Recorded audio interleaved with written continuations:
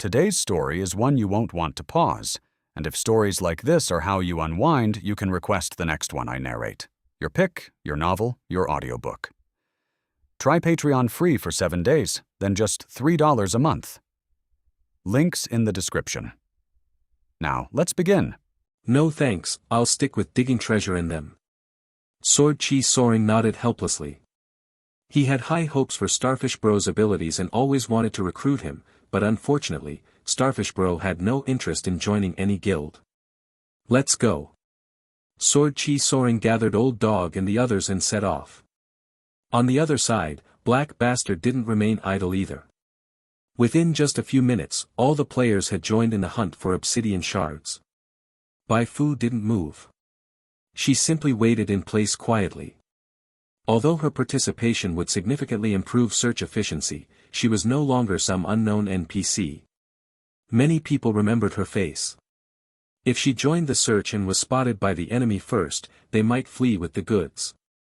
If they ran, who knew how long it would take to find them again? Bai Fu waited for an hour and a half. As the sun set and the moon rose high, Sword Chi Soaring excitedly rushed over with the other guild members. Sis Fu, we found a group of heavily armed people in a valley, and there was even a helicopter. Perfect. If there was a helicopter, there had to be some secret hidden in the Marsk wasteland. Call everyone back. Bai Fu's opinion of Pratt rose even higher in her heart. That guy really was something. Normally, even if someone held a piece of obsidian shard and had some understanding of it, they'd still struggle to deduce the possible locations of the remaining two just from that information. But Pratt was different. His intel analysis skills were so strong that even elite special agents from major factions felt ashamed. He had dug out several useful clues from the massive archives of news reports provided by the Dark Web and the Old Republic. One of those useful pieces of intel related to the Marsk wasteland came from a mission report by a special agent of the Old Republic. The agent mentioned discovering some special mutant creatures while on a mission in the Marsk wasteland. That line initially drew no attention until Pratt saw it. He noticed that the characteristics of these mutant creatures were very similar to those affected by the obsidian shards, so he marked the Marsk wasteland as a key investigation site. There was a reason Pratt could become the protagonist of a hidden main quest. Once all the players had returned, Bai Fu took action. For safety reasons, she let Hei Fu control Tiny Bai Fu to scout ahead. Soon, the Hei Fu controlled Tiny Bai Fu arrived at the valley Sword Chi Soaring had found. Hiding in the grass, Tiny Bai Fu observed everything in the valley. Bai Fu casually threw a psionic vision on each of the people standing next to the helicopter. Total levels are 25, 24, 27. Her expression instantly turned grim. Even if these elite mobs attacked together, they couldn't beat Hei Fu, let alone her, who was even stronger. The problem was, if the guards were already this strong, just how powerful would their superior be? A direct assault was too risky. It would be better to first figure out what this place really was before making a move. Bai Fu's gaze fell on the players. Raise players for 1,000 days, use them for 1 moment. I need a few people to lure out the guards from the valley. As soon as Bai Fu spoke, the accompanying players enthusiastically volunteered. She picked a few who looked clever and handed them some generic card, psionic shields. Good boys, you've been buffed, go sacrifice yourselves. The chosen players were fired up. After nodding, they excitedly headed toward the valley. Their task was simple. Just act like wanderers who accidentally wandered into the valley and lure out the guards. Turns out the players didn't even need to act. As soon as they entered the valley, the guards near the helicopter noticed them. Who are you? I. Just as one player opened his mouth, an impatient guard drew his gun. Bang bang bang. A rain of bullets came pouring down, forcing the players to scatter and flee in panic. Don't let them get away. The guards charged after the players in a fury. This was a classified location, their position absolutely could not be exposed.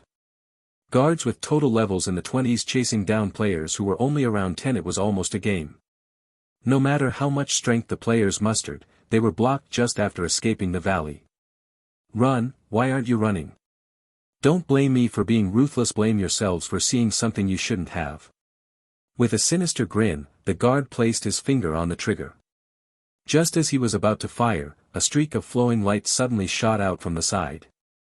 It was a milky white spear about 2 meters long, flying at high speed. In an instant, it pierced through the bodies of the 4 guards who had run out. Intense pain radiated from their wounds. Before the 4 guards could even scream, a dark figure following the spear raised her right hand. Psionic burst. Psionic energy gushed out of Bai Fu's right palm like a fountain. Under the shockwave of the psionic burst, all 4 guards lost balance and toppled to the ground. Bai Fu drew the electric knife Bai Fu had given her. A flash of arc light swept the blade across the necks of 2 of the guards. You have slain. Guard. You have slain. Guard.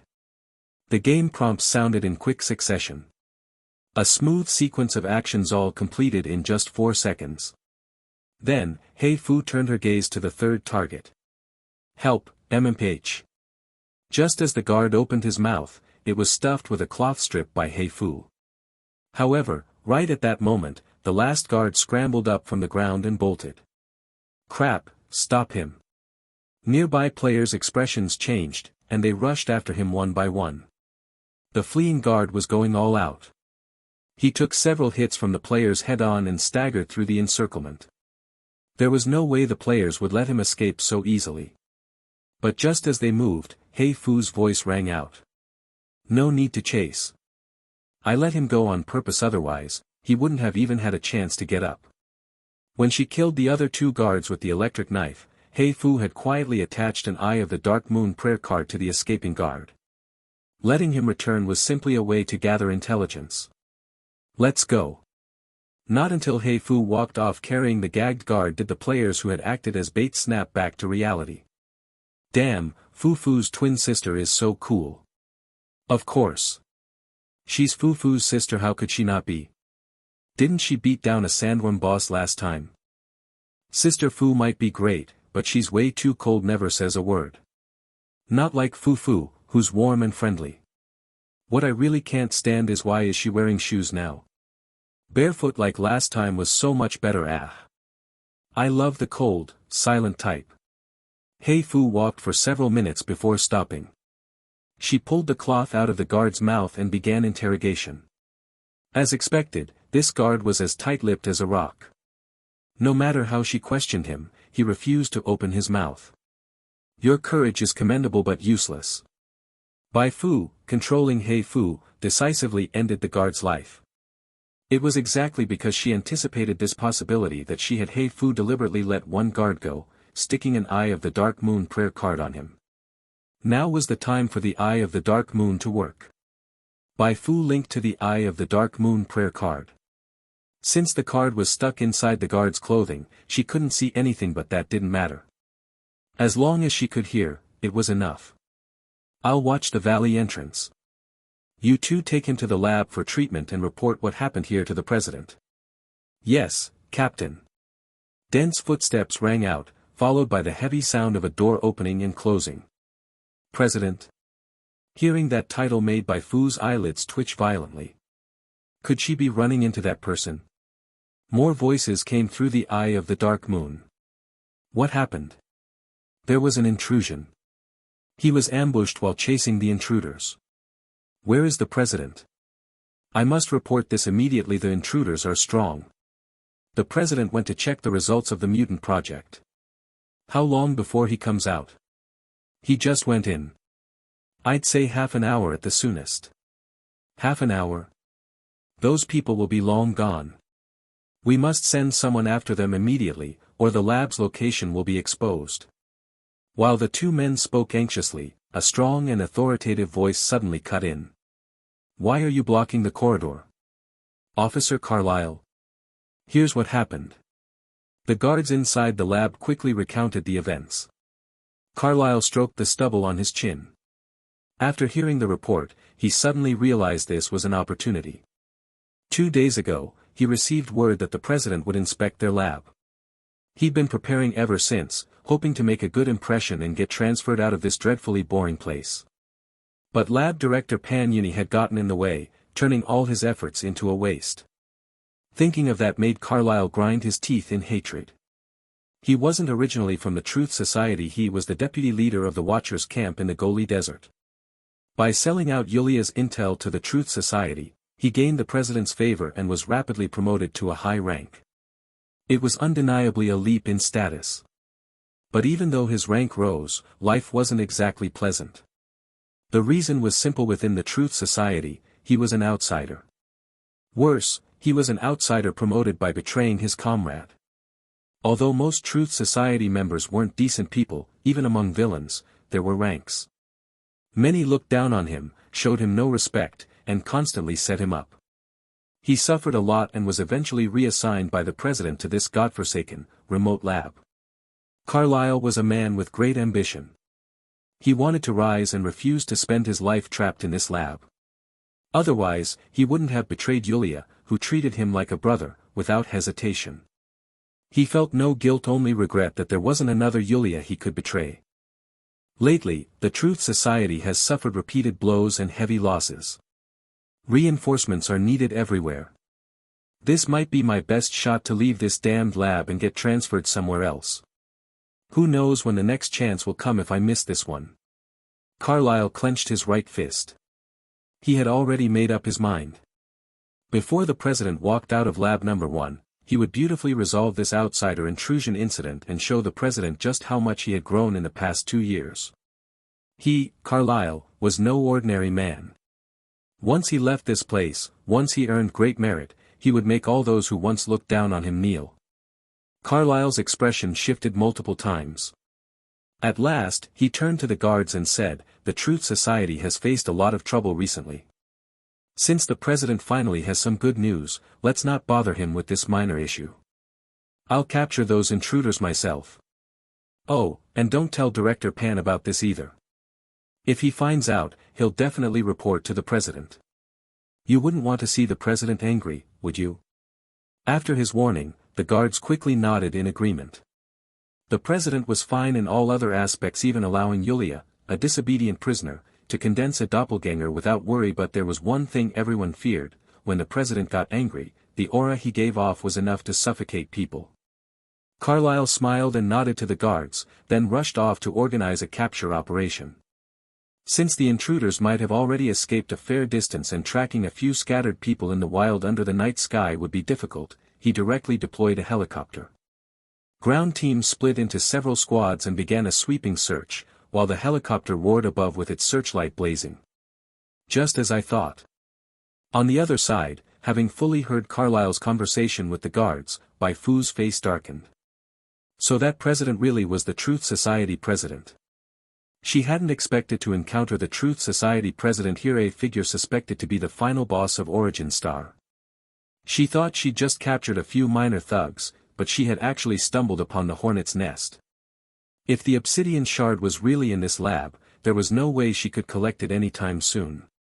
All the intel indicated that the Truth Society president had unlocked an advanced class, and among all NPCs with advanced classes, he was likely one of the strongest.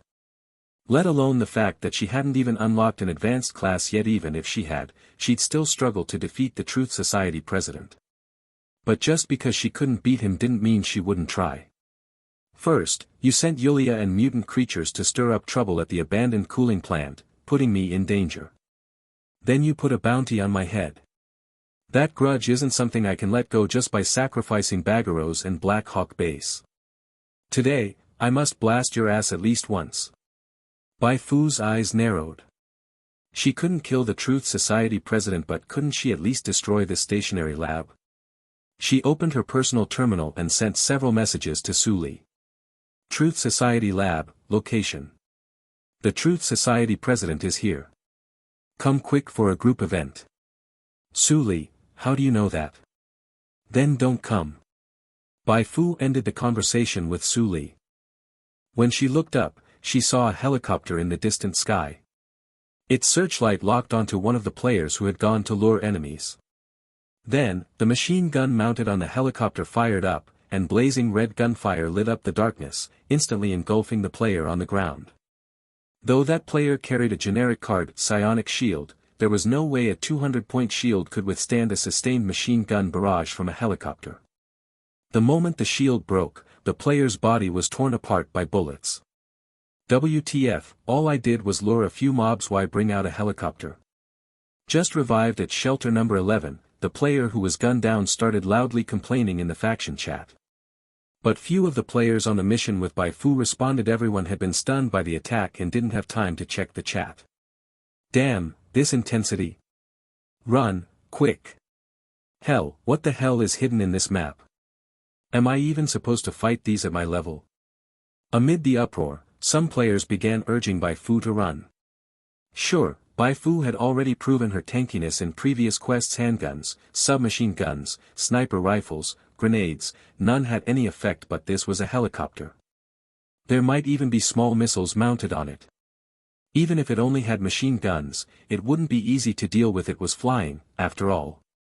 Bai Fu calmly shook her head. These players were still too young. They had no idea how powerful a high-level Esper could be. With her current endurance, she could tank helicopter machine gun fire without even using a psionic shield and barely feel a thing. As for the helicopter flying, so what? A few days ago, she might have thought that was impressive. But now, times had changed. She had mastered long-range attack methods. Bai Fu had already planned to send the Truth Society a big gift. This helicopter would do nicely as an appetizer. You, come here. Bai Fu called over the players closest to her and pulled out a stack of prayer cards for the penetrating spear from the card pouch strapped to her thigh. In her view, the real power of the penetrating spear wasn't in long-range sniping but in mimicking the god Yuan, launching a barrage with dozens of spears. To that end, she and Bai Fu had spent the past few days mass-producing penetrating spear prayer cards. It had cost her a lot, but since the players were generating wealth for her non-stop now, she didn't mind spending a bit.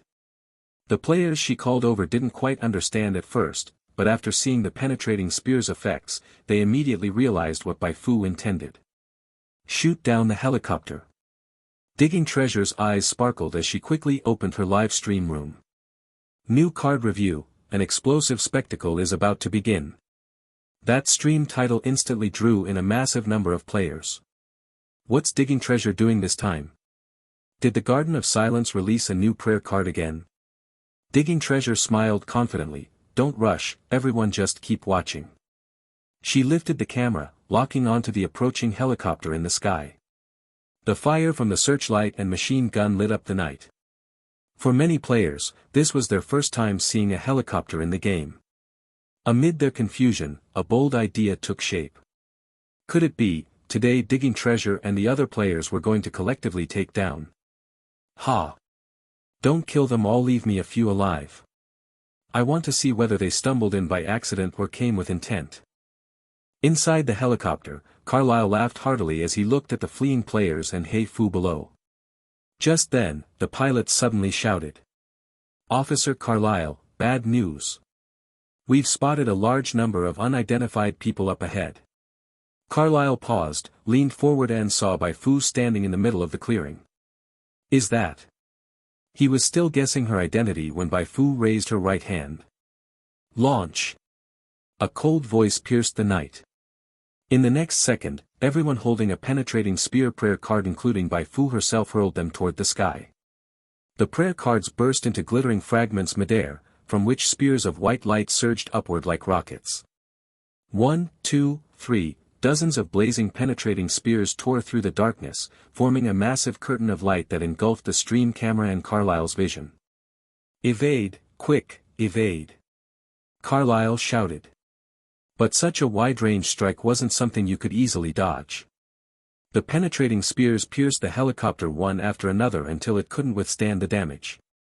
With a shudder and a burst of flames, the helicopter plummeted. Holy shit! Whether in the live stream room or out, all the players exploded in excitement upon witnessing the scene. Only Bai Fu remained calm. Superior firepower doctrine, kid. 110, historic moment. First encounter with the President of the Truth Society. A volley of arrows was released, white light burst forth, and the helicopter spun as it fell from the sky, smashing into the ground and sending shards flying in all directions.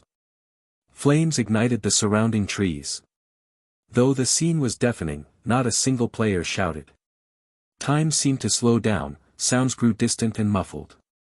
If one had to describe the scene in a single phrase, it resembled the slow-motion aftermath of a crucial hit in a war film. Excavation Princess was so excited she didn't know where to place her hands. She raised her hands, then lowered them, pointed at the falling helicopter, then at Bai Fu walking toward it, holding back her excitement for a long while before finally squeezing out a sentence. I'm sure this moment will be recorded in the history of Beyond the Stars. Even 10 or 20 years later, when people make recap videos of Beyond the Stars, this moment will definitely be brought up time and time again. The reason was simple. Although players had already witnessed grand scenes of battlefield exchanges, this was the first time someone had personally shot down a helicopter and witnessed it crash. The visual impact of the helicopter crashing straight into the live stream camera was beyond what any film special effects could replicate. A fall, yet it fell with a surreal beauty. This fall ignited the imaginations of every player who saw it with their own eyes. If even a helicopter crash could be so stunning, what kind of magnificence would there be in battles among starships and mechs in space? My drill can pierce the heavens. Heck yes, that was awesome. I can't wait to soar skyward and walk shoulder to shoulder with the sun. Fu baby, I like you. The players indulged in fantasies about the blood-pumping journey through the stars. Would they become interstellar cowboys cracking down on criminals and defending peace across the galaxy? Or perhaps interstellar warriors weaving through swarms and demons? Or join major factions and script an epic tale of space heroes in fleet-to-fleet duels? But not everyone was fired up.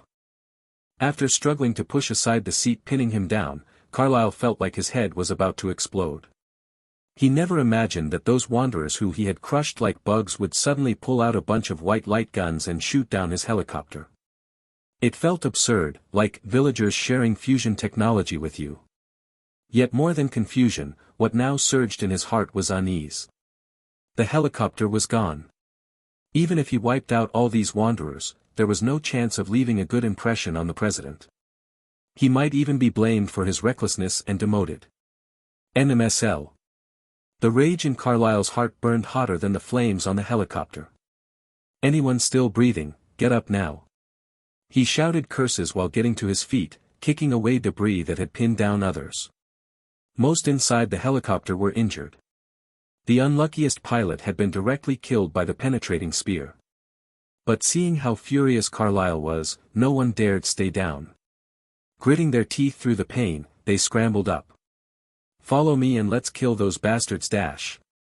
Commander Carlyle, bad news, behind you. Carlyle was cut off. A trembling guard with an injured right leg pointed behind him. Behind? Carlyle turned his head and somehow, a silver-haired girl, like a sprite, had appeared right behind him. Wasn't this the woman who had directed the attack on his helicopter? His current miserable state was entirely her doing. Fine, fine. I wasn't even coming after you, and yet you deliver yourself to me. Carlyle rolled his neck. He was wounded, his left arm bleeding, but this much didn't hinder him at all. Lying on the ground isn't better. You really had to stand up and seek death, said Bai Fu. Carlyle sneered. Judging by that arrogant tone, you think downing the helicopter means you've won. Let me tell you something. The helicopter was merely my power limiter. Kneel and surrender now, or I'll break your legs 1 centimeter at a time. His killing intent was immense, heavy as a mountain, but to Bai Fu, it was as light as a feather. I have a question. From the first time I heard your name, Carlyle, it sounded familiar. Don't tell me, you're the former deputy leader of the Watchers camp? Carlyle's brow furrowed. Why bring that up? Bai Fu nodded. Very good. You found your path to death. She was pleased. When she discovered the president of the Truth Society was inside this laboratory, she thought at most she could only kill a few small fry at event. But it turned out this small fry had a name and a history. Whether for the regional main storyline elegy of the Watchers or to raise favorability with old Neeson and Yulia, Carlyle had to die today. The players who had just arrived gasped when they heard Carlyle's name. Damn, isn't that the traitor from the Goli Desert main quest? Carlyle froze, realization dawning. You know people from the Watchers camp? Bai Fu smirked, giving no answer. Carlyle burst out laughing, like a certain infamous Uchiha. Ha ha ha. Just now, I thought I had no hope of redeeming myself and would be punished. But who knew things would turn out this way? You came prepared, didn't you? If I capture you, the president will definitely reward me. First, Yulia helped me join the Truth Society. Now you're here to help me rise further. The Watcher's camp is my lucky star. Question mark. His words left players who knew the Watcher's camp plot absolutely furious. Damn, what kind of cursed backstory is this? We must hit him hard. Fu, go for it. Bai Fu drew a card from her bag. Your time is up. The same trick again. Carlyle was prepared. He surged with power, instantly entering a hunting stance. But just as he was about to launch a close-range assault, he was shocked to find himself frozen. Bai Fu used flowing light to flash in front of Carlyle. The moment she landed, she had already played the prayer card for spatial distortion. Then, she extended her right hand to within 1 centimeter of Carlyle's chest. Explode! A tide of psionic power, far more violent and explosive than anything Bai Fu had unleashed, erupted from her palm, instantly engulfing Carlyle. Damage values burst forth above Carlyle's head. He felt as though he was being repeatedly rammed by a dump truck. His internal organs were on the verge of bursting, but he couldn't move at all. Fortunately, this situation did not last long. As soon as the 2 seconds were up, he quickly dodged backwards unexpectedly. He dodged in the wrong direction, charging straight at Bai Fu as if attempting insurance fraud. He crashed headlong, and Carlyle was blasted away like a ball. He was, after all, a level 36 hidden boss. Bai Fu's 4 seconds of output didn't deal a fatal blow, only knocking off nearly 400 HP, about a third of his total HP. That amount of damage wasn't enough to hinder a high-level martial artist. Carlyle rolled a few times on the ground, adjusted his stance, then turned into a stream of light. His fists surged with flames, smashing heavily into Bai Fu's raised right hand. Bai Fu took a few steps back, showing no visible wounds, though a white damage value popped up above her head. 13. Penetration damage. Bai Fu quickly glanced at the game prompt. Carlyle's special ability could convert a portion of his damage into penetration damage, ignoring psionic shield. A truly enviable ability, no wonder he was on the regional main storyline kill list. At this moment, the surrounding players raised their guns. Fu. They did want to help, but in melee combat, they might not only be useless, they could get in Bai Fu's way. Bai Fu remained calm. Watch the others. Don't let them escape. Carlyle's ability was special, but his stats were still lacking in front of her. A single hit dealt 13 true damage. He'd have to hit her 160 times to kill her. She'd long sent him to heaven by then. Prayer cards shot from her fingertips. As Carlyle charged again, a penetrating spear flew straight toward his chest. Same trick again. You think I'd fall for it twice? What a joke. Carlyle bent down to dodge, but in the next moment, he heard a sound from behind him. Psionic burst. A torrent of psionic power burst from Bai Fu's palm, slamming into Carlyle's back like a heavy hammer. Bai Fu hadn't spoken to Carlyle so long just to confirm his identity. She had been stalling to let Bai Fu flank from behind. That combat etiquette control at the start had been released by Bai Fu, allowing her to flash in front of Carlyle with flowing light and unleash psionic burst. Carlyle was blasted away once more. When he climbed up from the ground, covered in dirt, he was shocked to see 2 fuss, 1 black, 1 white standing amid the flames. Heard you wanted to break my legs 1 centimeter at a time. Twins. Everyone from the Truth Society on site was mentally shaken, overcome with fear. Even one Bai Fu could suppress Carlyle. If there were 2. Boom. The explosion effect of extra-dimensional erosion suddenly triggered. Before Carlyle could grasp what was happening, he was blasted to the ground in agony. Ugh! Agonizing pain ripped through Carlyle's nerves. Screaming, he squeezed out every ounce of energy in his body. At this point, he had no choice but to use his ultimate burst technique. The surging chi shattered the ground around him with spiderweb-like cracks. Soil and rubble flew into the air. Damn, the boss is entering phase 2. Holy crap, this is the power of a leveled-up martial artist. A flash of light flickered in Bai Fu's eyes. She saw Carlyle's stats soaring. But no matter how high they soared, the gap in strength couldn't be bridged just by a second phase. She and Bai Fu charged toward Carlyle at once, launching 2 penetrating spears at his face as they approached. Carlyle couldn't dodge in time. He took the hits head-on, using chi-powered arms to trade blows with Bai Fu and Bai Fu. Normally, a martial artist in melee could crush a psionic per user. But as a melee caster with maxed-out durability, Bai Fu only felt like laughing now. You have your chi techniques, I have psionic burst. You have penetration damage, I have percentage-based damage. If it's a battle of attrition, why would I be afraid? The intense battle stunned the nearby players. They couldn't see the forms of Bai Fu, and Carlyle, clearly only 3 blurs repeatedly crossing paths. The scattered chi and psionic power blasted the surrounding dirt, stones, and trees into rubble. After over 10 consecutive clashes, Carlyle's HP had been pushed to a critically low point by continuous psionic burst and extradimensional erosion. He was sent flying again, crashing into a tree and breaking it. When he looked up in horror, he found he couldn't get up immediately. His legs. Crap. Bai Fu held a prayer card in each hand. Penetrating spear. 2 white streaks of light pierced the night, like siege ballistae, shooting through the fallen Carlyle's chest. But that wasn't the end. As the prayer cards turned to white light particles, 2 tiny Bai Fus dashed from Bai Fu's feet toward Carlyle. Saturation strike. Bai Fu never held back against kill-worthy enemies, and she never skimped on spending. In the sweeping psionic storm, Carlyle screamed and passed out, only to be jolted awake again by the pain. When the storm finally ended, his limbs were crippled, and the ground beneath him was littered with torn flesh and blood. 1 attack, 500 damage. Carlyle, HP, 61/1295. Clearly, Carlyle was on the brink of death. His eyes held only fatigue and fear. Bai Fu walked up to him, her boots stepping on Carlyle's chest. Your strength was decent, but that's all it was.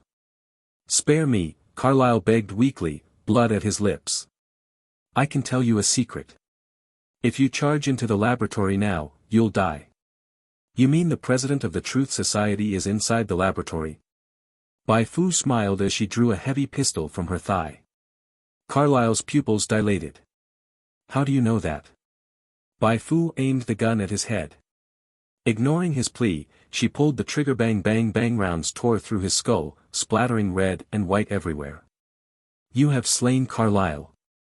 Contribution, 98.2%. After level difference correction, you received 122,750 XP.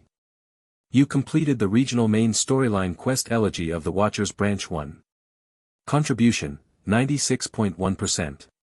You received 288,300 XP. One battle earned her 410,000 XP. Bai Fu glanced at her interface. She was now only 640,000 XP away from instantly leveling up Apprentice Psionic Illustratorto LV20. Once the Railway Guild attacked, she would tag along in the chaos and flatten this laboratory. That should be enough to trigger the class transfer quest. Truly stepping toward the peak. A gleam of anticipation flashed in Bai Fu's eyes. She moved her leather boot from Carlyle's corpse, turned around, and swept her gaze across the surroundings, coldly asking. Anyone else? None. Not a single one. On the battlefield strewn with wreckage, even the most fearless players swallowed hard, and the guards from the Truth Society were utterly terrified. That was Commander Carlyle. Even if most of them usually looked down on him, seeing him as a social climber with no bottom line, no one could deny he was the top expert in this laboratory. And yet now, he had been utterly obliterated by those 2 women beneath a tree. There wasn't even a whole corpse left. What a calamity. Weren't psionic per users supposed to be weak in melee? What kind of monsters were these 2 women? Bai Fu asked, is your laboratory researching a peculiar black slate? The guards looked completely bewildered. Black slate? Is there such a thing? The lab is researching mutant technology, the kind that turns people into half-human, half-beast mutants. So there's no obsidian shard here. Bai Fu felt a bit disappointed. What a pity. That meant she had to make another trip to the gene primordials. Rest in peace. Several tiny Bai Fus rushed out.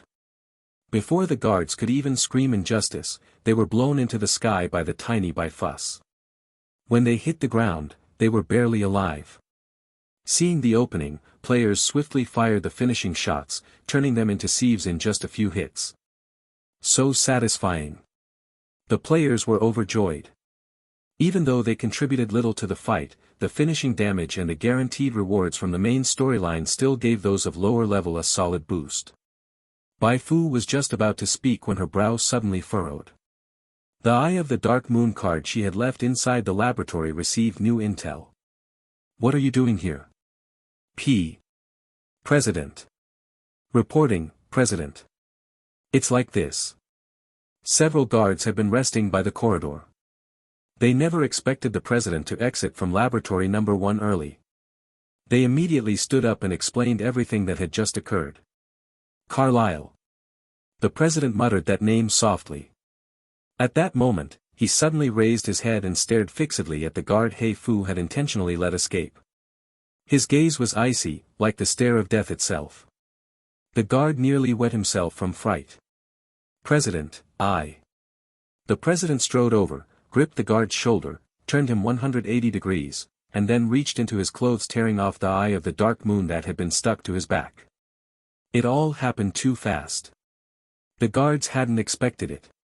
Neither had Bai Fu. Just like that, the President of the Truth Society appeared within her field of vision. It was her first time seeing the President's real appearance, and likely the first time many in the outside world would learn what he looked like. Bai Fu's first impression was ordinary. Yes. He was a middle-aged man with such plain features that he would be forgotten in a crowd within moments. But at this particular time, anyone who laid eyes on him would never forget because of those eyes. Those deep, oppressive eyes. It was as if he was staring directly at Bai Fu through the Eye of the Dark Moon, bridging vast distance with a single gaze. Bai Fu felt everything around her go silent. She used psionic vision on the President of the Truth Society, but the skill failed, displaying only his total level. 56. A full 13 levels higher than her. A ghostly voice echoed from the President's lips. I see you. He crushed the prayer card. 110, historic moment, first encounter with the President of the Truth Society.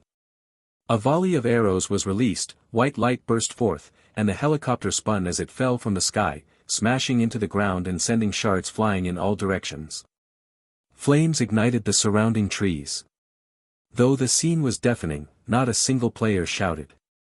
Time seemed to slow down, sounds grew distant and muffled. If one had to describe the scene in a single phrase, it resembled the slow-motion aftermath of a crucial hit in a war film. Excavation Princess was so excited she didn't know where to place her hands.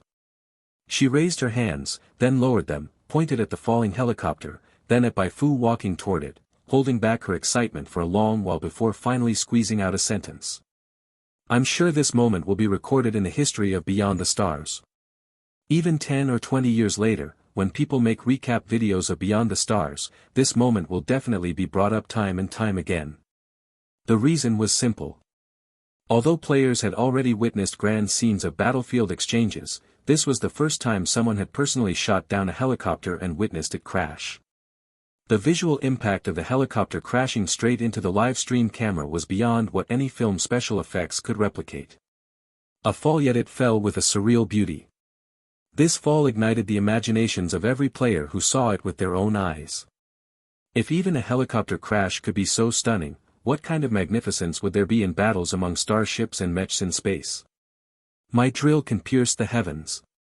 Heck yes, that was awesome. I can't wait to soar skyward and walk shoulder to shoulder with the sun. Fu baby, I like you. The players indulged in fantasies about the blood-pumping journey through the stars. Would they become interstellar cowboys cracking down on criminals and defending peace across the galaxy? Or perhaps interstellar warriors weaving through swarms and demons? Or join major factions and script an epic tale of space heroes in fleet-to-fleet duels. But not everyone was fired up. After struggling to push aside the seat pinning him down, Carlyle felt like his head was about to explode. He never imagined that those wanderers who he had crushed like bugs would suddenly pull out a bunch of white light guns and shoot down his helicopter. It felt absurd, like villagers sharing fusion technology with you. Yet more than confusion, what now surged in his heart was unease. The helicopter was gone. Even if he wiped out all these wanderers, there was no chance of leaving a good impression on the president. He might even be blamed for his recklessness and demoted. NMSL. The rage in Carlyle's heart burned hotter than the flames on the helicopter. Anyone still breathing, get up now.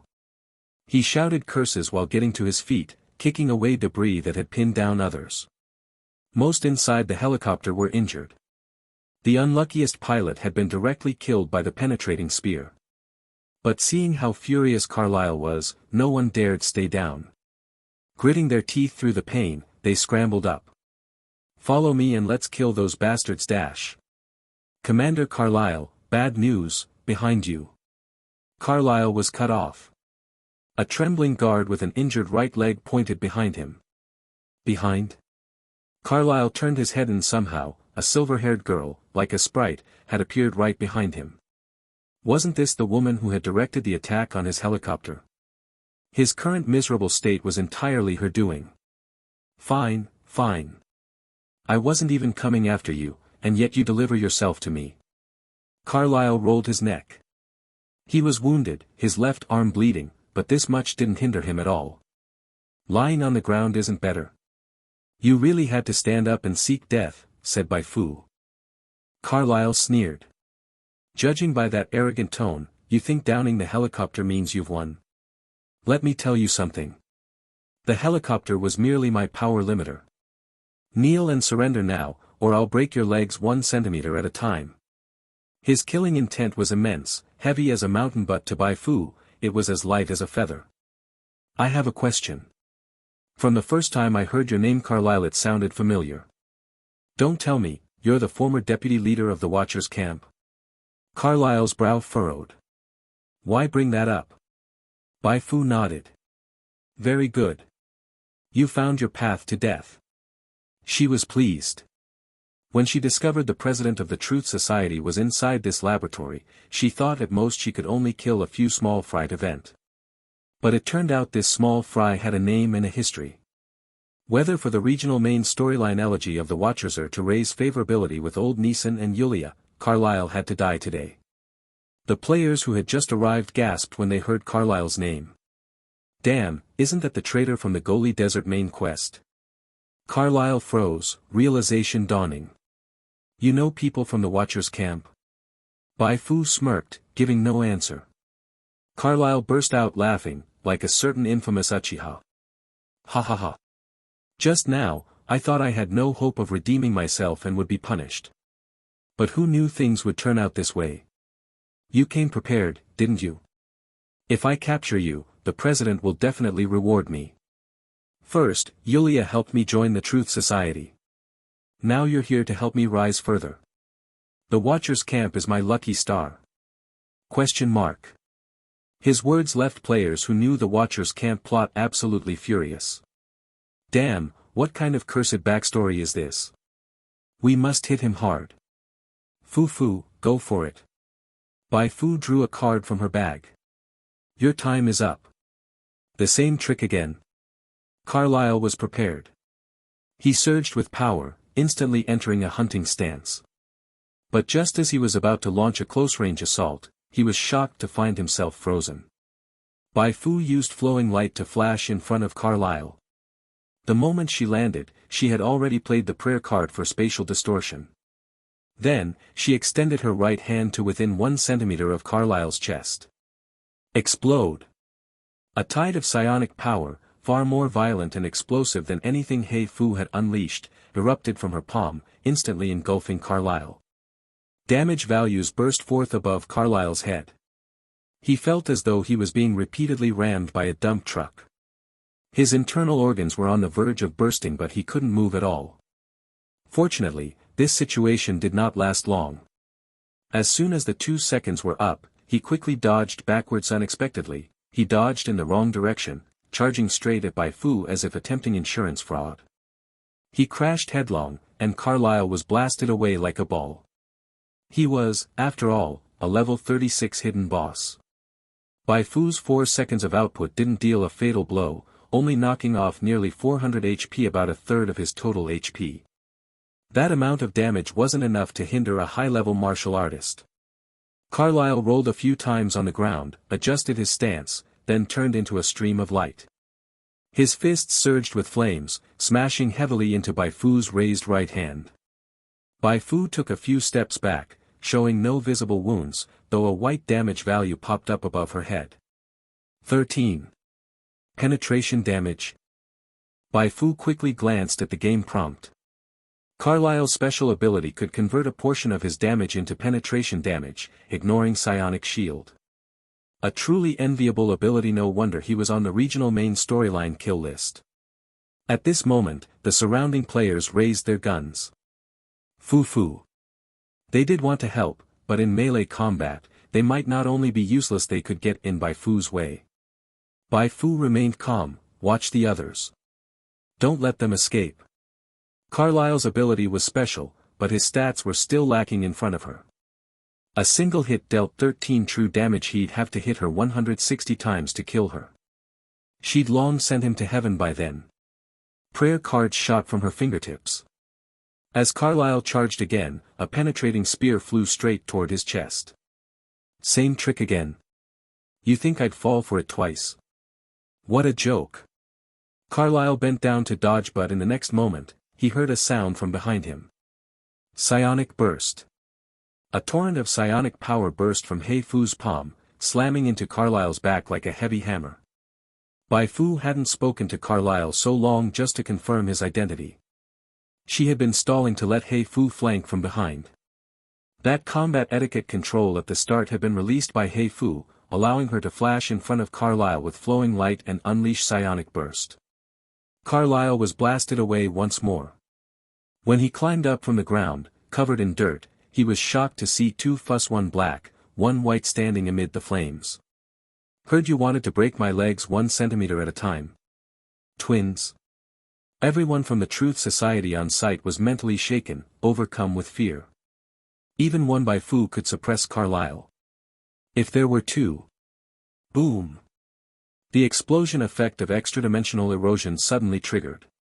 Before Carlyle could grasp what was happening, he was blasted to the ground in agony. Ugh! Agonizing pain ripped through Carlyle's nerves. Screaming, he squeezed out every ounce of energy in his body.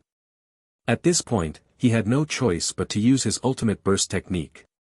The surging chi shattered the ground around him with spiderweb-like cracks.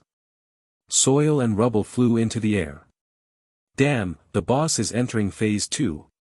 Holy crap, this is the power of a leveled-up martial artist. A flash of light flickered in Bai Fu's eyes. She saw Carlyle's stats soaring. But no matter how high they soared, the gap in strength couldn't be bridged just by a second phase. She and Bai Fu charged toward Carlyle at once, launching 2 penetrating spears at his face as they approached. Carlyle couldn't dodge in time. He took the hits head-on, using chi-powered arms to trade blows with Bai Fu and Bai Fu. Normally, a martial artist in melee could crush a psionic per user.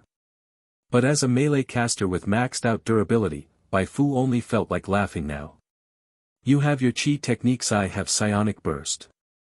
You have penetration damage, I have percentage-based damage. If it's a battle of attrition, why would I be afraid? The intense battle stunned the nearby players. They couldn't see the forms of Bai Fu, and Carlyle, clearly only 3 blurs repeatedly crossing paths. The scattered chi and psionic power blasted the surrounding dirt, stones, and trees into rubble. After over 10 consecutive clashes, Carlyle's HP had been pushed to a critically low point by continuous psionic burst and extra-dimensional erosion. He was sent flying again, crashing into a tree and breaking it. When he looked up in horror, he found he couldn't get up immediately. His legs. Crap. Bai Fu held a prayer card in each hand. Penetrating spear. 2 white streaks of light pierced the night, like siege ballistae, shooting through the fallen Carlyle's chest. But that wasn't the end. As the prayer cards turned to white light particles, 2 tiny Bai Fus dashed from Bai Fu's feet toward Carlyle. Saturation strike. Bai Fu never held back against kill-worthy enemies and she never skimped on spending. In the sweeping psionic storm, Carlyle screamed and passed out, only to be jolted awake again by the pain. When the storm finally ended, his limbs were crippled, and the ground beneath him was littered with torn flesh and blood. 1 attack, 500 damage. Carlyle, HP, 61/1295. Clearly, Carlyle was on the brink of death. His eyes held only fatigue and fear. Bai Fu walked up to him, her boots stepping on Carlyle's chest. Your strength was decent, but that's all it was. Spare me, Carlyle begged weakly, blood at his lips. I can tell you a secret. If you charge into the laboratory now, you'll die. You mean the president of the Truth Society is inside the laboratory? Bai Fu smiled as she drew a heavy pistol from her thigh. Carlyle's pupils dilated. How do you know that? Bai Fu aimed the gun at his head. Ignoring his plea, she pulled the trigger. Bang bang bang, rounds tore through his skull, splattering red and white everywhere. You have slain Carlyle. Contribution, 98.2%. After level difference correction, you received 122,750 XP. You completed the regional main storyline quest Elegy of the Watchers Branch 1. Contribution, 96.1%. You received 288,300 XP. One battle earned her 410,000 XP. Bai Fu glanced at her interface. She was now only 640,000 XP away from instantly leveling up Apprentice Psionic Illustratorto LV20. Once the Railway Guild attacked, she would tag along in the chaos and flatten this laboratory. That should be enough to trigger the class transfer quest. Truly stepping toward the peak. A gleam of anticipation flashed in Bai Fu's eyes. She moved her leather boot from Carlyle's corpse, turned around, and swept her gaze across the surroundings, coldly asking. Anyone else? None. Not a single one. On the battlefield strewn with wreckage, even the most fearless players swallowed hard, and the guards from the Truth Society were utterly terrified. That was Commander Carlyle. Even if most of them usually looked down on him, seeing him as a social climber with no bottom line, no one could deny he was the top expert in this laboratory. And yet now, he had been utterly obliterated by those 2 women beneath a tree. There wasn't even a whole corpse left. What a calamity. Weren't psionic prayer users supposed to be weak in melee? What kind of monsters were these 2 women? Bai Fu asked, is your laboratory researching a peculiar black slate? The guards looked completely bewildered. Black slate? Is there such a thing? The lab is researching mutant technology, the kind that turns people into half-human, half-beast mutants. So there's no obsidian shard here. Bai Fu felt a bit disappointed. What a pity. That meant she had to make another trip to the gene primordials. Rest in peace. Several tiny Bai Fus rushed out. Before the guards could even scream injustice, they were blown into the sky by the tiny Bai Fus. When they hit the ground, they were barely alive. Seeing the opening, players swiftly fired the finishing shots, turning them into sieves in just a few hits. So satisfying. The players were overjoyed. Even though they contributed little to the fight, the finishing damage and the guaranteed rewards from the main storyline still gave those of lower level a solid boost. Bai Fu was just about to speak when her brow suddenly furrowed. The Eye of the Dark Moon card she had left inside the laboratory received new intel. What are you doing here? P. President. Reporting, President. It's like this. Several guards had been resting by the corridor. They never expected the president to exit from laboratory number 1 early. They immediately stood up and explained everything that had just occurred. Carlyle. The president muttered that name softly. At that moment, he suddenly raised his head and stared fixedly at the guard Bai Fu had intentionally let escape. His gaze was icy, like the stare of death itself. The guard nearly wet himself from fright. President, I. The president strode over, gripped the guard's shoulder, turned him 180 degrees, and then reached into his clothes, tearing off the eye of the dark moon that had been stuck to his back. It all happened too fast. The guards hadn't expected it. Neither had Bai Fu. Just like that, the president of the Truth Society appeared within her field of vision. It was her first time seeing the president's real appearance, and likely the first time many in the outside world would learn what he looked like. Bai Fu's first impression was ordinary. Yes. He was a middle-aged man with such plain features that he would be forgotten in a crowd within moments. But at this particular time, anyone who laid eyes on him would never forget, because of those eyes. Those deep, oppressive eyes. It was as if he was staring directly at Bai Fu through the eye of the dark moon, bridging vast distance with a single gaze. Bai Fu felt everything around her go silent. She used psionic vision on the president of the Truth Society, but the skill failed, displaying only his total level. 56. A full 13 levels higher than her. A ghostly voice echoed from the president's lips. I see you. He crushed the prayer card. 111, Bai Fu's perfect curtain call, unlocking the class advancement quest.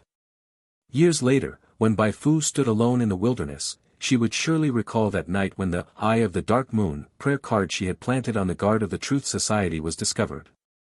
It was a bit terrifying.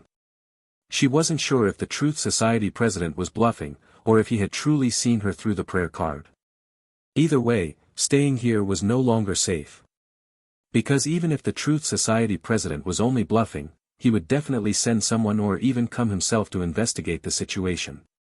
In the dark of night, the raging flames from the helicopter explosion were particularly eye-catching. He or his people would be here very soon.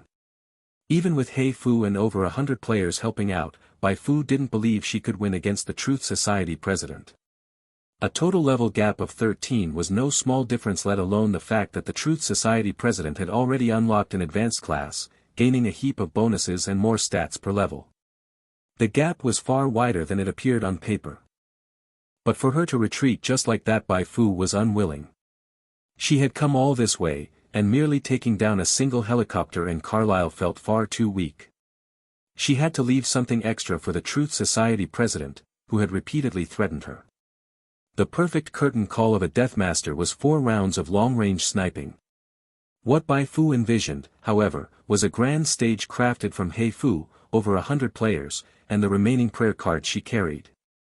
After receiving the president's message, everyone in the laboratory sprang into action. President. Laboratory Director Pan Yuni walked up to the president with a serious expression, asking if preparations for evacuation should begin. This secret laboratory was equipped with many vital research devices, all accumulated by the president over the years. If they were to evacuate in an emergency, most of this equipment would have to be destroyed. To be honest, that cost was too high. Pan Yuni was unwilling. He had worked with this equipment for over a decade, and to him, it was as precious as his own children. The president's expression was grim. First, gather all experimental data and test subjects. If anything happens, take as much equipment as you can, destroy the rest. Pan Yuni nodded helplessly. This was indeed the wisest decision under the current circumstances. Wishing you victory, President. Under the Truth Society president's orders, the heavily armed guards in the lab moved out, leaving only a few powerful espers to guard the place in case of a sneak attack. 10 minutes later, 3 helicopters launched one after another from the lab's automatically opened doors. From high above, the flames at Carlyle's crash site blazed brilliantly. Move in. The helicopters immediately changed direction and led the ground forces in an assault. Halfway there, they encountered the ground forces Carlyle had sent out earlier. After his helicopter was shot down, these guards had cowered in place, too scared to move. They wanted to investigate, but feared being ambushed. They thought about retreating, but also feared ambushes on the way. Caught in a dilemma at that moment, the Truth Society president arrived. What happened? The president exuded authority without anger. One guard nervously recounted what had happened. He wasn't entirely sure himself, but the sight of that skyful of arrows shooting down the helicopter was forever etched in his mind, unforgettable for life. Carlyle is most likely dead. If he were alive, he would have returned by now. Greedy fool, rushing into glory. Nearby espers bristled with anger, wishing they could tear Carlyle apart again. The president lowered his right hand slightly. There's no point talking about that now. Find the intruder. He had no time to be angry over Carlyle's stupidity or death. The moment he sensed the presence of the Eye of the Dark Moon prayer card, he knew something was wrong. When he later found it on the injured guard, his suspicion was confirmed. This prayer card had sensing capabilities, but that wasn't the issue. The issue was that it was something he had never seen before. With all his knowledge of psionics, even he had never encountered such a thing. Whoever created it must possess intelligence and skill far beyond the norm. This was no accident, it was deliberate. I can feel their presence. I can even sense a familiar aura from them, but he couldn't remember.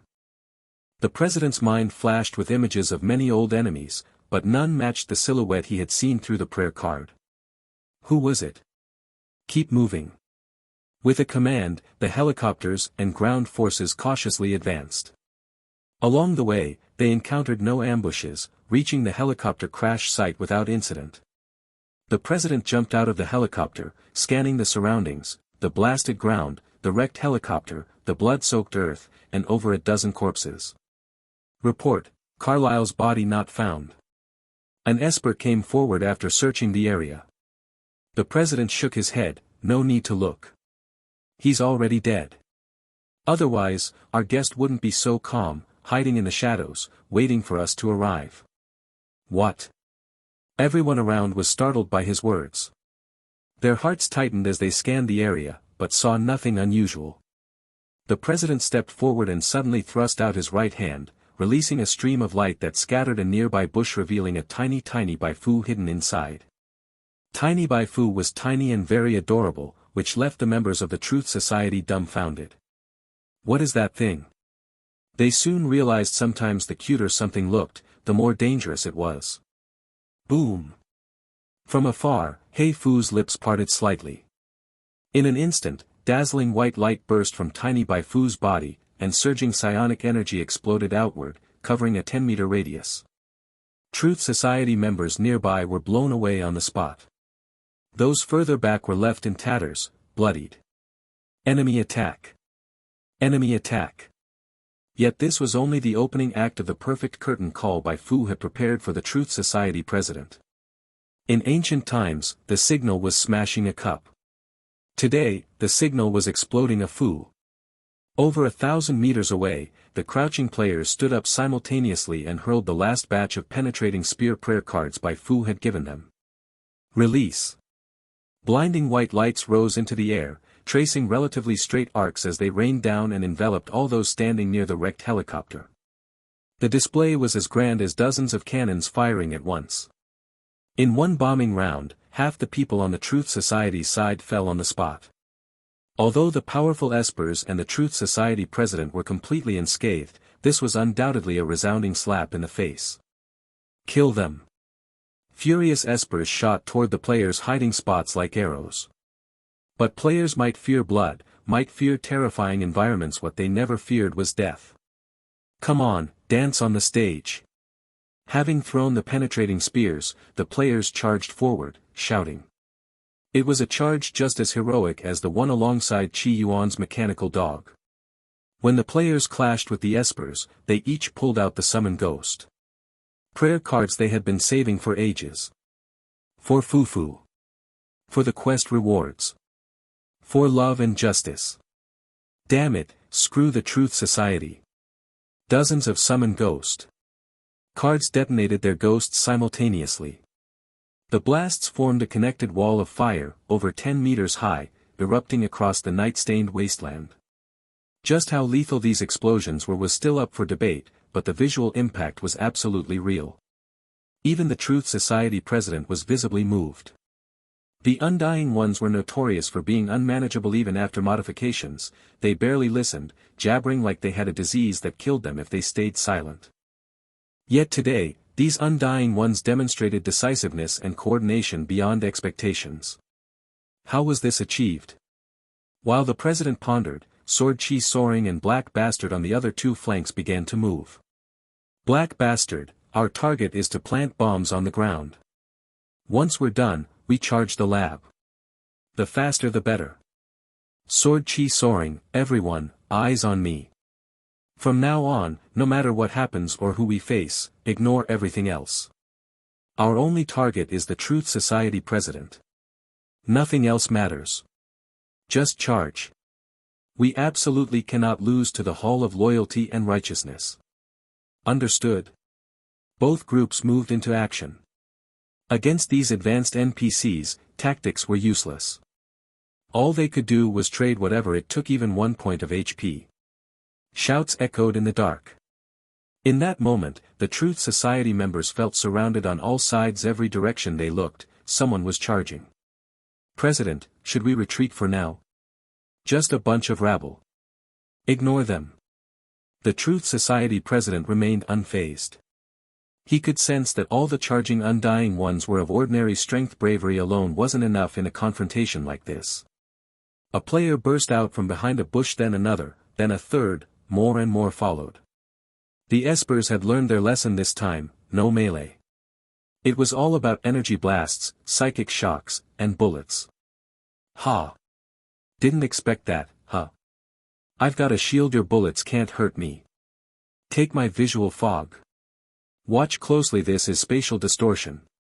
Players desperately threw prayer cards at the Truth Society president, but all were in vain.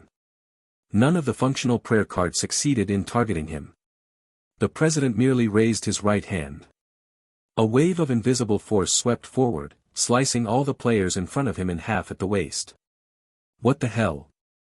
Several slower players recoiled in shock. What kind of monstrous man was this? They had no intention of charging further. Instead, they detonated their ghosts mid-run, making the already devastated surroundings look even more torn apart. The president's face turned cold. He drifted forward and grabbed one player who hadn't had time to detonate by the throat. Who sent you? Dash. Boom. A sudden explosion made the president's pupils shrink. He abandoned the interrogation and turned his head, only to see a guard just fine moments ago collapse to the ground with a blown-up chest, groaning in agony. I don't know. He just exploded. I don't even know what happened. Of course, it was an extra-dimensional erosion explosion. These prayer cards were handed out for free by Bai Fu. Players used them to fight mobs, and Bai Fu earned a share of the rewards. Advance. With all the opening acts delivered, it was time for the main show. Taking advantage of the president's distraction, Bai Fu emerged from the shadows, leading several Tiny Bai Fuss. Tiny Bai Fuss exploded to clear the path, overflowing radiance sped them up, flowing light carried them forward. Bai Fu breezed past the Espers trying to block her and blinked directly in front of the Truth Society president. This is the gift I prepared for you. Bai Fu extended her right hand and unleashed a psionic burst from less than 2 meters away. It happened so suddenly that the Truth Society president, still distracted by the extra-dimensional erosion explosion, didn't react until the surging psionic force struck his face. The surging psionics shaved over 100 points of HP. Not too painful, but it was the first time in years anyone had hit him in the face. His composed emotions instantly unraveled. With a furious roar, he blasted Bai Fu away with a burst of energy. No wonder you felt familiar. So it was you, Bai Fu. This answer shocked everyone. No one expected that the same Bai Fu who once dragged her feet taking down the Baghero's base would now stand boldly before the president, slashing his pride with her life and power. Even as the furious Truth Society president charged at her, Bai Fu showed no fear. This is just the appetizer. Next time we meet it will be your death. Bai Fu launched herself at the surrounding Espers, reaping lives like a ghost, until she was finally struck down by the president's fist of order. Staring at Bai Fu, who vanished into thin air before his eyes, the president's expression changed again and again. Return. Back to the laboratory. Sure enough, just as he leapt into the helicopter, a distress signal arrived from the laboratory. The helicopter roared away, while the ground forces moved significantly slower. Because of this, by the time the helicopter hovered over the laboratory, the ground troops had just stepped onto the bombs buried beneath the earth together with the Tiny Bai Fuss that Bai Fu had handed to the players for planting. The result was obvious. At the edge of the helicopter's door, the president stopped, face ashen, staring down at his subordinates engulfed in the explosion. Bai Fu. Bai Fu's mood stood in sharp contrast to that of the Truth Society president. She had exhausted her money and sacrificed a wave of hay fuss, but the upside was that she had delivered the Truth Society president an unforgettable gift in this fashion. Besides that, she also gained a massive amount of XP. Killed 31 individuals. Gained 110,000 XP. Eliminated the special task force of the laboratory. Hidden quest completed. Gained 100,000 XP. Guided players in breaching the laboratory gates via chain explosions. Hidden quest completed. Gained 100,000 XP. Bai Fu rapidly scanned through the game's endless system messages, until a particularly eye-catching prompt caught her attention. You completed the hidden quest Destruction of the Marsk Mutant Laboratory, contribution, 91.7%, reward, 366,800 XP. She immediately realized that her actions had forced the Truth Society into retreat. But right now, Bai Fu had no strength left to stop them. Her focus shifted to the XP she had just gained. It's enough. Bai Fu immediately invested the XP, leveling up Apprentice Psionic Illustrator all the way to LV20 in one go. After allocating the stat points, her attributes became Stats, Strength 25, Agility 31, Constitution 89, Intelligence 30, Spirit 28, Inspiration 120. At the same time, the message she had been eagerly awaiting finally appeared. You have unlocked the Class Advancement Quest Proof of Courage. 112, complete the class transfer quest, The Path to the Pinnacle. President, urgent news. Just after returning to the laboratory, the Truth Society president received a piece of downright terrible news. Far away at the Truth Society headquarters, the minister of the combat unit, Bernardo, had received top-secret intelligence from special agents infiltrated within the Railway Guild's territory. An hour and a half ago, the Railway Guild's upper echelon had suddenly convened an emergency meeting. Attendees included the current chairman of the Railway Guild, the former chairman, the army commander-in-chief, the minister of the intelligence division Zhou Hailong, and the director of external communications of the Undying Ones, Su Li. These people had held a half-hour meeting inside a highly secure and confidential room. Right after the meeting ended, the Railway Guild began mobilizing immediately. It was said that even the elite special agents of the Railway Guild who were on vacation received orders and were forced to cut their holidays short to gather at the military camp on the western border of the Railway Guild. Half an hour after the mobilization order was issued, the troops in the capital of the Railway Guild completed their assembly and boarded armed helicopters, rapidly heading to the military camp to pick up the special agents arriving from other regions. Not only that, but special agents of the Truth Society who had infiltrated the Human Alliance territory also unexpectedly gathered urgent intelligence. Reportedly, at the same time the Railway Guild issued its mobilization notice, the Human Alliance and the Old Republic also received invitations to cooperate in a joint operation. Due to the tight schedule, neither the Human Alliance nor the Old Republic dispatched large forces, but even the elite special agents they sent were enough to make any major faction nervous. What kind of person or force required three major powers to mobilize so many personnel simultaneously? Bernardo racked his brains but could only think of the Truth Society itself. Therefore, he immediately reported the information to the president, who was at the Marsk laboratory. Recalling what had just happened, the president's face turned as dark as the bottom of a pot. Although there was no direct evidence, he was now 100% certain that this group was coming for the Marsk laboratory. Bai Fu, Bai Fu, Bai Fu. He kept chanting the name, the more he said it, the angrier he became. He had never imagined that someone he once regarded as a minor character could bring him so much trouble. First, she interfered at the abandoned cooling plant, delaying the research progress of the Blood of Evolution activation serum. Then she captured Li Cheng at the Lin settlement, likely alerting the gene primordials to his true identity. Afterward, she assaulted the Black Hawk base, causing significant damage to the Truth Society, and now she had exposed the location of the Marsk laboratory, resulting in the Railway Guild spearheading an attack. The president could only be thankful that before the Marsk laboratory was discovered, the final verification of the new mutant experiment had already been completed, and it could now enter official production. Otherwise, even at the risk of compromising the final plan, he would have led a team to the Goli Desert himself to utterly crush Bai Fu and her Garden of Silence into dust. Who exactly is she? Bai Fu's true identity was definitely not simple.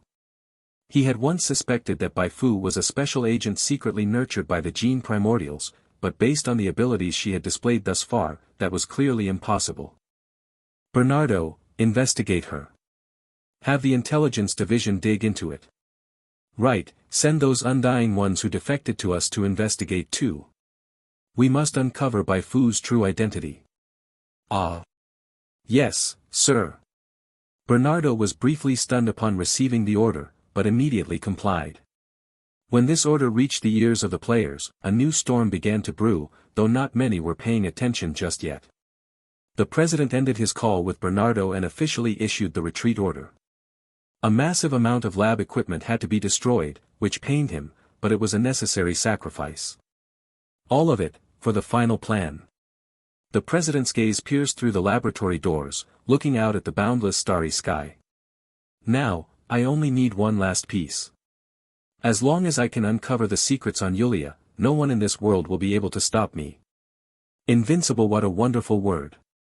Pan Yini, release that test subject. Let those who are about to arrive test his true strength. While members of the Marsk laboratory fretted over the emergency evacuation, Bai Fu was troubled too. The just-triggered class transfer quest Proof of Courage was a very special quest. It had 3 branches, but completing any one of them would count as completing the entire quest. Branch 1. Kill a target with a total level of no less than 38. Branch 2. Collect 3 purple, quality rare prayer card blueprints. Branch 3. Collect an additional psionic knowledge chain. Quest reward, 300,000 XP, 1 random talent or passive skill, qualification to advance to an advanced class. The rewards for the quest were quite generous. 300,000 XP might not seem like much, but the random talent or passive skill from the additional rewards was excellent. The only issue was that Bai Fu was experiencing decision paralysis when facing this quest. Branch 1 was straightforward combat, but finding a monster with a total level of no less than 38 was no easy task. She had roamed the Goli Desert for months without seeing a single sandworm that powerful. Branch 2 was a collection-type quest. Although the requirement for purple grade wasn't particularly high, among all the prayer card blueprints she currently possessed, only Penetrating Spear was of purple quality. She had no idea how long it would take or how much XP she'd have to spend to collect 3 more. Branch 3 was also a collection quest. Considering how difficult it was to collect psionic knowledge chains before, she didn't think she could achieve this goal anytime soon. No wonder it's a class transfer quest for an advanced class. None of the branches are easy. Bai Fu couldn't help but complain. However, compared to ordinary NPCs who had to comprehend on their own to break through bottlenecks, and compared to ordinary players who could only raise their main class to level 25 at most for now, she still felt pretty lucky. No need to force a choice now. I'll see when the time comes. She'd just have to tough it out. No matter how troublesome it was, a month would be enough for her to complete the class transfer quest. Bai Fu closed the quest panel. Suddenly, her personal terminal vibrated. A message had arrived. It was from Su Li. You there? Bai Fu replied, You're not messaging me now just to tell me you're about to dispatch troops, are you? Bet you don't know where I am right now or who's with me. Su Li seemed a little smug. Riddle speaker, get lost. Bai Fu's face darkened. If you don't spill, I'll block you. Fine, I'll talk. Su Li rolled her eyes in exasperation. We set out half an hour ago. We're currently picking people up. Once we've gathered everyone, we'll fly straight to the Marsk wasteland. After joining up with the Human Alliance and the Railway Guild outside the wasteland, we'll head to the location you gave us. At that time, I and the other elite special agents will form the vanguard and rendezvous with you first. The fastest would be in about 1 hour. Bai Fu did some calculations. Unless they only evacuated the personnel and left everything else behind, there was absolutely no way the people at the Marsk laboratory could finish retreating within an hour. This was good news. By following behind the coalition forces, she might be able to scoop up some more benefits. However, it was clearly impossible to kill the Truth Society president here. Everything was far too rushed. The Truth Society president had ample time to escape. Even if he didn't flee immediately, with so few people arriving, they couldn't possibly stop him. Although she couldn't see his exact stats, Bai Fu was certain he must have a damage reduction talent or skill. Otherwise, the damage He Fu had dealt with her life wouldn't have been so low. Exact coordinates are, don't mess it up. I'll try to stall for you all a bit longer. Bai Fu sent over an accurate coordinate. During the earlier battle, He Fu and most of the players had been wiped out. Now, only a dozen or so weaker players remained by her side like the war reporter Excavation Princess. You all. Bai Fu turned around, ready to instruct Excavation Princess and the others to go spook the folks inside the Marsk laboratory again. But when she saw their expressions, she was startled. What the heck? All the players wore faces full of grief, as if the doctor had just issued them a critical illness notice. What's wrong with you all? Bai Fu asked. Excavation Princess tried to suppress the gloom in her heart. Fu, sigh, I know you must be feeling stifled right now, so hurt you just want to die. Why would I feel hurt or want to die? Bai Fu was baffled, feeling like these players were staging some stand against the world for her drama. I don't even know how to comfort you. After all, your dearest little sister just died at the hands of the Truth Society's people. The only thing I can do is promise you that we'll definitely avenge her. So don't act rashly now, just leave everything to us. As she spoke, Excavation Princess exchanged a glance with the other players. Then, like fearless interstellar warriors, they resolutely walked into the long night, heading for the distant Marsk laboratory. Bai Fu had finally figured out why Excavation Princess and the others were acting like this because she had deliberately left things vague. The players had always assumed He Fu was her twin sister. And since He Fu was just shattered by the Truth Society president earlier, many of them mistakenly thought He Fu had died. A powerful and important-looking NPC suddenly died. Damn, it hit right in the feels. As soon as Bai Fu opened Excavation Princess's livestream, she found the livestream room was already in utter chaos, flooded with Garden of Silence members and lurkers going hysterical. No, Fu sis, my Fu sis, how could you die? Tiny Bai Fu sobbing emoji. Developers, you heartless fiends, why did you design such a strong mob? Fu sis, you died so tragically. Sigh, Fu must be mentally breaking down right now. I hope nothing happens to her. Why? The mighty second warden of the stars just gone like that. Some players were even holding a cyber funeral for He Fu inside Excavation Princess's live stream room. Bai Fu. So surreal. She scrolled through the community. The vibe there was a little different. Most players were mourning He Fu's death or feeling stunned. But a few expressed regret. Why did He Fu die instead of Bai Fu? If Bai Fu had died, all players would have been back on equal footing. What a pity. The corner of Bai Fu's mouth twitched. Go ahead and laugh. In a minute, you won't be able to laugh anymore. Let's just say things had gotten utterly ridiculous, but with Excavation Princess and the others charging the Marsk laboratory on their own, Bai Fu didn't need to issue another quest. They may be weak, but their arrival did give the lab folks a real scare.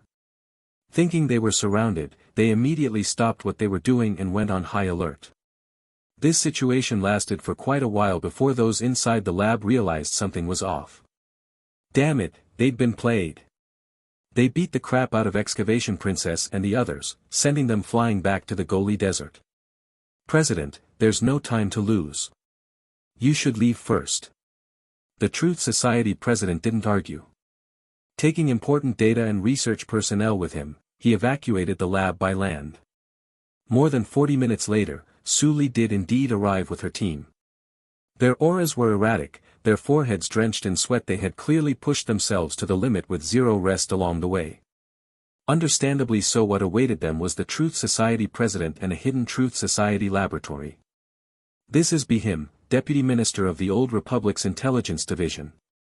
This is Ding Hongtao, Director of the Human Alliance's Bureau of Anomalous Affairs. Su Li quickly introduced the identities of the special agents to Bai Fu.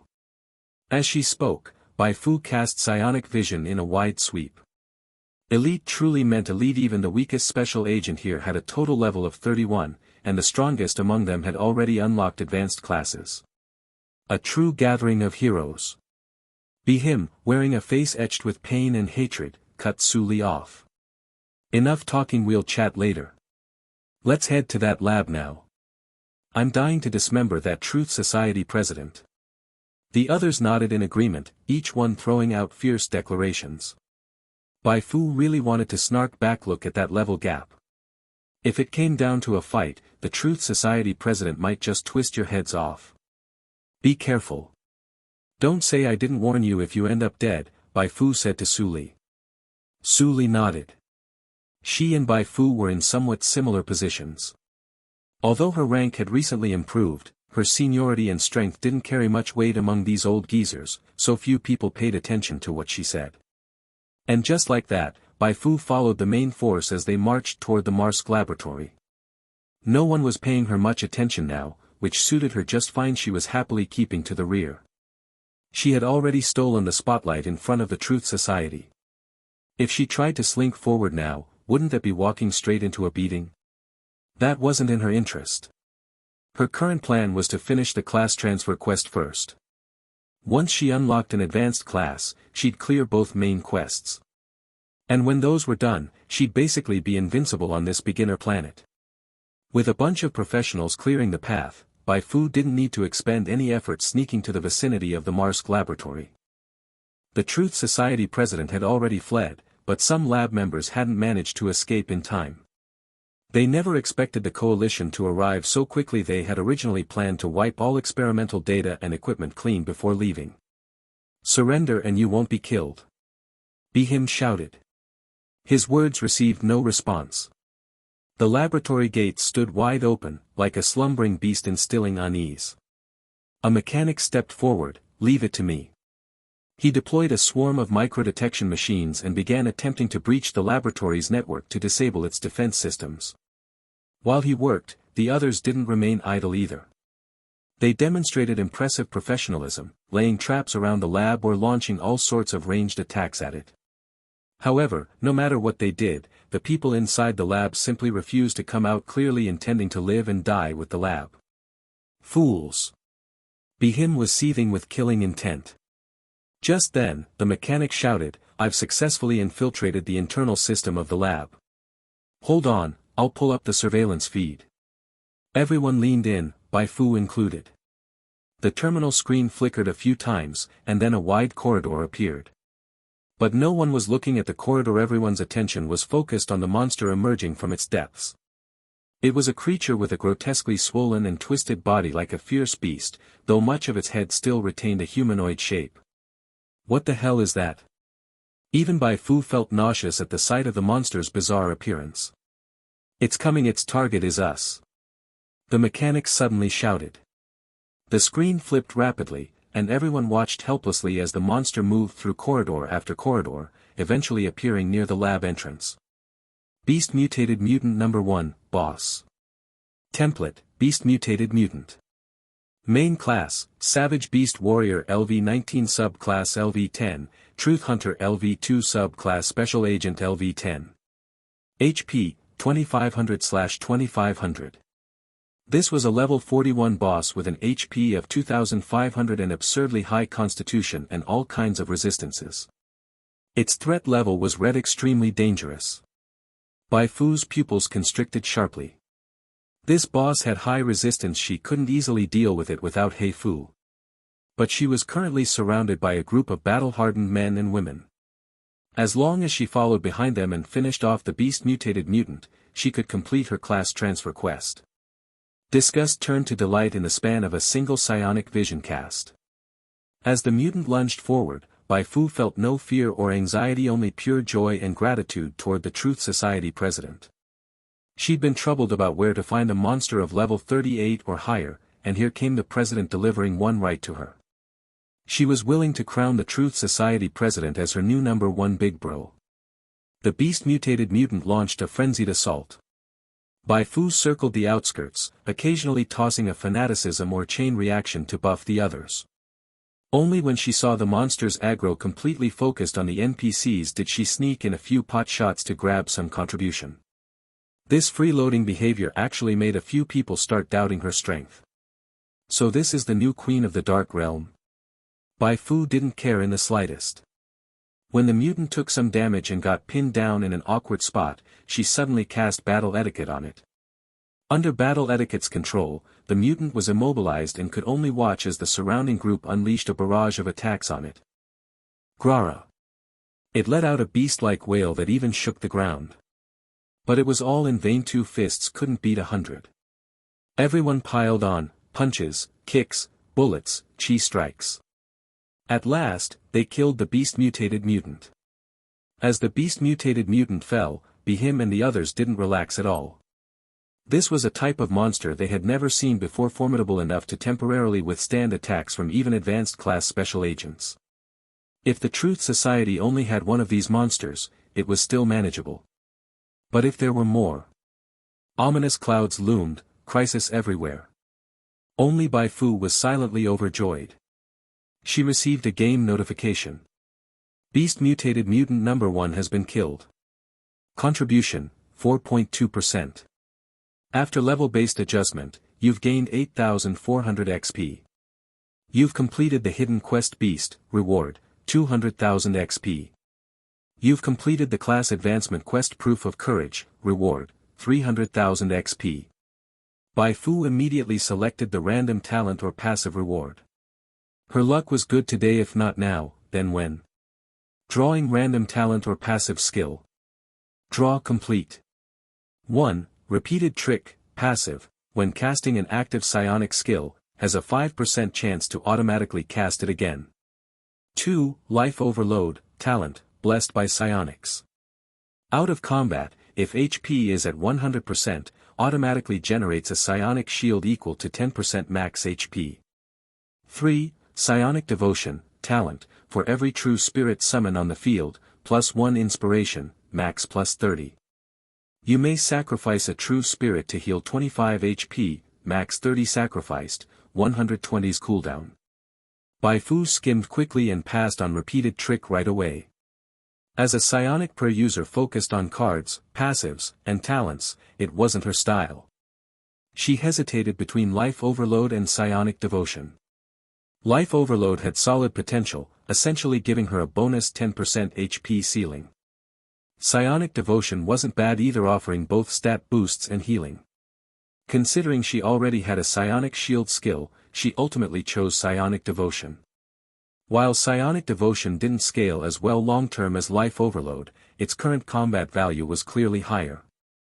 That's what she needed right now. As for life overload style skills or talents, she could farm those later. You've acquired psionic devotion, talent. A game prompt chimed. Bai Fu exhaled deeply. Now, she was just over 300,000 XP away from unlocking her advanced class. For her, grinding that much XP would take just 7 or 8 days at most. But she clearly underestimated today's haul. The massive Marsk laboratory held far more valuable loot than expected.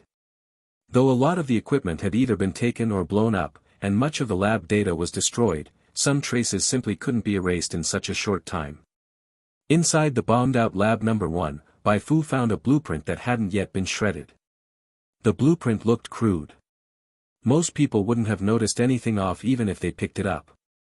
But Bai Fu was different at a glance. She saw that the creature drawn on it looked exactly like the psionic primordial in the research institute in the Goli Desert. So the Truth Society really was inextricably linked to that psionic research institute. You've completed hidden main quest would-be savior branch 2 test subjects, reward, 300,000 XP. You've triggered the follow-up quest another psionic primordial. Quest objective, locate and destroy the Truth Society's other hidden psionic primordial. Reward based on contribution. Bai Fu took a deep breath. Still need 30,000 XP. Her gaze locked onto a few remaining Truth Society members who were still putting up a last-ditch resistance.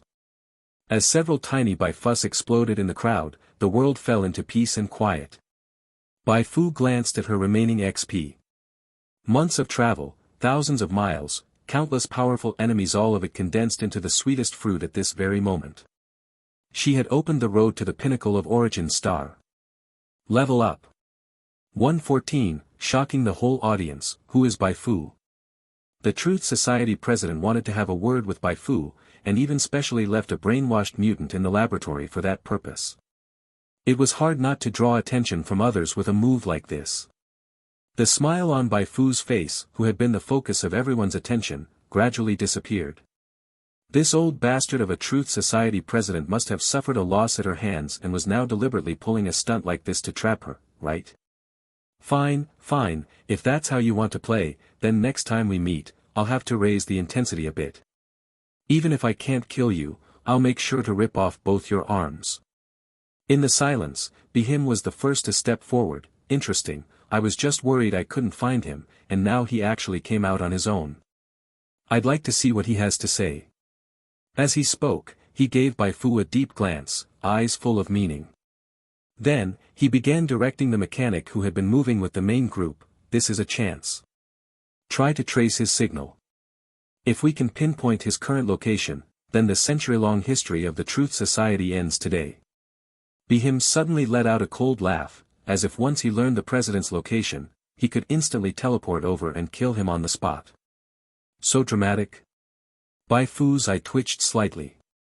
She raised her personal terminal. Are you ready? If you are, I'll contact him now. Miss Silver Moon, please wait a moment. The mechanic busied himself for several minutes, even bringing over an external screen, and only then gestured to Bai Fu to proceed. Bai Fu input a number into her personal terminal. When the beeping sound came through the device, everyone held their breath. Seconds later, accompanied by a soft ding, a figure appeared on the screen. It was the Truth Society president. His face bore no discernible expression. To Bai Fu, this was her second encounter with the Truth Society president. It was no longer novel, but to everyone else present, especially those involved in intelligence work, this was undoubtedly a historic moment. Since joining the intelligence department, the name of the Truth Society president had echoed in their ears without cease. They had given him many nicknames, and invited numerous experts to draw his appearance based on his actions and displayed personality. Most of those portraits exaggerated his ferocity and crudeness, like Zhang Matzi. A few depicted him with exceptional looks to highlight his charisma, but even those included traces of ruthlessness in the corners of his eyes and gaze. However, when the Truth Society president finally appeared, every special agent present froze. He looked too ordinary, just like any average person they might encounter on their daily commute. In fact, Bai Fu had thought the same when she first met the Truth Society president, but her impression wasn't as deep as Su Li and the others, simply because her interaction with him had been too brief. For real? Is this a body double? If he really looks like this, then on some day in the past, when we were investigating him, he might have been sitting right next to us. It's always difficult for people to change the perceptions already formed in their minds. Bai Fu ignored everyone around her and said, "Heard you wanted a few words with me." The president raised his right hand and gestured a 4. "Since your name appeared in the combat unit's reports, I've suffered 4 losses at your hands. I haven't experienced that in years." "This won't be the end," Bai Fu replied. The president wasn't angry, but I disagree. The small scuffles are over now. Bai Fu, this will be your closest chance to killing me yet. Before Bai Fu could respond, Bihim couldn't hold it in. He burst out laughing and mocked, "A rat from the sewers dares to talk big? Next time we meet, I'll twist your head right off your neck myself." The president still wasn't angry. He simply said one word coolly, "Scram." That word hit Bihim's heart like a bullet. "Bastard, you think you can tell me to scram? If you've got the guts, come out right now." The president silently stared at Bihim. Bihim wanted to hurl more insults, but suddenly felt like he had fallen into an ice cave. A bone-chilling cold rose from his tailbone to the top of his skull, and his body involuntarily shivered. He had actually been scared. Furious and humiliated, Bihim was just about to act when Ding Hongtao of the Human Alliance stopped him. "Shut up. Now's not the time for this nonsense." Not just Deng Hongtao, even those not from the Old Republic wore unfriendly expressions. Bihim had no choice but to sulk in silence. Bai Fu raised an eyebrow lightly and asked, "You went to all this trouble just to hurl some threats at me?" The president said, "I'm very curious about who you really are. When you collaborated with the Gene Primordials, I had people secretly investigate your identity. The report I received was a complete blank." Bai Fu replied, "Is it possible that my past is as plain as your face, so plain that it appears like a blank slate?" The president shook his head. "It doesn't matter if you don't say. I've already mobilized people to investigate. I believe others are just as curious about your real identity." Bai Fu. See? No one believes the truth when I say it, so I might as well keep up the mystery and let people spiral into overthinking. You people have really made me suffer. Bai Fu, we don't actually have to be enemies. If you're willing to surrender and join the Truth Society, I can forgive all your past offenses and share with you our advanced psionic knowledge. As soon as the president said this, more than a dozen gazes immediately locked onto Bai Fu. Bai Fu remained calm as ever. "Our paths are different, there's no point in working together." "Very well." The president nodded. "I will only give you one chance. Since your answer is a refusal, you'd better hide. Otherwise, our next meeting will be your death. No one will be able to save you." Bai Fu laughed, "Even though you keep making trouble for me, issuing death threats again and again, I don't really hate you. If it weren't for you, I wouldn't have progressed so quickly. So next time we meet, I'll leave your corpse intact. You have no idea where my limits lie." The president abruptly ended the call. There was no visible change in his expression, but from his tone, it was clear he was already on the verge of losing control. Bai Fu didn't care. She turned to the mechanic beside her and asked, "Well? Did you locate him?" The mechanic looked embarrassed. "The other side has a mechanic too, and a far superior one at that. All my attempts failed." "Well, I figured that would happen." Bai Fu hadn't held out much hope to begin with, so she wasn't particularly disappointed. "Figure it out yourselves." She said something to those around her, then began checking the other gains from this operation on her own. Aside from the obvious gains, she had also received many hidden benefits. After finding the blueprint that hadn't been destroyed in time and unlocking the Another Psionic Primordial quest, she gained 0.2% exploration progress. With the fall of the Marsk Mutant Laboratory, her contribution to the destruction of the Truth Society rose from 11.45% to 22.61%, almost doubling, which showed just how important this laboratory was to the Truth Society. However, these improvements were still just numbers for now. It would take more time to convert them into actual benefits. At this stage, to grind more XP, aside from having Bai Fu continually create cards, she could only rely on main quests. Bai Fu had already decided what to do after leaving the Marsk Mutant Laboratory. The first thing was to lift the recruitment restriction at the Garden of Silence and recruit more players to help rebuild the Goli Desert. Next, she would go to the Old Republic and the Gene Primordials to complete the main storyline branches. What she hesitated about now was whether to go to the Old Republic first or the Gene Primordials. From the Goli Desert, the distance to both major factions wasn't too different. Judging from Pratt's quest, the Old Republic isn't exactly good either, but I have no personal grudge with them. So I'll go cause trouble for the Gene Primordials first, and then dash. Wait. As Bai Fu was deep in thought, Bihim's shout interrupted her. She looked up to see Bihim staring at her with rage. Don't you all think this conversation came out of nowhere? Su Li frowned slightly. What do you mean? Bihim said, isn't it possible this was all an act? What if Bai Fu has already secretly defected to the Truth Society, and this was their way of helping her clear suspicion so she can infiltrate us? Of course, I'm just suggesting a possibility it might not be true. Or maybe the Truth Society did this intentionally to make us think that, and sow discord among us. Either way, for security reasons, I think we must conduct a review on Bai Fu. If Bihim's first half sounded a bit far-fetched, the latter half made some people adopt a neutral stance. That was exactly how those from the Human Alliance felt. They didn't necessarily suspect Bai Fu of colluding with the Truth Society, they were just curious about who she really was. With Behim drawing all the attention, they didn't need to do anything, just pretend to be neutral. Su Li was furious on the spot. "You're suspecting Bai Fu. Behim, I'm suspecting you instead, so should I conduct a review on you too?" Behim snorted coldly. "If I'm not mistaken, you're no longer part of the Railway Guild's intelligence department, right? Whether I am or not is none of your business. If you try anything reckless, don't blame me for being rude. I'm not afraid of you one bit." Su Li raised her fist directly. At that moment, Bai Fu patted her on the shoulder, signaling her to calm down. Actually, from the moment they met, Bai Fu had noticed Behim's attitude toward her wasn't good. His favorability was even in the negatives, though not by much. She strongly suspected that Behim's hostility was not just due to his impulsive nature or personal dislike, but for another reason. "There's something I have to make clear." Bai Fu stepped in front of the furious Su Li. "I never intended to cooperate with your old republic. So whether I have any connection to the Truth Society or not doesn't affect you. Of course, you could use the excuse of fighting the Truth Society to forcibly investigate me, but if that's the case..." She paused, then suddenly raised her right hand. Psionic burn. Boom. 3 consecutive beams of black psionic light shot from her palm, blasting a nearby wall into rubble.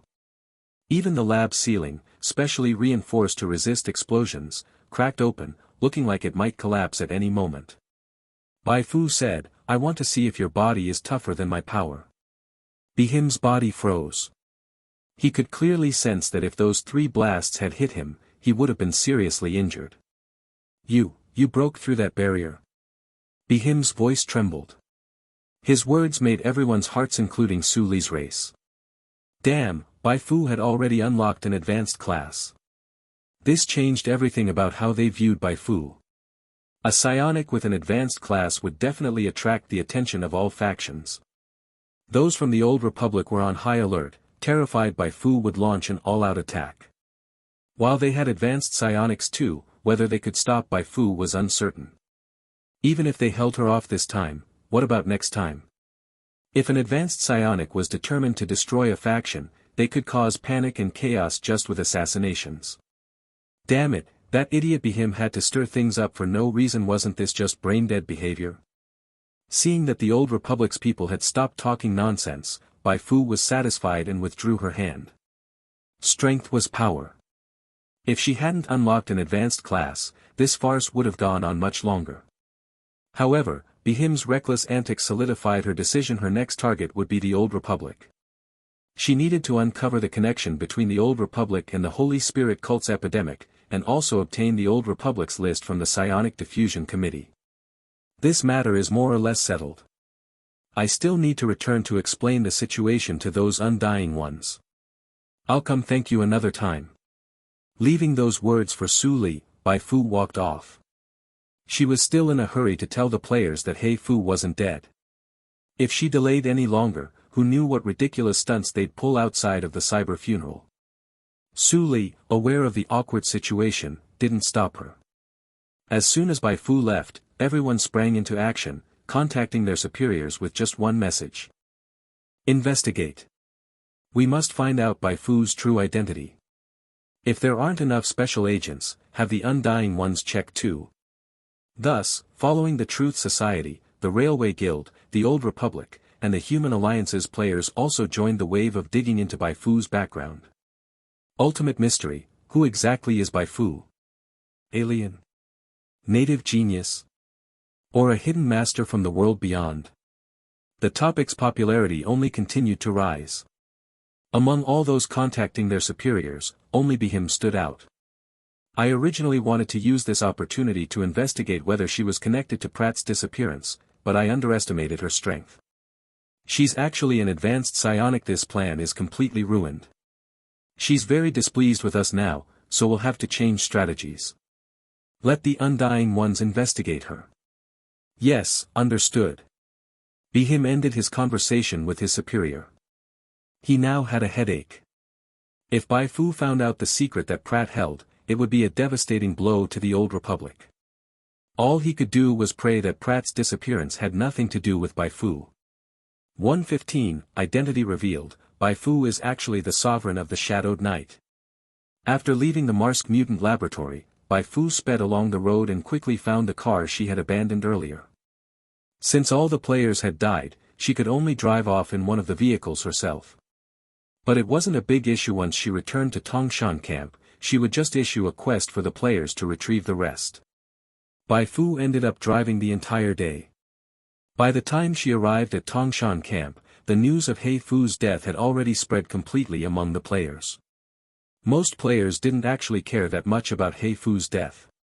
After all, she hadn't been around for long from her debut to her demise, and nobody had formed much of an impression of her. Prison vibe. Bai Fu's little sister cold and aloof eye lusted after her body. These were the first impressions most players had of Bai Fu. But her death still stirred up intense discussions. On one hand, it was because the players from the Garden of Silence were too abstract. In the sub-forum of Shelter No. 11's community, they held a cyber funeral, attracting a flood of onlookers who came purely for entertainment. On the other hand, Bai Fu's death had been so sudden that it left many players uneasy.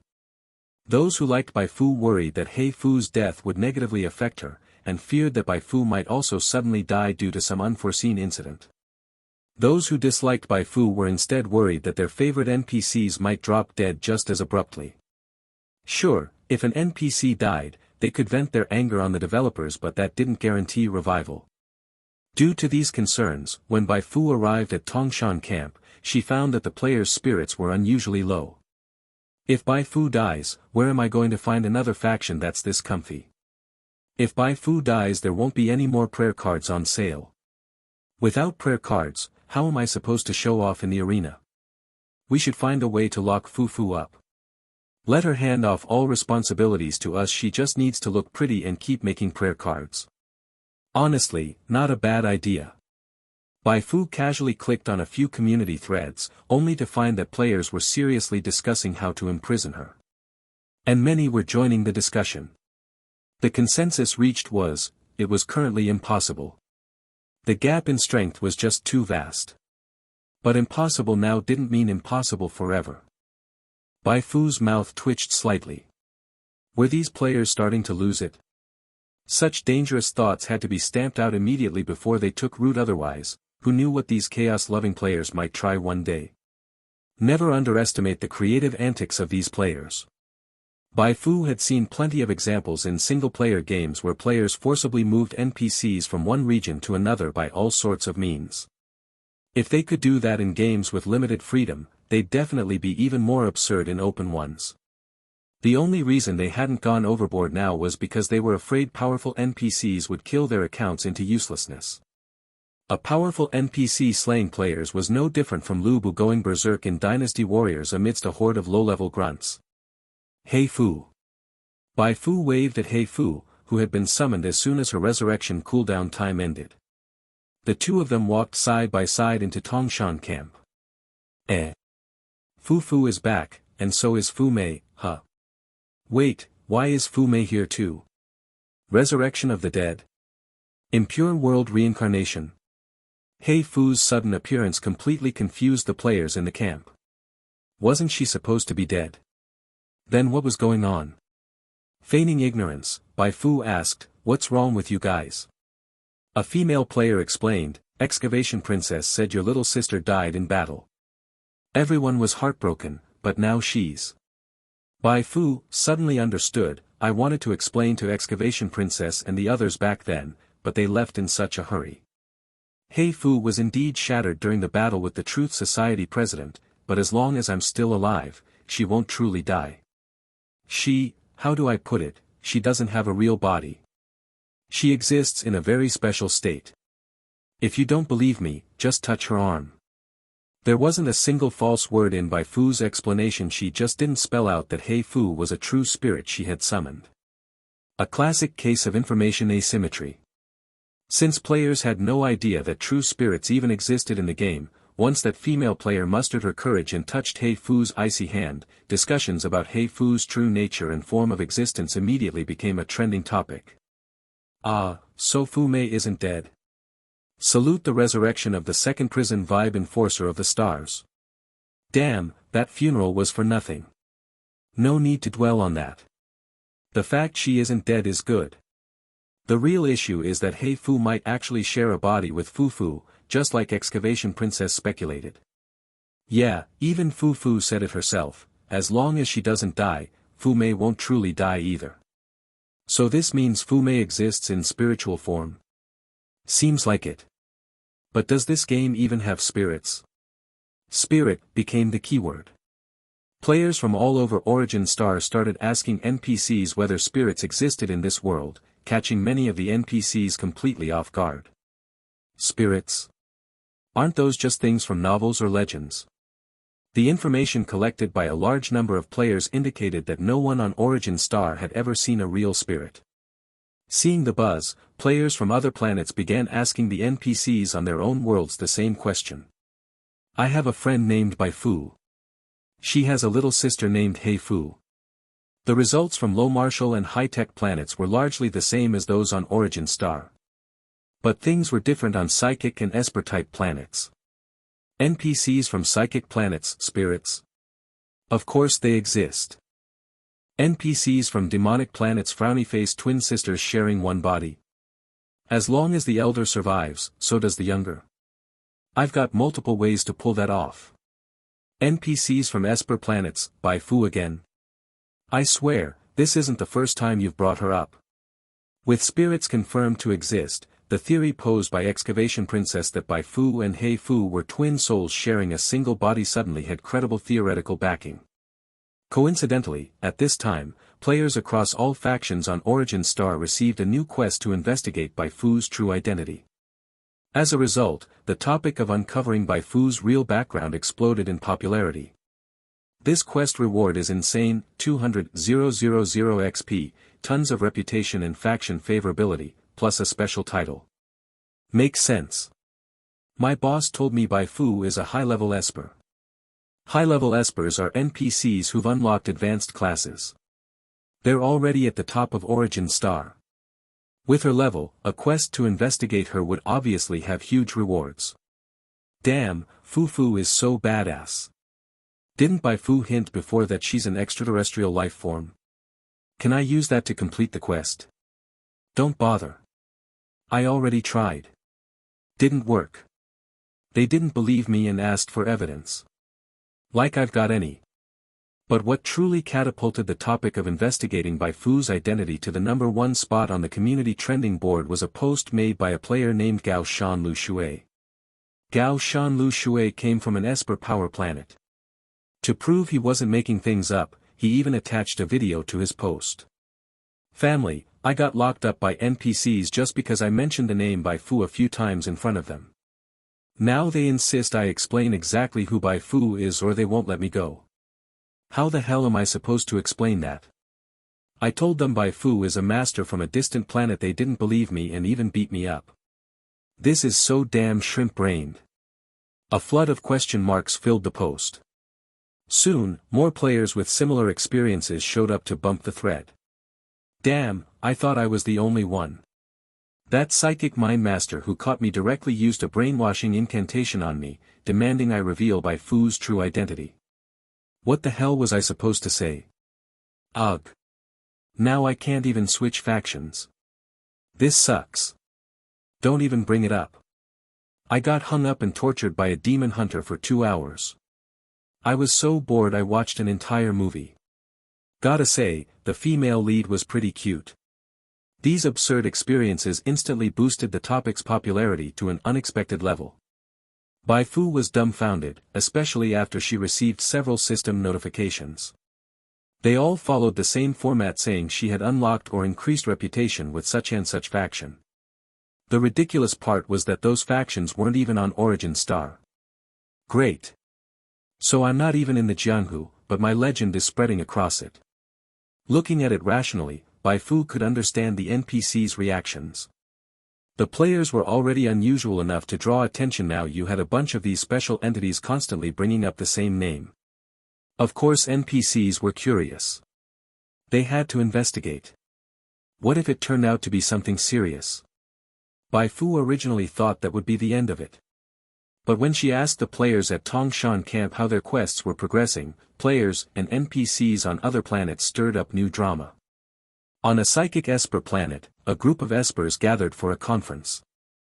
Citing evidence such as players being able to resurrect, their unique communication methods, the repetition of Bai Fu's name by players in different locations, and the twin soul theory, they let their imaginations run wild and proposed that Bai Fu was in fact the legendary Sovereign of the Shadowed Night. Sovereign of the Shadowed Night, the legendary two-faced demigod who governs death, the moon, shadowed nights, and nihilism. She possesses two souls, one appears harmless and gentle like a kind older sister from next door, the other is crafty and devious, taking delight in deception. Believers of the Sovereign of the Shadowed Night successfully used rituals to commune with the demigod, receiving her blessing and gaining the power to rise from the dead. These Espers sincerely believed in their theory. Bai Fu shared far too many similarities with the Sovereign of the Shadowed Night, especially the trait of twin souls. They were ecstatic about this discovery. This was huge, man. Their first time learning the true name of a mythical demigod. So they announced it to the public. It had been several months since the players entered the game, and news traveled fast. The first player to catch wind of it immediately posted it on the forum. Then other players began researching the legends of this beginner planet and found that, if you squinted hard enough, Bai Fu really did resemble the Sovereign of the Shadowed Night. Twin souls. Bai Fu looked like a gentle older sister. Her nickname was Silver Moon. The Sovereign of the Shadowed Night was said to have been betrayed and fallen into slumber. Bai Fu had also claimed she was betrayed. Well damn, those similarities were kind of spot on. Wait, could Bai Fu really be the Sovereign of the Shadowed Night? No way, isn't that just some demigod worshipped on a beginner planet? Fu isn't even from there. Don't be so sure. Who says only that planet worships her? What if the Sovereign's faith spans the whole universe? Fu even hinted she came from another planet. Feels exaggerated. The first female NPC you meet in the newbie village turns out to be a demigod. Brother, have you heard of Lag City and the Weak Warrior, and that woman who made people spend 70 grand? At Excavation Princess, what's your take on this? Excavation Princess said she couldn't comment. This wasn't information she'd uncovered herself. One wrong move, and she might lose her reputation as someone whose predictions about Bai Fu's story never missed. Bai Fu fell silent too. Great, we're doing the export-import shuffle now. Most of those divinations by the Espers were things she'd made up to trick players, like the twin soul thing, the gentle big sister persona, the nickname, the betrayal. Who would have thought her made-up lore would align with some ancient myth from a random beginner planet? It was like a monkey slamming a keyboard and accidentally typing out an existing short story. Long term, this wasn't a bad thing. The more mysterious and powerful players believed she was, the better it was for her. Short term, though, it posed a risk. Even if every other beginner planet's NPCs believed she was the Sovereign of the Shadowed Night, it wouldn't affect her. But the NPCs on Origin Star were another matter. If they got wind of this and believed it, and started thinking things like, there's no room for someone this powerful on Origin Star, that could cause real trouble. Looks like I need to level up before the trouble finds me. Bai Fu decided not to return to the Goli Desert for now. Instead, she instructed players to deliver Carlyle's body brought back by accident to the desert. She told Old Neeson and Gao Yuan to recruit more players. If they couldn't make the trip, send a vehicle to pick them up. Ideally, bring the player count up to 4,000 or 5,000. That way, the rebuilding of the Goli Desert could proceed faster, helping her complete the main storyline quest sooner, while also boosting the security of Shelter Number 11. After giving those instructions, she retrieved the obsidian shard from Pratt and began intervening in the quest she had previously issued to players.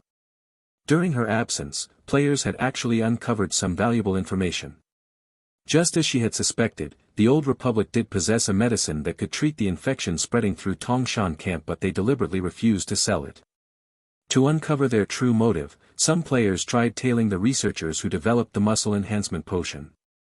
The Old Republic's security was tight, so no conclusive evidence was found. But they did discover those researchers were secretly communicating with the Old Republic's intelligence department. The conclusion: the plague and the medicine were all part of a scheme by the Old Republic. They're probably using the camp as a test site. Our next move is to seize the meds.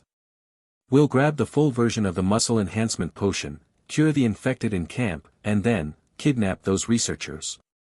No way we won't get the truth out of them. Now that's what you call professionalism. Bai Fu nodded. As the players had leveled up, their competence had started to show. It looked like she didn't need to intervene much, just sit back and let them do the work. Any leads on the Psionic Diffusion Committee investigation? Convert to Bai Fu said, we researched the Old Republic's history. It was formed from remnants of the pre-war superpower, the Orion Republic. After the Great War and the Cataclysm, surviving Orion politicians and military-industrial complexes banded together to form the Old Republic. Initially, it was the most powerful force on Origin Star. But during their research into mutant technology, something went wrong and triggered the mutant uprising. The Old Republic suffered severe losses. Some anti-mutant factions split off and formed the Human Alliance. Given this background, they likely have first-hand data on the Psionic Diffusion Committee. So we looked into the leadership of the Old Republic. We found that most of their classified intel is managed by the Intelligence Department's Archive Division. The truth about the mutant uprising also leaked from there. So we suspect the Psionic Diffusion Committee's files are in the same place. The person currently in charge of that division is Deputy Director Bihim. Ah, our old friend again.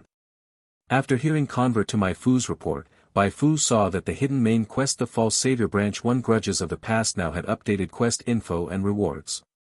Quest description: it said that most of the Old Republic secrets are kept in the Intelligence Department's Archive Division. The person currently overseeing it is Bihim.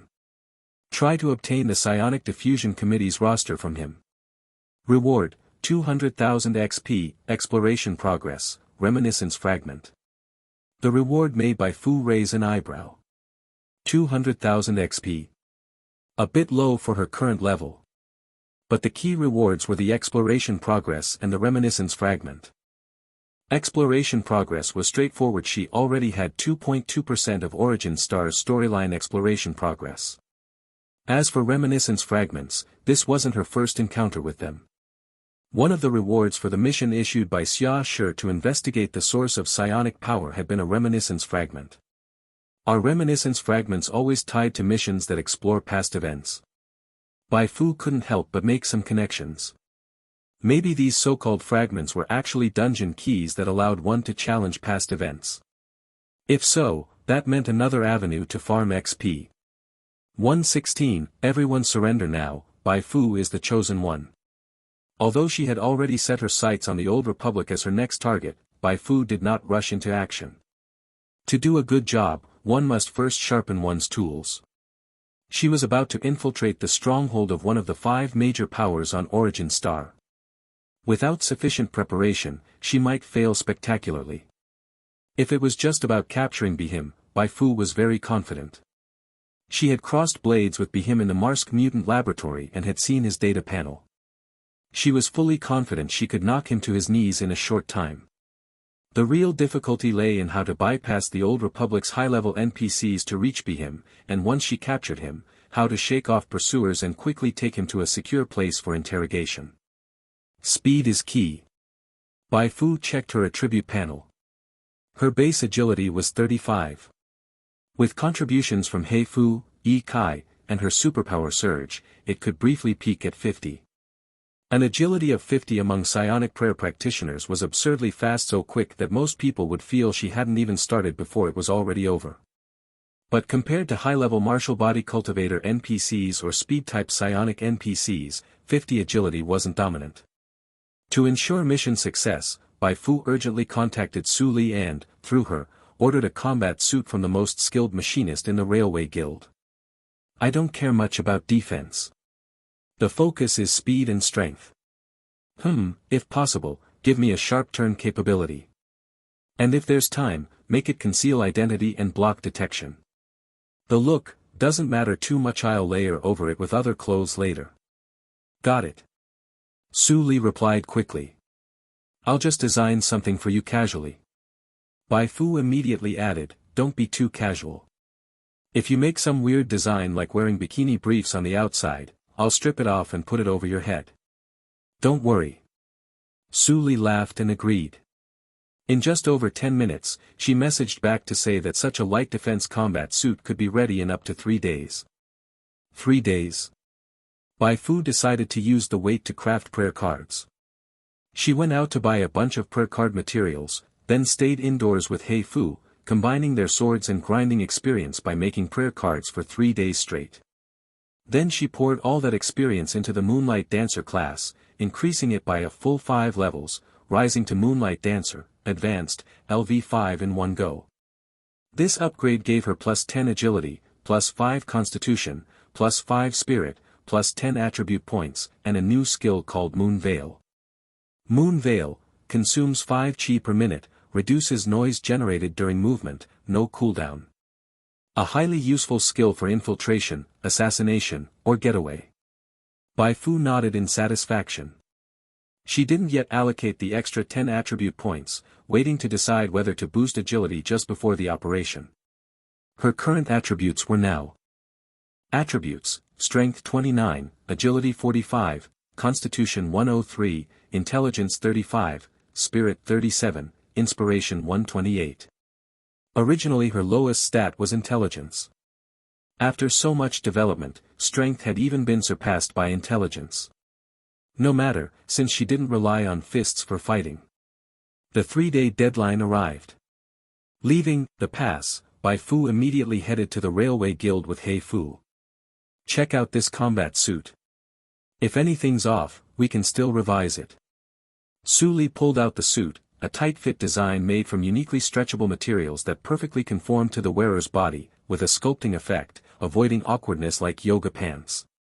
The suit was overall black, with texture, color, and trim detailing in key areas both stylish and practical. Bai Fu inspected it and cast spiritual vision. MX Modified Combat Suit, Bai Fu Custom. Quality, Purple. Attributes, Durability 150/150, Strength plus 16, Agility plus 23. Energy, 4 MX Microcores, Energy 200/200ths, at full activation consumes 0.4 energy per minute, rechargeable. In the next several lines it described the suit's concealment features, signal blocking capabilities, foot explosion module, and other extras. Aside from mediocre durability and defense, just reading the panel one would call this a divine-grade temporary suit. Su Li smiled and said, "When making this suit, I had that senior machinist use cutting-edge materials. It's extremely breathable, you can wear it and fight all day without worrying about smell. Anyway, try it on." Bai Fu nodded. After unlocking an advanced class, her body had been reinforced. She tested it, her body's strength, the curves of chest, abdomen, hips, legs, even metabolic functions had all been enhanced. So Su Li's breathable features didn't mean much to her, she barely sweated, and she wouldn't wear the suit for days, sweaty or not, it wouldn't matter. Bai Fu went to her room and changed into the combat suit, adjusting to the enhanced strength and agility it provided. She was very satisfied. The only flaw was that its identity concealment wasn't top level, it couldn't obscure her gender via the chest area. But that wasn't the suit's fault, it was her own ample physique, and Origin Star's tech level just wasn't that advanced. Even if she wanted top-grade concealment, it couldn't be done. No changes needed. Let's go with this. Bai Fu promptly wired Su Li the final payment. As she left the Railway Guild, she received more good news from Su Li. In the past 2 days, the Truth Society had launched surprise attacks on the Railway Guild, the Human Alliance, and the Old Republic. The scale was limited and they retreated instantly, but they diverted a lot of the Three Powers' attention. Some of the Old Republic's top agents were transferred out. Then my success chance just got higher. Bai Fu felt increasingly grateful to the Truth Society's leader. This top-ranked brother had been far more helpful than the previous top-ranked Wildfire Gang leader. When she was a noob, he sent her experience and reputation non-stop. When Gene Origin stared at her, he restrained them. When she hit a level cap, he gave her the job to transfer. Now that she was going after him, he again drew the Old Republic's focus.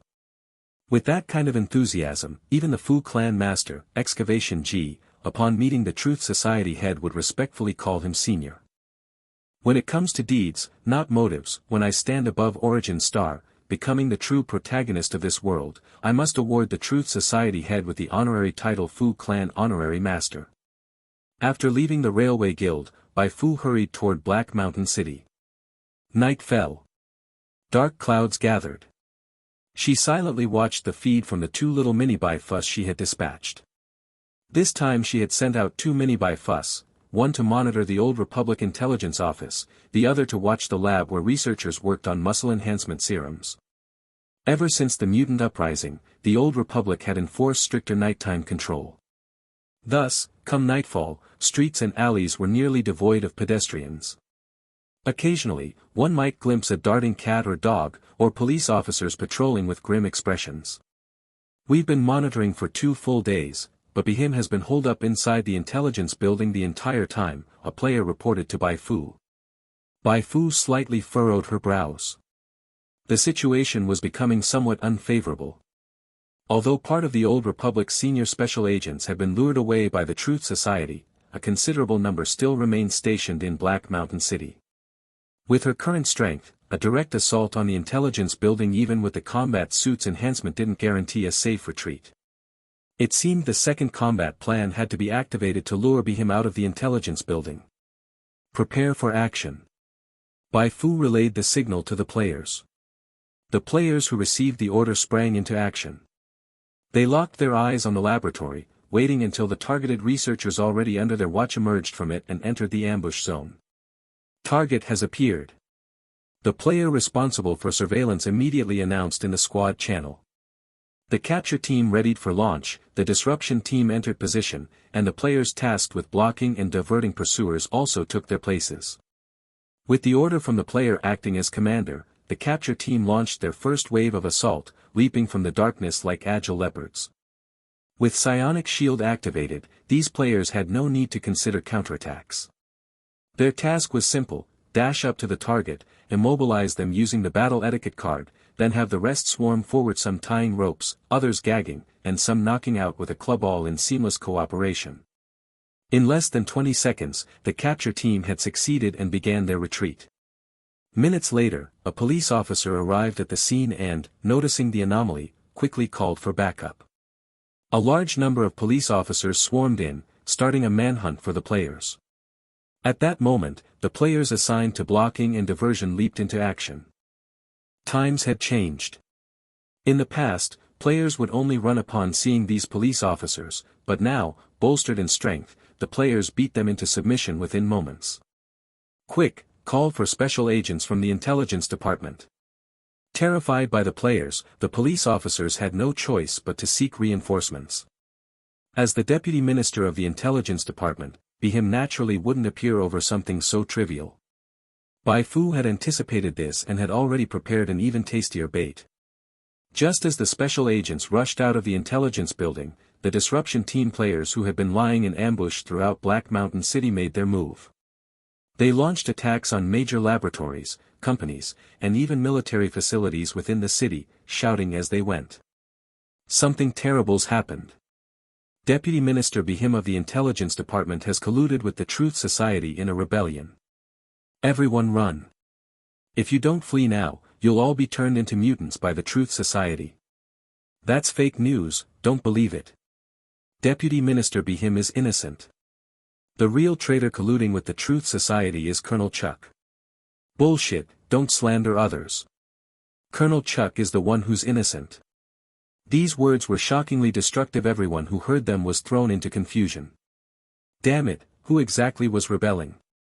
And how many were involved?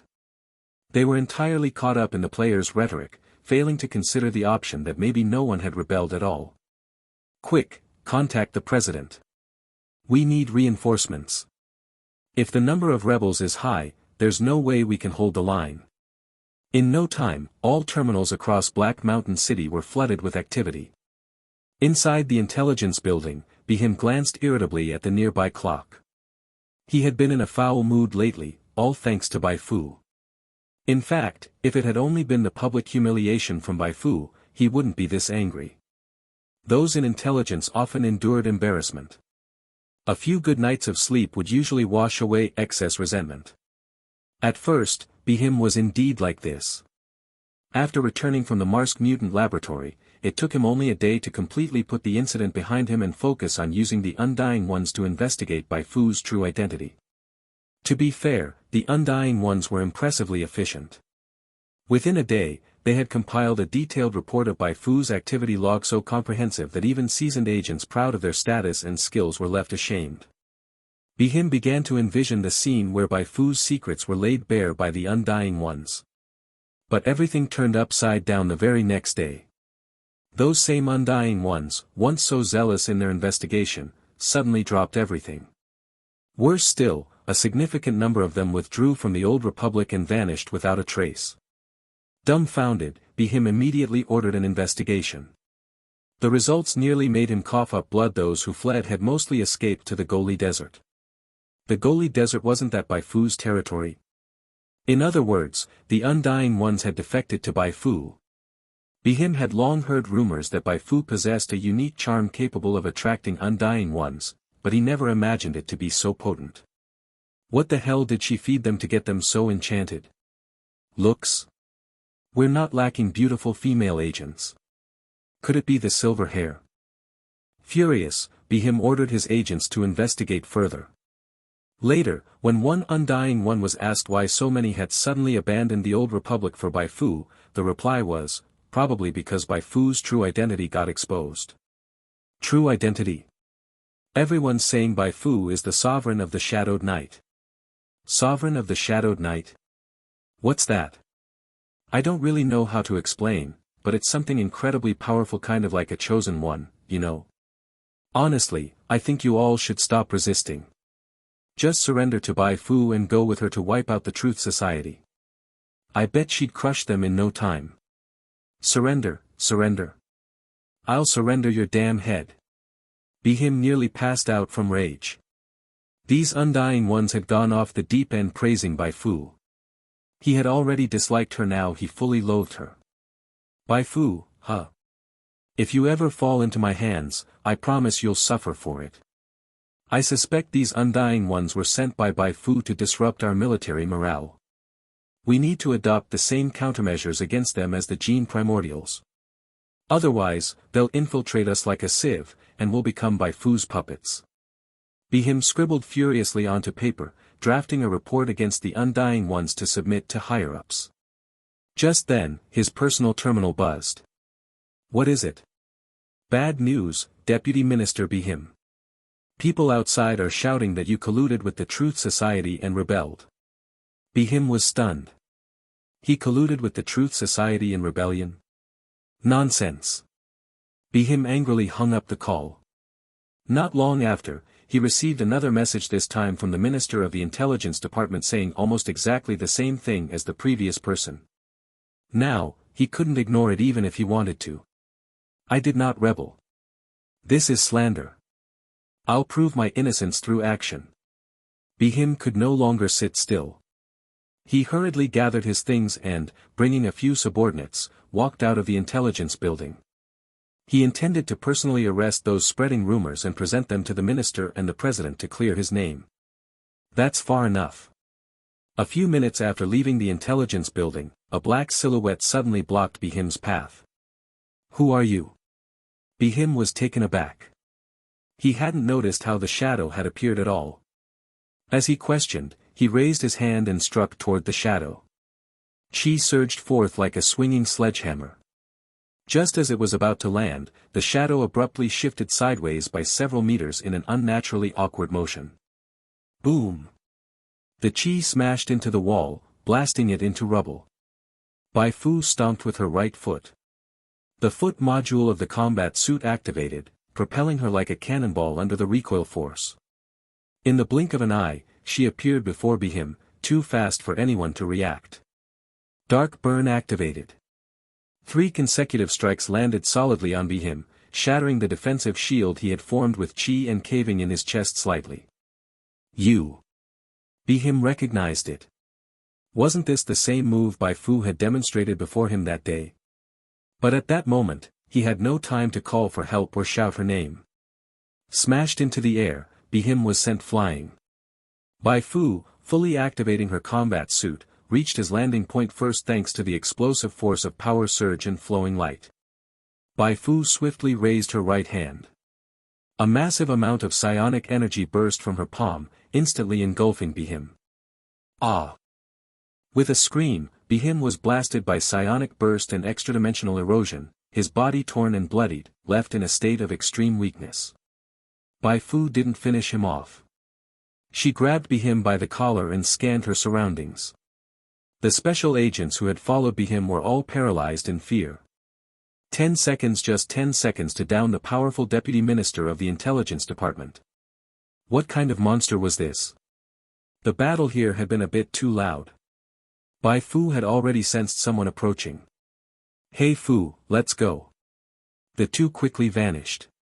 117, Bai Fu, you're right, I am the sovereign of the Shadowed Night. From the moment she intercepted Bihim to when she beat him until he couldn't move, Bai Fu spent only a dozen or so seconds in total, and that was because she didn't call Hey Fu over for a tag team. If Hey Fu had joined her, the moment they met, within 4 or 5 seconds, she would have hit Bihim with 2 full sets of Dark Burn and Psionic Burst, while also triggering the first explosion of extradimensional erosion. That combo alone could deal over 2,000 points of raw psionic damage.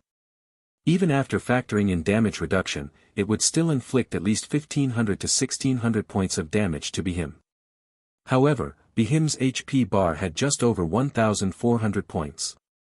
That meant if she really had brought Hey Fu along, that smooth little combo would leave Bihim owing her a few hundred HP. Of course, Bai Fu didn't care about the debt. What she cared about was that, at that point, she'd have to wail and beg Bihim not to die. If Bihim died, the recollection fragment she had been obsessing over would be gone. To avoid such an awkward scene, she deliberately didn't let Hey Fu make a move. After leaving the battlefield, Bai Fu discreetly scattered 5 tiny Bai Fus, instructing them to hide in corners. A minute later, a brawny man clad in heavy mechanical exoskeleton stormed out, scanning the surroundings in fury. Where is Bihim?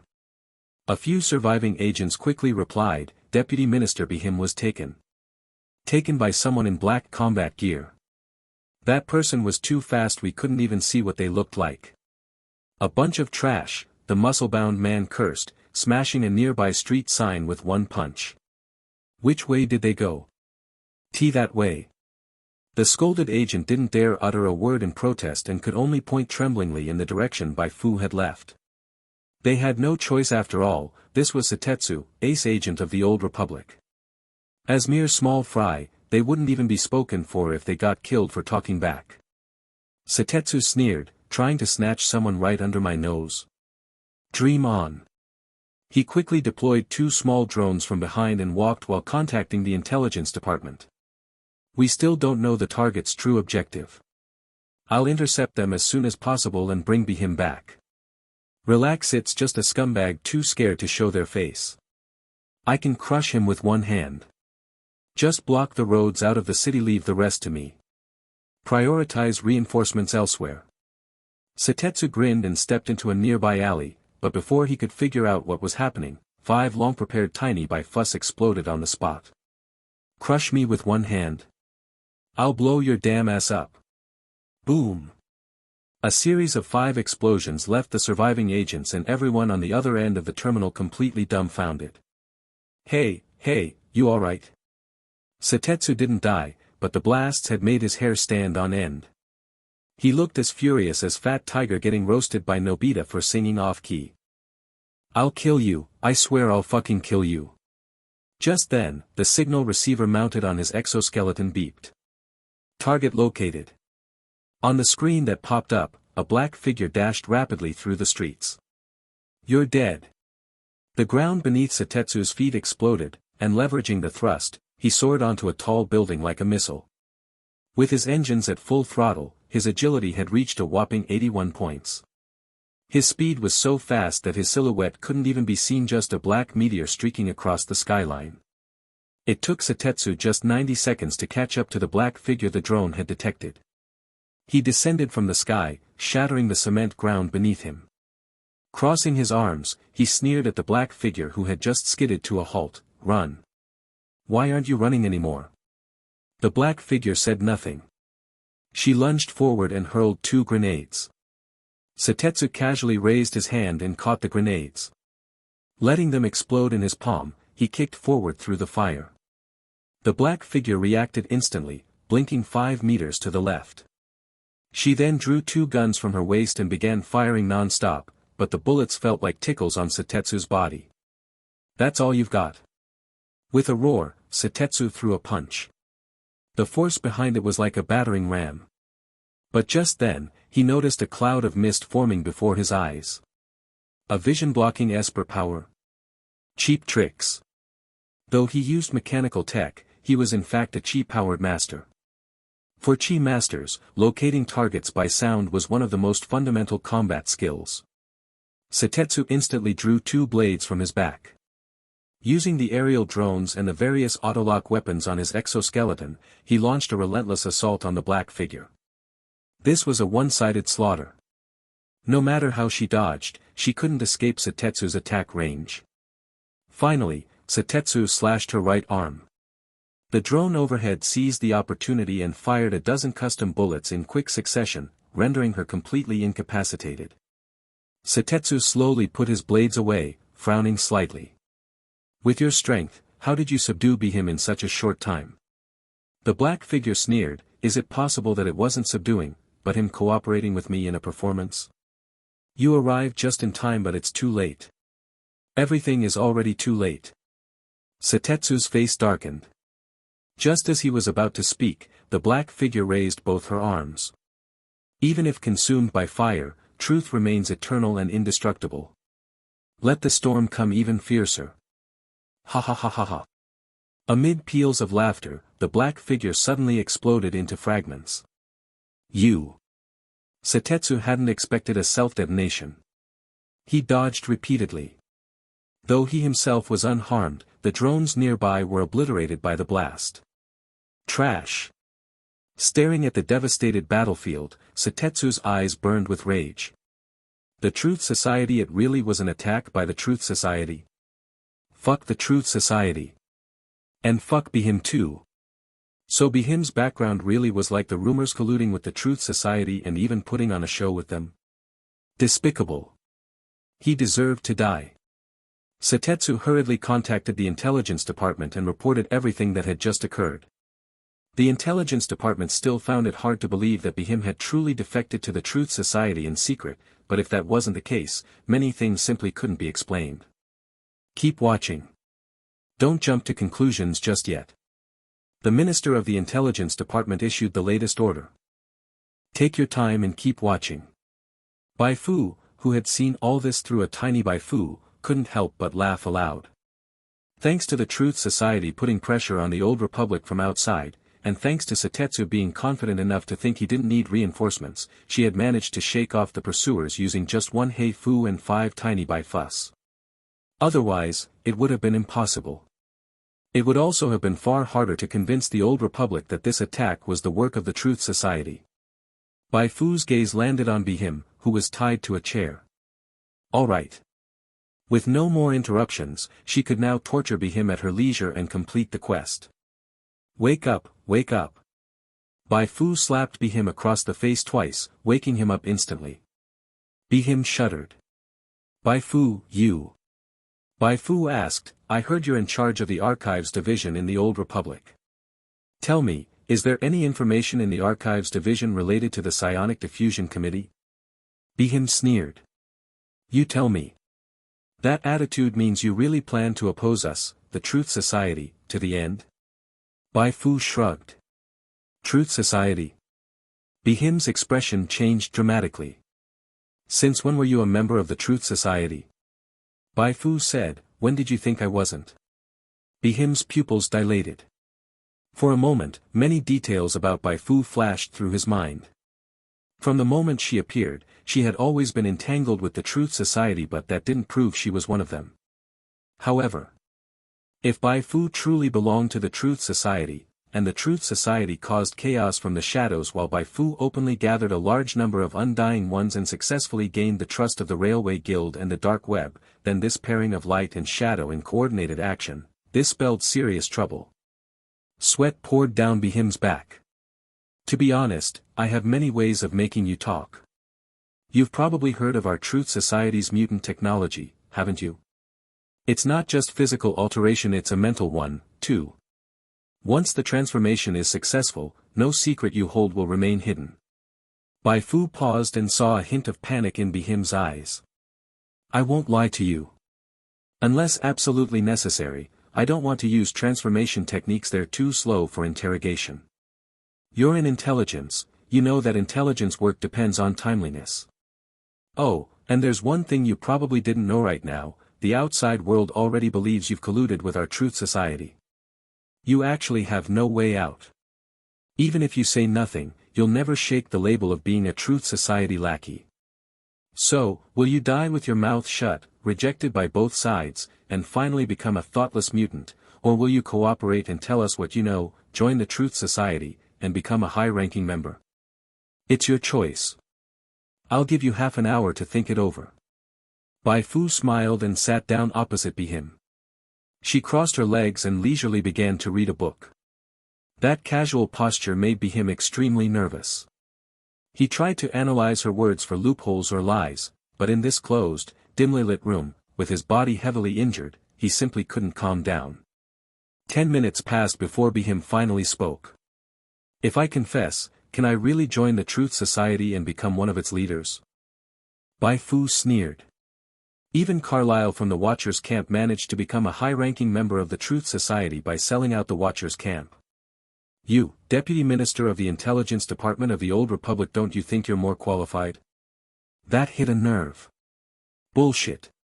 No way he was less capable than that Carlyle. I'll talk. Bihim began spilling everything he knew like beans from a broken jar. He included the full list of names from the Psionic Diffusion Committee, as well as the current whereabouts of those individuals, their descendants, and followers. Most of the factions represented by those people had already collapsed in the World War and the century of time since. The rest now belonged either to the Old Republic or the Gene Primordials. The situation on the Gene Primordials side was unclear, but the remnants in the Old Republic were still dreaming of restoring past glory. They had been secretly researching mutant technology, psionic application techniques, and various genetic technologies. Releasing a virus in the Tongshan camp was one part of those plans. Originally, the Old Republic was still debating whom to experiment on. While they were hesitating, Pratt came knocking. Wanting the Old Republic's support, he sold out the others in the Tongshan camp and cooperated with the Old Republic to use the camp residents as test subjects. That was pure villainy. Because they had all done such despicable things, when the Truth Society and Gene Primordials were locked in fierce conflict and the Gene Primordials were repeatedly exposed for harboring dark secrets, the Old Republic had no strong reaction. After all, the pot couldn't call the kettle black. Besides this intelligence, Bai Fu also extracted some inside info on the Psionic Diffusion Committee from Bihim. Before the war, all the major countries had come together to form the Psionic Diffusion Committee. It had established one main facility and 3 subdivisions, each tasked with researching different items retrieved from alien spaceships. The main facility's research subject was unknown. Subdivision number 1 focused on mutant technology. Subdivision number 2 researched obsidian. Subdivision number 3 studied psionic knowledge. Of these, the largest investment was made in subdivision number 1. Before the war broke out, Subdivision number 1 had produced a batch of exceptionally powerful mutants. But due to some unknown cause, those mutants rebelled, nearly destroying the facility. Afterwards, the committee destroyed those mutants and sealed off Subdivision number 1. However, although the facility was sealed, the techniques for creating special mutants somehow leaked out. This leak was one of the key triggers for the mutual suspicion among nations and, eventually, the outbreak of war. Interesting little tale. Just as Bihim finished speaking, Bai Fu received a game notification. You have completed the hidden main storyline quest Would-Be Savior Branch 1 Hatred of the Old Days, Reward, 200,000 XP, Origin Star Exploration plus 0.5%, Recollection Fragment plus 1. Thank you. Bai Fu walked up to Bihim and suddenly pulled out an electric knife, stabbing it straight into his abdomen. Bihim's face contorted in horror. What are you doing? Didn't you say if I talked, I could join the Truth Society and become a high-ranking member? Bai Fu said, I lied. Everyone was calling her the Sovereign of the Shadowed Knight now, and one of the Sovereign of the Shadowed Knight's souls loved lying. She loved lying too. Nothing wrong with that. Bai Fu quite liked that idea and decided to steal it outright.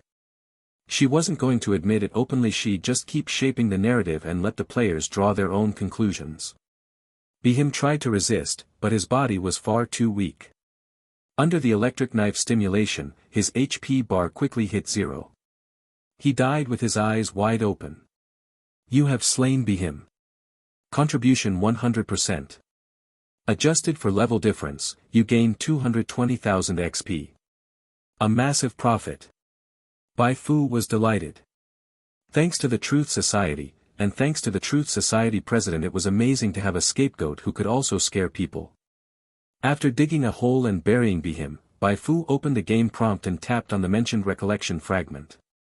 Recollection Fragment, Psionic Research Institute Subdivision No. 1, Mutant Uprising.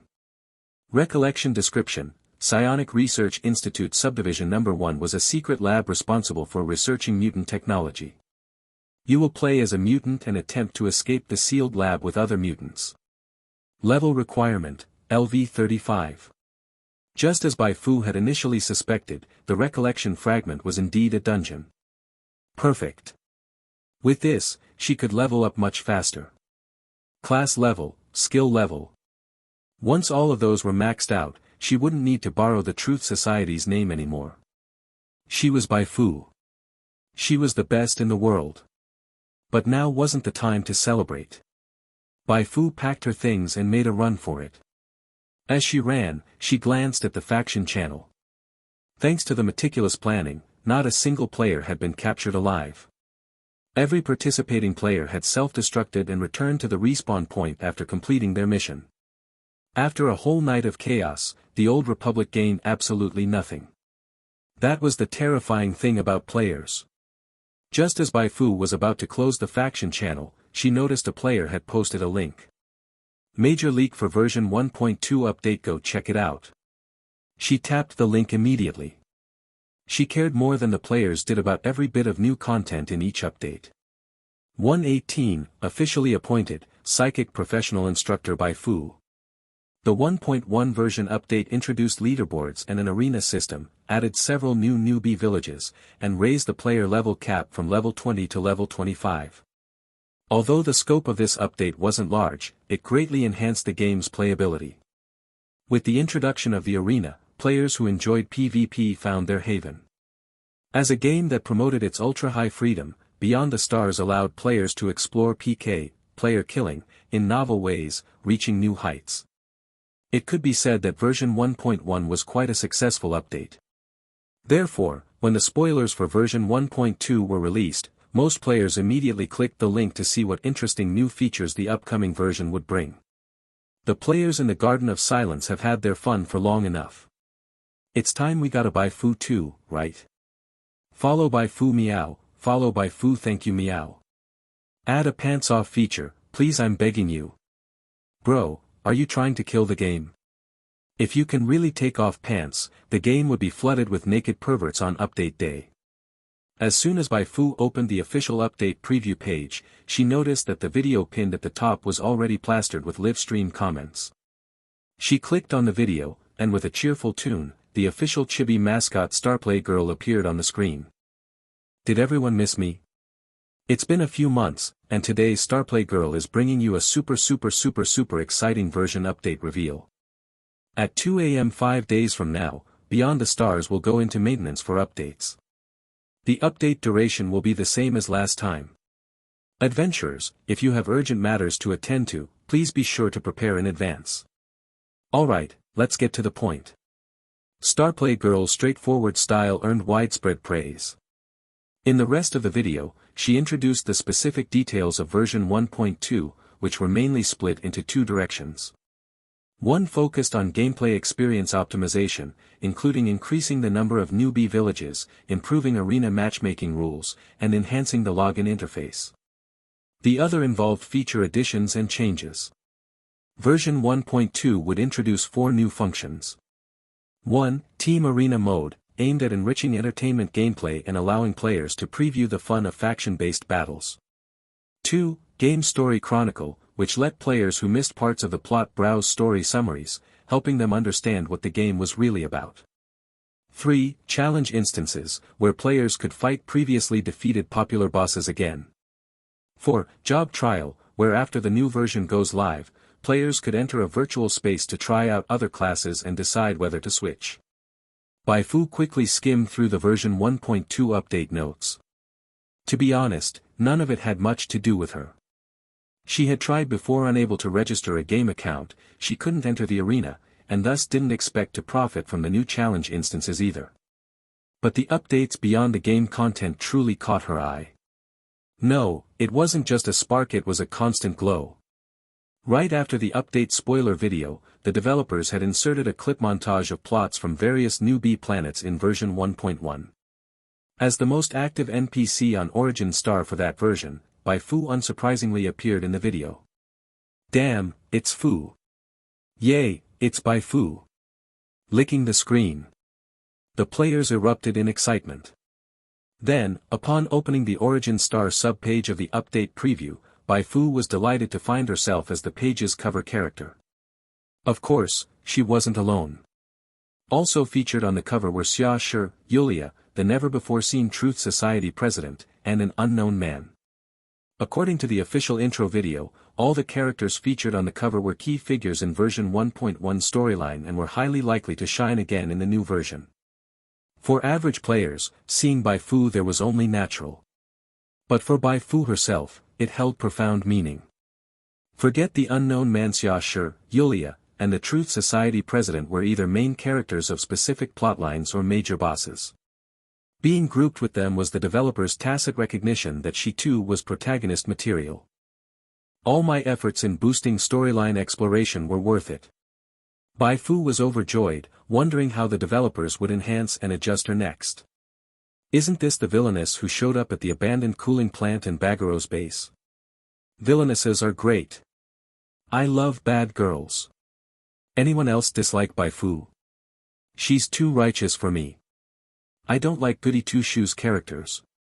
Whether she's all righteousness or all jingness, I love her all the same. It's Miss Xia Shi. She's the one who released the Gene Primordials Lab Quest series. Fu stands scram, my Shi is #1 in the world. Watching the comment argument scroll across the top of the video, Bai Fu couldn't help but laugh.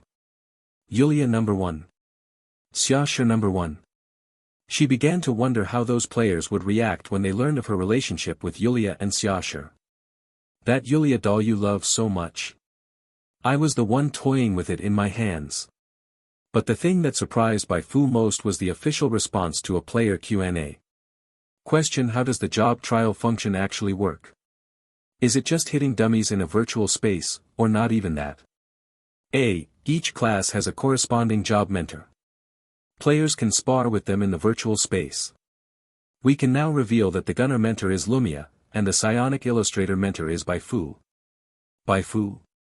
That's me, isn't it? Whoa! Bai Fu was stunned. After her artwork had made it to the homepage, now she had actually become a representative of the psionic class. This was a job mentor title. From now on, anyone interested in learning about the psionic class couldn't avoid her. The attention this would bring was unimaginable, and it wouldn't be fleeting hype either, but the kind that persisted as long as the game was live. Amazing. Bai Fu felt like grabbing Starplay Girl and giving her 2 big smooches. Just as she noticed this Q&A, many players began reaching out to her. For real. We can challenge Fu. I'm gonna fight Bai Fu. This is great, Wait for me everyone, once the new version goes live, I'll show you how to beat Bai Fu without taking a hit. In your dreams. You. No hit? You think this game has invincibility frames and parries like others? Although most players believed that challenging Bai Fu would only result in getting trampled under her feet, many still wanted to be the first to challenge her when the new version launched. I just like being trampled under Fu's feet, so what? Bai Fu gently pinched her chin. If the developers could make her one of the challenge instance's bosses, it would surely generate even more buzz. After all, this would prompt more players to record videos of themselves challenging her. Unfortunately, that couldn't happen. She shook her head and casually browsed the discussion threads players had posted about her. Once again, the excavation princess took the lead on the front lines. However, this time, she didn't speculate about Bai Fu's identity as usual, but instead made some predictions based on the newly released content. I reckon the new version will feature quite a few storyline quests related to Fu's true identity. Everyone, look forward to it. Look forward? Of course they should. If Fu truly turned out to be the sovereign of the Shadowed Knight, that would be insane. Twin Shadows, Sovereign of the Night. Even the heavily wounded version of the Sovereign of the Shadowed Knight was already so cool. Who knew how powerful the complete form would be? Bai Fu casually closed the official site and community page. There were still 5 days until the new version went live, so she needed to prepare adequately to avoid unexpected chaos from a mass player logout. Pretending to be a bystander munching on drama, Bai Fu swiftly returned to Tongshan camp after escaping from Black Mountain City. Upon submitting the quest to investigate the outbreak at Tongshan camp, she received another 140,000 XP. Not a huge amount, but not little either. Stay here at Tongshan camp for the next few days and continue looking after the sick. I'm heading back to the Goli Desert. With her instructions delivered, Bai Fu left. On the way back to the Goli Desert, she tested the newly acquired memory fragment. This memory fragment had a level cap of 35. For players, it was a massive hurdle, but for her, it was child's play. Upon entering the special instance of the memory fragment, she transformed into a battle maniac. Stealth? Stealth my ass. She led the rebellious mutants out of the front gate of the laboratory, crushing all those who dared to block their way until they were on their knees. At the end of the instance, a plain-looking mutant gazed at her with deep gratitude. You really aren't coming with us? Bai Fu shook her head. Go. Go find your freedom. Don't get caught again. While rushing through the instance, she also investigated the cause of the mutants' rebellion. The truth was shameful. Most of these special mutants had originally been ordinary civilians, but because they were suitable candidates for conversion, the Psionic Diffusion Committee had them captured. In the lab, they endured endless torment. Once that pain passed a certain threshold, they decided to risk everything and escape. Thank you. Meeting you is the greatest fortune of my life. I'll take them somewhere no one can ever find us and start over. The plain-looking mutant kept thanking Bai Fu until the instance concluded and he vanished from her sight. Bai Fu sighed. In the instance, these mutants had been saved. But in reality, according to him, they had failed to escape in the end and were all executed, never gaining the freedom they so desired. She checked the game prompt. Instance clear time, 13 minutes 46 seconds. First clear of the day, 140,000 XP gained. This memory fragment could be challenged repeatedly, but only the first clear each day would grant XP rewards. Even so, Bai Fu was very satisfied. Getting an extra 140,000 XP per day wasn't something to scoff at. If she could gather a few more memory fragments, she wouldn't have to worry about XP for a while. As Bai Fu neared the Goli Desert, the Old Republic publicly disclosed all details about the Black Mountain City attack. They strongly condemned the Truth Society and issued a top-level bounty on the traitor Bihim. When this news reached the Truth Society president looked completely baffled. I didn't know I ordered an attack on the Old Republic, let alone that I turned Bihim into a defector. At first, he thought one of his subordinates had acted on their own. But after investigation, he became certain that someone had impersonated the Truth Society. Deliberately posing as the Truth Society? They must have an agenda, but dash. The Truth Society president let out a cold snort. Whatever motives those impersonators had didn't matter anymore. He was about to launch the final operation. If it succeeded, all pests would be easily crushed. If it failed, he'd likely be dead anyway, and wouldn't need to worry about schemers anymore. Come to think of it, being impersonated wasn't all bad. At least the Old Republic's attention had been diverted, leaving them too distracted to focus on anything else. That impersonator actually did us a favor. The Truth Society president couldn't help but laugh. There were few people in this world who caused him as much trouble as Bai Fu. He dialed Dr. Ed's terminal. Make arrangements. I want to meet with Yulia now. Yes. 119, third reinforcement, officially recognized as the protagonist. Passing through one heavy door after another, the Truth Society president reached deep into Area C on level B3 of the main base. How is she?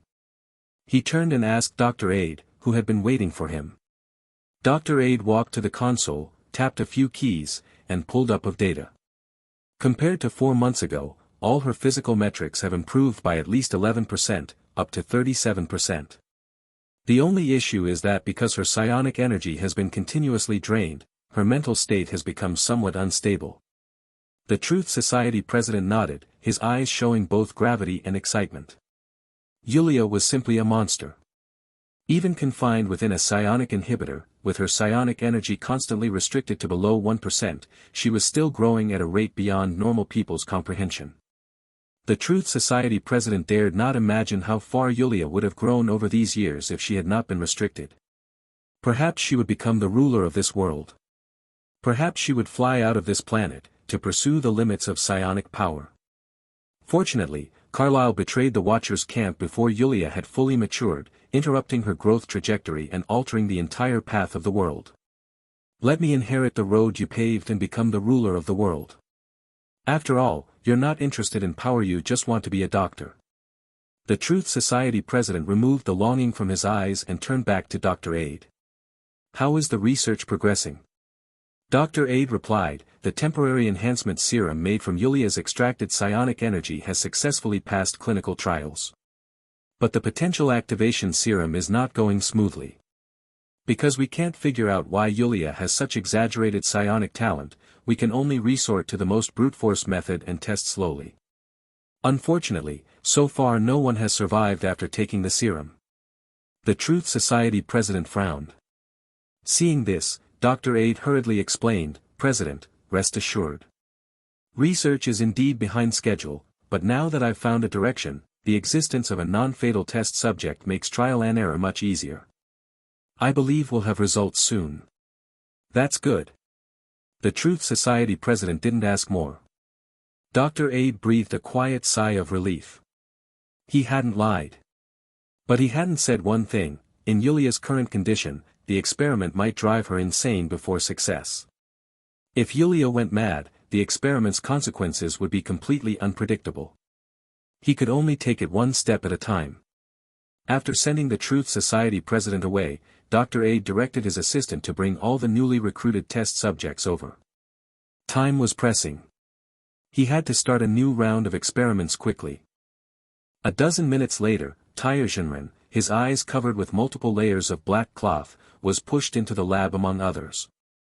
As long as you cooperate with me honestly in this experiment, you will be handsomely rewarded. While Dr. Aid spoke, Taiyuan looked around curiously. The other players seemed in high spirits. They could gain experience just by lying there, receive rare items upon completion, and even a chance to transform into special races. Who wouldn't be thrilled by a mission like this? Taiyuan was also excited, but his excitement stemmed from a different source. After all, he was a spy. Since Graham was slaughtered by Bai Fu, he had resolutely sided with Bai Fu and become a spy for the Silent Court. In the past few months, he had collected a fair amount of intelligence on the Truth Society, but that intelligence had been useless. At last, having landed a special opportunity, he intended to shine. If not now, then when? When his moment came, he would stun everyone. This time, he would show Bai Fu just how wise it was to accept him back then. Before accepting the mission, Taiyuan had already inquired. Dr. Aid held a very high position in the Truth Society, so high that even Commander Bernardo of the Combat Division wouldn't dare provoke him casually. He didn't know exactly where he was now, but since Dr. Aid was there, it must be a location of great importance to the Truth Society. First lie low for a while, see if I can find out the location of the Truth Society's main base. If I can't, I'll send Bai Fu the coordinates of this place. While the major powers were tense after the Truth Society's retaliatory attack on Black Mountain City, the the former capital of the Old Republic, the real mastermind behind the scenes, Bai Fu, had already returned to Sanctuary number 11. Considering a version update would occur in 2 days, she didn't go running off again. Instead, she planned to spend the time farming more experience and organizing players to begin a new round of construction in the Jelly Desert. Main Quest Branch 3, Order Defenders, and Branch 4, Ideal State, both linked to building up the Jelly Desert. The better the desert was developed, the greater the rewards when the quest settled. Needing massive experience to enhance her strength, Bai Fu naturally would not ignore these tasks. For others, maintaining order in the Jelly Desert and boosting its prosperity was no easy feat. Materials were easy enough just by them. The problem was finding a large workforce quickly. In this world, pollution was everywhere. Which contractor would risk sending builders to remote areas? But for Bai Fu, it was too easy. She had recruited so many players not to let them freeload. Of course, compared to NPCs that overwork players to the bone, she was kind-hearted. She wouldn't let players die of exhaustion only to drink foot-washing water. Primordials, begin excavation. Bai Fu, the contractor of the Jelly Desert construction project, appeared. She had already decided to drastically reduce commission quests and call on all players to head to the construction sites. Work hard for 30 days, build a new home. Jelly Desert is our home. Prosperity depends on everyone. Upon arriving at Sanctuary number 11, Bai Fu first met with Gao Yuan. Before heading out to stir trouble in Black Mountain City, she had instructed Gao Yuan and Old Nison to pull in as many players as possible from outside. Gao Yuan and Old Nison took her orders seriously. In her absence, they managed to bring in nearly 1,000 players. Including those who came on their own, the Silent Court's player count had now surpassed 4,000 and was rapidly heading toward 5,000. At this stage she had planned 5 strongholds in the Jelly Desert, each with a respawn point. Assigning roughly 1,000 players to each stronghold was more than sufficient. The plan to bring in undead can't stop. Soon the outside world will descend into chaos. At that point, the more undead we control, the safer we'll be. Bai Fu reminded Gao Yuan again. Gao Yuan nodded vigorously. He was now riding high. He had initially cooperated with Bai Fu simply because he trusted her power. Who would have thought that in just a few months, Bai Fu would become a legendary figure on the Origin Star and the Silent Court would become a presence that the 5 great powers could not underestimate. He had only meant to solidify his position as clan leader by collaborating with Bai Fu, and maybe build a dark web-style commission platform to bolster his family's power, but judging by the current trajectory, one day he might even stand on equal footing with the head of the Makarov family, who was behind the dark web. This was undoubtedly the most profitable investment in history. I will arrange everything, rest easy. After leaving Gao Yuan in Sanctuary number 11's office, Bai Fu went to see Old Nison and little Yulia. Though she was nominally the contractor, she couldn't actually direct players on site. She still needed to farm experience herself, occasionally cheering players on, leaving daily management to Old Nison and the rest. Old Nison was in high spirits. To him, everything that had happened in the past few months felt like a dream. He cherished everything he had gained and was thrilled to still have a chance to participate in this great reconstruction. Thank you. No need to thank me. Since I chose to settle in the Goli Desert, I would do my best to build this place even without your connection. I know. I'm not just thanking you for this, also for Carlyle. At this point, Old Nison couldn't help but sigh. Bai Fu had absolutely no obligation to help him kill that traitor Carlyle. Even after killing him, there was no need to bring his corpse back to shelter number 11, but she still did it. This was not some mere performance. On the contrary, it showed that Bai Fu truly treated his and Yulia's matters as her own. After being betrayed and hitting rock bottom, to meet someone like this, it was the greatest fortune of his life. Old Nison silently made up his mind to oversee this project well, ensuring not a single undying one would have any complaints about Bai Fu. Even if someone did complain, he would take the blame himself. That was how the Garden of Silence operated. Bai Fu only needed to play the role of the true monarch, Bai Fu who saves the suffering and the needy, the rest could be handled by others. As she walked home, smiling at the players on the roadside continuously snapping photos of her, Bai Fu beamed. Our Garden of Silence is really thriving.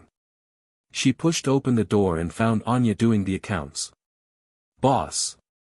Anya jumped up from the sofa. Bai Fu said, there are already too many members in the Garden of Silence now. You can't manage the store all by yourself. Just stop managing it. From now on, follow old Neeson and learn how to run the Garden of Silence. If I ever leave the Origin Star, you might be the one who'll have to handle things here. Hearing this, the smile on Anya's face instantly vanished, replaced by deep worry. Boss, are you abandoning me? Don't talk nonsense. Bai Fu glared at her. Hee hee. Anya immediately grinned again. I knew Boss wouldn't abandon me. But what do you mean by leaving the Origin Star? Bai Fu rolled her eyes. You really know how to act. But seeing Anya act so well, she was reassured this was the quality a competent Garden of Silence administrator should have. If your heart wasn't ruthless enough, you couldn't squeeze enough benefits from the players. If you couldn't act well enough, you couldn't make the players feel like they were getting a good deal while still getting exploited. Bai Fu said, someday, I'll definitely leave the Origin Star. But since I don't know the specifics yet, I'm not sure whether I can take you with me. If not, then you'll have to stay here a while longer until I gain a foothold in the interstellar realms. Anya didn't fully understand, but she didn't dwell on it either. She only knew that Bai Fu was her sky, and believing in the sky was the right thing to do. In the last few days before the 1.2 version update, Bai Fu spent most of her time grinding for memory fragments and crafting prayer cards. The rest of her time was spent patrolling several construction sites. Most players didn't actually understand how to build houses, but after all, it was just a game. As long as they followed the game prompts and filled the progress bar, the quest was considered complete. During this wave of infrastructure quests, a few players unexpectedly went viral in the community, such as Convert to Bai Fu. These players had real-life jobs related to the construction industry. Upon hearing that the Garden of Silence was renovating and rebuilding 5 strongholds, they volunteered to help draw blueprints and coordinate player efforts to complete the construction tasks. Old Neeson immediately agreed when he heard about this. And indeed, thanks to the game's ultra-realistic mechanics, the expertise these players had could be perfectly applied to in-game building. Damn, civil engineering saints. Bro, you guys are freaking amazing. The wave of praise in the community put Convert to Bai Fu and the others in the spotlight, which also motivated other players doing grunt work to work even harder. They wanted to see if they could actually turn those blueprints into real structures.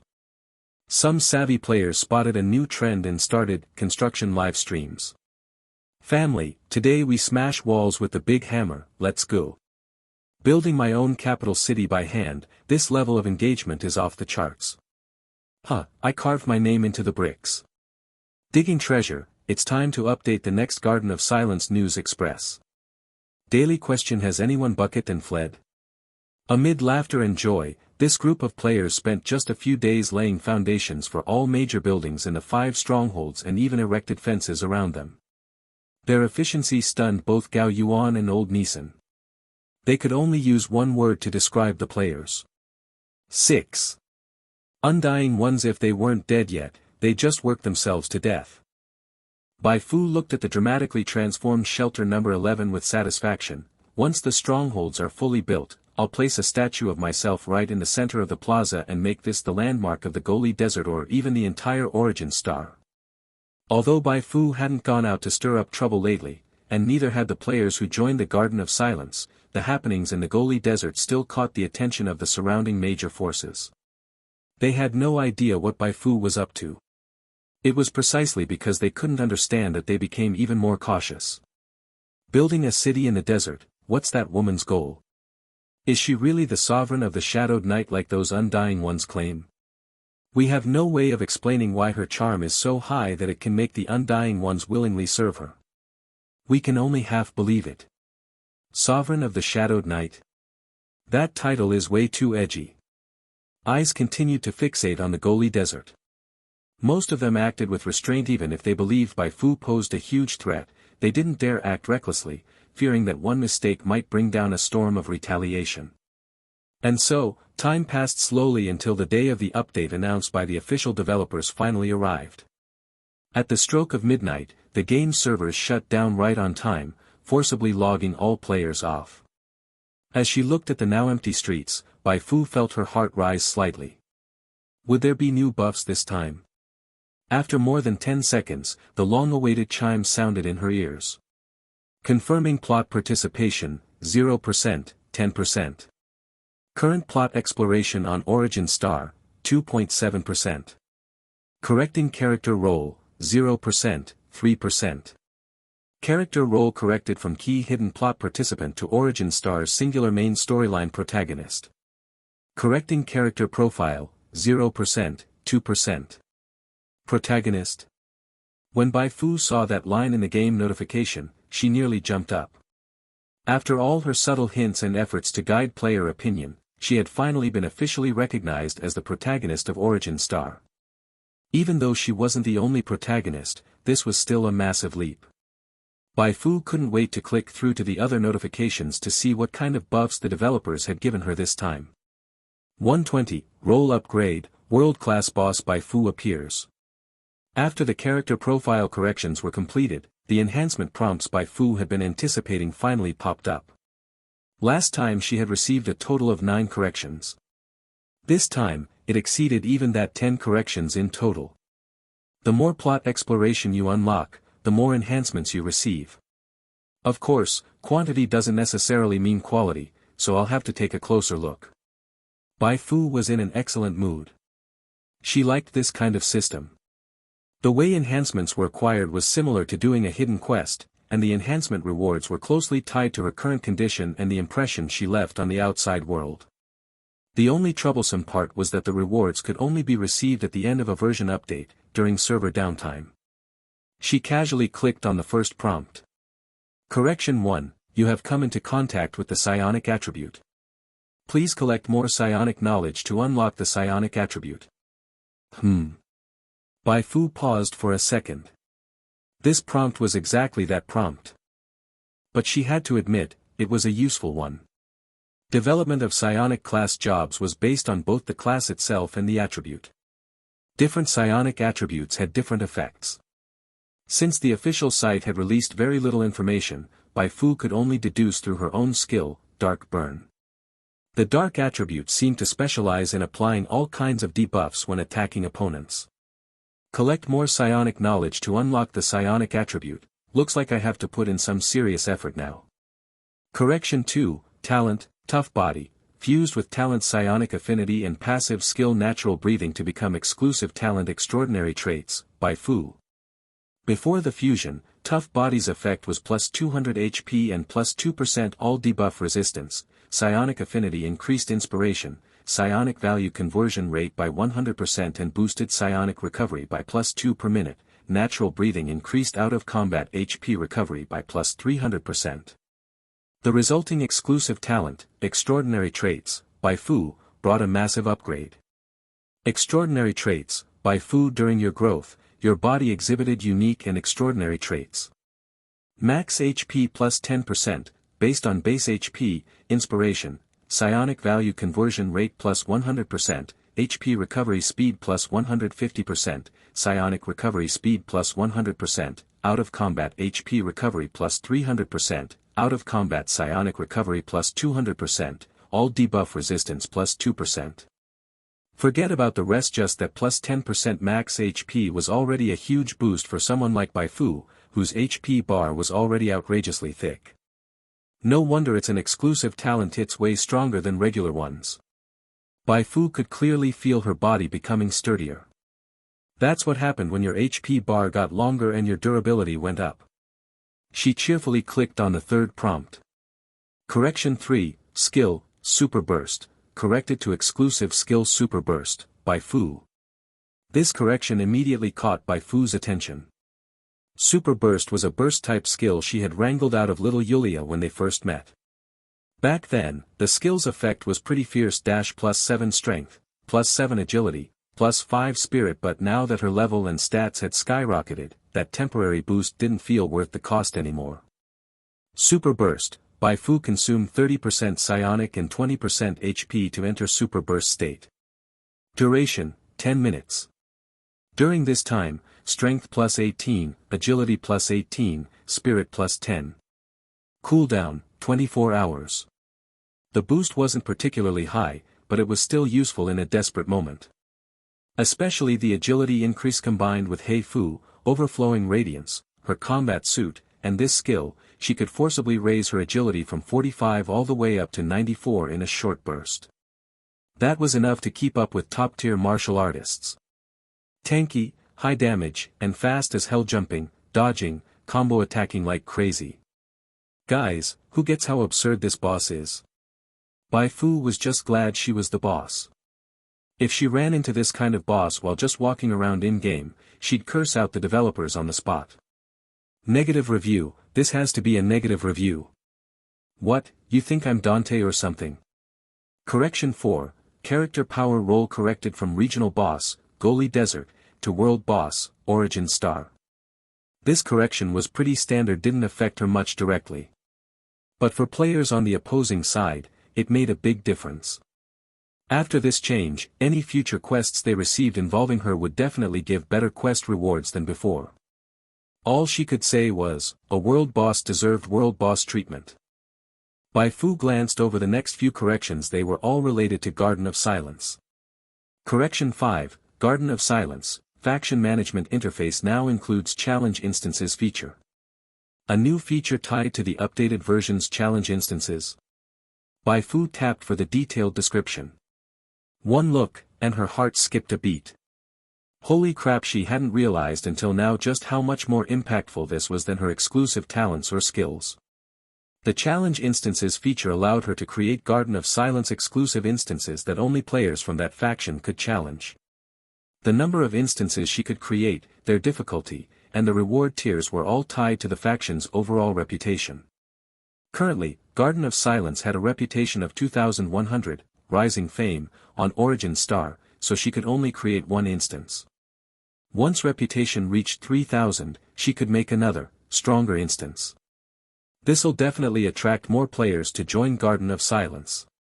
But the benefits didn't stop there. What really drew Bai Fu in was a special function of challenge instances. Pre-battle loadout. Before entering the instance, players got a prep phase where they could freely swap in the equipment and items they wanted to bring, and also shop at the instance's own store for gear, items, skills, profession knowledge books, and more to boost their power. Naturally, shopping required money. But Bai Fu had authority to configure what kind of currency was used. She could choose the currency type.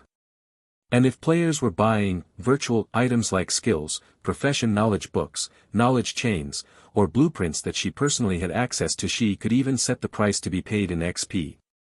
This perk couldn't have come at a better time for Bai Fu, who desperately needed XP. She had quite a few great basic resources at her disposal, for instance, Flowing Light, Overflowing Radiance, and Moon Veil, which were god tier for low-level body strengthening builds, and Fanaticism, Psionic Perception, and Dispel, essential for psionic support builds. Teaching players skills and profession knowledge, and profiting from it, guys, this is the most on-brand moment for a mentor-type character ever. Bai Fu excitedly moved on to the remaining 5 corrections. Correction 6, Old Neeson corrected to Garden of Silence Lieutenant. Correction 7, Gao Yuan corrected to Garden of Silence Partner. Correction 8, Anya corrected to Garden of Silence Quartermaster Lieutenant. Correction 9, Garden of Silence, will be corrected to a major power on Origin Star in version 1.2 Planet Tales. Correction 10, Goalie Desert Regional Main Storyline Elegy of the Watchers will be corrected to a main storyline quest of Origin Star in version 1.2. These 5 corrections were all role-based updates. They didn't directly buff Old Neeson or Anya, nor did they give Garden of Silence any stat boosts, but they were necessary. Titles mattered a lot. Both the game and the players valued lore accuracy. Take herself as an example. If the game had designated her the version protagonist from the very start, she wouldn't have had to work so hard to trick players back at the abandoned cooling plant. Me, the protagonist, follow my lead, do the quests, get the rewards. Otherwise, scram. A legitimate identity came with such brutal authority. After reviewing all the enhancement prompts, Bai Fu quickly opened the faction management interface. As expected, a new challenge instances feature had been added to the lower right corner. She clicked into it and began creating a new instance according to the prompts. According to the description, she could create an instance based on any major event that members of Garden of Silence had experienced for players to challenge. However, since she could only create one instance for now, and she wanted to convert players' money and XP into her own as effectively as possible, she had to put real thought into the topic selection for this instance. First, the instance had to have a certain level of difficulty. If it wasn't hard, players wouldn't spend money. If it wasn't challenging, players wouldn't be motivated to keep retrying, pushing for no damage records or speedrun records, things that drive hype and community chatter. But it also couldn't be too hard.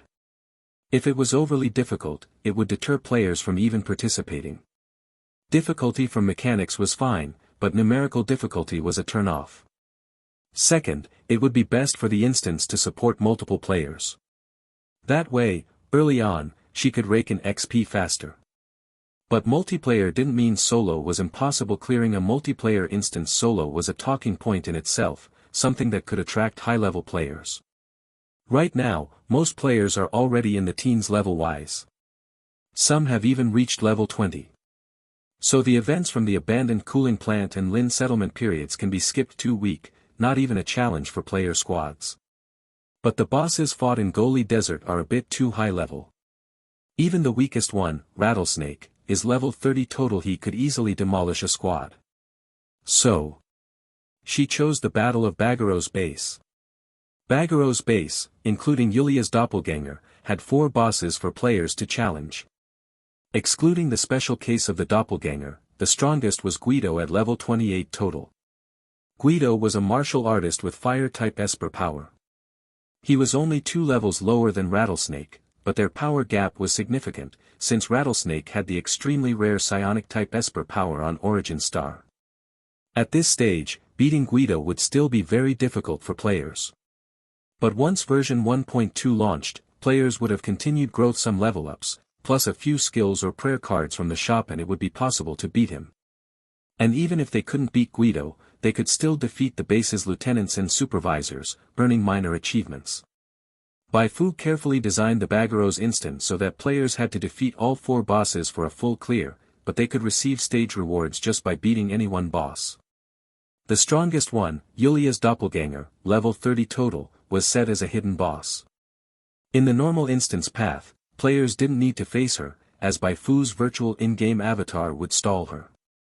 But players could still choose to talk to Bai Fu's avatar and directly challenge Yulia's doppelganger. Since it was a hidden boss, Bai Fu included a decent reward. Defeating Yulia's doppelganger grants 1 psionic knowledge chain in addition to the base rewards. This reward was extremely appealing for psionic class players. For other classes, it was still profitable. They could sell the knowledge chain to those who needed it. Once the instance was fully designed, Bai Fu spent a lot of time stuffing the pre-battle loadout shop with various items and skills. Almost done. After over 2 hours of work, Bai Fu finally completed the instance setup. She opened the instance description. A small window popped up in front of her. Challenge instance, Garden of Silence, Baghero's. Instance description: before Garden of Silence was established, its current palace master Bai Fu fought fiercely against the Truth Society at Baghero's base, earning tremendous fame. Now, you can return to that era and experience that intense battle. Level restriction, LV11 LV30. Player count, 115.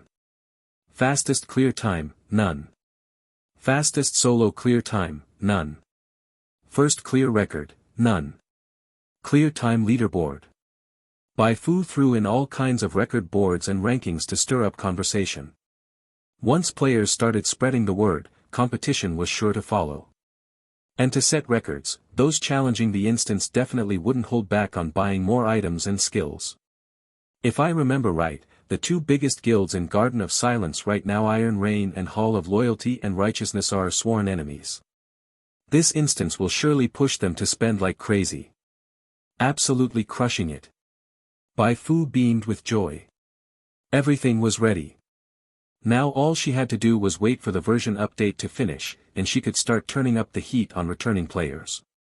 I'm going to squeeze every drop of XP out of you. As a world boss, Bai Fu stayed eternally hungry. But before she began exploiting the players in earnest, she still had a lot of prep work to do. Since it was a version update, she needed to provide more surprises for the players, something to really get them excited. Bai Fu quickly contacted Gao Yuan. I need a monument. A huge one that can hold several thousand names.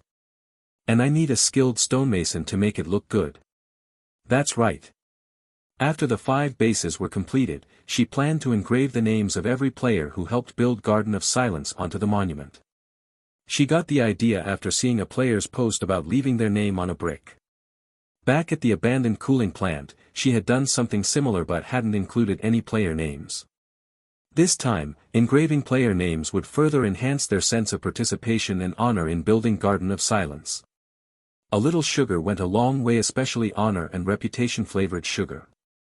It cost her next to nothing and made players grateful to her instead of resenting the XP grind. Being a succubus isn't something just anyone can pull off. Su Li, oh Su Li, you've got a long way to go if you want to learn from me. Chapter 121, The True Succubus, Main Story Controller Bai Fu. After receiving Bai Fu's procurement notice, Gao Yuan swiftly took action and hauled a massive stone over with a vehicle by the 3rd day. Bai Fu instructed him to move the stone to the plaza and told the stonemason who came along to start carving right away. Once the monument was erected, the adjacent area could accommodate an even larger statue of her. From now on, as long as players saw this monument and her statue, they would recall the grand event of the players collectively building a city. This was definitely a more memorable, iconic moment than hanging Cedric from a street lamp. Hanging from a street lamp was like a tornado, its impact came swiftly and faded quickly. But this event was different. It was one worthy of being recorded in the history of players of Beyond the Stars. Bai Fu believed that even 10 years later, players would still clearly remember this event. As more events like this occurred, the name Bai Fu would become a collective memory shared by this generation of gamers. Beyond the Stars cannot lose Bai Fu, just like the 3D zone cannot lose Tifa. Bai Fu watched the gradually taking shape monument with satisfaction. With the monument and statue settled, there were 2 more things she needed to do. The first was to enhance protection for the core members of the Garden of Silence. Following the launch of version 1.2, with the official promotion of her character, the opening of challenge instances, and her plan to release more main quests, it was foreseeable that more players would pour into the Goli Desert. At such times, it was inevitable that some wary individuals might show up to cause trouble. Bai Fu herself wasn't afraid, nor were the players, but Anya and Old Neeson were different. After being severely injured by the Truth Society, Old Neeson's stats had significantly declined, barely reaching the current average level of players in the Garden of Silence. As for Anya, there was even less to say. Although Old Neeson guided her training as if she were his granddaughter, a month or 2 simply wasn't enough time for significant improvement. Out of safety concerns, Bai Fu temporarily reassigned them all to the Psionic Research Institute No. 2 subdivision, where they would work until the situation stabilized. The defense level of the No. 2 subdivision was extremely high, and under normal circumstances, no one would venture there. If the Eye of the Dark Moon detected any unfamiliar presence, there was an 80 to 90% chance it meant trouble. No hesitation, just take them out. The second matter was card gambling. During her recent days back at Shelter No. 11, Bai Fu had earned another 1 million XP. She wasn't in a rush to level up, instead, she planned to invest the XP into skill levels and acquiring prayer card blueprints. When it came time to fight, she could level up and boost her stats in one go. New prayer card blueprints would both enhance her strength and provide her with more items to sell to players. Let's first try to synthesize a special summon card that can assist in making prayer cards. The number of players in the Garden of Silence was growing rapidly, and so was the demand for prayer cards. At this stage, Bai Fu and Hei Fu, running at full capacity, could still manage the supply. But if the player base doubled again, even if the 2 of them handcrafted until their hands smoked, they still couldn't meet the demand. Not that her hands would literally smoke, she had far too many other uses for them. My turn, draw a card. Bai Fu began pouring XP into the targeted synthesis function. Synthesis failed *n. After burning over 400,000 XP, she finally heard the prompt sound indicating successful synthesis. Synthesis successful. You have obtained generic card, Tiny Bai Fu. Tiny Bai Fu summons a Tiny Bai Fu true spirit. You may command it to carry out tasks within its capabilities. Tiny Bai Fu and Tiny Bai Fu were identical in appearance except for hair color, but their functions were worlds apart. Tiny Bai Fu's limbs couldn't perform any complex work, so she could only serve as a humanoid scout or a self-propelled bomb. Tiny Bai Fu, however, lacked scouting and self-detonation abilities, but its limbs could bend like a human's, albeit slowly. That was what Tiny was like. Tiny Bai Fu's HP was 300. Even without taking damage, her HP would gradually decline over time. When it reached 0, she would vanish. Clearly, Tiny Bai Fu was suited for use as a meat shield and manual labor. Bai Fu immediately commanded Bai Fu to produce a batch of Tiny Bai Fu, then sent them into the Bai Fu prayer card manufacturing factory to work themselves to the bone. Watching the Tiny Bai Fu sitting earnestly at the factory desks crafting various prayer cards, she felt deeply satisfied. Although Bai Fu could only control a limited number of Tiny Bai Fu at once, this cap wasn't fixed, it would rise as Bai Fu's stats improved. So, for the time being, Bai Fu didn't need to worry about failing to meet player demand. Excellent, this was exactly what she needed. Bai Fu then poured XP into synthesizing a second card. This time, she aimed for an offensive prayer card. After spending another 300,000 XP, she successfully obtained a generic card, Void Energy Orb. Upon use, she could summon a Void Energy Orb, which would automatically target and attack the designated enemy. Each hit would deal base damage equal to Inspiration *1. Due to card limitations, she could summon up to 5 Void Energy Orbs. Each orb had 500 HP, and upon depletion, it would disappear. The maximum duration was 5 minutes. From its effect, the Void Energy Orb resembled a drone, a highly effective supplementary offensive tool for her. Whether suppressing boss output or clearing small mobs, it served well. Bai Fu was quite pleased. Her only regret was being limited to summoning 5 Void Energy Orbs. Otherwise, she could scatter a pile of them in battle, whip out a folding chair, cross her legs, sip tea, and let Tiny Bai Fu massage her shoulders and feet while laughing as the opponent drowned in despair surrounded by the Void Energy Orbs. Precise and elegant, this is the life. Bai Fu suddenly felt that being a psionic illustrator was a profession both prosperous and promising. With just 1 day left before the version went live, the official promotional video for version 1.2 finally launched. Compared to version 1.1, version 1.2 didn't add much in terms of features, but player anticipation was far higher. The reason was simple: version 1.2 was a plot-centric version. After stumbling through version 1.0 and groping around in version 1.1, the main storyline of each beginner planet would now advance significantly in 1.2. More new main quests would appear before players, who could now compete in them. As their levels rose, they could unlock more skills and explore new playstyles for their main class. How could one not look forward to such a version? The final promotional video for version 1.2 focused tightly on this theme, featuring highlight scenes of key 1.1 characters and players, all set to an epic soundtrack to build excitement for the update's launch. As a major figure on Origin Star, Bai Fu made 3 appearances in the new trailer. The first was hanging from a street lamp, the second was unleashing a barrage to shoot down Carlisle's helicopter, and the third was directing players to construct in the Goli Desert. Her screen presence was maxed out. However, Bai Fu was keenly aware that this wasn't the time for pride. As the storyline advanced, she was gradually acquiring rivals. Lumia, one of the protagonists of the technology-themed planet and the officially appointed mentor for the gunner class, had drawn a massive following with her dazzling combat style. Maruru, one of the protagonists from the psionic planet, had a healing-type ability. Because of her outstanding appearance, kind heart, and her continuous protection and blessings for the players, she was deeply loved by the community. Bai Fu casually browsed the community and quickly identified a number of NPCs who already had a dedicated base of supporters. These NPCs weren't nearly as popular as her at present, but one mustn't forget they were originally main characters, equipped with rich background settings and dramatic main storylines. Their ability to gather popularity was exceptionally fast.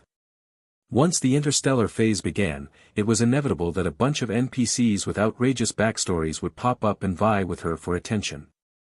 Thus, Bai Fu dared not relax. She was determined to crush all these challengers into kneeling submission. She wouldn't just be the top warden of Beyond the Stars, she'd be the #1 succubus of Beyond the Stars too. The fake succubus relies on looks and lewdness. The true succubus relies on looks, plot and quests, classes, skills.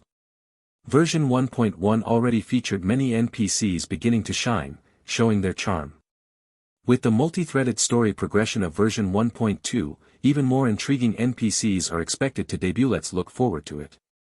As a member of the Garden of Silence, I'm especially excited to see what new form Fu Fu will take in the upcoming version. The officials have now personally confirmed that Fu Fu is one of the many protagonists of Origin Star. I wonder what surprises the new version of Fu Fu will bring us. Feel free to comment below. The new version preview video released by Digging Girl triggered massive discussion among players. Wish granted, new version Fu Fu switches to black stockings. No black, I want white. Rather than hope for that, I'm more curious whether the new version will reveal more about Fu Fu's true identity. I bet Fu Fu is the sovereign of the Shadowed Night. If I'm wrong, I'll eat *T. Here comes the freeloader. Seeing these comments, Bai Fu chuckled. All she could say was that the player's imagination was still far too lacking. Although she wouldn't wear black stockings, she would offer players benefits in other ways. First lure them in with benefits, then slowly slaughter them. At the very moment version 1.2 went live, Bai Fu issued a new faction quest titled Origin of the Truth Society to all Garden of Silence players. This quest tasked them with investigating the identity of the Truth Society's president. In addition, she shared a new main quest side branch titled the Would-Be Savior Side Branch 2, another psionic prototype with players who had high reputation. Both quests were linked to the Truth Society in essence, a disguised reminder to the players that one of the main targets of the Garden of Silence in the new version was the Truth Society. Players bombarded with the quests were stunned. Damn, this is the new version. Back in version 1.1, they had already received side branches 3 and 4 of the regional main quest Watcher's Lament from Bai Fu. Now they were getting 2 more new quests. In terms of narrative content, they were absolutely stomping on other factions. Though they couldn't participate in high-level boss fights yet, those bosses weren't something they could tackle at their current stage anyway. Just following behind Bai Fu to enjoy the story and collect base rewards was already a huge gain. Patrick Star, time to climb the rankings in the new version. Digging Girl, Calamity Dragon, let me check if the shop has new prayer cards. It's been forever since I had new material for review videos. Convert to my Fu, my Fu, I can see you again. Sword Chi Soaring, our Iron Rain Guild is the true #1 of the Garden of Silence. Hey see, Sword Chi Soaring is full of crap. If you want to join a guild, join Loyalty Hall. Big brothers here are taking new players through the newly released challenge instances. Just as players were eagerly exploring the Garden of Silence to see what the new version had brought, many noticed that a new instance button had appeared in the faction interface. Exclusive faction instance. There's actually something like this. Let me see. Baggeros. Wait, isn't that the battle where Fu Fu turned on the genetic prototype? No way, I've always regretted not experiencing that part of the story myself. I didn't expect it to be turned into an instance. Awesome. Hey look, there's a new instance. After a few shouts, all Garden of Silence players who were online became aware of the Baggeros instance. Even players under level 11 were paying attention now. The reason was simple. Upon discovering the instance, Sword Chi Soaring and Hei Si both immediately declared they would claim the first clear record. Most players knew these two were sworn rivals. Hearing that they were racing for the first clear, many stopped doing quests just to see who would have the last laugh. Drama after all, most people loved to watch it unfold. Bai Fu was secretly watching too. The more fiercely Sword Chi Soaring and Hei Si competed for the first clear, the more publicity her instance would get. More attention meant more players would attempt to clear the instance, which in turn meant more profit and experience for her. Charge, Sword Chi Soaring, Hei Si. You wouldn't want to be surpassed by Hei Si, Sword Chi Soaring, would you? Then move it. Sword Chi Soaring and Hei Si indeed took action immediately. They both rallied top players from their respective guilds. Especially Sword Chi Soaring, he was holding in a bellyful of rage this time. Baghero's base. That was the place where he tried to switch sides and ended up getting captured and turned into a lab experiment. Today, he had to obliterate it. In truth, the Iron Rain Guild was at a bit of a disadvantage.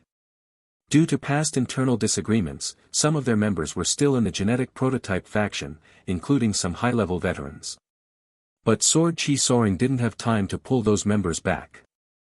After entering the instance with his newly assembled squad, he was surprised to discover that during the loadout phase, they could actually purchase items from the shop. This shop even sold skills and class knowledge books that weren't available in Anya's mysterious shop. Flashing Light, Radiance, Moon Veil, generic skills usable as long as you have Chi. This is obviously a god-tier set of skills. Sword Chi Soaring gritted his teeth. So what if it cost experience points? To boost his power, to grab the first clear buy. Ding ding ding. Watching the in-game prompts pop up on her back-end screen, Bai Fu beamed. The first step was complete. Now she could lie back and count her XP. This time, she would ascend to the summit, max out all her skills, and show the world what a true world boss complete Bai Fu really looked like. Chapter 122, Power Surge, I am now the complete Fu. The newly released faction-exclusive challenge instance Bagherosh had drawn a lot of player attention from the moment it entered their field of view. After all, it was a feature newly introduced in version 1.2. Many players were curious to see what this challenge instance was like and how its rewards compared to various commission quests. At that moment, news suddenly spread that Iron Rain Guild and Hall of Loyalty and Righteousness had already formed challenge teams and entered the instance one after the other, hoping to grab the first clear record. Although Iron Rain and Hall of Loyalty and Righteousness were not top-tier guilds, they were at least well-known within the Eastern mainland. This news immediately attracted a large group of bystanders. LMAO, if I remember correctly, these two have always disliked each other. This is going to be a good show. Who do you think will take the first clear record? Hall of Loyalty and Righteousness, probably. Iron Rain Guild has several top-tier players who didn't join Garden of Silence and instead sided with the Gene Primordials. That puts them at a big disadvantage for team formation. Not sure. What if some big bro solo clears the instance out of nowhere and takes the first clear? Bro, you think this is one of those stories where a gaming master gets reborn right at the server launch and steamrolls everything? Amidst the heated discussion, Excavation Princess stepped up. She personally entered the Baghero's instance to give every player following the event an immersive explanation of the Baghero's base situation. Hello, everyone. Happy new patch. I once followed Fu into battle in Baghero's and contributed to its capture. Back then, Garden of Silence only had Fu and Anya. Thinking back now, it's really nostalgic. Today, I'll take everyone on a tour of Baghero's base's interior. First thing in view is... Hey, calm down. I come in peace, don't hit me, I'm dead. While excitedly taking photos of Baghero's base, Excavation Princess was gunned down by a trooper rushing out from inside and was instantly ejected from the instance. The players in the live stream room nearly passed out from laughter. Seeing the live stream comments flooding the screen, Excavation Princess decisively activated the skill Stubborn Talker. You guys just don't get it, huh? I was actually creating program effects on purpose to tell everyone how hard this instance is. Don't try to solo it, or you'll end up like me just now. Yep, that's it. Now let's take a look at key points for the 4 bosses in Baghero's base. As someone who's been there, I do know a bit about their mechanics. One had to admit her instant wipe and Stubborn Talker banter really worked as entertainment. Thanks to her antics, more players joined in on the bystander festivity. Many professional players, large guilds, and expert commentators jumped in, explaining the backgrounds of the two guilds and the battle histories of the players sent to clear the instance. Since the end of version 1.1, the game hadn't had a hot event capable of engaging all players in this way. The rivalry between Iron Rain Guild and Hall of Loyalty and Righteousness had opened version 1.2 with a bang. 20-odd minutes later, the challenge teams from both guilds failed and left the instance. Excavation Princess quickly ran up. Let's interview the first one out. Sword Chi Soaring. Mr. Sword, everyone's watching your battle with Hall of Loyalty and Righteousness. Any thoughts on the Baghero's challenge? Standing in front of the camera, Sword Chi Soaring coughed. Although we didn't clear the instance, we did take down the first boss. Won't be long before we figure out the path to clearing it. Stay tuned. Excavation Princess asked, can you share what rewards the instance gives? Sword Chi Soaring said, honestly, more important than rewards is the pre-battle loadout. Not sure if you noticed, but the pre-battle loadout shop has a lot of high-tier items not even available in Anya's mysterious shop. Like what? Sword Chi Soaring simply shared the photos he had taken. After examining the pictures of the items one by one, everyone on site and in the live stream was stunned. No way, the instance actually sells skills and profession knowledge books. You can just spend XP to learn them. No harsh prerequisites, no grinding NPC favorability. This is amazing. I'm going to check if other challenge instances have similar rewards. Don't bother. They don't. This must be a special perk for faction instances. Dang it, why am I not on Origin Star? These skills are god tier for early game. Sword Chi Soaring's showcase completely skyrocketed the fame of the Baghero's instance. In no time, a flood of players from Garden of Silence who had decent XP and matching classes rushed into Baghero's to learn all the fundamental skills. Bai Fu felt a bit lucky that she had muted the shop's sale notification chime. Otherwise, the constant ding-ding-ding and vibrations would have knocked her out cold. But even without passing out, she was nearly overwhelmed with joy. Yes. Players continuously poured their XP into her XP pool. In just 30 minutes, she had banked a full 1,000,000 XP, stuffed to the brim. Still not enough. I need more XP. Bai Fu excitedly licked the corner of her lips. Whether she could seize the high ground of version 1.2 and lay a solid foundation for entering Beyond the Stars later all depended on this wave. Garden of Silence had nearly 5,000 players, and only a small portion had purchased skills so far.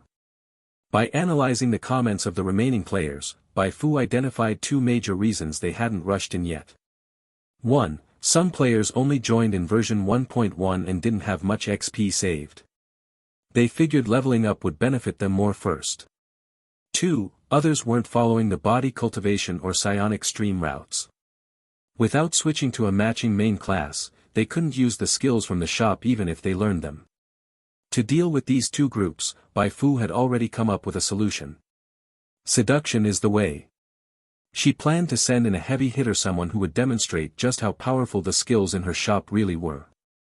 You don't want to fall behind just because you didn't buy skills from the shop, do you? If not, then hurry up and spend that XP. If that still didn't work, Bai Fu had one more trick up her sleeve. And once she played it, even the stingiest cheapskate would be milked dry. At that thought, she immediately used her personal terminal to contact Old Neeson. This plan needed Old Neeson's cooperation. Want to carry on the legacy of Moonlit Dancer? Old Neeson paused. What do you mean? Thus and so, Bai Fu shared her idea with Old Neeson. 1 hour after server launch. Outside Anya's mysterious shop. Patrick Star spent money on 2 prayer cards. He was currently on the Battle Mage path, so the prayer cards gave him a far greater boost than they would for the average player. Just as he was about to leave, an NPC suddenly walked up from the side. Mr. Patrick Star, I presume. Patrick Star was slightly stunned. He recognized this NPC, Old Neeson's assistant, Sean, from Garden of Silence. The expansion quest for Shelter Number 11 had been issued by this very NPC. That's me. What do you need from me? This conversation instantly caught the attention of the nearby players. An NPC initiating a conversation on its own, and even addressing him as, Mr. This had to be the trigger for a hidden plotline. Sean nodded and deliberately raised his voice. You took first place in the earlier contest and were awarded the Marshal Badge personally by the Palace Master. Your performance in subsequent quests has also been outstanding. Deputy Neeson holds great regard for your potential and wishes to have a word with you. Before Patrick Star could even respond, the surrounding players were already shouting. Damn! It really is a hidden plotline. Since it was a hidden plotline, what was there to hesitate about? Patrick Star decisively agreed and followed Sean out of the shop. News of the event quickly spread. A large crowd of players rushed over, including Sword Chi Soaring and Black Bastard. They all wanted to see what quest Patrick Star had received and what the prerequisites for triggering this hidden plotline were. Half an hour later, Patrick Star walked out of the room, his face filled with barely contained excitement. Patrick. Did you trigger a hidden quest? Patrick Star shook his head. Not a hidden quest. It's a hidden class. Old Neeson said he sees potential in me, so he passed down a new class called Moonlit Dancer. What? Hidden class. This sentence hit like a storm, stunning every player present. To be honest, even Patrick Star himself felt numb from shock. He had thought the Marshal Badge was just a badge of honor. He hadn't expected that, once the new version launched, that old badge would bear such fruitful results. The hidden class Moonlit Dancer not only came with powerful skills, but granted more attribute points per level compared to general classes. After the successful class transfer, his power skyrocketed. He couldn't wait to test out how effective this new class really was. Patrick Star, interested in joining our instance raid group? At that moment, Sword Chi Soaring jumped out and invited Patrick Star. Patrick Star had never really been into instance raids, but he was itching to test his DPS output, so he agreed. Damn it, Sword Chi Soaring, that's cheating. Black Bastard was so angry he was practically smoking from the head. Sword Chi Soaring laughed smugly. So what if it was a first clear run? No one said you couldn't bring outside help. Out in the world, you had to play it smart. The two guilds charged into Bagaro's base once again. Because Patrick Star had unlocked a hidden class and joined Sword Chi Soaring's raid group, this round of the challenge drew even more attention. Everyone wanted to see how powerful this Moonlit Dancer class really was. The result was astonishing. Although Iron Rain Guild still didn't clear the instance, they managed to take down the second boss before wiping, a massive improvement. Once the challenge video was released, players from all corners, especially those in Garden of Silence, were completely captivated by Patrick Star. Patrick Star had always been a top-tier player. With the agility bonuses from Moonlit Dancer and several newly unlocked skills assisting him, he glided among the mobs like he had learned light footwork. A true wandering dragon. Even when facing a powerful boss, his graceful movement allowed him to last longer and even had the boss spinning in circles at one point. It was through this incredible performance that Iron Rain Guild's players managed to work with him to defeat the second boss of the Bagaro's instance-based supervisor Carlos. Once the video ended, the live stream comments exploded. Holy! Moonlit Dancer really turned him into a martial arts master. So cool! Isn't this 10 times better than my slow punching build? Coach! I wanna learn this one. Why wasn't it me who unlocked the hidden class? Everyone stared at Patrick Star with jealous admiration. Then, some sharp-eyed players noticed that the skills Patrick Star used most frequently were exactly those being sold in the instance shop. Flowing Light, Overflowing Radiance, Moon Veil. Even if you couldn't switch to Moonlit Dancer, you could still learn its skills and get a taste of that graceful motion. Maybe, just maybe, learning the skills would make old Neeson notice you, and you'd get to class transfer like Patrick Star. Do you want to dance too? Yes. Absolutely. Meanwhile, Calamity Dragon dropped another big piece of news. Fu learned this class too. Silver Moon Bai Fu was a Moonlit Dancer. This made total sense, brother.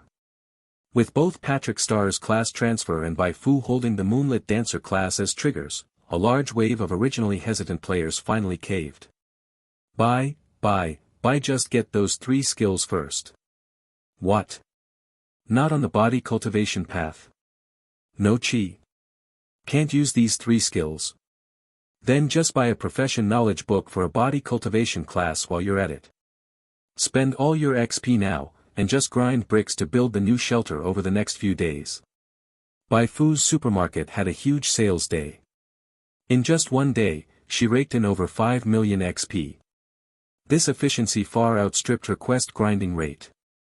Of course, quests could be done repeatedly, while this kind of harvesting had intervals, and high-level quests usually offered more than just XP, like skills, blueprints, items, etc. But what she needed right now was XP, and only XP. Players really are the finest leek, so fresh and crunchy. The sweetness of success had Bai Fu's eyes glowing red. One could only say that Garden of Silence still had too few players. It simply couldn't satisfy her appetite. She had to attract more players to join Garden of Silence, stuff her leak field full. Just publicizing the greatness of Garden of Silence clearly wasn't enough. She needed to design a quest chain that players could keep doing. If the developer officially recognized it as the new main storyline for Origin Star, even better. By then, she wouldn't have to do anything herself.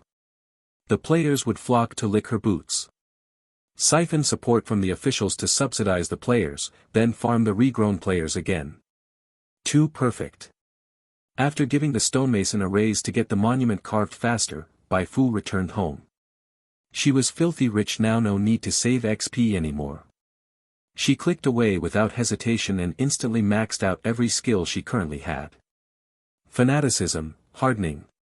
After psionic perception reached its max level LV7, its sensing range expanded from a 30-meter radius to 100 meters, and its sensitivity improved significantly. After dispel reached its max level LV5, it could now simultaneously dispel 2 buffs or debuffs, and its cooldown was reduced from 10 seconds to 6 seconds. After basic prayer enhancement hit max level LV10, the boost it granted to prayer card effects increased from 10% to 25%, directly boosting her damage output by 15%. This was no small gain. Maxing out basic prayer enhancement also unlocked a new specialization skill for her. Basic prayer specialization, inspiration +7, prayer effect +5%. This specialization provided an all-around boost, not distinguishing between active skills and prayer cards. Beyond these fundamental improvements, what satisfied Bai Fu the most was the upgrade to Dark Burn. When maxed, Dark Burn's psionic consumption rose from 10% to 15%. In return, its output changed from Inspiration *1, *3 to Inspiration *1.3, *3, and the maximum reduction to the target stats increased from 10% to 15%, while the duration extended from 10 minutes to 15 minutes. A whole 30% damage boost. This'll make one-shots way faster. Leveling all these skills to max had cost Bai Fu over 2 million XP. Counting the XP she had saved earlier, she still had over 4 million XP remaining. No need to say more. Continue leveling up. Bai Fu dumped all the XP into Moonlight Dancer, Advanced, which had relatively low XP requirements, instantly raising it from LV5 to LV19. She was now completely out of XP. But this round of leveling granted her 28 agility, 14 constitution, 14 spirit, and 28 attribute points. She placed all 28 attribute points into inspiration. After this round of upgrades, her stats had undergone a total transformation. HP, 3440/3440. Psionic value, 2625/2625. Chi, 275/275. Stats, Strength 31, Agility 75, Constitution 124, Intelligence 39, Spirit 55, Inspiration 173. And these were just her base stats. In actual combat, she still had inspiration bonuses from Bai Fu and the various true spirits she summoned. Thanks to this wave of player contributions, Bai Fu's strength surged dramatically. Of course, the reason for this massive increase was mainly because she had barely leveled any skills in the early game. Now that she had maxed them all at once, she transformed into the complete Bai Fu, and her strength naturally soared. She had no choice. Leveling skills consumed a lot of XP, and earlier on, she had been struggling just to survive. Compared to upgrading skills, leveling up to boost base stats and skill slots yielded better returns. Now that her foundation was solid, building on it was naturally fast and efficient. Bai Fu was thoroughly satisfied. Before this upgrade, her strength placed her just above the entry-level tier among Origin Star's high-level NPCs and monsters. Now, she was at least mid-tier, maybe even scratching the top. Even if I still can't beat the Truth Society president, I won't be completely powerless anymore. As for that Gene Primordial's agent from the Old Republic, Satetsu. If they met again, Bai Fu was confident she could smash him to bits. And this was only the beginning. Her current XP acquisition speed was leagues ahead of version 1.1. She had recollection fragments, she had tiny Hei Fu, and with new players joining Garden of Silence, she could reap another round of leaks. When the time comes, I'll max out Moonlight Dancer, Advanced, to LV 21st, then go all in on leveling the Psionic Illustrator class. Unlock exclusive skills, synthesize new prayer cards, enhance her existing prayer cards evolving once more from the complete Bai Fu. Mutant creatures. Advanced class espers. High-level monsters. Truth Society. Gene Primordials. I'm going to crush you all. Bai Fu had made up her mind once the 5 bases were built and the monument stood, she would send players to scout information on the Truth Society and Gene Primordials, preparing for their destruction. Chapter 123, Custom Main Storyline, Becoming the Only True Protagonist. At the end of version 1.1, due to the influence of the official update preview, some players sensed that the upcoming version might offer more benefits in the Garden of Silence, so they decisively abandoned their original factions and began migrating toward the Garden of Silence. The number of these players was massive, and their arrival caused the total player count in the Garden of Silence to increase by 1 to 200 daily. But this was just the beginning. After version 1.2 launched, the popularity of the challenge instance at Baghero's base made the Garden of Silence even more appealing. Many players who had been hesitant could no longer sit still after witnessing what happened in the Garden of Silence on the first day of the new version. Who knew, maybe they could also unlock a hidden class after arriving in the Garden of Silence. Even if they couldn't unlock a hidden class, just learning those few skills considered divine would significantly enhance their gameplay experience. Recently, players from the Garden of Silence kept posting videos in the community and on video platforms showing themselves brutally defeating sandworms using Flowing Light, Overflowing Radiance, and Moon Veil, which made players from other factions green with envy. However, what truly compelled most undecided players to go out of their way to join the Garden of Silence were the 2 events that followed. After unlocking the Moonlit Dancer class, Patrick Star secured 13 consecutive wins in the arena. In the no-rules arena mode, he even defeated the top arena player from another popular online game, climbing to 4th place on the real-time leaderboard, with a chance to take 1st place and become the new king. This event instantly turned Patrick Star into one of the most talked-about players in Beyond the Stars. Many professional teams were inviting him to join. Although he had previously been known for his skill, he had always lagged behind the very top tier. But now, after a stint in the Garden of Silence, he clearly had the potential to become the Street King. This is the Garden of Silence. Good news for Fu fans. Join the Fu sect, plus 20% combat power.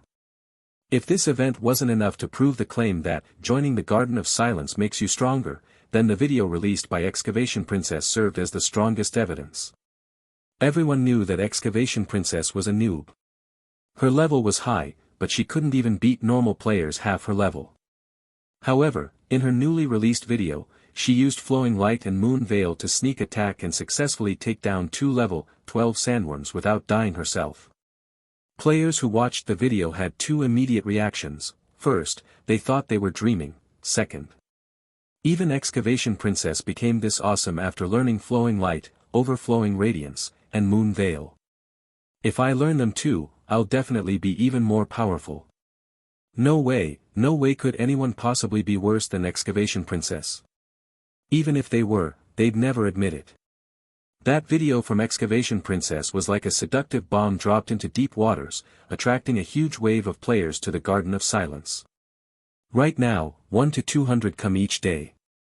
In a few days, it might hit 3 to 400 or even more. Seeing this, Bai Fu quickly handed all the vehicles she had previously seized over to Gao Yuan, instructing him to form a transport convoy to shuttle players between shelter number 11 and shelter number 5.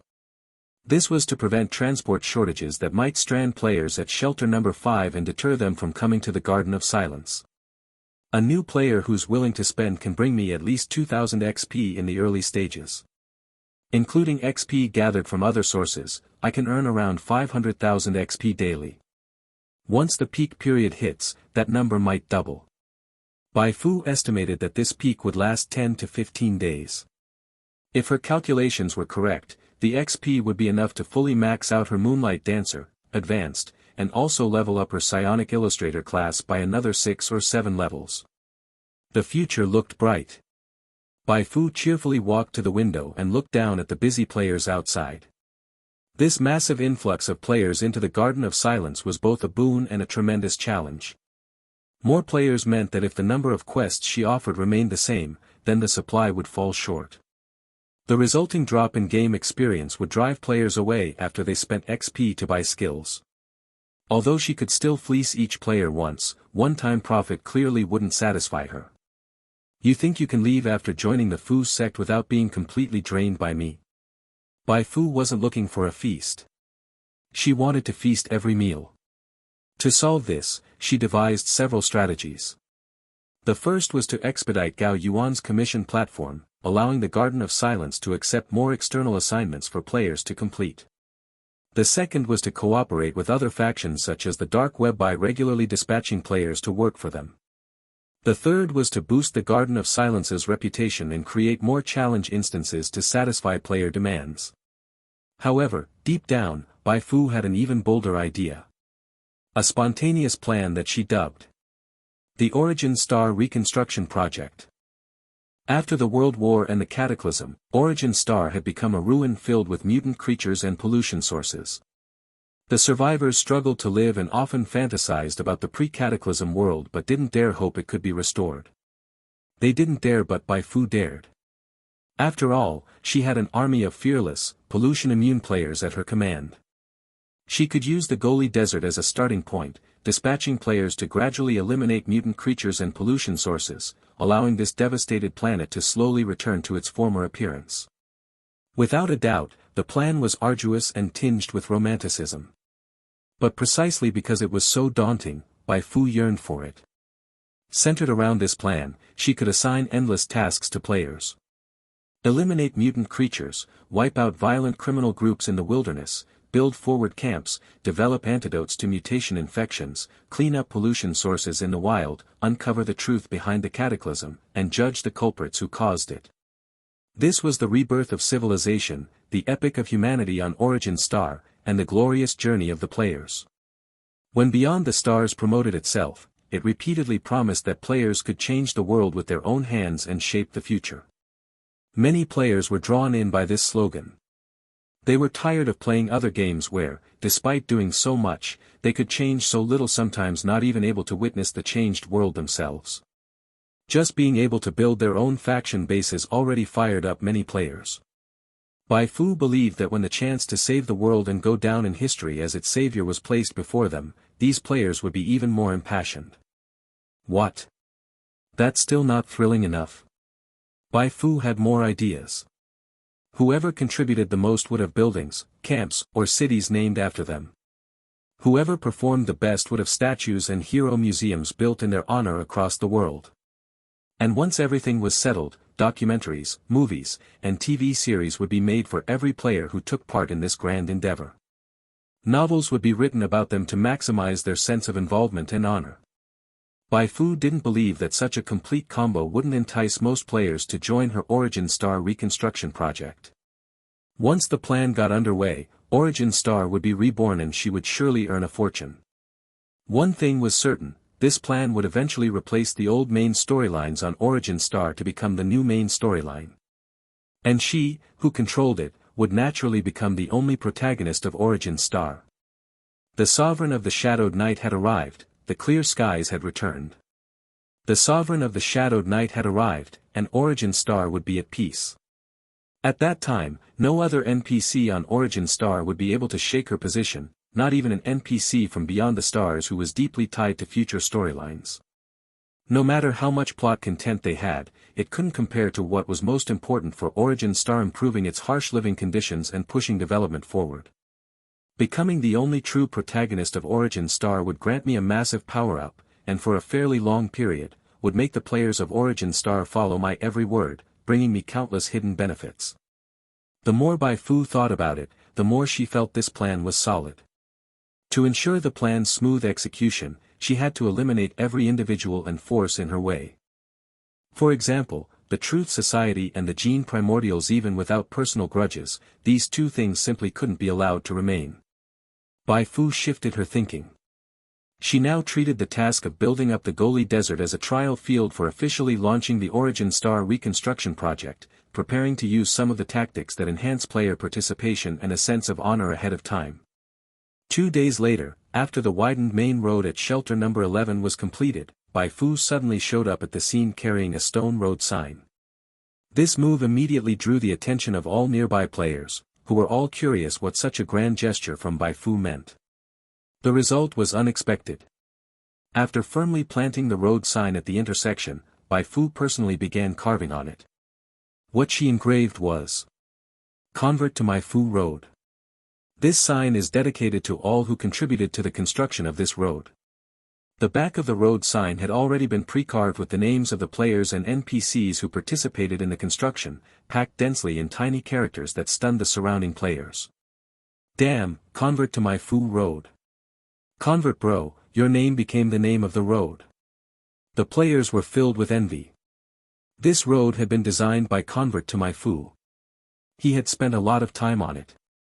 Although he earned more XP than other players, some still thought it wasn't worth it after all. It required too much brain work, unlike grinding, which was quick and straightforward.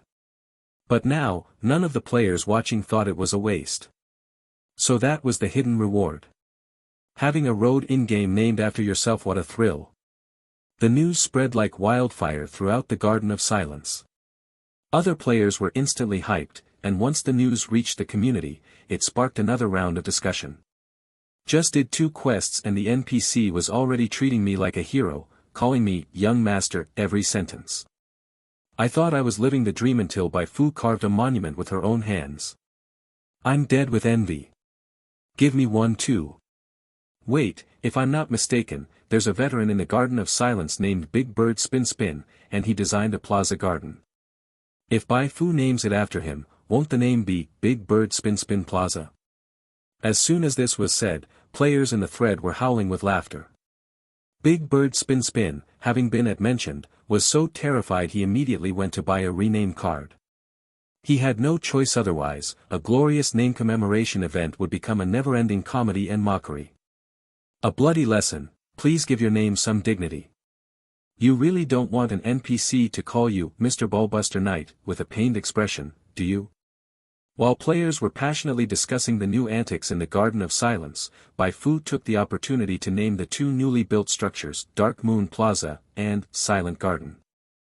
Sure, the names were a little chinibu, but hey, what kind of adventure game would it be without a little chuniness? She had 2 objectives with this. The first was to guide players with the words Dark Moon and Silent, making them believe she was the legendary sovereign of the Shadowed Night. The second was self-promotion. Bai Fu, who needed fame and popularity, naturally had to leave her name behind for every good deed.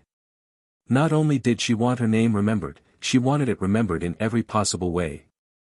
The officials hadn't appointed her as the game's poster girl, but she could make herself the poster girl of the Garden of Silence, and even of all Origin Star. Recently, fearing trouble from the Truth Society or the Gene Primordials, she had sent old Neeson and Anya to the Psionic Research Institute No. 2 subdivision, which left Anya's mysterious shop temporarily vacant.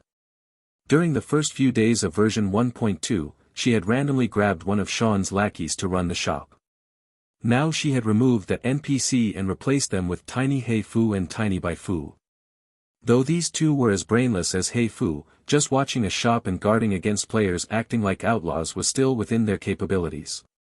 Tiny Bai Fu handled monitoring and deterrent force, while Tiny Hei Fu collected money and handed out goods after players paid. In addition, Bai Fu also formed a patrol team made up of 2 tiny Hey Fuss and 2 tiny Bai Fuss, instructing them to patrol the expanded shelter number 11 whenever idle.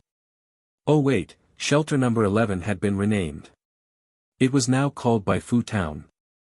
Although this move didn't become a trending topic in the community, it did attract a lot of attention. Many illustrators and content creators started making fan works of Tiny Bai Fu and Tiny Hey Fu. For a while, the 2 tiny true spirits were beginning to look like they might evolve into the silly Fufu mascots a la Hatsune Miku.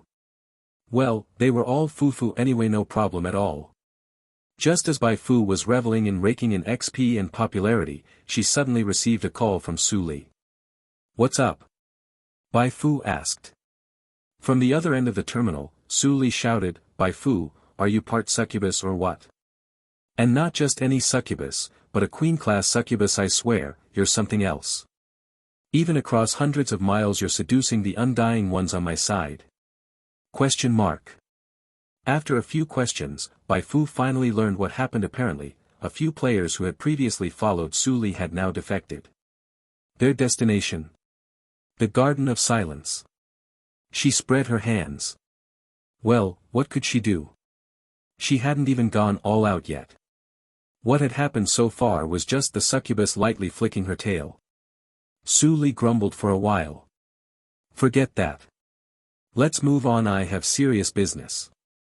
Ever since the Truth Society suddenly attacked Black Mountain City of the Old Republic, they've been acting stranger and stranger. Attack on Black Mountain City? Bai Fu pretended she hadn't heard that. How strange. Su Li explained, "We tried to send Undying Ones in as spies to find out the location of the Truth Society's hidden base.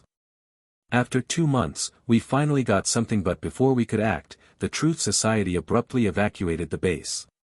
Something's definitely up. We all agree they're planning something big. You telling me this means you want to work together?" "Exactly. I'm severely short-handed over here. I want to hire some Undying Ones from you." "Oh, that's no problem. Just tell me how many you need, I'll arrange it right away." Bai Fu agreed without hesitation. Staying on good terms with the Railway Guild was clearly beneficial to her current situation. In the end, Su Li took 200 players. After ending the call with Su Li, Bai Fu slightly furrowed her brows. Judging by the situation, something major was about to happen on Origin Star. The good news was that the basic outlines of her 5 bases were more or less complete. Time to erect the monument. Once the monument was up, she could send players out to investigate the Truth Society and the Gene Primordials, preparing to eliminate these 2 obstacles. Bai Fu took action immediately. She picked a pleasant afternoon and, in front of all the players, tore off the cloth draped over the massive stone tablet. After the previous events of naming newly built roads and buildings using names like Convert to My Fu and others, most players had already faintly guessed the purpose of this enormous stone tablet placed in Dark Moon Plaza. But when the monument was truly unveiled before their eyes, when they saw the words carved into the stone, saw Bai Fu delivering a rousing speech at the center of the plaza, and the cheering NPCs surrounding it, they still felt an incredible rush of excitement. Positive feedback. This was positive feedback. What keeps players engaged in a game if not the constant stream of positive reinforcement? Even though it was all labor and grinding, doing it in the Garden of Silence was 100 times more enjoyable than in other factions. Excavation Princess started snapping photos of Bai Fu like crazy. "Everyone stop rushing me. At the latest, I'll have the 3rd issue of Garden of Silence News Express ready the day after tomorrow." Excavation Princess was overwhelmed by the pressure from players in her live stream room. Not only were players online pushing her, there were even several players standing beside her urging her to update. Luckily, she had already completed half the video in advance. Otherwise, she was genuinely afraid someone might lock her in a dark room and force her to work overtime on the video. This time, the video will include an exclusive interview with Fufu. Please look forward to it. Excavation Princess took a few more shots of Bai Fu. Suddenly, she noticed something off in the photo. What is that? She quickly zoomed in and discovered a stranger in the top left corner of the image, someone glaring at Bai Fu with a sinister expression. Something was wrong. Excavation Princess's pupils shrank sharply, and she shouted toward Bai Fu, "There's an assassin." Her cry shook the entire plaza. "Protect Fu with your sword. Run. Stop that assassin." The assassin, who had been hiding in the shadows, knew he had been exposed. He no longer bothered to hide. Raising his sniper rifle, he pulled the trigger. There wasn't the slightest panic on Bai Fu's face. In fact, she had already noticed the assassin. Her fully upgraded psionic perception covered a full 100 meters. Even an ant wouldn't escape her detection. The only reason she hadn't acted earlier was because she had been directing He Fu and Tiny He Fu to secure the key locations of Bai Fu town. She wasn't sure if this assassin was alone, so she had to make preparations just in case. Now that Excavation Princess had revealed the presence of the assassin, there was no need for her to keep pretending. Was this revenge from the Truth Society, or another faction? Whoever it was, now was the perfect time for this assassin to witness the power of her complete Fu form. She wasn't some fragile being who'd be taken down by a bullet to the head or chest. Chapter 124, The Might of the Sovereign, an episode of Bai Fu's popularity surge. The assassin's sudden intrusion triggered a new quest for Bai Fu. Emergency evasion. Quest description: an unknown assassin has suddenly stormed into Bai Fu town, directly targeting you. Quest objective: survive this hunt. Reward: 200,000 XP. Hidden reward. The base reward of this quest could only be described as pathetic. As for the hidden reward, since she couldn't see any specifics, Bai Fu could only hope for the best. But even if the reward wasn't great, it didn't matter right now, she just wanted to hit someone. She had been passionately rallying the players when this fool decided to pick a fight. If she didn't beat this guy to a pulp today, she'd do a headstand and wash her hair live on stream with her feet. Bai Fu had already used psionic vision to check the assassin's stats. Total level, 47. Main class, Shadow Assassin, level 32. That was one level higher than her own main class. Judging by level alone, this assassin was a well-known figure across the entire Origin star. But fame could be vastly different. Some people were called famous just because others wanted to trick them into working. Others were called famous because they truly were badass. Compared to this assassin, Bai Fu's stats were on a whole other level. The assassin's HP was 1,820, while hers was 3,440. His highest stat was Spirit at 123, but even her lower Constitution stat had already reached 124. Her base Inspiration was an astounding 173. Fight me. Bai Fu thought this was a great chance. She could use this assassin to test how high her refined damage output had reached and let players witness what it meant to be the human Gundam, Bai Fu class. Ever since the Monument Ceremony, the player live streams from Garden of Silence had racked up over 1 million total views. Even though a good portion of that was repeated traffic, there were still hundreds of thousands of eyes watching. If she could put on a good show, she'd definitely attract even more players to Garden of Silence. Now that the Origin Star reconstruction project had started, Bai Fu no longer held back. However many players came, she could take them all. Even if every single player on Origin Star joined Garden of Silence, she had ways to handle it. She who aspired to be the one true protagonist, how could she be afraid of a mere flood of newcomers? Fu, run. Circle the pillar. Circle it, he can't hit you then. Steady Fu, don't you dare fall here. Unlike Bai Fu's calm, the surrounding players were panicking. They couldn't see the stat comparison between Bai Fu and the assassin. All they had was instinct, and right now, that instinct screamed danger. Usually, when the story reached this kind of point, it was time for some wild twist or broad-minded savior to appear. What if the script really was that stupid? What if Bai Fu actually died? Please no. JPG. Several players leapt in front of Bai Fu the instant the assassin raised his sniper rifle, hoping to block the bullet with their flesh and blood. The assassin's finger rested on the trigger, lips curling into a sneer. His gun wasn't ordinary. His bullets weren't ordinary. And the bonuses he had stacked onto them were beyond what any average fool could imagine. You lot think you can stop my bullet? In truth, the higher-ups hadn't ordered him to kill Bai Fu just to delay her and buy time for others. But as a high-level Esper, he had his pride. That so-called new queen of the underworld. Only because he hadn't joined the rankings. Now that he was here, queen or princess, they'd all kneel. The bullet, loaded with layer upon layer of buffs, unleashed overwhelming pressure the moment it left the barrel. Players nearby even felt like being grazed by it would tear them to pieces. What kind of monster was this? That shot could demolish a building. The players were overwhelmed. They didn't even have time to worry about Bai Fu. In the next moment, a flash of white light burst before their eyes, and a deafening boom erupted at the center of the square. As the dust from the explosion settled, every player watching was stunned, including the assassin who had fired the shot. No one knew when Bai Fu had appeared in front of the few players who tried to shield her. There wasn't a single scratch on her body, not even a wrinkle in her clothes. When she withdrew her outstretched right hand, a warped and twisted bullet slid from her palm, landing with a crisp clink on the ground. So this is your so-called finishing blow? Bai Fu swung her right hand and instantly pulled out 5 prayer cards. Fond of sniping? She could play that game too. The cards flung out, transforming into 5 void energy orbs. After releasing Hey Fu and 23 tiny Hey Fuss, along with 3 tiny Bai Fuss, Bai Fu's inspiration had gained a 29-point boost. Now, her inspiration had reached 202. Each void energy orb dealt a theoretical 202 damage. With 5 attacking together, that was 1010 damage. Black beams pierced through space, shooting at the assassin. He reacted quickly, dodging, but still got hit twice.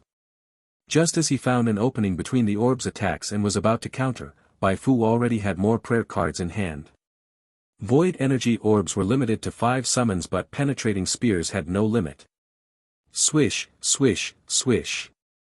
White streaks sliced through the air. Penetrating spears rained down one after another, forcing the assassin to roll and tumble in panic. When he finally dodged most of them, another wave of void energy orbs was upon him, driving him into a flustered retreat. Holy crap, I was just praying Fu Fu wouldn't die, and now the whole fight turned around. Same. I was calling him a monster earlier, but Fu Fu is the real monster here. So this is advanced psionic class gameplay. This is the gold standard for psionic class mentors. Absolutely badass. No need for micromanagement, just boom boom boom, throw skills. It's a blessing for button mashers. Originally, Bai Fu had just wanted to crush the assassin to show off her power and attract some players looking to latch onto a powerhouse. But things had developed beyond her expectations. Bathed in the glow of 5 void energy orbs, she strode calmly, flinging penetrating spears at the assassin with composed grace. This image beating her opponent black and blue while walking like she was in a garden ignited a frenzy of player chatter. Elegant.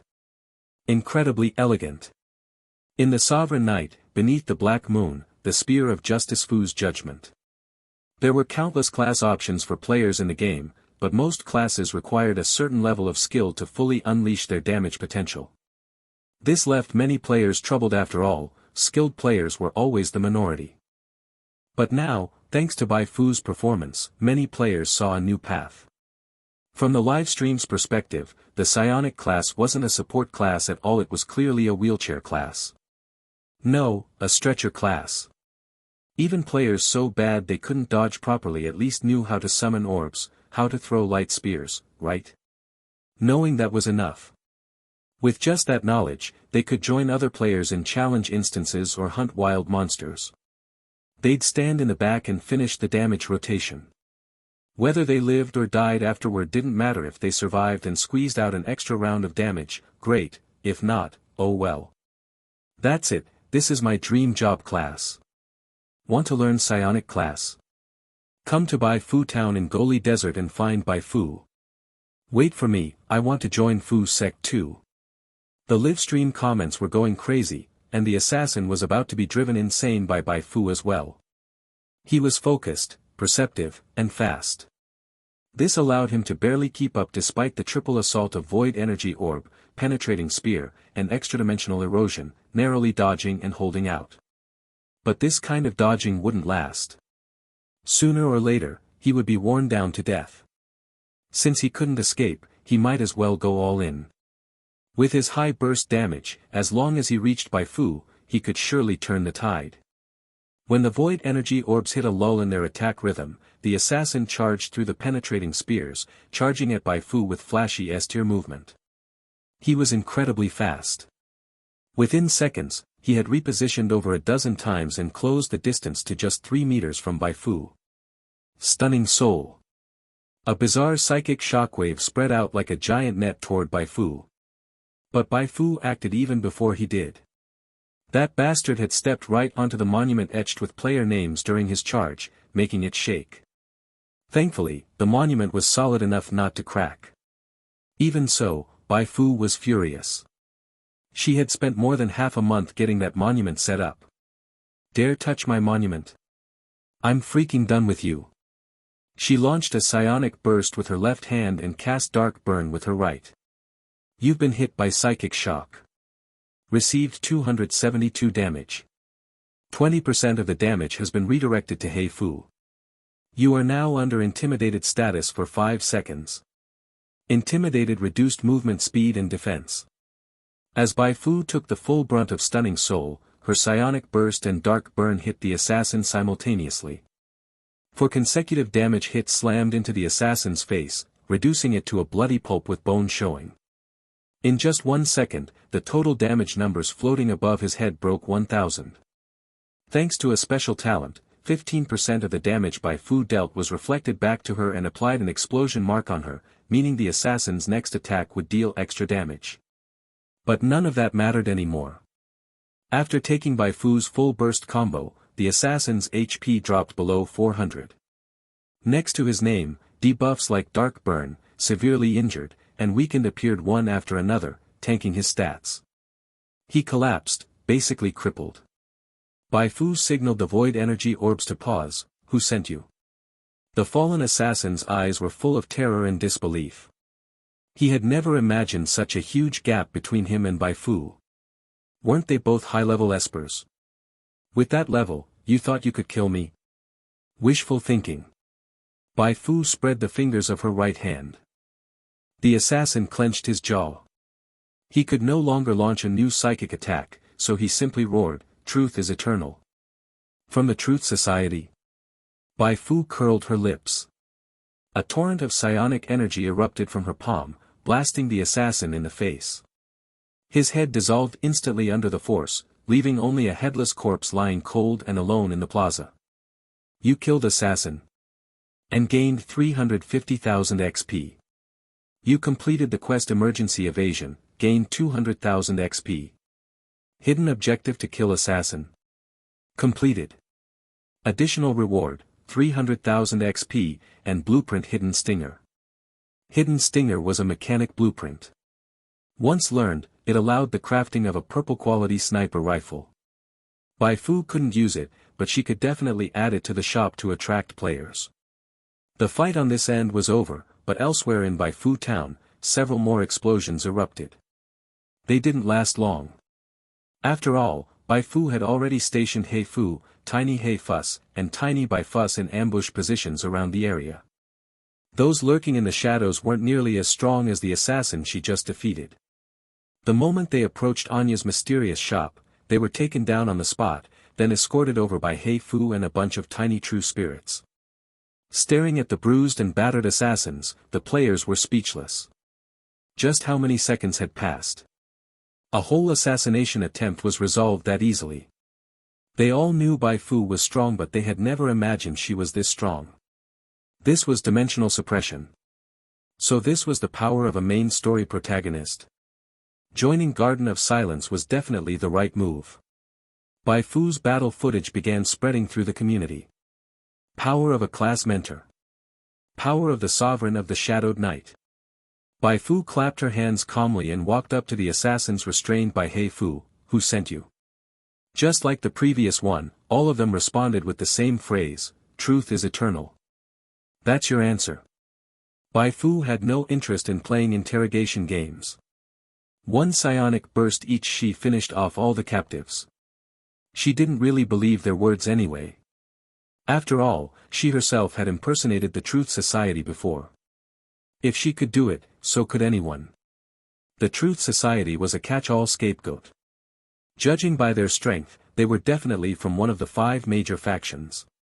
Was the Truth Society really here for revenge, or was another faction trying to drive a wedge between her and the Truth Society? Bai Fu's assessment: who cares? Even without provocation, she would fight the Truth Society. As for the other factions, she planned to fight the Gene Primordials too. The Old Republic might be different, but if she uncovered anything, she'd wipe them out for the sake of the Origin Star reconstruction project. She had already beaten up 3 of the 5 major factions. The remaining 2, even if they wanted trouble, better think twice about whether they had the strength. Bai Fu returned to the center of the plaza. After that battle, her popularity skyrocketed. Even removing duplicates, there were definitely over 1 million players crammed into the live stream rooms. With 5 strongholds mostly completed, she could now settle Branch 3 and Branch 4 of Elegy of the Watchers. So she decided to officially issue missions for investigating the Truth Society and the Gene Primordials. War was coming, how could she stay out of it? These assassins' arrival gave her the perfect excuse to target the Truth Society. With her announcement, all Garden of Silence players received a new faction quest. Investigate the Truth Society. It was here.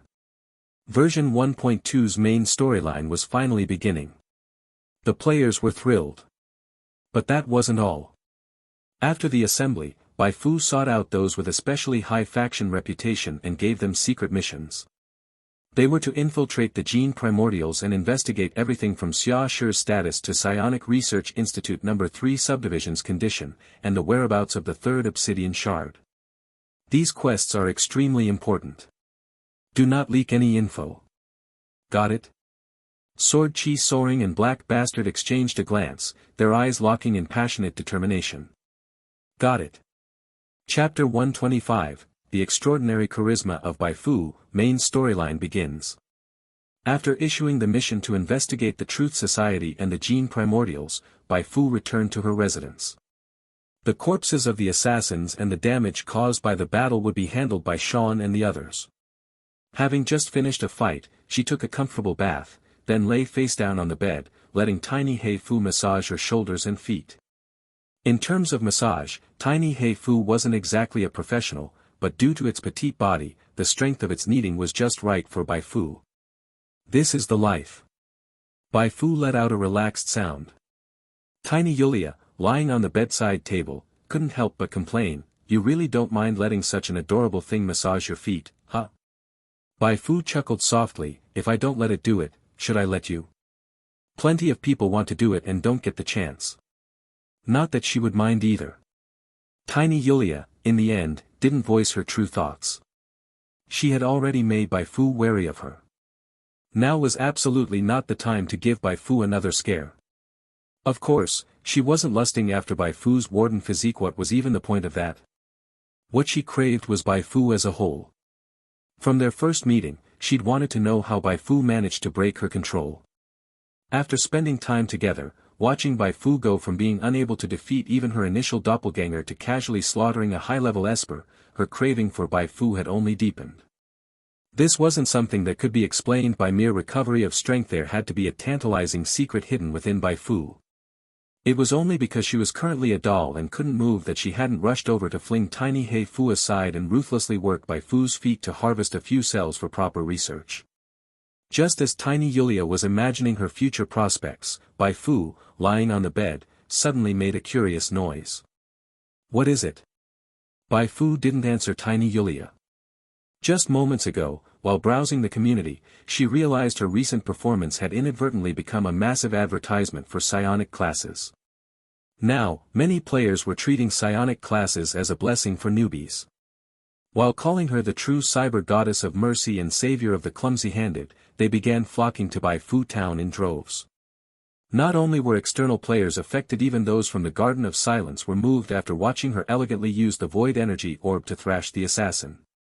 Many players who had previously been uninterested in psionic classes bought a profession knowledge book for the psionic per user, and picked up 2 skills at the store. After all, it only cost 2,300 XP total.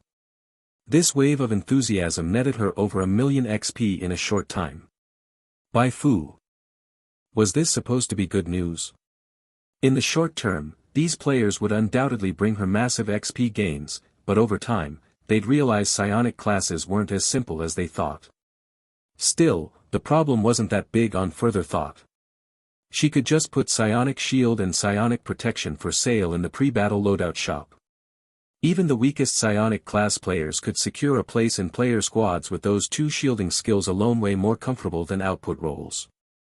Moreover, she could keep expanding the Bai Fu factory, letting tiny Bai Fu produce more combat-type prayer cards to sell in the shop. That way, all psionic class players could fight just as elegantly as she did. What? Not as elegant as her. Clearly, they just hadn't spent enough money.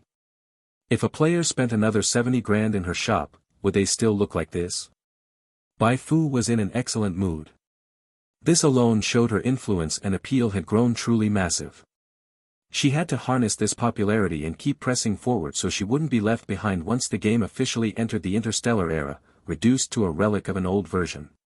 Tiny Yulia observed Bai Fu's changing expressions the whole time.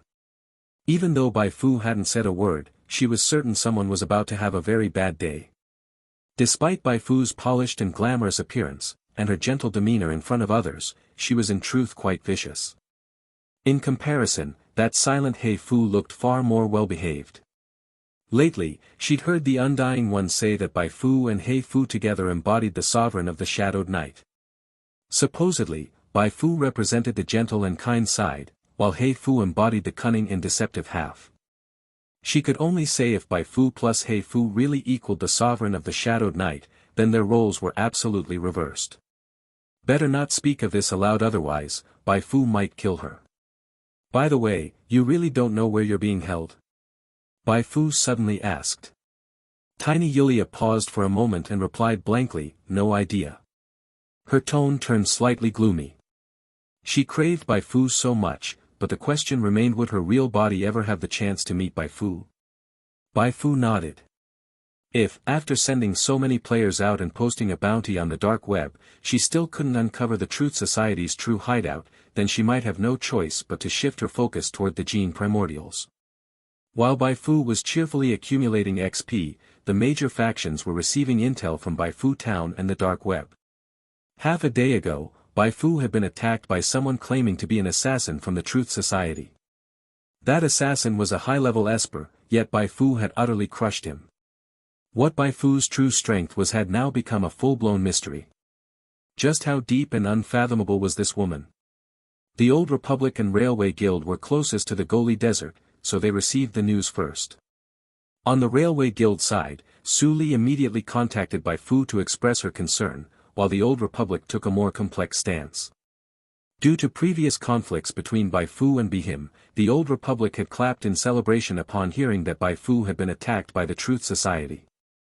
Finally, someone else was suffering besides them. Better still, it was Bai Fu. But after learning that Bai Fu came out unscathed and had even destroyed the assassin, their expressions turned as ugly as if they'd swallowed a fly.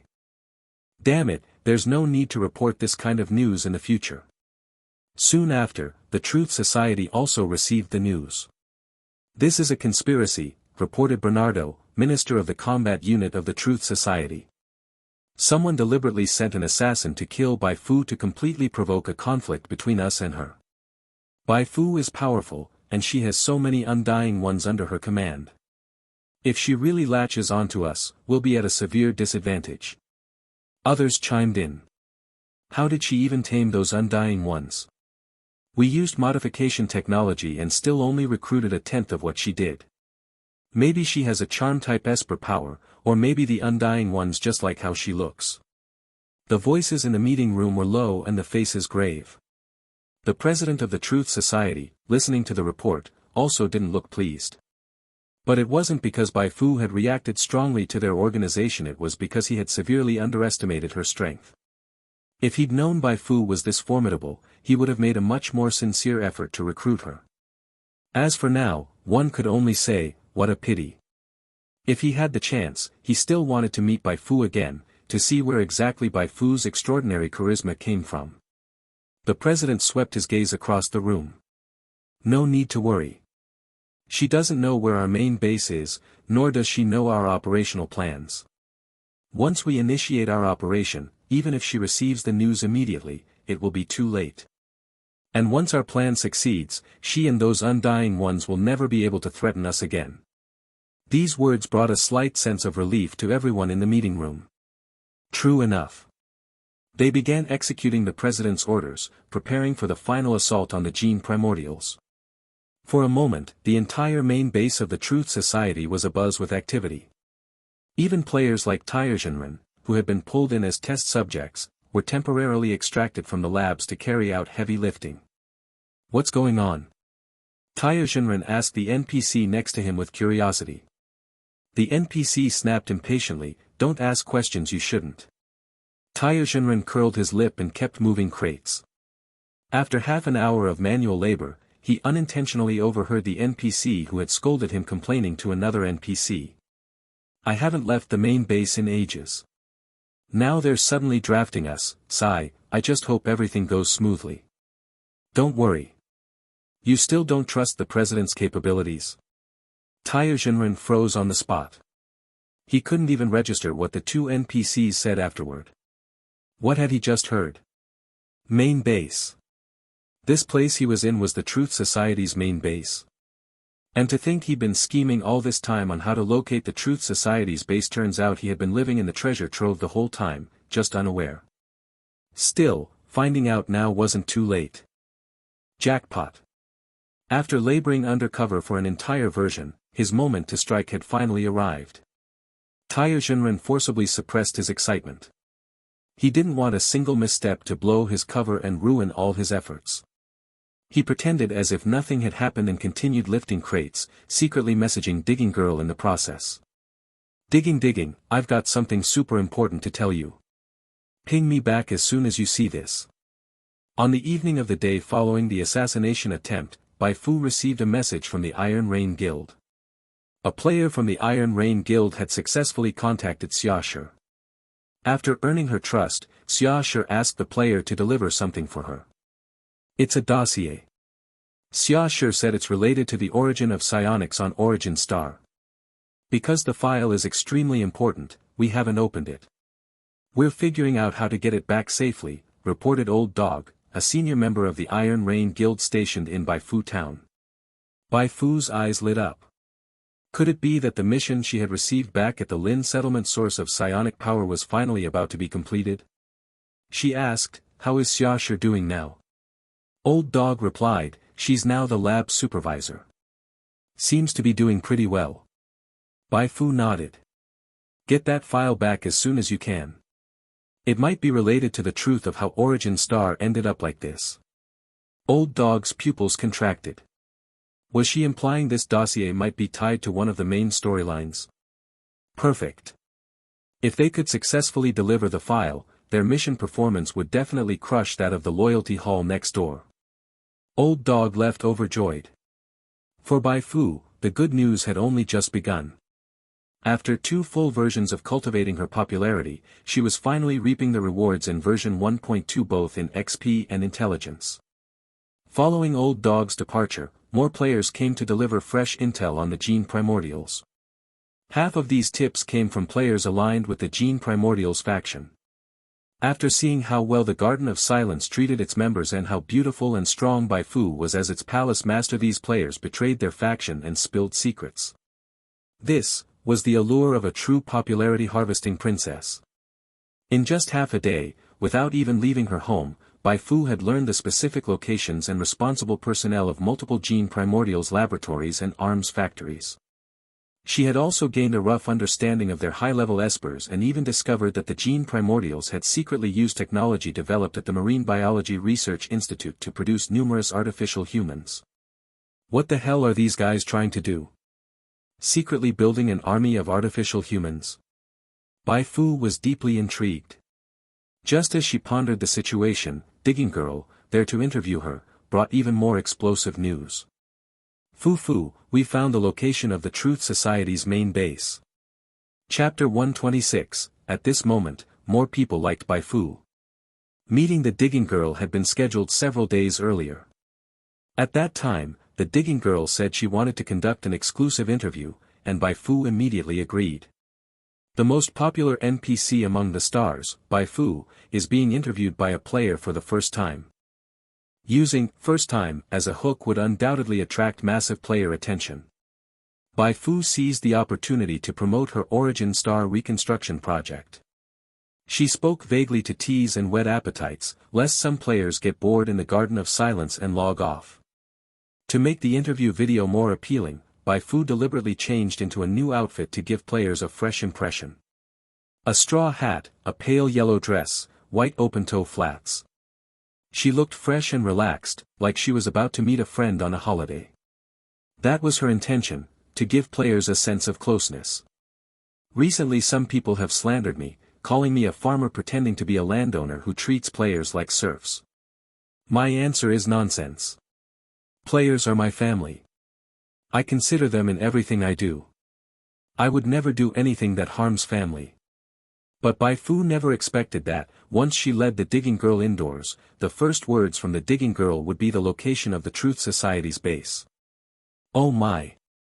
Bai Fu blurted out. Realizing she had said an impolite word, she feigned composure and covered her mouth. "How did you find it?"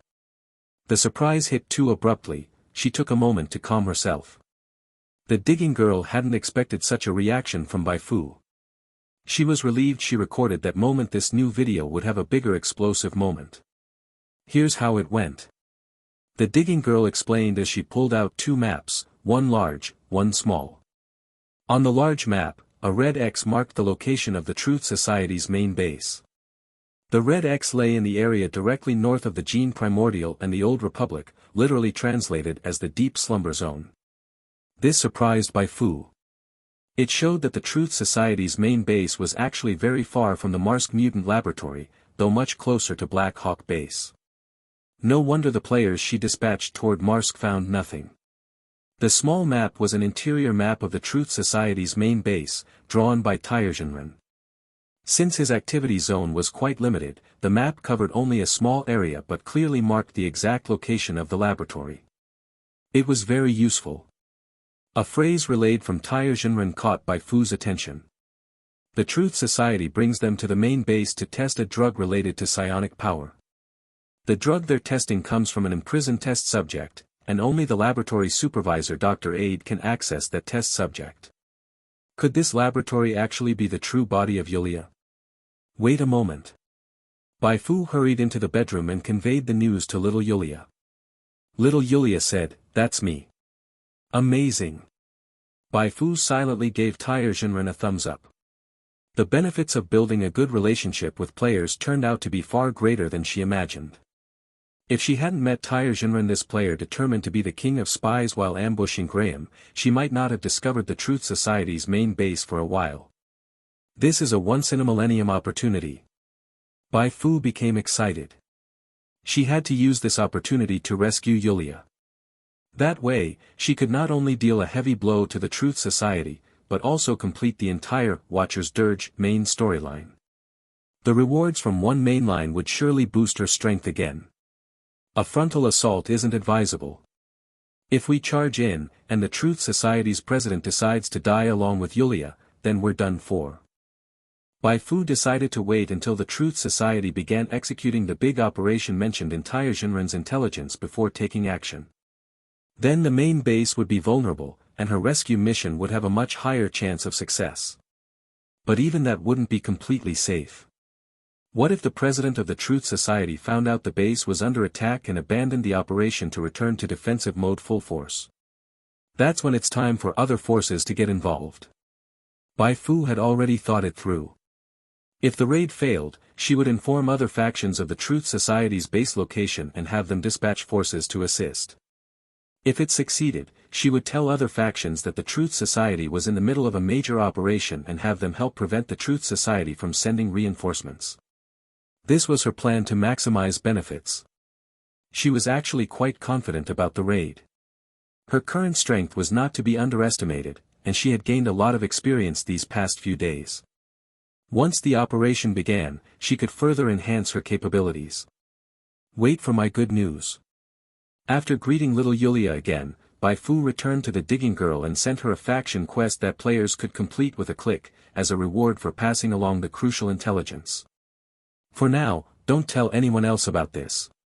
Also, please tell Tire Jinren that I will remember his contribution. When he returns, I will give him the hero's reward he deserves. The digging girl nodded repeatedly. Bai Fu gestured for the digging girl to take a seat in the chair. Now that we've covered the serious matters, let's proceed with the interview we discussed earlier. The digging girl was delighted. She had thought today's interview was cancelled. She never expected Bai Fu to remember it. Maybe this was just who Fu was, always considerate of others, truly touching. After the interview ended, Bai Fu posted several bounty requests on the dark web for psionic knowledge. Then she reached out to Gao Yuan, Su Li, and Ferreira the insect father to ask them to keep an eye out for any rare psionic knowledge. It doesn't have to be advanced knowledge, just uncommon knowledge will do.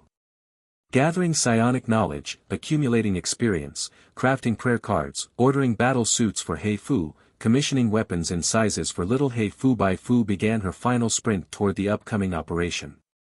While she was busy, the digging girl's third installment of the Garden of Silence News Express was finally released. This video had been in preparation for a long time. The changes in the Garden of Silence had already gone viral in previous high-traffic live streams. So players rushing to see the video cared most about the digging girl's Bai Fu interview. At that moment, the digging girl, the dwarf playing the game but the giant for stirring up hype, soared in popularity. At the end of the video, she inserted a 1-minute blooper clip, which showed Bai Fu exclaiming, "Oh my," and covering her mouth after hearing the intelligence. Because Bai Fu had instructed not to reveal the intelligence yet, she muted Bai Fu's words, added lots of voiceover and special subtitle effects. Let me show you a different side of Fu. Silver Moon. Garden of Silence's ruler. Sovereign of the Shadowed Night. No, today's star is the friendly big sister next door, homebuddy Fu. Fu personally poured me tea. Free for all guess, what caused Fu to show such shock? Specific reasons will be revealed in the next video. It's really not that I don't want to say, it's just that the situation is very special. The digging girl had managed to elevate this video's popularity to a level it never should have reached, all with just a short clip. Players had already been guessing whether Bai Fu's interview content was connected to the future main storyline. After this stunt, a whole new wave of drama-watching players flooded in. Oh my god, you can cliffhang a video like this? Oh my god, digging treasure, you didn't attack Bai Fu, did you? Don't you dare touch Fu. I'll kill you, kill you. I command you to release the next video right now. One group of players lost their minds at the digging girl, another at Bai Fu. The sovereign of the Shadowed Night, who casually annihilated high-level espers, actually covered her mouth in embarrassment in front of players due to a reflexive gesture of surprise. This contrast. Ah Wei is dead. Now I like Bai Fu even more. So cute, I want to see more. Not gonna lie, Bai Fu really is pretty cute. At least she's way easier on the eyes than those researchers stabbing me with needles every day. If it was Bai Fu doing the needling, I'd be fine with a few extra jabs every day. At this moment, in the Truth Society's main base, Tire Jinren was taking a rare break and watching the digging girl's newly released video together with over a dozen players. Tire Jinren said nothing. The others chimed in on the party chat, sharing their takes. They started by complimenting Bai Fu's looks very aligned with domestic beauty standards and her surprisingly cute personality. But soon enough, their praise turned into collective complaints about the Truth Society. They weren't like the players who were captured by the Truth Society and forcibly modified they had voluntarily joined. They thought the Truth Society must be extraordinary to have stood alone against the other four major factions for nearly a century without falling. While others shunned it, they believed joining such a formidable organization would bring big gains. This logic wasn't entirely wrong. After joining the Truth Society, their experience gain rate was indeed far superior to the average player. But the longer they stayed, the more they felt like joining the Truth Society was a grave mistake. Aside from leveling quickly, the downsides of joining the Truth Society were just too many. For instance, one had to undergo modification to join, and after modification, one couldn't leave the Truth Society voluntarily for a while. Also, players had extremely low status in the Truth Society, treated no better than mutant NPCs. There was virtually no chance of rising in rank through reputation, and even a low-ranking NPC could bark orders at them with terrible attitude. But the worst part came after they accepted a new quest and arrived at this base. That's when they realized how much worse the experience could get. How long have we been here? Almost a month. Damn it. This past month, we've either been test subjects or laborers. It's worse than a real job. If I'd known this, I'd have gone to fight Bai Fu bare naked at level 1. No kidding. Now we can't even switch factions. If we want out, we'd have to start over with a new account. No one wanted to switch accounts. They were already close to level 20. Starting over now would be a huge loss. Honestly, if they didn't have something to compare to, the players working in the Truth Society's main base might have been able to endure it. After all, they were leveling fast and didn't need to grind monsters. But ever since the end of version 1.1 and especially at the launch of version 1.2, Garden of Silence players have been flaunting their achievements all over the community, live streams, and video sites. Leveling fast. Garden of Silence players weren't leveling slowly either. Some were even faster. And their gameplay experience absolutely crushed that of the Truth Society players. Rich mainline quests, faction quests, and commissions, building their own city, having roads and buildings named after them on the game map, receiving personal commendation from the faction leader Bai Fu for good performance. What a damn shame. The players gathered in discussion no longer wanted to compare. How could they? Compare the Truth Society president to Bai Fu? If the president were a catgirl, maybe there would be a chance. But that was obviously impossible. Based on current public intel, the president of the Truth Society was thoroughly outclassed by Bai Fu in every aspect. Bu Xian Wan La. Sigh, the president, sigh, Bai Fu. Just endure a bit longer.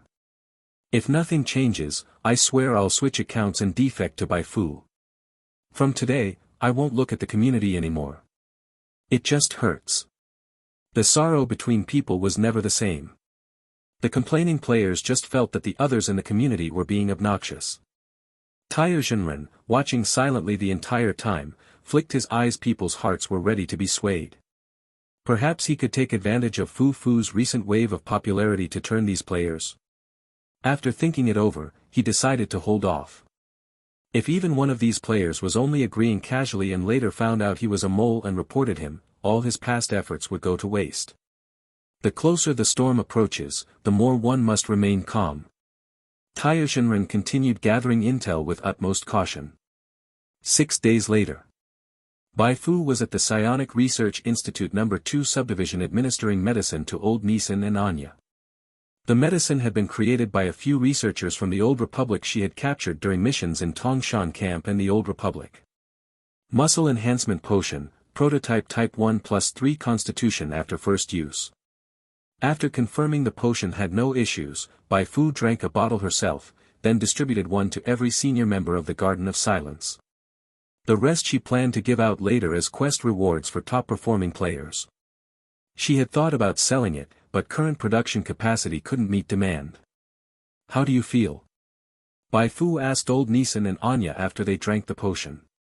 Anya stood up and spun around a few times. Boss, I feel like I've gotten a tiny bit taller. Obviously, that was an illusion. Bai Fu rolled her eyes, but while Anya hadn't gotten taller, her constitution had indeed gone up by 3 points, making her tougher. Same for Old Nisan. I wonder how good Yulia's medical skills are. Can she cure Old Nisan? If not, I'll have to find another top-notch doctor to bring back.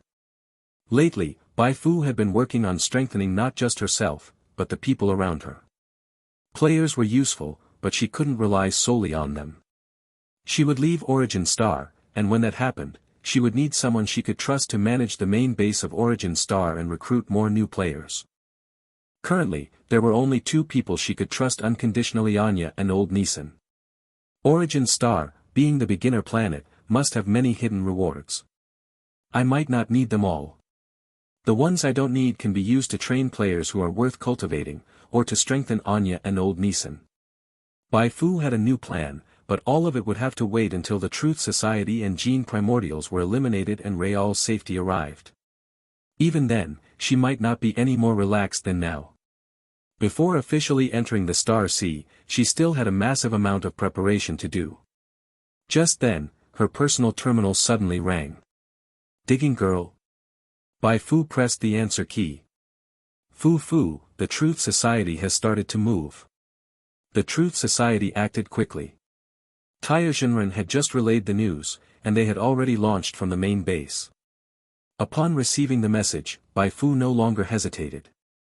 She glanced at the 12 million XP she had accumulated in recent days and used 760,000 to level Moonlight Dancer, Advanced, to LV20, then spent all the remaining XP to raise Psionic Illustrator from LV1 to LV8 in one go.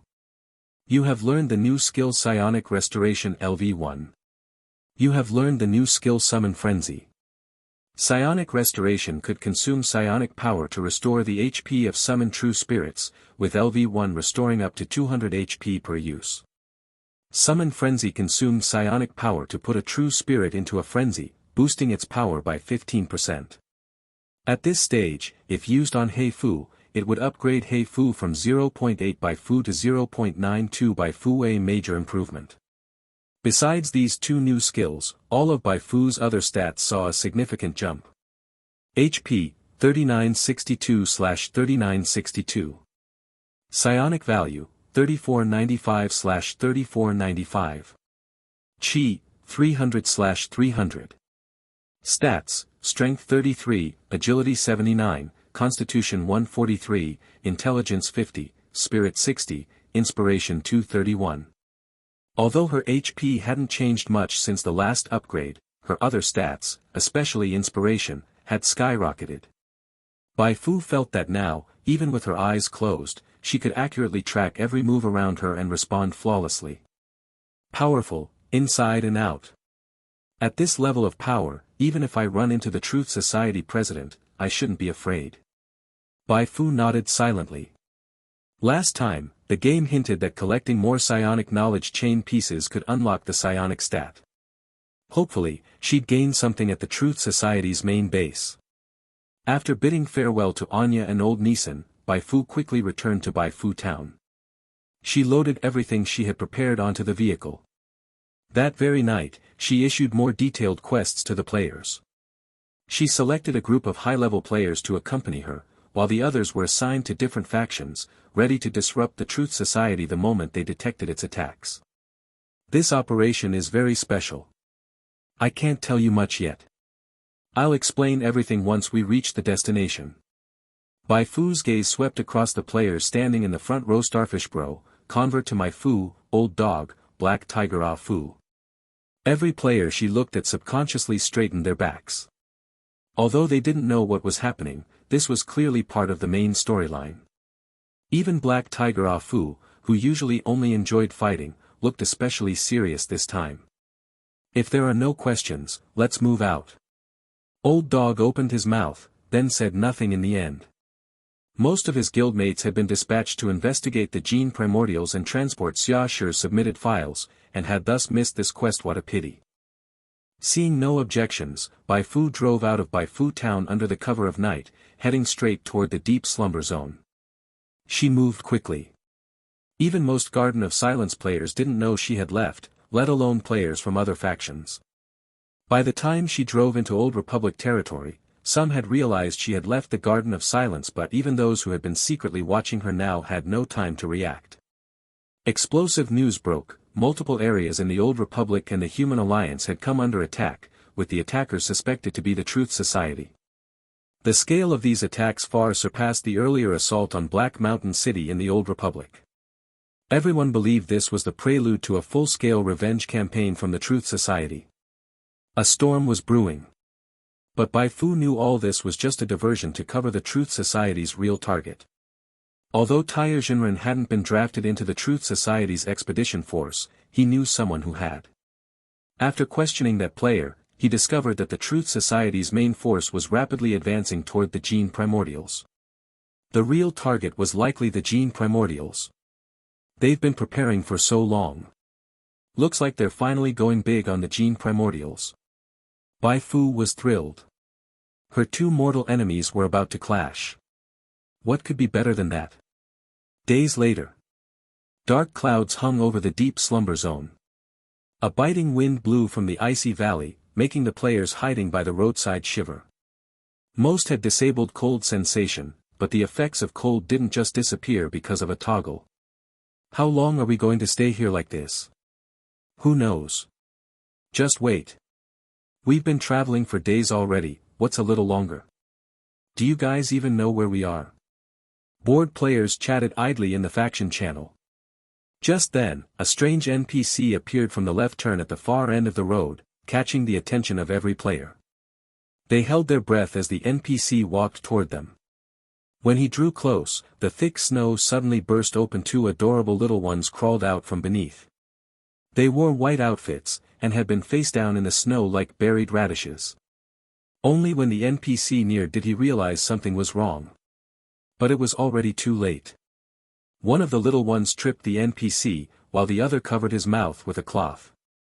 Their smooth coordination and execution efficiency left many of the larger players feeling inferior. Bring him back. Bai Fu controlled the two little Heifus to deliver the captured NPC. After interrogation, she extracted a good amount of useful intel. The captured NPC didn't know whether the Truth Society president was in the base, but the minister of the combat unit, Bernardo, definitely was. According to this NPC, the Truth Society's main base had 7 levels, 2 above ground and 5 below. The underground was divided into 4 zones, A, B, C, and D. Each zone was connected by password doors or elevators requiring special clearance. Even those working in the base year-round didn't fully understand how the zones interlinked. Looks like the first step is infiltrating the base and obtaining a detailed map. Bai Fu sent the prisoner away and fixed her gaze on the Truth Society base in the distance. To prepare for this operation, she had spent a lot of XP drawing prayer cards along the way. Now it was time for those new prayer cards to shine. Chapter 127, Yulia, I shall ignite the world for you. Bai Fu's primary objective in this assault on the Truth Society's main base was to rescue Yulia's original body. As for destroying the main base of the Truth Society, or even seizing the opportunity to kill the Truth Society president and bury the organization altogether, that would have to wait until after Yulia was rescued. Precisely because of this, she couldn't launch a direct assault on the Truth Society's base in the first phase. If things got loud, it would become difficult to rescue Yulia. The Truth Society might escape with Yulia through a hidden passage, or worse, they might decide to kill her. In short, everything would spiral out of control. With that in mind, on the way to the Truth Society's main base, Bai Fu had purposefully synthesized a batch of new prayer cards. Hypnosis, just as the name implied, it allowed the user to hypnotize a target. It was something popular in both legitimate and not-so-legitimate anime. Its downside was the low quality. It didn't work on targets with high inspiration or mental stats, and if the target's body experienced any shock, there was a high chance they would snap out of it. Veteran viewers would probably shake their heads at it, but for Bai Fu, it was just right. Weakened, after use, it made the target feel completely drained, like they had overexerted themselves.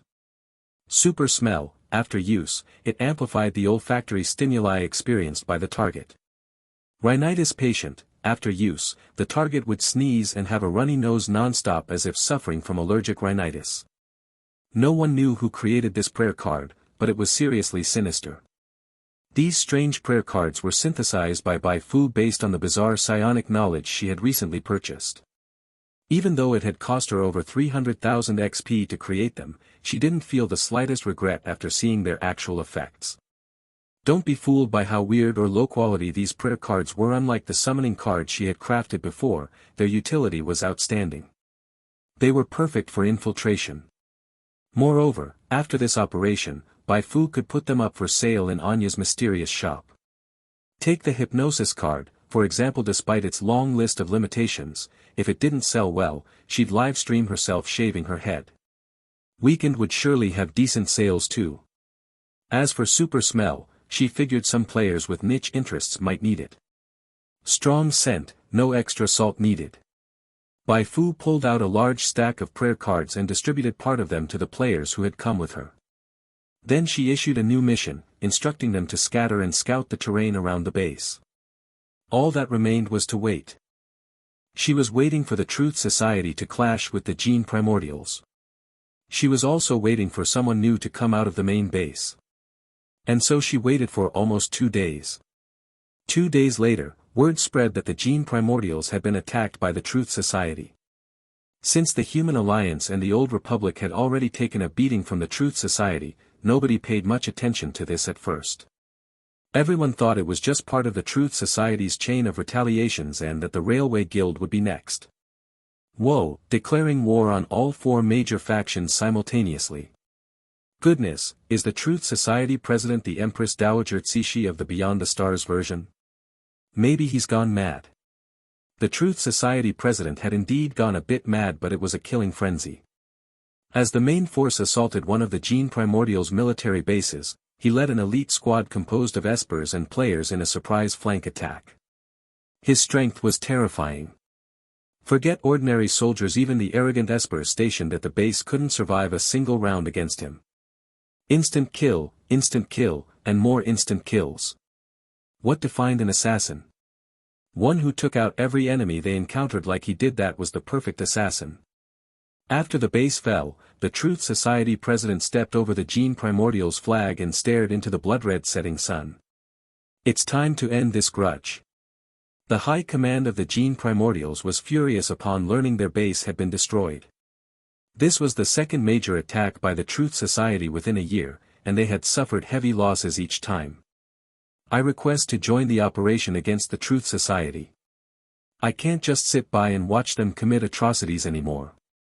Xia Shi immediately submitted her application to both her superiors in the Technology Bureau and the Intelligence Bureau. That very evening, a response arrived. Take her away. With a soft command from the Technology Bureau director, 2 fully armed mutants accompanying him stepped forward, pointing guns at Xia Shi. Supervisor Xia, please come with us. Xia Shi asked in surprise, what are you doing? What crime have I committed? The Technology Bureau director loosened his leather gloves and smiled. A very special file in the lab was recently tampered with. I have sufficient reason to believe you're involved. Xia Shi's heart sank. She knew he was talking about the 001 file she had secretly handed over to Bai Fu. When she had rediscovered that file, she had hesitated about whether to submit it. But after reading its contents, she was left speechless from shock and eventually decided to give it to Bai Fu. She had known there might be danger involved, but didn't expect it to come so quickly. Now, all she could do was play dumb. File? What file? You don't need to say anything, I'll find out. Ignoring Xia Shi's attempts to deny it, the Technology Bureau director had her taken away. After the door shut, the dim laboratory fell into dead silence. Meanwhile, outside the Truth Society's main base, several patrol members strolled while chatting. News from the front, the president has already launched the assault. If this operation goes well, maybe we won't have to hole up in this godforsaken place anymore. Man, being constantly on edge sucks, I just want a proper nap. Yeah, me too, As they chatted, they suddenly froze. Their bodies locked up, and the light in their eyes dimmed instantly. Seconds later, Bai Fu and He Fu emerged from the shadows. One asleep? Let's support every humble dream. Bai Fu began interrogating them, but unfortunately, their clearance was too low. They didn't know any more than the guy they'd previously caught. She shook her head, then selected 2 Truth Society members whose body types were similar to hers and who had been hypnotized. After dispatching them decisively, she tossed their bodies into the deep gorge nearby. Now they could sleep till the end of days. Then she and He Fu slipped into the patrol squad unnoticed. Before arriving, she had custom-made 2 sets of standard Truth Society soldier uniforms for herself and He Fu. She deliberately made the clothing a bit loose and added padding in certain areas to conceal the assets of herself and He Fu. In fact, if it were only about the disguise on their hats and clothing, it would be easy to see through.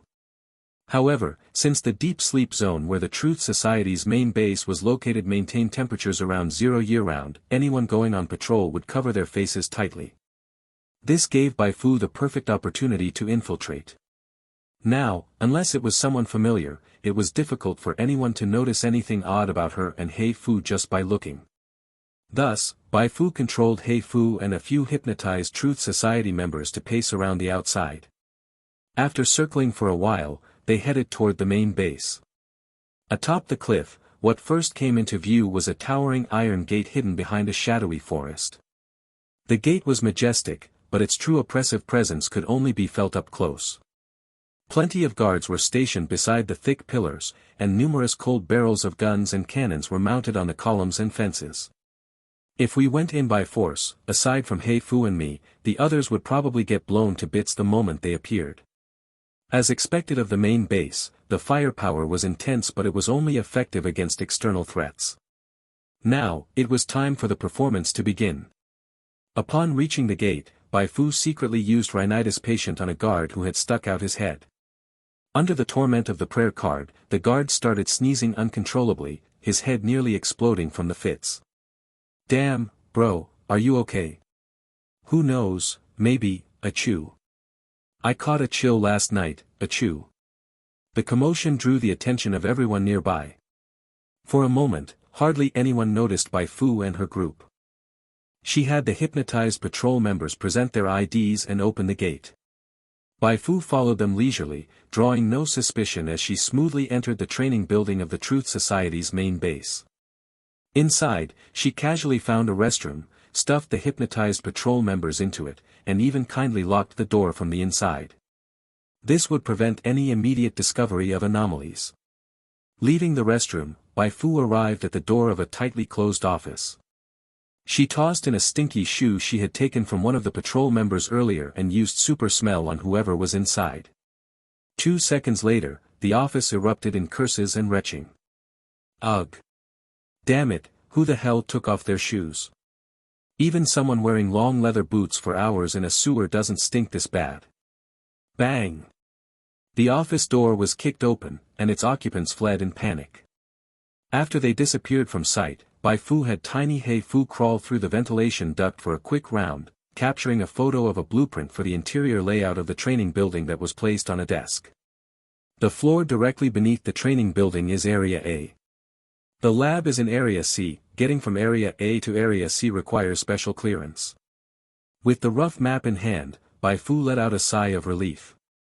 From here, things would get easier. Find someone with clearance, hypnotize them, and have them lead the way. If they encountered anyone along the way, she'd ignore them if they didn't speak. If they did, and there were only a few, she'd use rhinitis or weakened. If there were too many, she'd throw a stink bomb to disperse them. She executed this combo flawlessly. Even those dog-nosed patrol types couldn't withstand it and became mere decorations. If serious trouble came, she'd use battle etiquette to control the target and resolve the issue within 2 seconds. In this fashion, Bai Fu and Bai Fu moved unimpeded, smoothly arriving at Area C. Along the way, they changed into new disguises: white lab coats and blue masks. Now I just need to find Taiyuanren, or the location indicated on the map he sent me. Then I can determine where Yulia is. Bai Fu did not continue with Bai Fu. She went to find Yulia herself, instructing Bai Fu to stealthily plant tiny Bai Fu in various hidden and unmonitored corners of Area C. Getting Yulia out of the lab would inevitably alert the base, so she had to prepare for retreat and sabotage. Back in Area A, she had already planted several tiny Bai Fu and Eyes of the Dark Moon. Since most forces had gone on an expedition, the base was emptier than ever. Bai Fu moved swiftly through the interwoven corridors with almost no pause until she slid an Eye of the Dark Moon prayer card under the door of a certain office. Seeing the image relayed back by the Eye of the Dark Moon, both Bai Fu and Bai Fu halted. The office was empty, but on the wall hung a photo frame with 4 people. Bai Fu recognized one of them. "Isn't that the guy from the memory fragment I got during the Old Republic mission, the one who always asked me if I wanted to leave with him after I rescued him?" Bai Fu was sure she hadn't mistaken him. Though his face was so ordinary that it was hard to recall at first glance, after clearing the instance dozens of times, she couldn't forget it even if she tried. Why would that face appear in this photo? Bai Fu was shaken to her core. A bold hypothesis took shape in her mind. Although this face looked entirely different from the Truth Society president she'd seen before, could it be that they were actually the same person? After escaping from the Psionic Research Institute No. 1 subdivision, if that unremarkable-looking mutant wanted to survive, he had two options: hide or get a new face. Plastic surgery.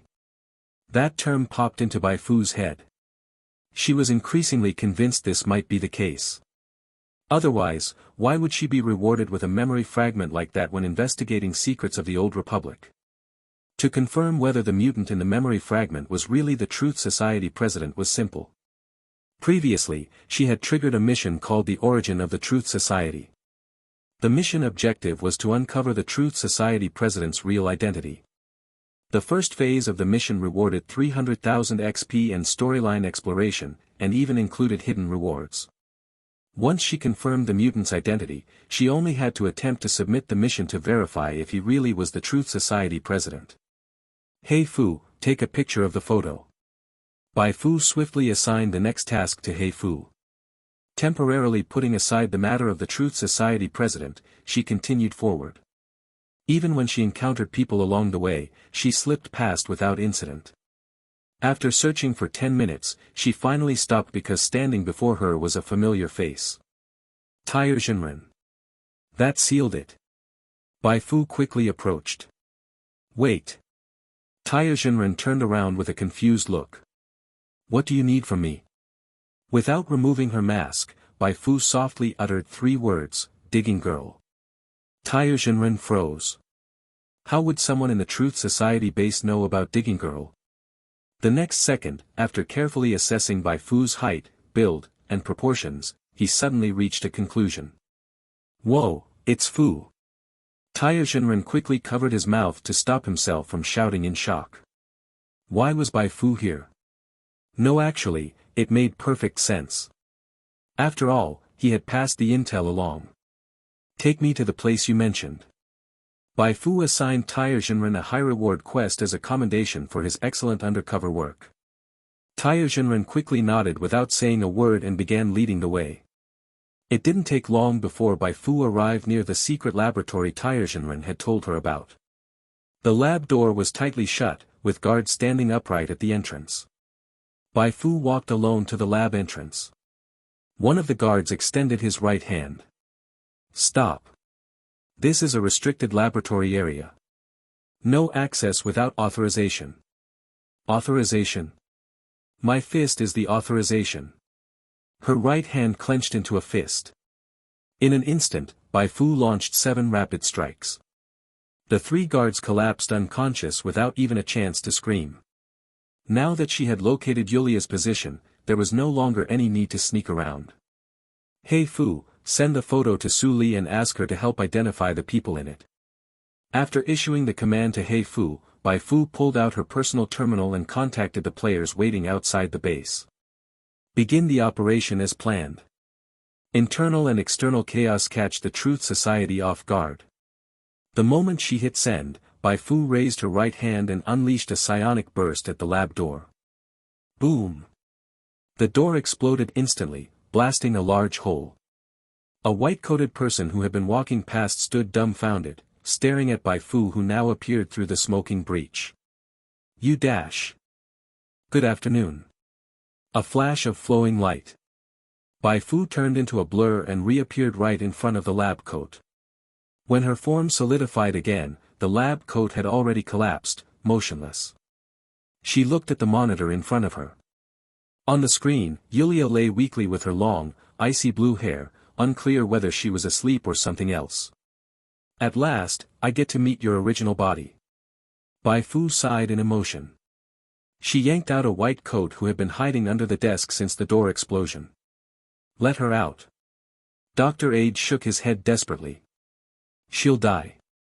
If I let her out, the president will definitely kill me. He never imagined this would happen.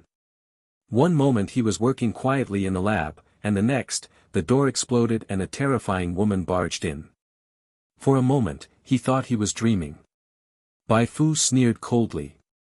I don't know if the Truth Society president will kill you for letting her out, but I do know I'll kill you right now if you don't. Trembling under her icy gaze, Dr. Aid eventually caved. He was just a doctor. What could he do against Bai Fu? His hands flew over the keyboard. After unlocking several layers of security, a long hum echoed as the sealed capsule containing Yulia opened. Bai Fu cast a psionic vision on Yulia. Her HP was still at about 70% of the maximum, but her psionic value was down to just 12. Her name was tagged with a long string of debuffs. Weakened, sealed, debilitated. It was clear how terribly she had been treated since being captured. Bai Fu stepped forward and carried Yulia out of the sealed capsule. Yulia was a bit taller than her, with equally full curves, but right now, cradled in Bai Fu's arms, she was as light as a doll. You're here. The slight jostling woke Yulia, who blinked and then quickly understood the situation thanks to her link with tiny Yulia. Get some sleep first. When you wake up, we'll be home.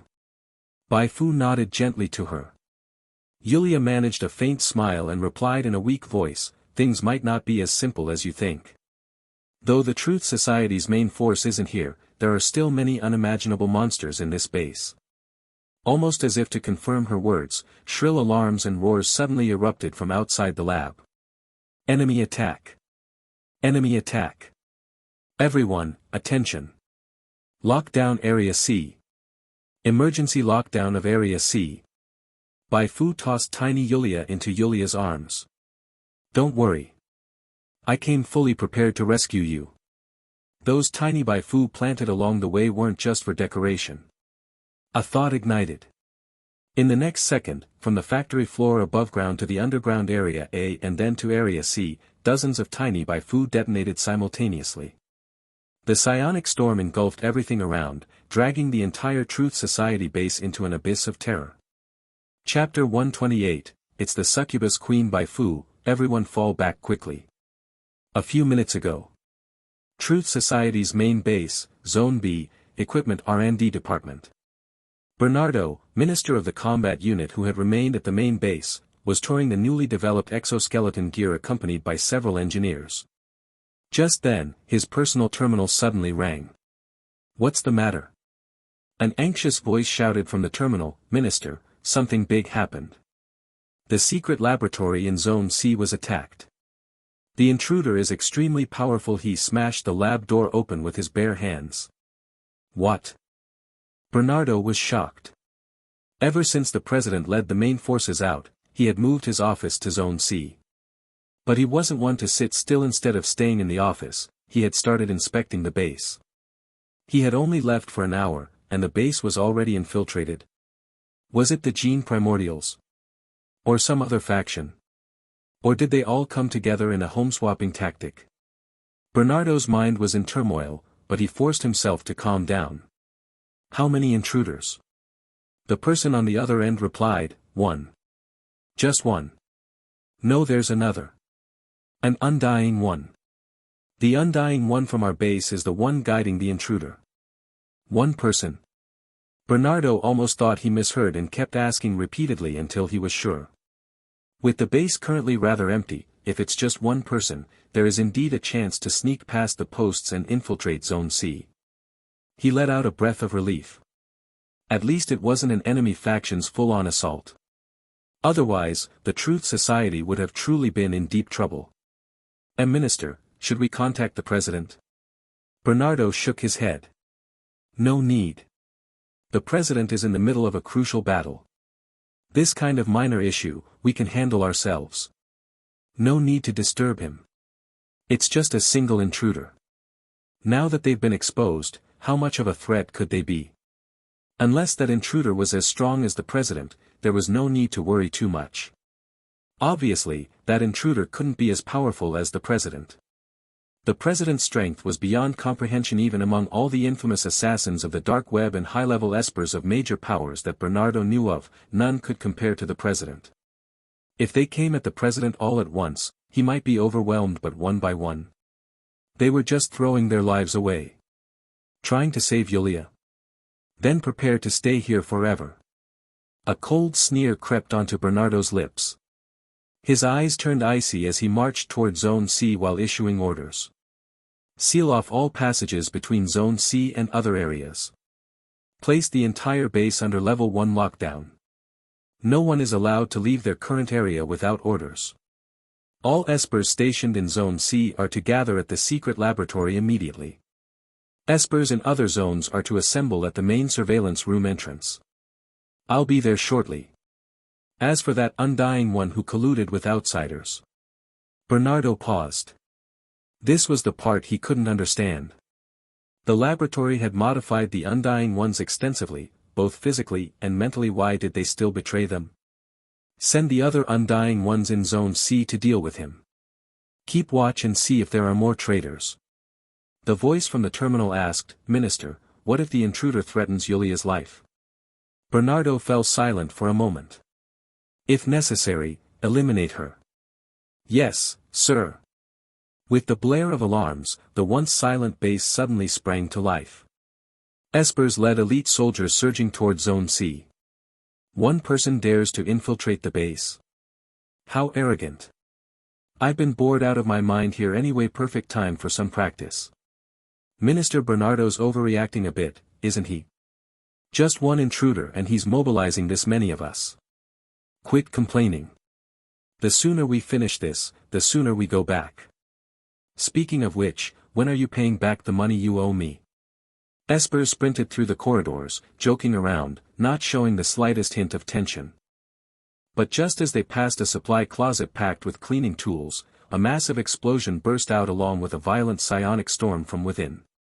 It happened too suddenly. They had no time to dodge, only able to watch helplessly as the psionic storm engulfed them. The shockwave ripped through their bodies and flung them away. 3 fragile ones died on the spot, and the rest were severely injured, unable to continue fighting. In an instant, the entire Esper squad was wiped out. What the hell just happened? The survivors were shocked and terrified. Their earlier ease had vanished completely. And this wasn't the only location where it happened. The tiny Bai Fu had planted all exploded simultaneously. Even when they didn't hit anyone, the corridors were blasted into collapse, becoming impassable for a while. This violent shaking caught the attention of the players sent to Zone C as test subjects. Damn, what kind of person did Tai Air bring in? That's insane. Insane my ass. I'm done with that sneaky bastard. He had fun being a spy, but what about us? Now the NPCs are going to suspect us. The favorability we worked so hard to build up is probably gone. Earlier, they had received a new quest, capture Taiyuanren. After learning what Taiyuanren had done from the NPCs, they were all speechless. Now they had only one thought: find Taiyuanren and give him a brutal PK lesson. Trapped in Zone C, Taiyuanren never expected to escape after leading the way. So he was quickly found and surrounded by the other players. A guild player named Sanctum, Silverwing Assassin, stepped forward and stared at him coldly. Tai Air, confess, are you a spy from another faction? He activated a skill. The other nearby players all looked fierce and threatening. With the sirens blaring loudly overhead, there was no hiding anymore. Taiyuanren simply confessed. Yes, I'm actually a spy from the Garden of Silence. I accepted a mission from Bai Fu to gather intelligence on the Truth Society.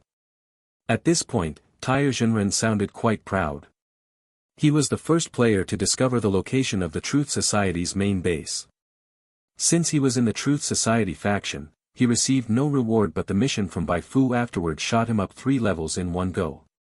Bai Fu's favorability toward him also rose to 78. And that wasn't all. Once the events here went public, he would become a super celebrity. Spy King, Nemesis of the Truth Society, Taiyuanren.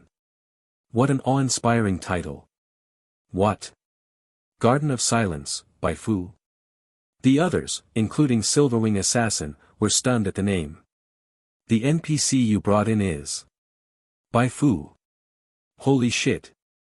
In that instant, Silverwing Assassin and the others instinctively stepped forward, forcing Taiyuanren into a corner. Their expressions looked extremely strange. What are you guys trying to do? Taiyuanren suddenly felt a tightness in his rear, as if he could be pinned down and ravaged at any moment. Suddenly, Silverwing Assassin slapped his shoulder hard and spoke in the player channel. Tai Air, damn it, why didn't you say earlier that you were Bai Fu's spy? I swear, you damn bastard, if we'd known, wouldn't we have cooperated with you? Exactly, exactly. I've been wanting to join the Garden of Silence for a long time. I only didn't switch factions because the system won't allow it. If I'd known you had a connection, I wouldn't have thought about re-rolling. Damn it, Tai Air, that's so low of you. Only telling us now. The players stepped forward, each giving Taiyuan a punch.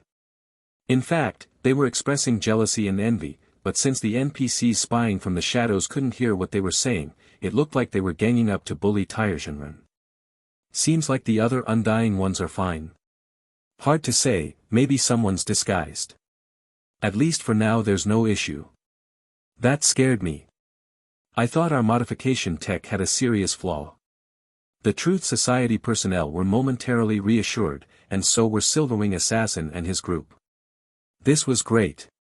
If they could cooperate with Bai Fu to wreck the Truth Society, they'd become factionless, making it easy to join the Garden of Silence. I have an idea. Silverwing Assassin began to share his plan in the player channel. As they discussed the next steps, the Garden of Silence players lying in ambush outside began to move. At Bai Fu's command, they simultaneously triggered 2 missions. The first mission was called Bai Fu's Summons. The mission content was to assist Bai Fu in her operations, with generous rewards. The second was the planetary main storyline Fall of the Truth Society. This storyline had over a dozen objectives, and any one of them offered enough rewards to make current players' eyes go red with envy.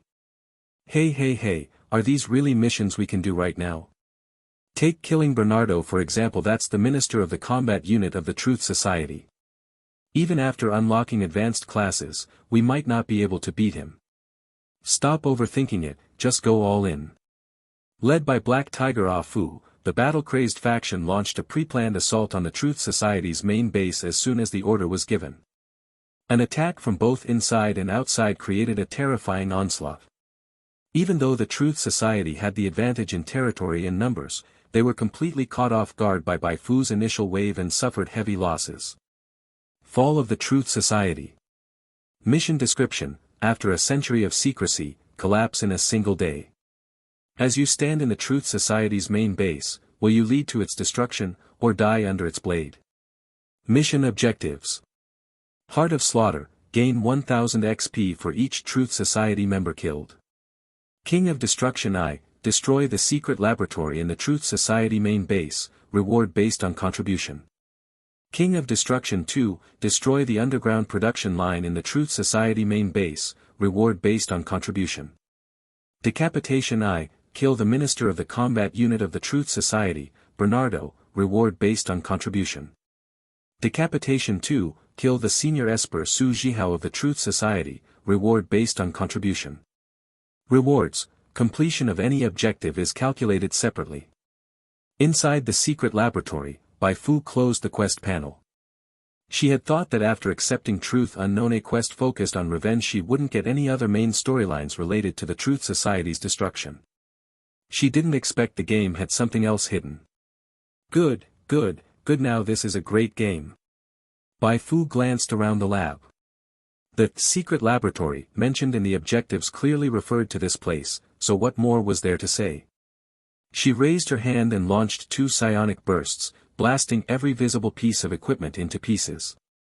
In the thunderous explosion, Dr. Aid turned pale with fear, lips trembling non-stop. This was the lab he had worked in for 10 years. He never imagined it would end up like this. Even if Bernardo killed Bai Fu, it would take a long time to rebuild the lab. And if Bernardo failed to kill Bai Fu, or if the entire Truth Society failed to kill her, Dr. Aid dared not think further. As he raised his head, he saw Bai Fu smiling with satisfaction, like a demon. Destroying a lab netted her 400,000 XP. How could she not smile? Bai Fu leisurely walked up to Dr. Aid. How did she end up like that? Is there any way to help her recover quickly? If Yulia could return to normal, Bai Fu would be even more confident in raising havoc in the Truth Society's main base. Dr. Aid hurriedly explained, she ended up this way because the Truth Society kept extracting her psionic power for experiments. Under prolonged exposure to the psionic limiter, her mind suffered some damage. It's not something that can be healed in a short time. What a pity. Bai Fu frowned and asked, what were you experimenting on with her psionic power? Dr. Aid took a deep breath. The president wanted to find the source of her abilities. So far, we've created temporary boost potions and potential activation potions from her extracted psionic power. Nothing else? Dr. Aid quickly shook his head, saying there wasn't. Bai Fu didn't press further. Members of the Truth Society were closing in from all directions. The priority was to get Yulia to safety. After that, it would be time for a real fight. Compared to just destroying the Truth Society and going on a killing spree, Bai Fu valued the various knowledge the Truth Society had collected even more. If there were psionic knowledge chains, that would be great. If not, obtaining knowledge from other classes would still be worthwhile. She could sell it to players later. Lead the way. Take me to the mainframe room and the power distribution room, Bai Fu threatened. Dr. Aid didn't dare say no. Trembling, he exited the bombed-out laboratory. As they walked, Bai Fu destroyed every surveillance device they passed. I saw a photo on the wall in an office. There were 4 people in the picture. You must be talking about Bernardo's temporary office. Since Dr. Aid was so on point, Bai Fu didn't have to explain much. You recognize the people in the photo? The answer was disappointing. No. That's Bernardo's personal photo. Aside from him, no one should know who the people in it are. Forget it. Bai Fu continued forward, escorting Dr. Aid. As they reached the corner, they heard hurried footsteps and shouting. Don't let the intruder escape. An Esper led a team of elite soldiers charging out. Bai Fu didn't even move. From the side, a dazzling white light suddenly shot out, piercing through the Esper's body. It was Bai Fu who made the move. Penetrating spear cleared the way, and then Bai Fu flickered into the crowd with flowing light.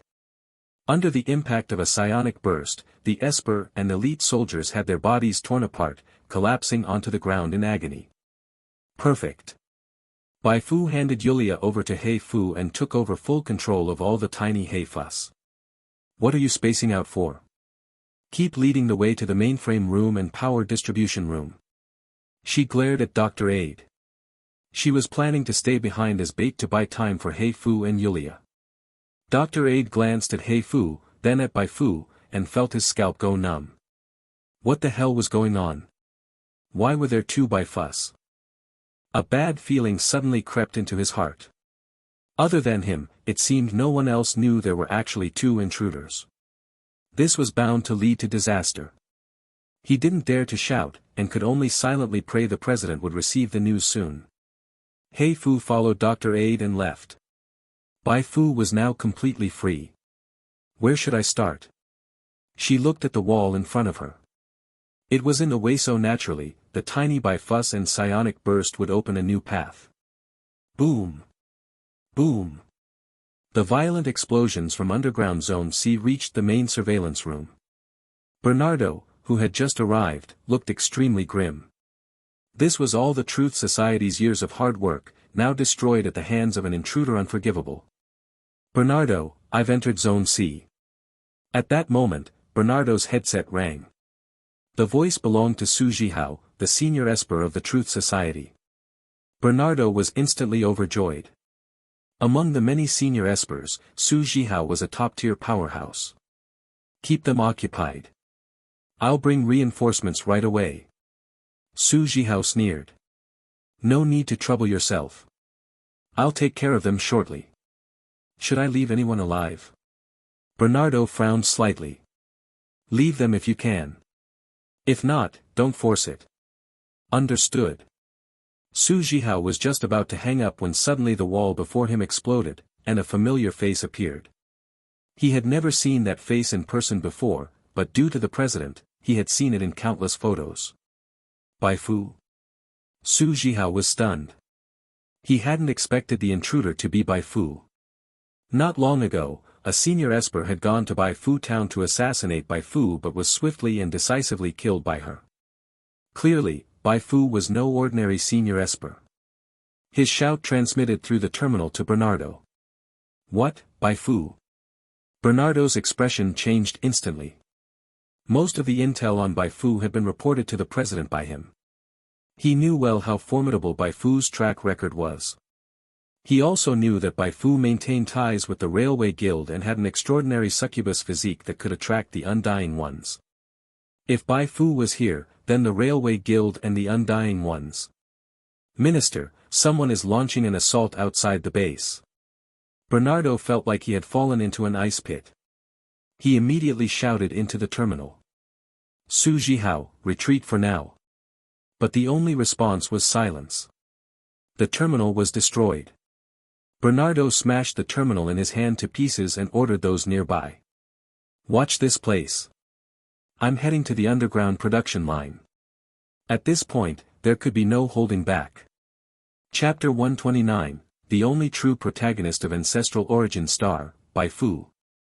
Even through several walls, due to constantly activating psionic perception, Bai Fu had already noticed Su Jihao's presence early on. She swiftly raised her right hand and pierced through the obstructing wall. The moment their eyes met, she flung out a penetrating spear card, shattering the terminal in Su Jihao's hand. Even without using psionic vision, Bai Fu could sense that Su Jihao was a formidable opponent. The muscles on Su Jihao's body bulged and surged with qi and blood. Friction sparked from his fingertips, seemingly glued with qi. He was a martial arts expert. However, he wasn't tall enough. At least in Bai Fu's eyes, he hadn't yet reached the height of 2 or 3 floors. If she had encountered someone of Su Jihao's caliber when she had just unlocked her advanced class, she would have surely turned and run. But now, she was several times stronger than back then. "Run." As Su Jihao fell into a rage due to his terminal being shattered, Bai Fu took the initiative and launched an attack. 5 prayer cards flew outward, transforming into void energy orbs. In the next second, Su Jihao pushed off with both feet, thunderous and fierce, charging toward her. "I don't care who you are, meeting me today is just your bad luck." Su Jihao shouted loudly. The qi surging from his arm turned into writhing electric serpents, distorting the air around him. Close combat strikes from a martial artist were highly effective against psionic prayer users. But of course, that was only in general. Bai Fu had always been tanky, and she had leveled Moonlight Dancer to 30. Even without activating Super Burst, her agility reached 115 points with the support of her combat suit and overflowing radiance. She didn't dodge. Instead, she clashed head-on with Su Jihao, psionic power imbued in both hands, her left hand blasting open a path with psionic burst, while her right hand tore through space with the electric knife. In an instant, they exchanged blows over 10 times. Su Jihao felt a searing pain flaring up on his body, but he didn't pay it much mind. He could tell Bai Fu was extremely fast, but surprisingly weak in strength. If it weren't for that endlessly annoying psionic burst, she wouldn't have lasted more than a few rounds against him. "Got you." Su Jihao beamed with joy as a faint, dazzling white glow shimmered around him. But before he could act, Bai Fu suddenly pointed a finger at him. "Dispel." The qi surge buff that had just emerged on his body was shattered out of thin air. A sudden emptiness surged from his heart, and this bizarre experience left him dazed for 0.5 seconds mid-battle. Half a second wasn't long, but for a superpowered being of Bai Fu's caliber, it was enough to do a lot. All 5 void energy orbs fired simultaneously, their psionic beams pierced through walls and struck Su Jihao in the chest. By the time Su Jihao tried to dodge, Bai Fu had already appeared in front of him like a ghostly dancer in white. The electric knife twisted like a serpent, slipping past his outstretched arms and stabbing into his chest. Tiny Bai Fu. Not enough strength? Then blow it up. 2 tiny Bai Fus suddenly appeared at Su Jihao's feet and exploded with a bang.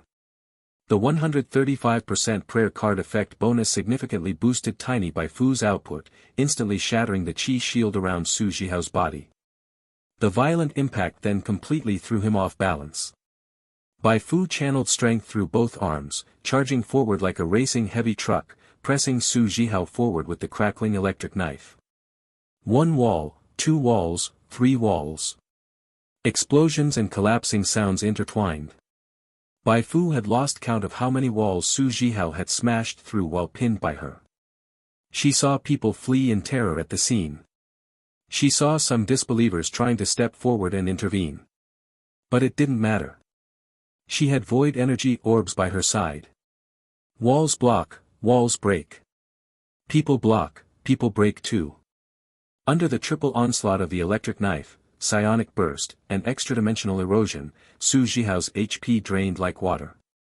His throat released anguished screams. He tried countering with chi surge several times, but landing blows on Bai Fu felt like stones sinking into the sea. No ripple, no effect. You think psionic shielding is just decoration? Seeing Su Jihao's HP drop to just 20%, Bai Fu flipped her hand and withdrew the electric knife. With a flash of the blade, it swept across his neck, finishing him off. You have slain Truth Society high-level Esper Su Jihao. 100% contribution achieved. You gained 290,000 XP. After completing the main quest to eliminate the Truth Society, Bai Fu received an additional 200,000 XP and a one-time skill card from Su Jihao, Invigorated Mind. Invigorated Mind automatically resists one mental attack. Not bad. Bai Fu stashed the skill card away. Right now, her greatest fear was mental-type espers. Su Jihao was level 47 and lasted only 12 seconds in her hands.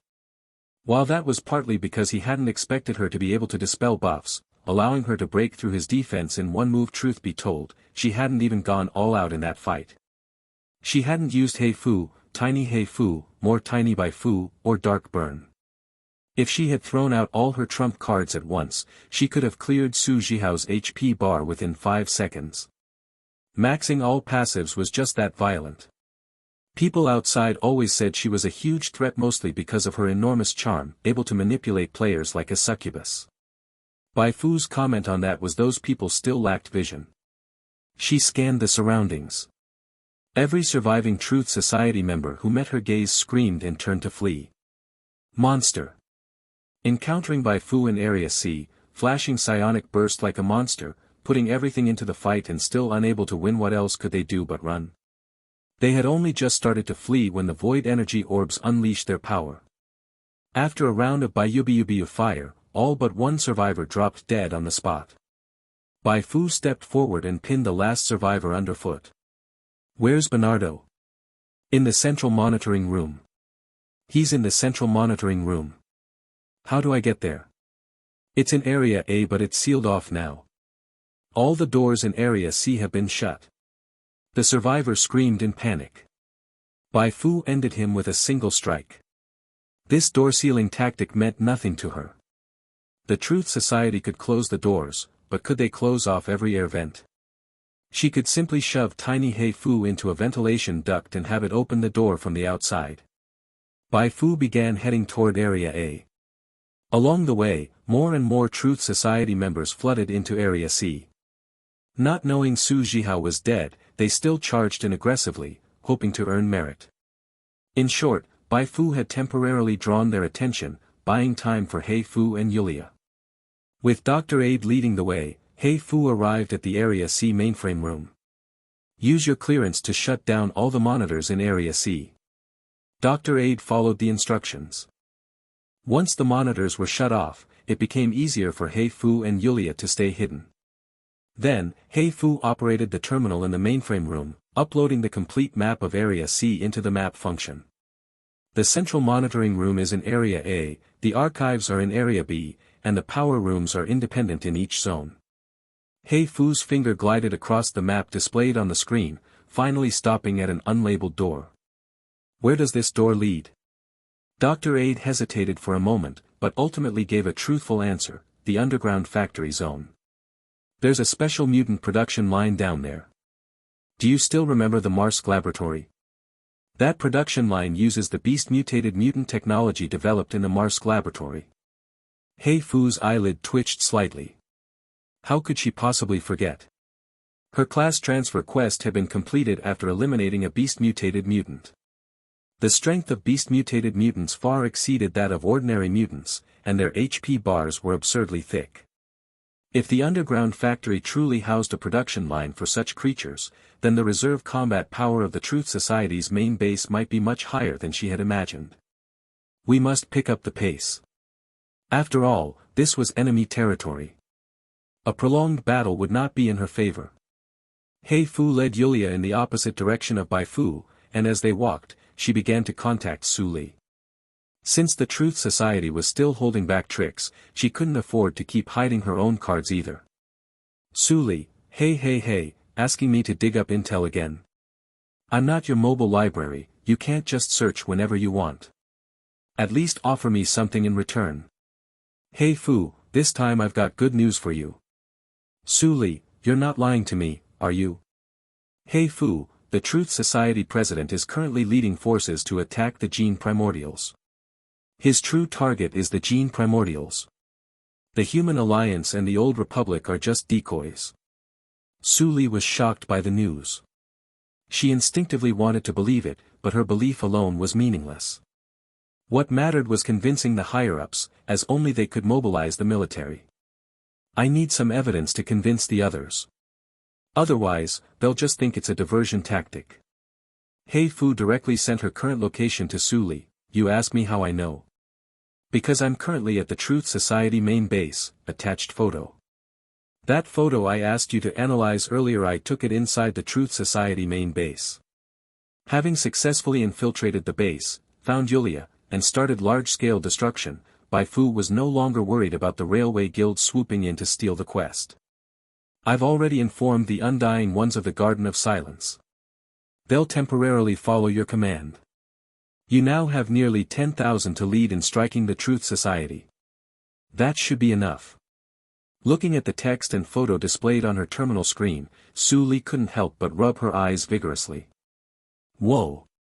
Bai Fu was in the Truth Society's main base. What a shocking revelation. She found it hard to believe, but everything in the photo looked real and convincing. How did you even find that place? An Undying One told me. Another Undying One? Su Li shook her head firmly. No, now wasn't the time to fuss over details. The fact that the succubus queen Bai Fu had obtained intel from the Undying Ones wasn't exactly surprising. If the Truth Society president really was, as Bai Fu said, leading an attack on the Gene Primordials, then they had to respond immediately. Otherwise, if the Truth Society president succeeded, there would be serious trouble. This is a golden opportunity to eliminate the Truth Society. If we miss it, who knows when we'll get another chance to wipe them out completely. Su Li passionately voiced her opinion. The high-ranking members of the Railway Guild sat around a round table, listening to her report. Bai Fu again. Amid their shock, a sense of apprehension also rose. Some even considered letting the Truth Society's main base finish off Bai Fu, but the thought didn't last long.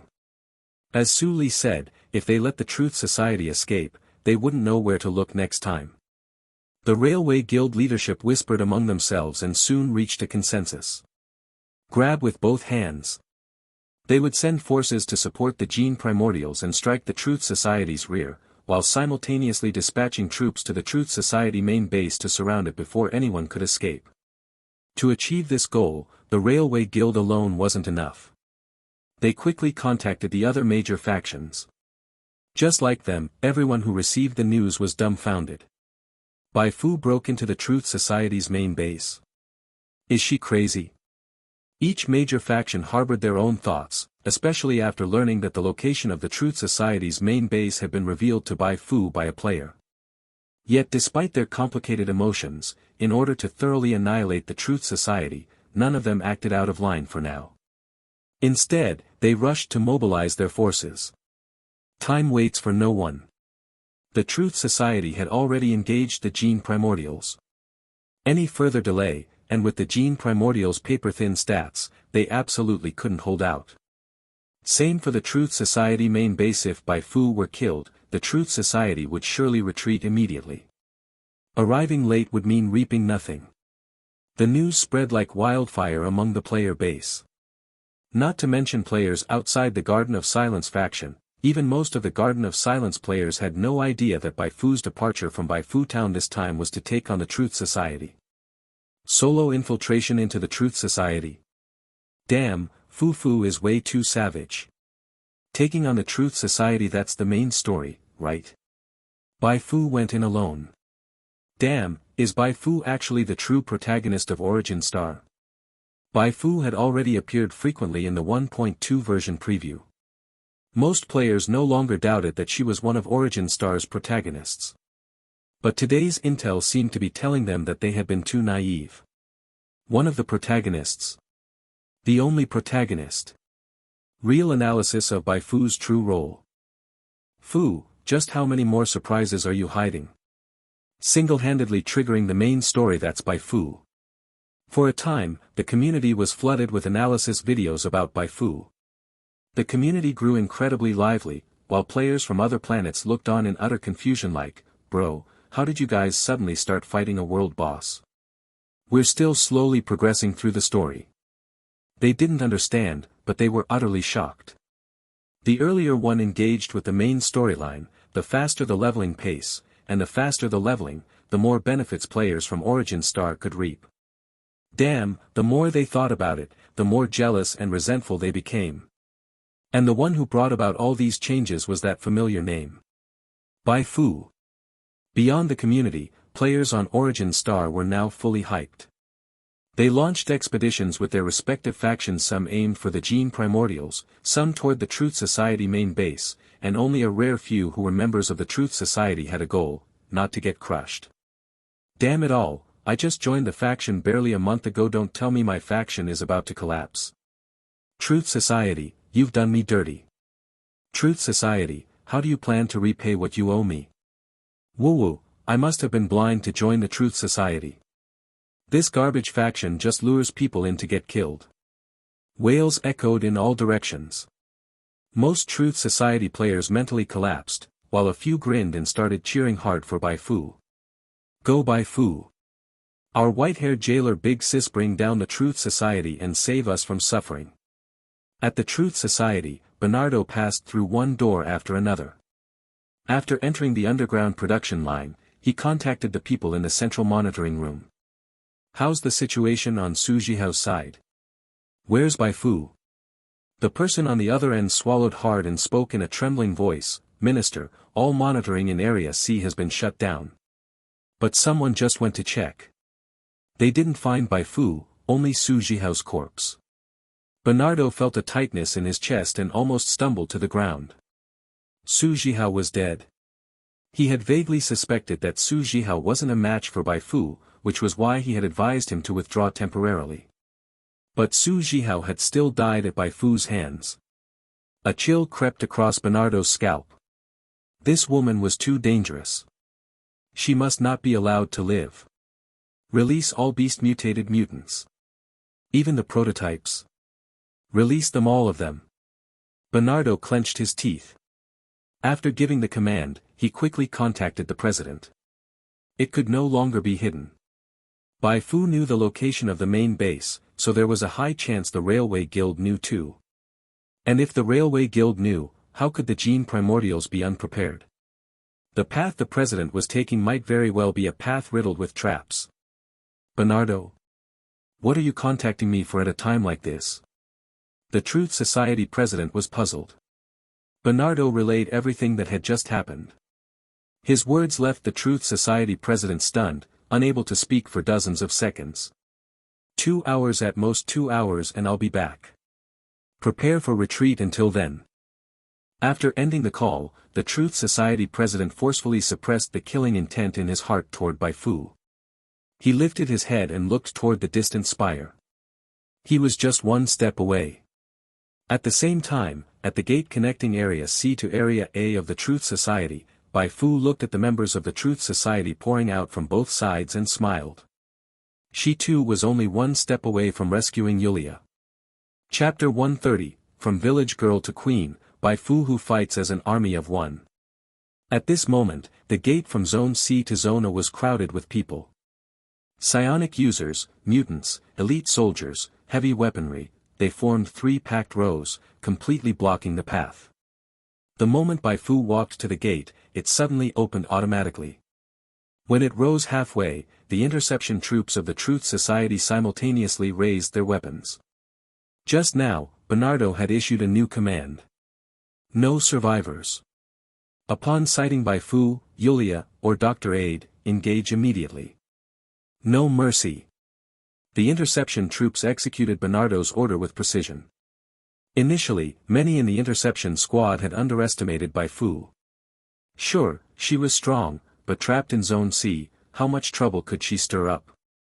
But after discovering the gruesome corpse of Su Jihao, and the vast swathes of destruction around it, none of them dared to let their guard down anymore. Su Jihao was one of the top combatants even in the entire Truth Society. Normally, 2 high-level psionic users wouldn't even be able to kill him. Being able to survive against him would already be impressive. Yet such a fierce fighter had been solo-killed by Bai Fu in a very short time, with no intact spot left on his body. Just how powerful was Bai Fu? No one could imagine it. Perhaps, Bai Fu was now on the same stage as the president of the Truth Society, the one hailed as the martial god within the base.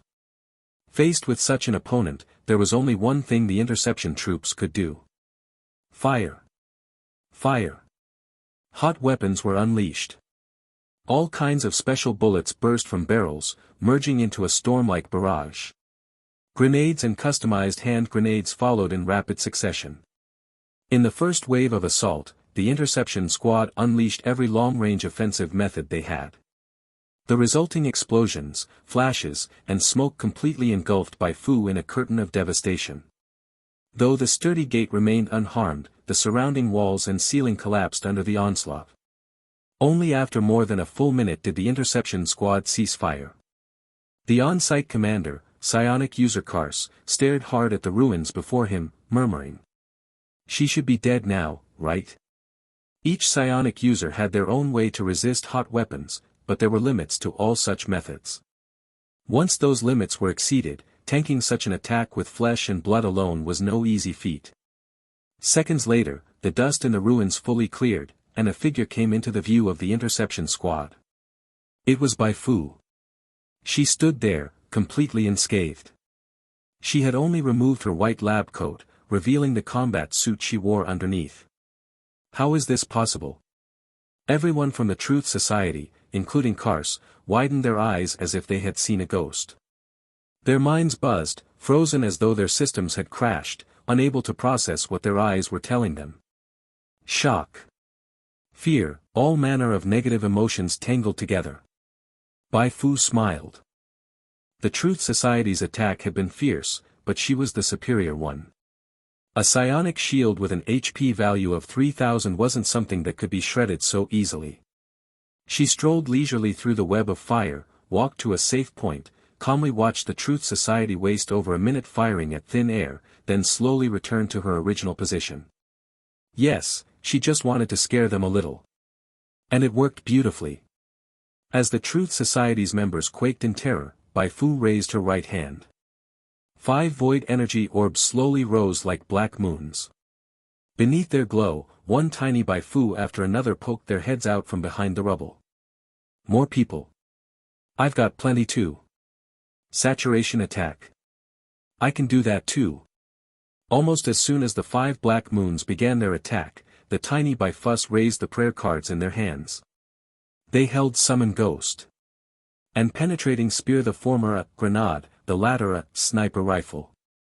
Fire. Fire, fire, fire. The tiny Bai Fu Legion hurled their prayer cards.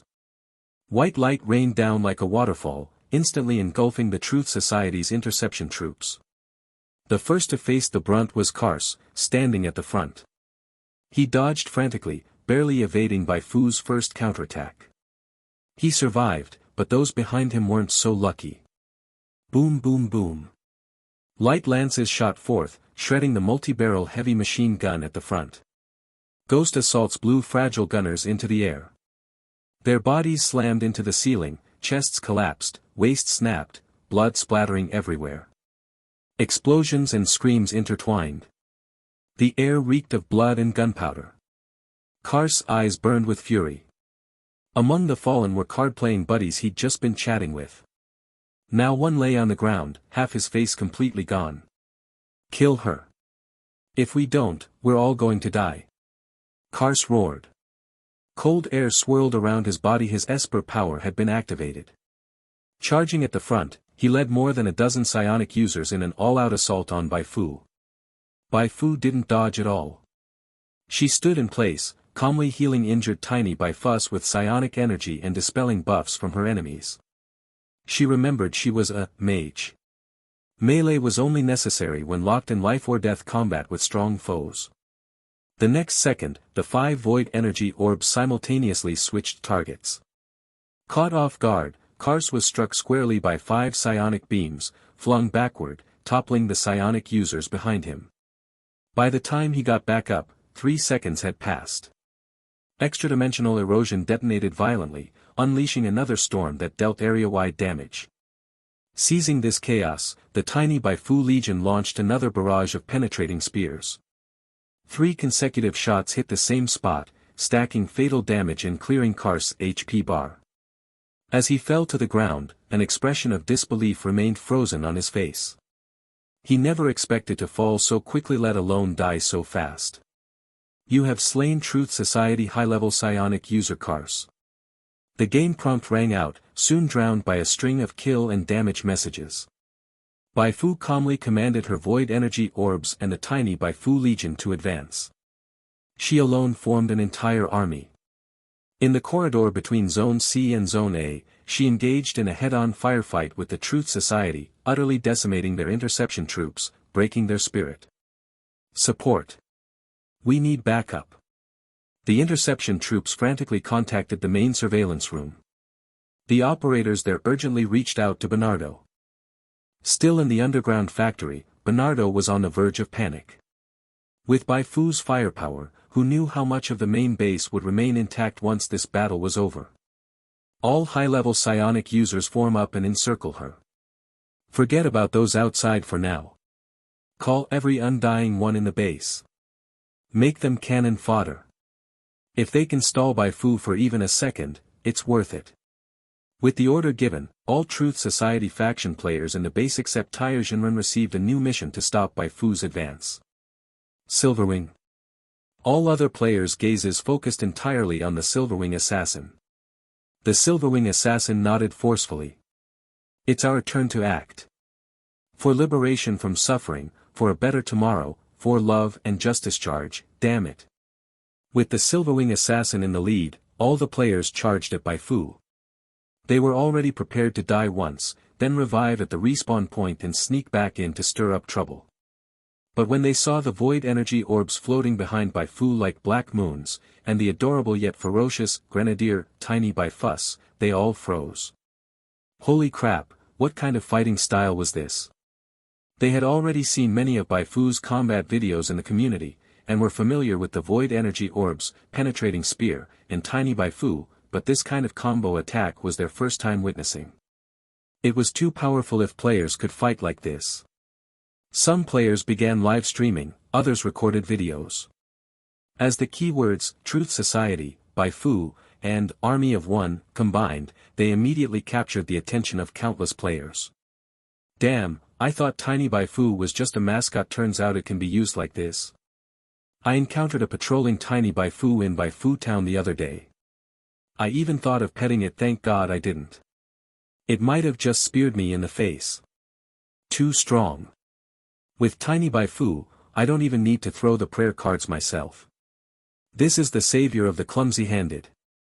I need to learn this skill. Big Fufu's good. Little Fufu's good. Big Fufu plus Little Fufu equals doubly good. So badass. Don't you think Bai Fu commanding a legion of Tiny Bai Fuss gives her the air of a queen? This is just 30 Tiny Bai Fuss, what if there were 30,000, or 300,000? I can't even imagine how blood-pumping that scene would be. The falling leaves carry a message from our birthplace, Origin Star, Bai Fu has ascended as queen. Everyone's saying this is an era filled with Fu-fuss. Players in the live stream room watched with shining eyes. Some were drooling over the strength of the psionic illustrator's summoning build, some were obsessed with Bai Fu herself, and the more perverse were lusting after Tiny Bai Fu. Everyone was extremely excited. Most players were going wild in the live stream, while others had already run to the community to post.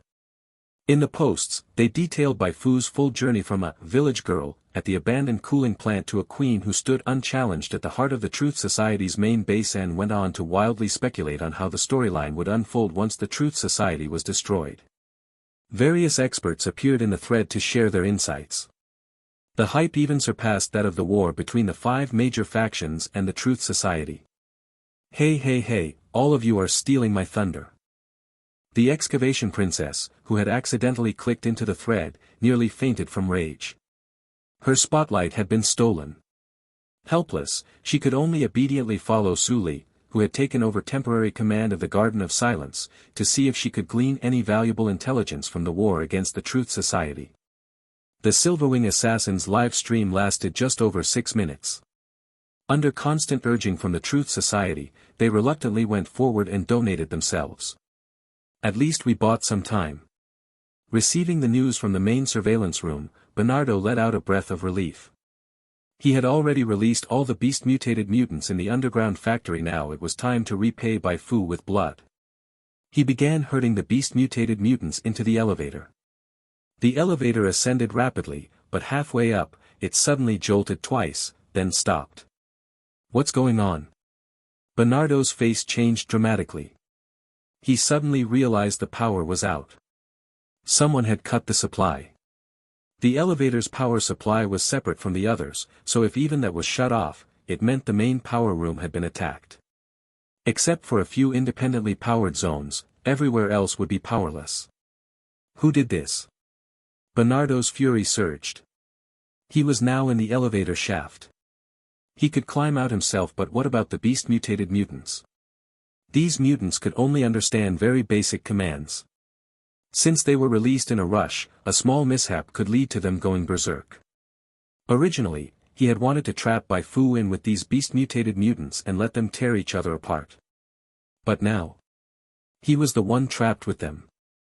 Bernardo turned around and saw a few beast-mutated mutants already growing restless. Damn it! He quickly climbed out from the top of the elevator. At this point, the only plan was to break the wall from the outside, let the mutants out one by one, and somehow herd them toward Bai Fu. Start the backup power. Hurry. Truth Society main base, Zone A, main power room. The psionic user guarding the entrance had a darkened expression. He had been standing watch when several Undying Ones came running up, saying Minister Bernardo had something urgent to tell him. For some reason, maybe poor signal, he couldn't get through, so he believed them and walked to an open area to pull out his terminal. At that moment, the Undying Ones rushed into the main power room. A series of explosions followed, and the room was blown apart. Instantly, everything around him was swallowed by hopeless darkness. How could he not despair? With external enemies invading, and a sudden power outage at this moment, the already dire situation had just gotten worse. It's over. It's all over. The psionic user was on the verge of collapse. Failing to guard the main power room, such a critical blunder was as good as a death sentence. Arg! You Undying Ones deserve to be torn apart. You're not even human. I'll kill you. I'll kill every last one of you. After a few furious roars, he grabbed his weapon and charged madly down the pitch-black corridor. No one knew how long he ran. Suddenly, a few white beams pierced through the darkness and his body. He collapsed, howling in pain. 1 second later, several black beams followed, finishing him off. What's with this guy? Bai Fu emerged slowly from the darkness, staring at the corpse in confusion. Why was he suddenly cursing at the players? Could it be that those outside had already broken through the Truth Society's defenses? Bai Fu shook her head. Regardless, the sudden blackout in the Truth Society's main base was a good thing for her. It would be easier to cause chaos in the dark. While she continued advancing with the void energy orbs and Tiny Bai Fuss drawing enemy attention, she herself slipped into a side passage. She used the void energy orbs and Tiny Bai Fuss to keep the psionic users of the Truth Society occupied while she stealthily made her way toward the main surveillance room. Even if the summoned orbs and Tiny Bai Fuss were destroyed en route, it didn't matter, she had stockpiled a huge number of prayer cards for this operation. She could summon an equal number of reinforcements at any moment to keep up the illusion that the Truth Society's base had been infiltrated from all directions. And it worked beautifully. With true spirits summoned and wreaking havoc everywhere, the Truth Society could no longer tell how many enemies were inside the base. While their attention was fully diverted to Zone A, Bai Fu, who had remained in Zone C, made her move dragging Dr. Aid along. She launched a sweeping purge. From the medical laboratory to the Psionic Research Institute, from the mainframe room to the power room, from Zone C to Zone B, Bai Fu fully embraced the spirit of stealing the light. If data or documents could be directly read through the player panel, she read them; if not, she simply carried the equipment away. Bai Fu didn't expect to be able to move all the equipment out in one go. For now, she merely stashed them in a rarely visited room. Dr. Aid and Yulia were dumbfounded. "What are you doing?" "Making money. Money's needed to support a family." Bai Fu was stealing with increasing enthusiasm, wishing she could magically summon an auto-loot aura. She could already picture herself getting rich off the stolen gear. Reborn among the stars, became the richest on Origin Star in just 1 year, all because I'm the Empress of Light Theft. After stealing for a full hour, Bai Fu finally stopped. It wasn't that she had really stolen everything from the Truth Society, rather, she happened to spot Bernardo herding beast-mutated mutants. "What a shame, I have to stop. If those beast-mutated mutants discover me, it'll be a problem." With some regret, Bai Fu looked down at the message Su Li had just sent. The Railway Guild, the Human Alliance, and the Old Republic had assembled their elite forces and were rapidly approaching the Truth Society's main base. But rapidly still meant it would take some time. Bai Fu was about to leave when Dr. Aid suddenly crushed a badge hidden in his pocket. This wasn't an ordinary badge, but a special one imbued with a single-use mental shock. "Bernardo, save me!" He shouted and dashed frantically toward Bernardo. Using the mental shock to buy himself a chance to escape Dr. Aid thought his plan was perfect. But he had overlooked one thing: Bai Fu wasn't human. She was a true spirit summoned by Bai Fu, brainless and fully remote-controlled through Bai Fu's innate abilities, completely immune to ordinary mental attacks. Trying to run. A cold glint flashed in her eyes. While using Invigorated Mind dropped by Su Jihao to block a skill aimed at Yulia, Bai Fu activated Battle Etiquette on Dr. Aid. A strange force acted on his body, and Dr. Aid realized in terror that he couldn't move his legs. "You!" A chill ran down his spine as a hand gripped his neck. "Seems like you think your life is too long." "No, I..." Dr. Aid trembled all over, unsure how to explain. He could only plead silently with his eyes, hoping Bernardo would rescue him. If Bernardo came at full force, he might still have a chance after all. Bai Fu was also burdened with Yulia. But Bernardo's response plunged him into despair. "Kill them both." Though uncertain why Bai Fu had suddenly appeared in Zone C, Bernardo still gave the kill order to the beast-mutated mutants around him. Dr. Aid screamed in panic. "Bernardo, you're going to kill even me? Without me, the potential serum would have never been developed so quickly.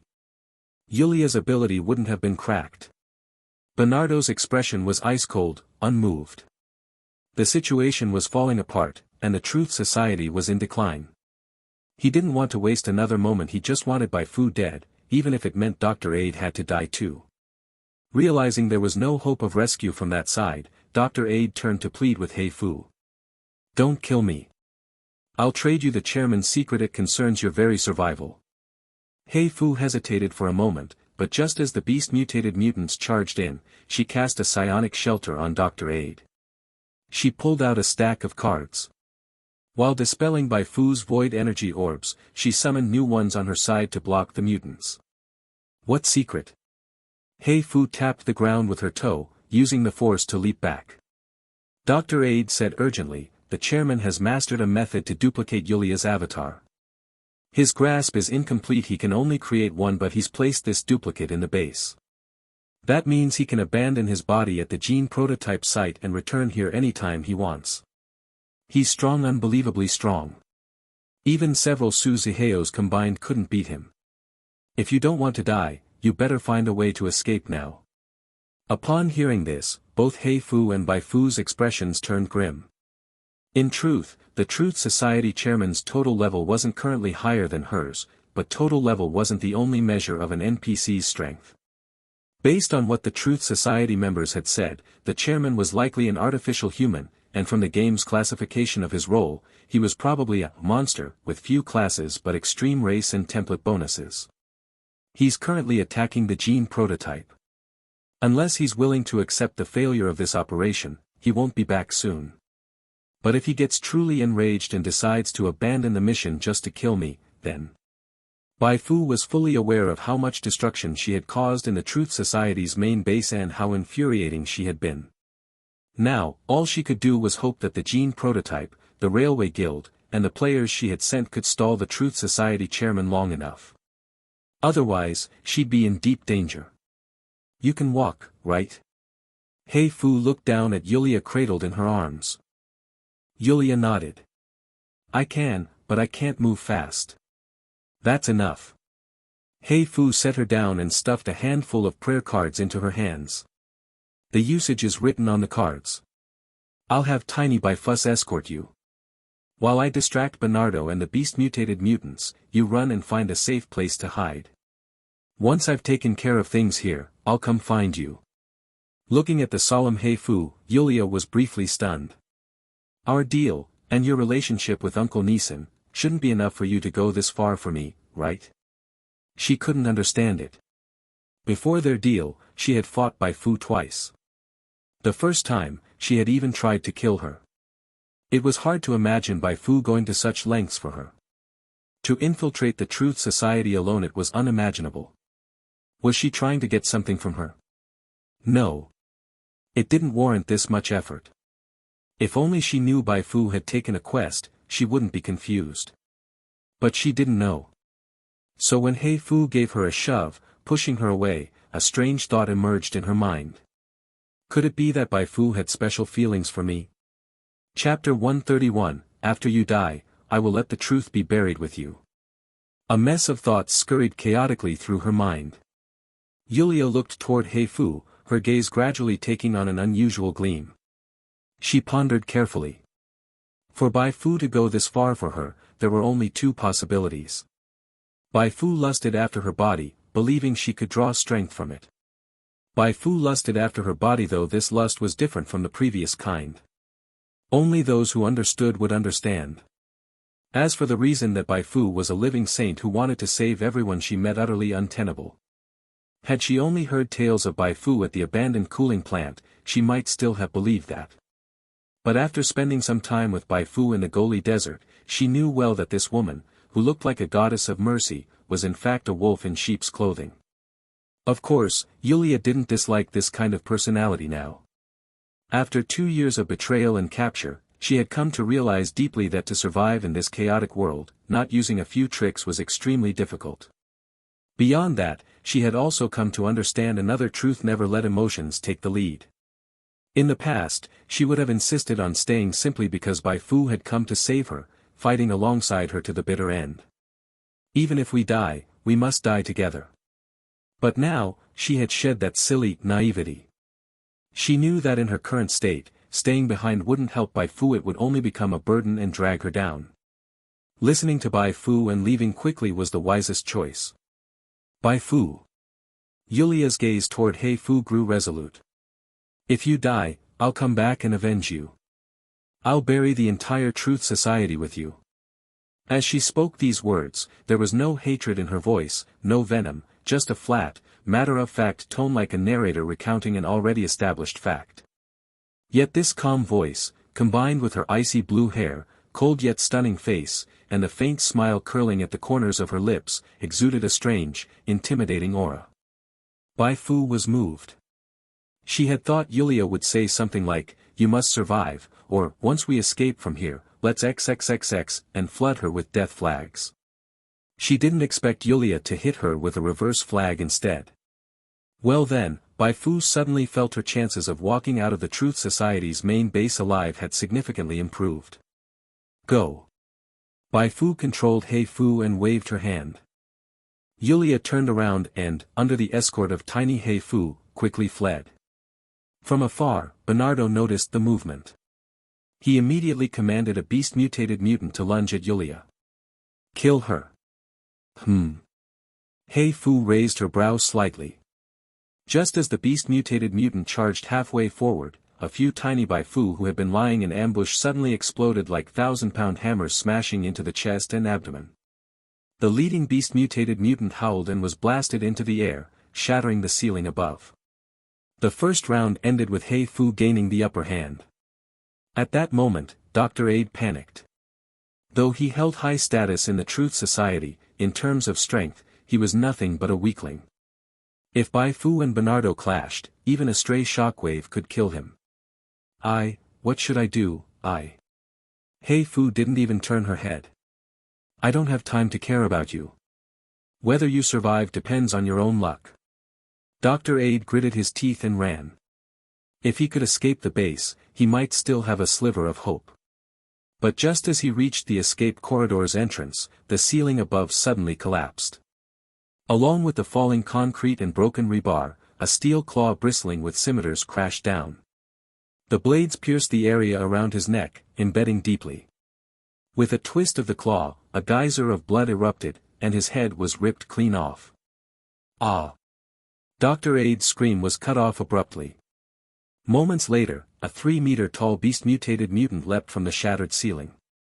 He casually tossed Dr. Aid's head onto the floor, locking his crimson eyes onto Bai Fu. Scorching breath snorted from his nostrils.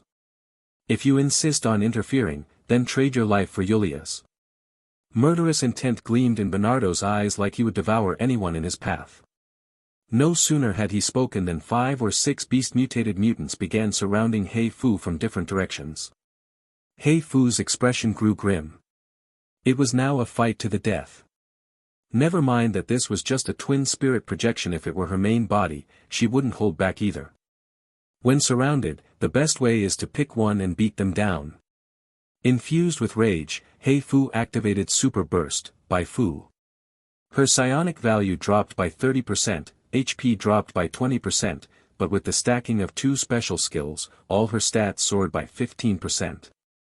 Strength, agility, and spirit even shot up by an extra 18, and 10 points respectively.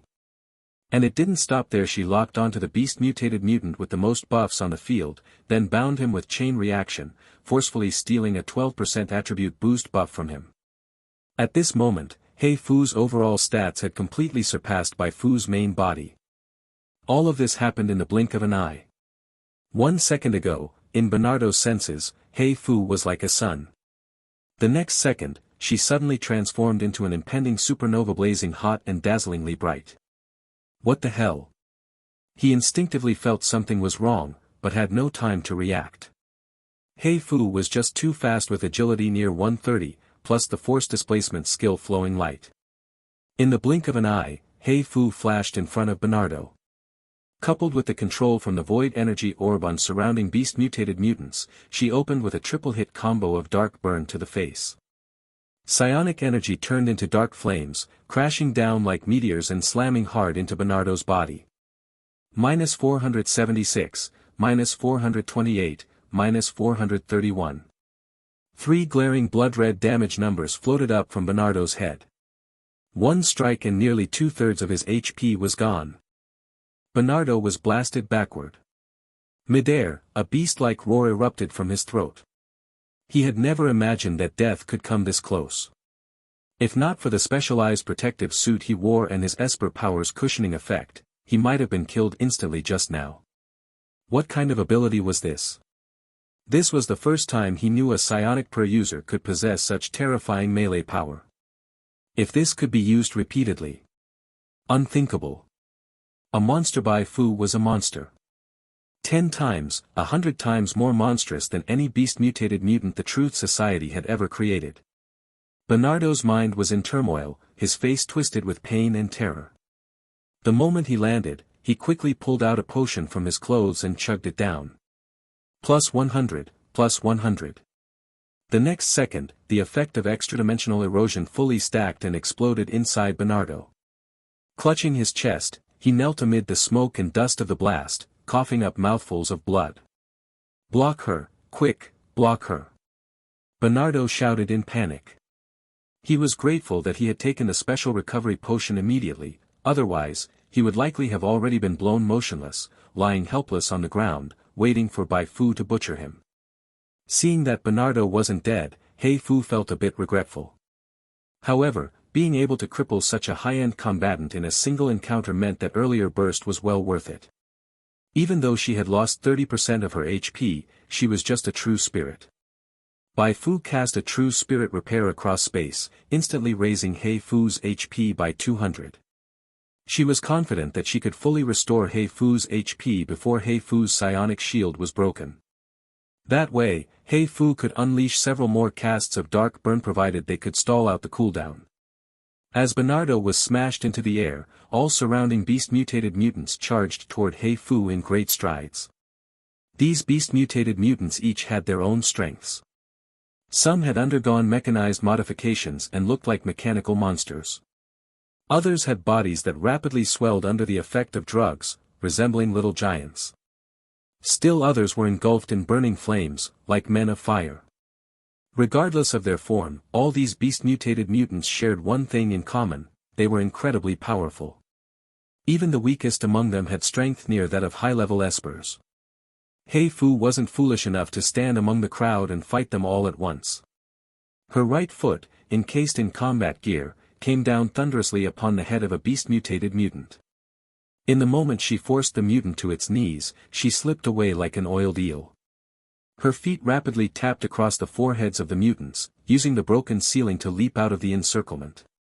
Relying on the void energy orb and the support of tiny Bai Fu and tiny Bai Fu, she began to weave through the group of beast-mutated mutants. The fierce battle thus began. Bai Fu darted and twisted using her agile feet, but the beast-mutated mutants weren't to be underestimated either. Their esper powers, martial chi surges, and mechanical missiles combined to gradually shrink Bai Fu's room for evasion. The shockwaves from the clashes between powerhouses ruthlessly tore apart the base of the Truth Society. Watching from a distance, Bernardo's eyes turned even redder. This base had been the result of his countless efforts. Activate the final plan. He dragged his wounded body toward his office, contacting his assistant as he walked. Hearing his command, the assistant's face changed drastically. "Minister, are you really going through with this?" The so-called final plan was actually a self-destruction contingency, placing bombs throughout the base to perish together with the enemy. For years, the Truth Society had been guarding against other major factions attacking their main base. They had long been prepared to take the enemy down with them if they couldn't win. Even a high-level esper would have no chance of survival if subjected to massive explosions in a sealed space. But being prepared didn't mean they actually intended to execute it. Though the base was under attack from both inside and out, the external assault wasn't as severe as expected. By all appearances, things hadn't yet reached the point of blowing up the entire base. "That's an order. Activate the plan first. Whether to detonate, wait for my new command," Bernardo roared. No one understood better than he did just how terrifying Bai Fu was. Her terror didn't lie solely in her power, it was also in that monstrous growth rate. For the Truth Society, for the president, even if it meant his body shattered into 1,000 pieces or being burned to ash, he had to kill Bai Fu today.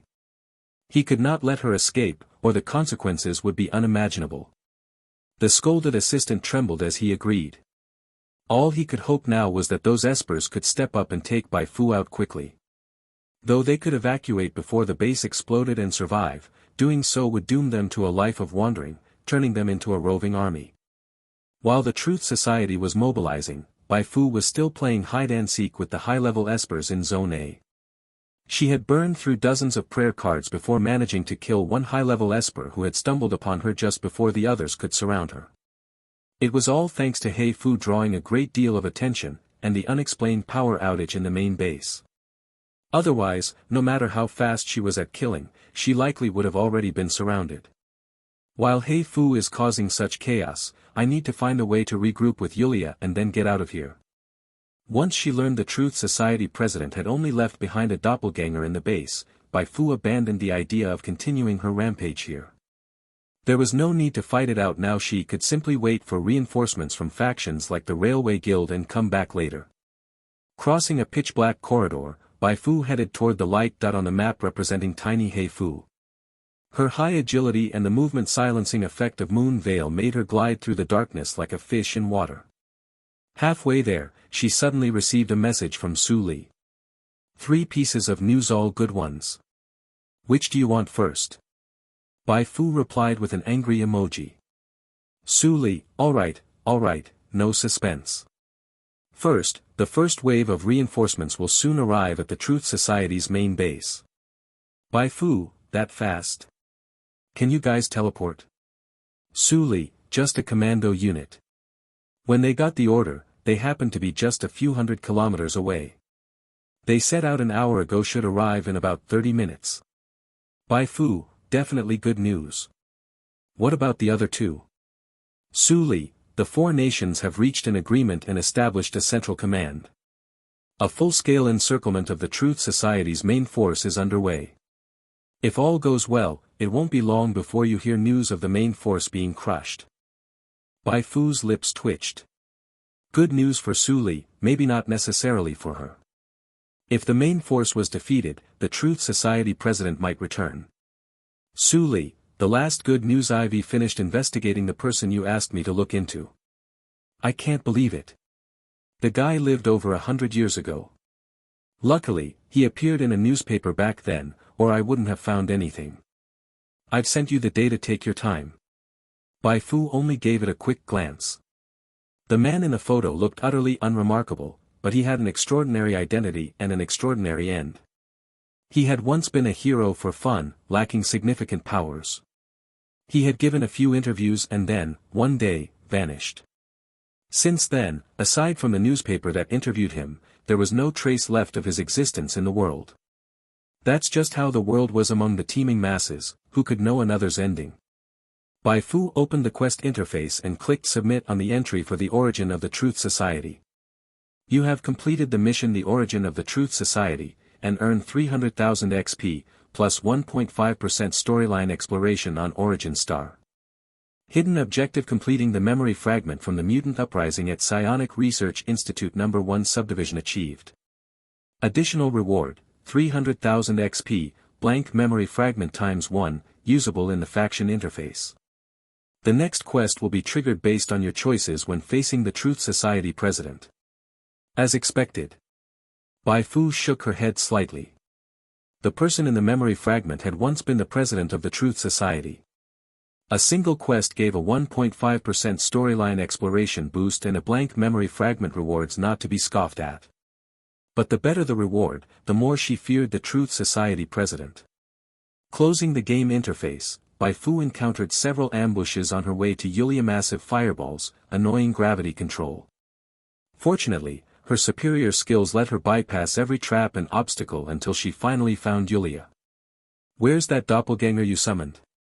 Tiny Yulia often stayed beside Bai Fu, so Yulia knew well the connection between Bai Fu and Bai Fu. Still buying time.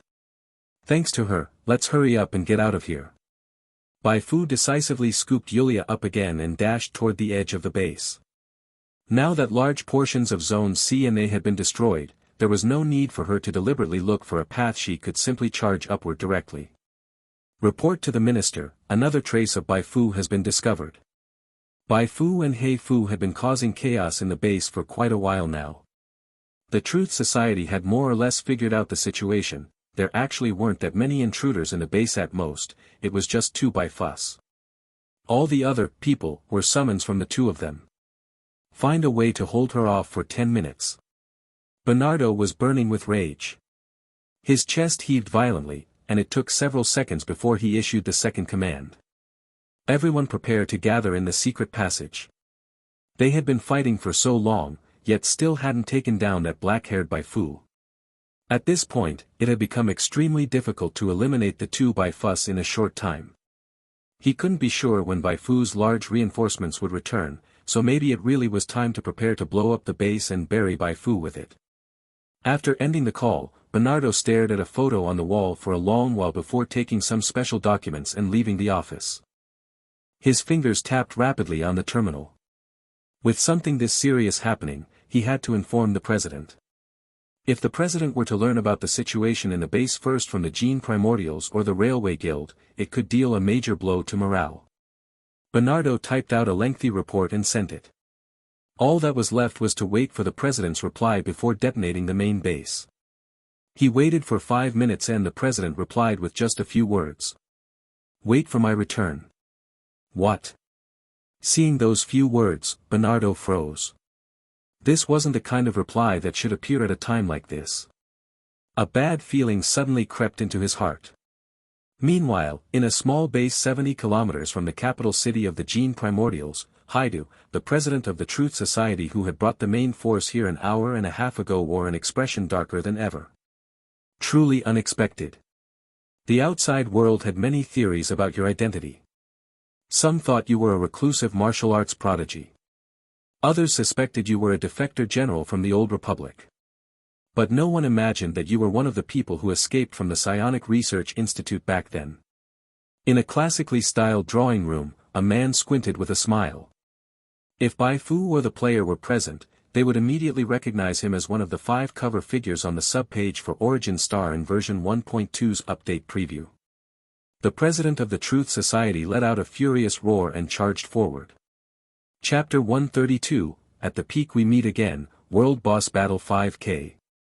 From the moment he received the Truth Society president's reply, Bernardo stopped in his tracks. He had assisted the president for many years.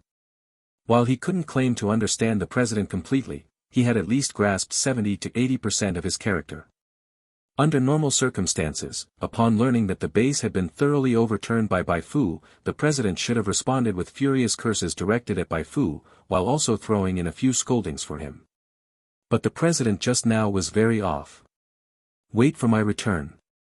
The reply was far too brief and unnaturally calm. That simply wasn't in line with the president's usual style.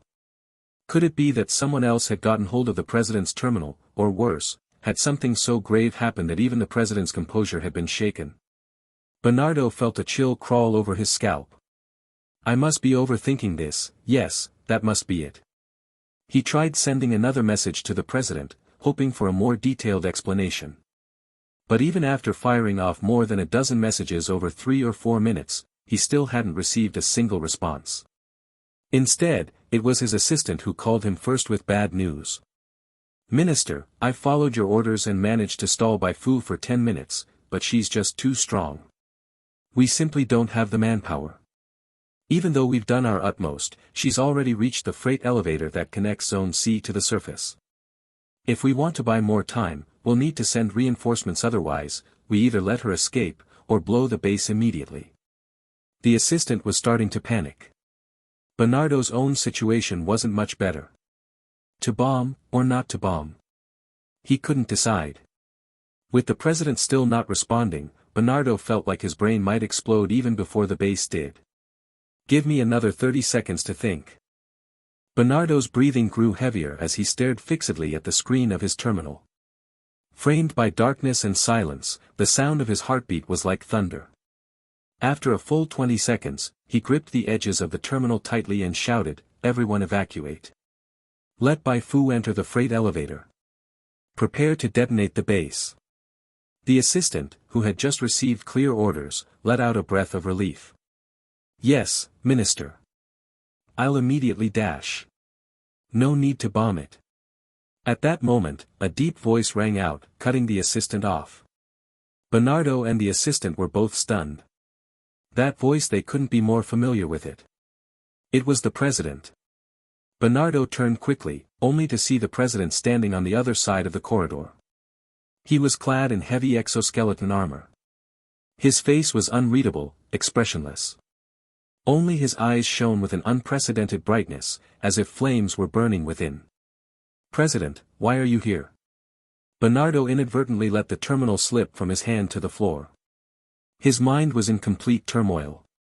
The president being here could only mean one thing: the front lines had completely collapsed. With the Truth Society's main base now exposed and defeat inside and out, this organization that had lasted a century might truly be counting down to its end.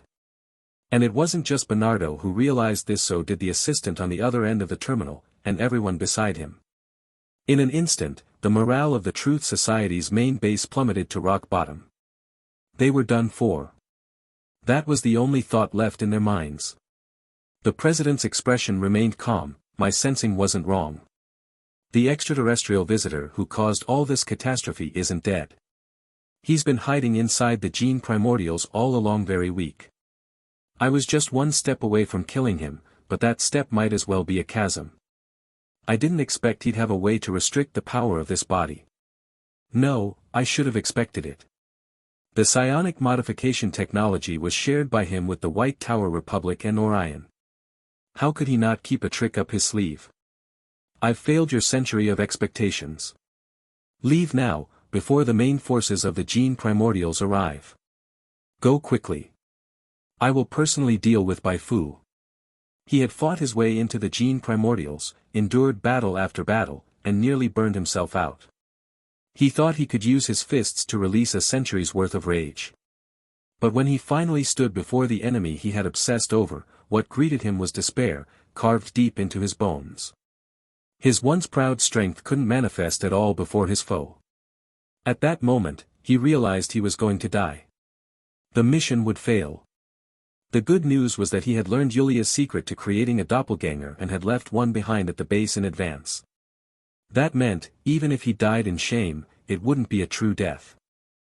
But his physical body had not perished completely. The fire in his heart had already gone out. He realized he had a congenital flaw. No matter how hard he tried, as long as he stayed on this tiny puddle called Origin Star, he would never be able to avenge himself. What a hopeless truth that was. Yet when he awoke from his doppelganger, he miraculously found himself devoid of the anger and fury he had expected. He sat in the darkness, spent a minute reminiscing over his life as though watching a biographical film about someone else.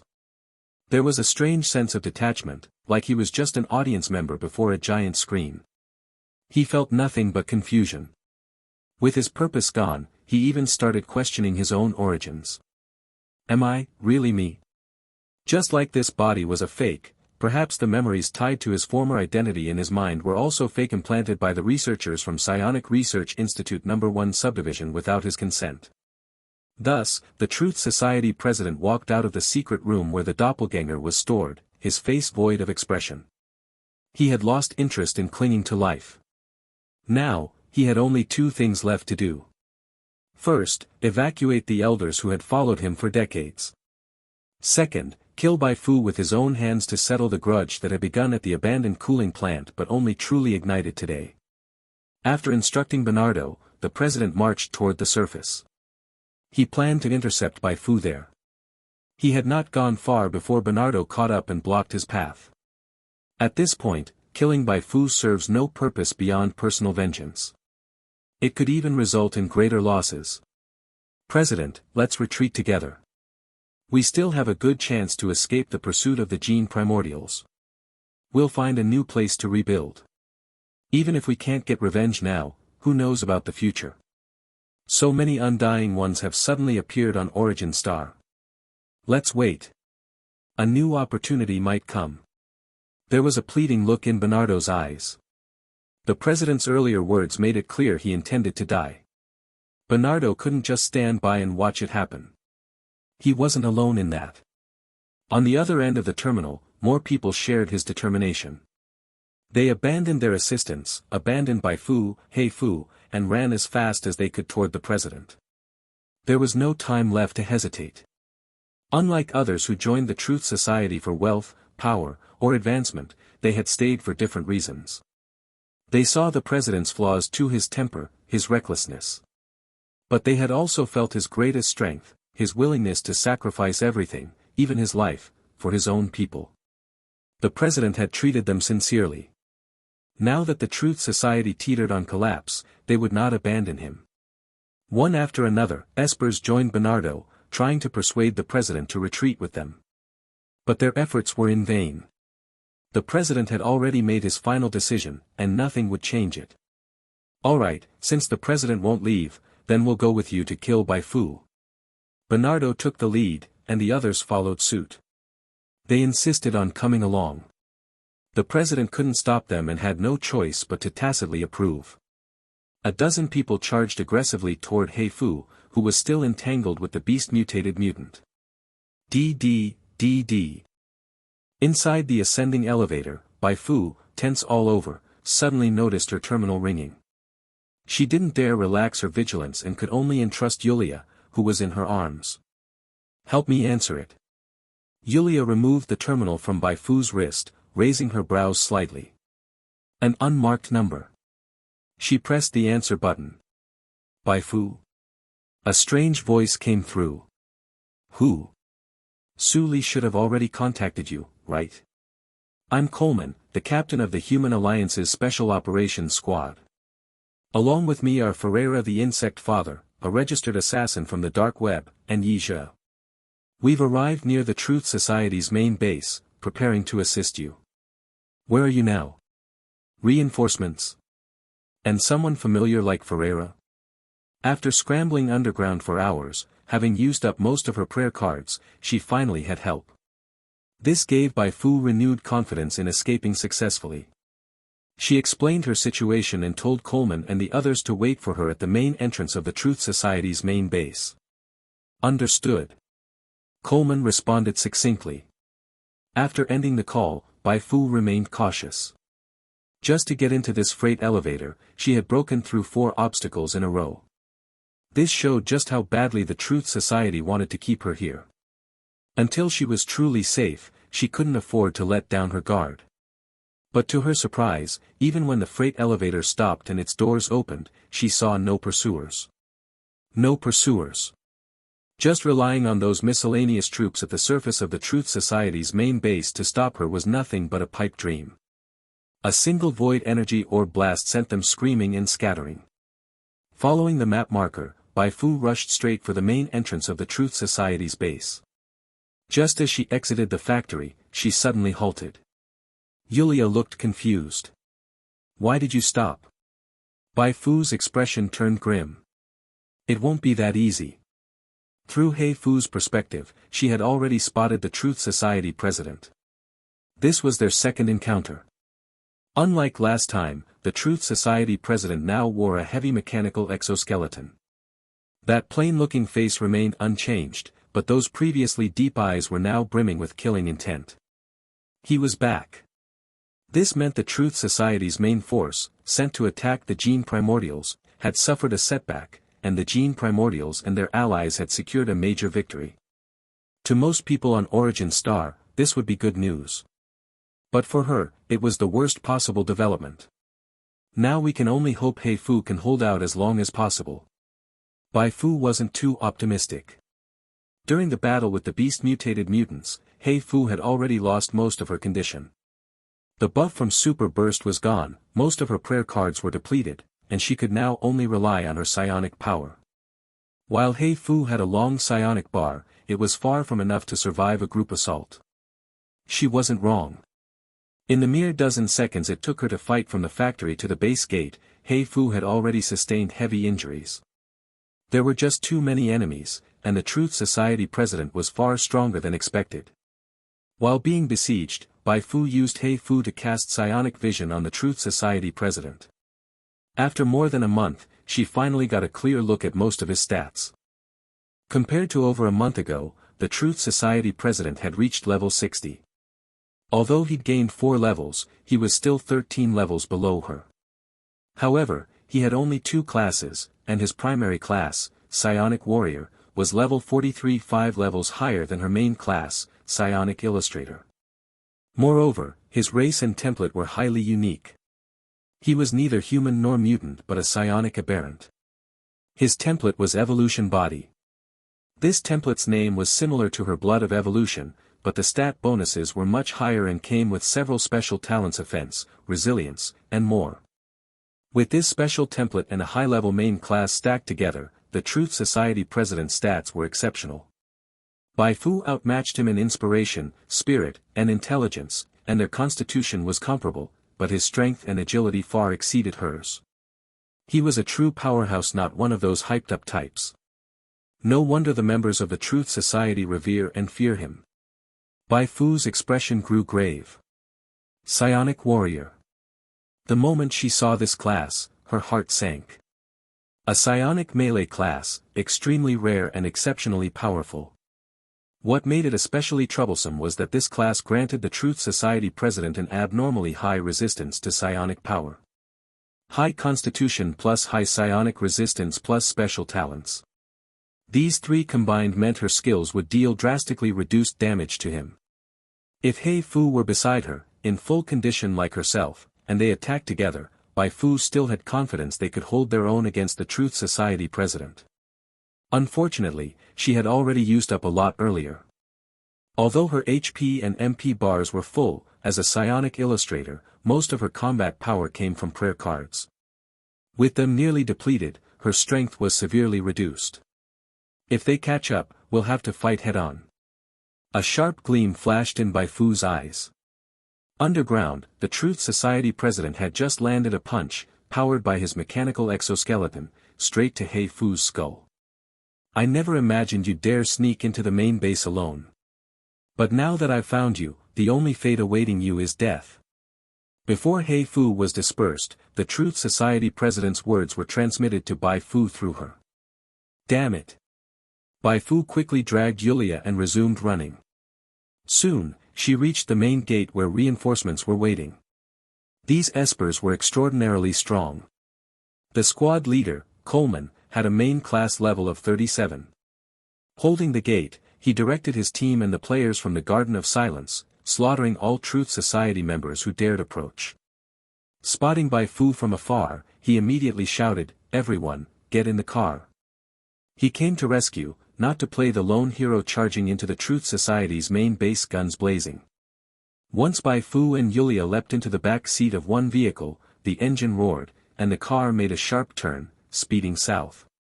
Just got good news. Truth Society president died in battle against the Gene Primordials. The main force of the Truth Society is surrounded, their morale is shattered, and the Truth Society is on the verge of collapse. We've won this war. Coleman smiled and nodded at Bai Fu. Bai Fu's mouth twitched. Saying that might get you slapped by reality in a moment. She leaned her head out the window just in time to see a factory roof at the Truth Society's main base open automatically. Several armed helicopters roared out. In the lead chopper, the Truth Society president's face was clearly visible. What? Coleman and the others looked as if they had seen a ghost. Why is he still alive? Why is he here? Bai Fu had no time to explain, as the armed helicopters had already opened fire on the vehicle she was in. Shells howled through the sky, sparking and trailing smoke as they chased the rear of the car. An esper inside the vehicle quickly extended his right hand, flames rolling in his palm. When he thrust his hand out the window, the fire instantly turned into a blazing firebomb and shot forth, colliding with the missile launched by the helicopter. Boom! Waves of pressure surged. That move barely saved the car, but the armed helicopters overhead were drawing ever closer. The area surrounding the Truth Society's main base was full of broken roads. If a car wanted to pass, it had to take care, while the helicopters had it easy. They flew straight lines. Boom, boom, boom. Several gravity impacts rained down from above. After fleeing for over 10 minutes, the vehicle carrying Bai Fu finally couldn't hold out any longer. Everyone in the car had to disembark and face the helicopters head-on. You really think you can get away? The Truth Society president jumped down from the helicopter. His mechanical exoskeleton landed heavily, shaking the ground and shattering earth and stone around him. After him, over a dozen others jumped down, including Bernardo, who was still not fully recovered. Bai Fu glanced around, her eyes falling on a few players. You guys cover Yulia's retreat first. I'll come find you later. Then she looked at Yulia. No objections. Yulia shook her head. She had already traveled alone once. Her stance remained unchanged this time. Once Yulia was sent away, Bai Fu smiled and locked eyes with the Truth Society president. Everyone around wore tense expressions. Coleman's side knew how terrifying the Truth Society president was and dared not lower their guard. Bernardo's side knew how terrifying Bai Fu was and also dared not lower their guard. So this is the grave you chose for yourself, the Truth Society president spoke first. Bai Fu wasn't intimidated. The Bai Fu you just defeated only had 80% of my strength. I return your words to you unchanged. They stopped talking. Almost at the exact moment their eyes met, they both erupted, transforming into white lightning and black storm as they charged at each other. Bai Fu held nothing back. She summoned all the true spirits she could, pushed her inspiration boost to the maximum, and unleashed her strongest attack, Dark Burn. A heavy thrust formed from dark psionic power tore through the air, colliding head-on with the iron fist swung by the Truth Society president. The explosion from the impact blasted a crater into the ground. This was the true first clash between these long-standing enemies, signaling the beginning of a great battle. Chapter 133, Yulia's Special Mana Replenishment, Bai Fu achieves a sweeping victory. The close-range triple strike of Dark Burn wasn't something martial artists rampant on a beginner planet like Origin Star could evade. Even the Truth Society president couldn't manage that. The heavy stabs of darkness pierced like a drill, striking the Truth Society president 3 times. Even though a good portion of the damage was mitigated by his high psionic resistance and template talents, the 3 damage numbers that popped up above his head were still considerable. -312, -309, -314. 3 hits in total, directly chopping off 935 HP from the Truth Society president. Considering that, even with the bonus HP granted by the evolution body template, he only had a little over 4000 HP, Bai Fu's explosive burst here shaved off 1/5 of his HP. Her output efficiency was nothing short of remarkable. Though it cost her 10% of her own HP, overall Bai Fu still gained massively. The primary value of Dark Burn against high-level enemies wasn't its damage, it was the debuff that lowered enemy stats. Dark Burn determines outcome based on the inspiration gap between both sides.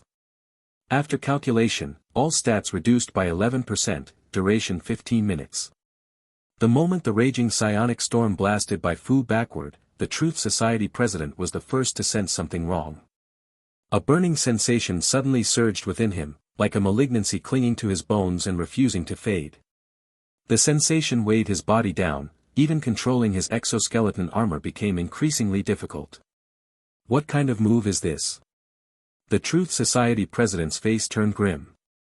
The onlookers knew little of the intricacies.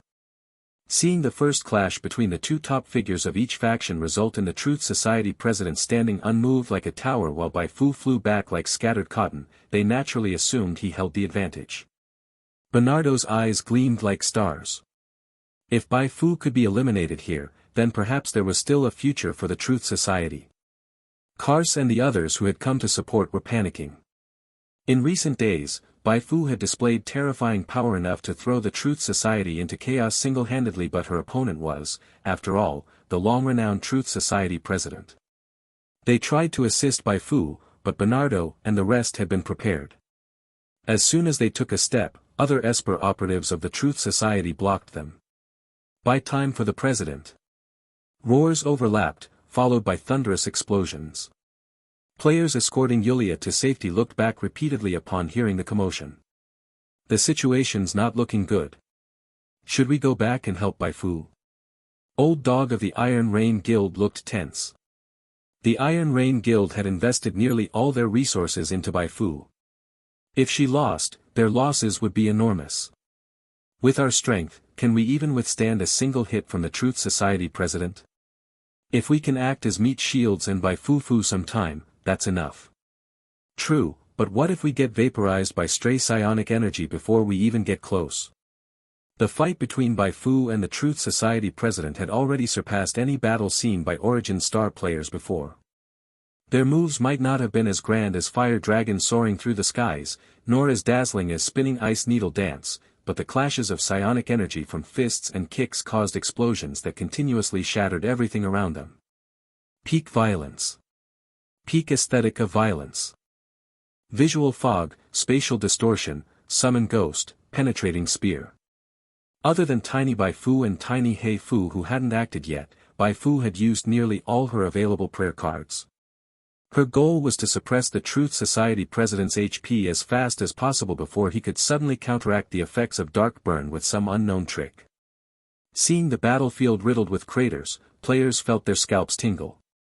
So fierce. I remember someone suggested locking Fu Fu up to stop her from wandering off and dying.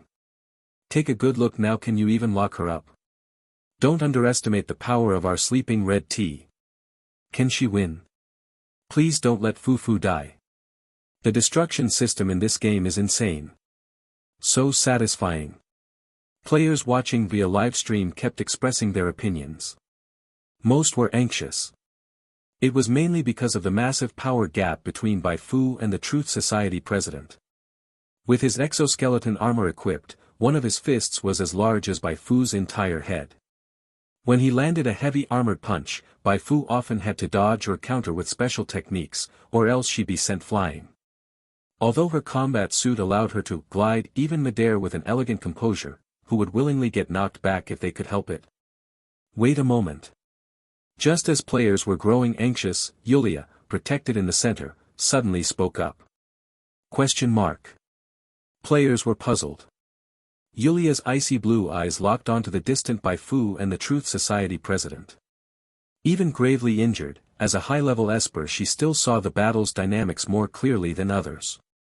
While it seemed like Bai Fu was at a disadvantage in every clash, it wasn't so simple because Bai Fu had psionic shield. That shield absorbs most of the damage. Only a small portion pierces through to her body. If things continue like this, the average person might assume Bai Fu could outlast the opponent with this damage trade, but as Bai Fu's pillow side partner, meaning she slept next to Bai Fu's pillow, Yulia, who knew her better than anyone, understood the situation was dire. Bai Fu had already consumed too many prayer cards before this fight. The longer it dragged on, the fewer explosive cards and light spears she had to draw things out. Her HP trade efficiency against the Truth Society president would only worsen. At that point, it was uncertain whether Bai Fu's psionic shield and combat suit would break first or the Truth Society president's exoskeleton.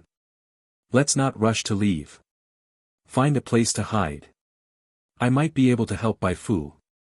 Yulia's words startled the players escorting her. For real. Although Yulia was undeniably beautiful, with a figure even more statuesque than Bai Fu's and a queenly aura reminiscent of his death from Akame Ga Kill, most players didn't have a favorable opinion of her. After all, she'd manipulated players and fought Bai Fu pure villain behavior. Any Fu sect player who didn't hate her would have to be a ghost. Still, with the situation in chaos, Old Dog, convert to Mai Fu, and others decided to give her a chance. They found cover nearby and hid Yulia. Under her command, they quietly sent a few people toward the battlefield. The battle raged on. Under the grinding power of prayer cards and extra-dimensional erosion, the Truth Society president's HP had dropped below 65%. His exoskeleton's left arm was wrecked, but Bai Fu wasn't faring much better. Just as Yulia had seen, the Truth Society president's skills dealt piercing damage. His heavy punches were as swift as lightning. Each strike not only stripped away part of Bai Fu's shield but also caused paralysis, slowing her dodge reflexes. Bai Fu was really getting numb. Thank goodness his skill isn't like extra-dimensional erosion, which explodes with special damage after stacking to a certain level. Otherwise, I wouldn't even be able to trade HP with him. Under the continuous barrage of iron fists, Bai Fu's psionic shield was finally shattered, and the explosive psionic cyclone left several scars on her arm. At this moment, one had to give credit to the combat suit Su Li had crafted for her. Its special structure and materials ensured that even if one part was rendered non-functional, it would not affect the functions of other parts. Without that shield, what do you have left to fight me with? The Truth Society president was overjoyed. He struck his fists together, and a golden flame of light suddenly burst forth from his body. Second phase. No, to be precise, this did not count as a true second phase. It was a special technique that used psionic energy to stimulate flesh and blood, allowing for a brief explosive burst. The Truth Society president had endured the stat reduction from Dark Burn, hiding this move all along, just to unleash his strongest combo the moment Bai Fu's shield broke, aiming to kill her in a single strike. Bathed in golden light, even his pitch-black steel gauntlets became dazzling. This punch, it was a blazing punch, damn it, psionic impact with triple explosive power. Whoosh! A raging storm rose, rolling thunder echoed. In an instant, everyone around was terrified by this punch from the Truth Society president. The punch was too fast beyond the limit. So fast that even the mechanical exoskeleton began to groan. Bai Fu had no time to dodge and took the punch head-on. Yet, the scene of her body being pierced, organs rupturing, and Bai Fu turning into Bai Fu sauce did not occur. The Truth Society president was shocked to find that his punch had landed on a brand new psionic shield. Surprised? The psionic shield from prayer cards and the one from skills had separate cooldowns. Bai Fu had already been guarding against the Truth Society president's burst output. What she cast on herself first was the prayer card version of psionic shield, which had a similar effect to the skill version but a much longer cooldown. Then, she deliberately showed him the scene of her shield breaking and her arm being wounded by spinning psionic energy.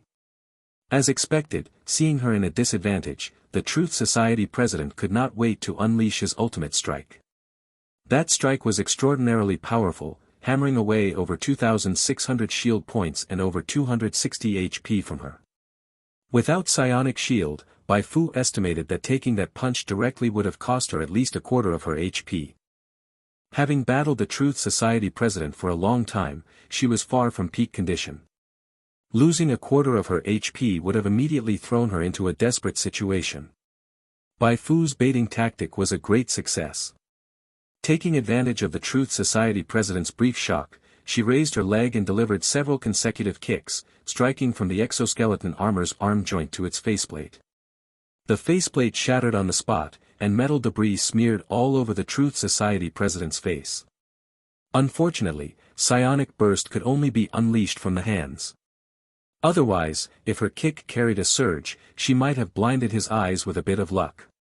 Get lost! The Truth Society president let out a furious roar and punched Bai Fu away. Still in midair, Bai Fu noticed that the acceleration module on her right foot of the combat suit had been damaged. As she landed, she hunched her body and used her right hand to brace the ground, neutralizing the force that kept pushing her backwards. As she straightened up, the Truth Society president had already ejected from his exoskeleton armor. His entire body was now enveloped in a ghostly blue flame, appearing before her like a god of destruction descending from the heavens. At the moment of engagement, the Truth Society president's target was directly Bai Fu's left foot. The psionic energy surging from both his fists resembled air cannons, blasting one after another without pause. After a dozen seconds, Bai Fu failed to dodge, and the acceleration module on her left foot was also destroyed. Now! The Truth Society president's eyes gleamed with light. Once again, he launched a sudden burst, charging straight at Bai Fu. Boom! The long-compressed psionic energy erupted along with the force of the punch. Perhaps because he had just used a skill moments ago, the psionic energy this time, though still carving vortex-shaped pits into the ground, resulted in holes that were much smaller and shallower than before. The explosion sound wasn't strong enough to make nearby people bleed from their ears. However, in the Truth Society president's eyes, this was enough. During the continuous chase, he had already broken Bai Fu's shield a second time. He did not believe she could pull out another one. Without a shield, relying only on a combat suit, there was no way Bai Fu could withstand this blow. The Truth Society president's confidence was not without reason. Under the impact of the psionic energy, a high damage value of -801 appeared above Bai Fu's head. But right after that, another value of +750 popped up. Net result, that punch only pushed Bai Fu back a few steps, costing her 51 HP. How did you do that?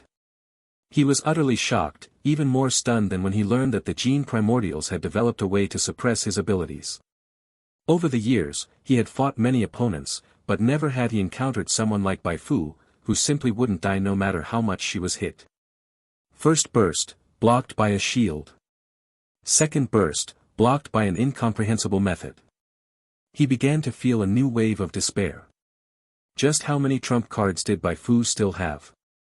Would his next psionic-fueled explosive strike be blocked again? What answered him were the consecutive strikes from the void energy orb and Bai Fu's close-range psionic burst impact. Scared now? That was the effect of the psionic devotion talent. At that moment, Bai Fu had sacrificed all the tiny Bai Fu and tiny Hei Fu who had been stationed nearby to boost her inspiration. 30 true spirits restored 750 HP for her. After a long battle, the Truth Society President's HP had dropped below 50% and started accumulating some debuffs, but she still maintained over 80% HP. Nearby espers and players watching the fight were dumbfounded. Looks like we won't even need reinforcements to take down the Truth Society. Coleman pinched his own face hard, thinking for a moment that he was dreaming. What kind of monster was Bai Fu, really? Every major force had their own top fighters, but none dared claim they could beat the Truth Society president in single combat. Yet Bai Fu was now clearly overpowering him in melee combat. Hurry and report what's happening here. Players, who could see the damage values, reacted even more intensely. No way, is Fu cheating? She's got a bunch of summons, shields, crowd control, percentage damage, healing. We usually call this kind of monster a shit-tier boss. How are players supposed to fight that? Whoever dares provoke Fu, I'll fight them to the end.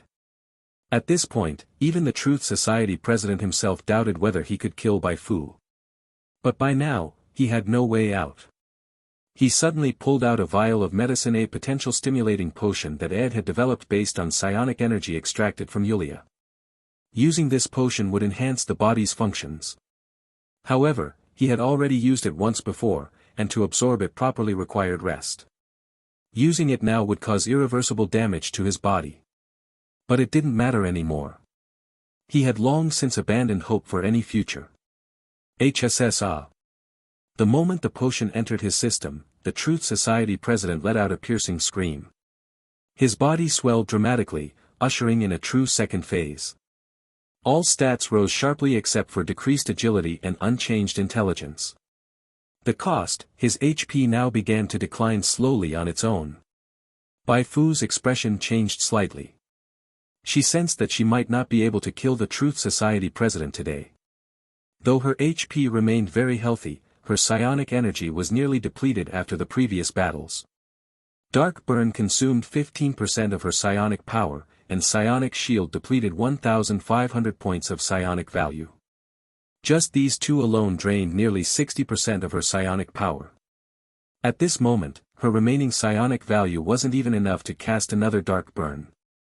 Although she could still rely on the innate psionic skill to sacrifice HP and recover psionic value, and slowly wear down the Truth Society president, doing so was far too dangerous.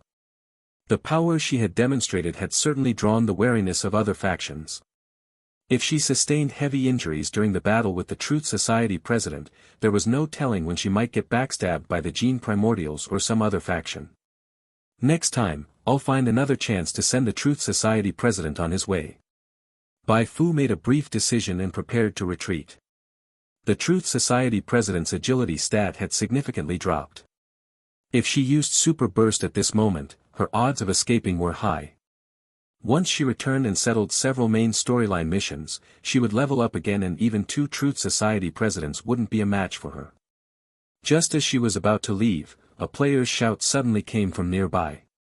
Fu, over here, Yulia says she can help you. Yulia hadn't left. Bai Fu froze for a second before dashing toward Yulia's hiding spot. She had come here to save Yulia. If Yulia died, how was she going to complete the mission? Seconds later, Bai Fu found Yulia next to a large boulder. What are you doing? Why did you suddenly not dash? Her scolding had barely started when Yulia extended her right hand. Drink. Her hand was pale as paper, her fingers long and slender. The pad of her middle finger had been pierced, and beads of blood were bubbling out. Wait, what kind of strange mechanic was this? It can help you recover psionic power. That way, you can finish off the Truth Society president, Yulia explained. Actually, it wouldn't have needed to be this troublesome, but I have almost no psionic energy left in me. Bai Fu was stunned. Are you sure? Yulia replied, if you think this method won't work, there's another way. She reached up and pointed to her lips. Bai Fu decided to trust her for now.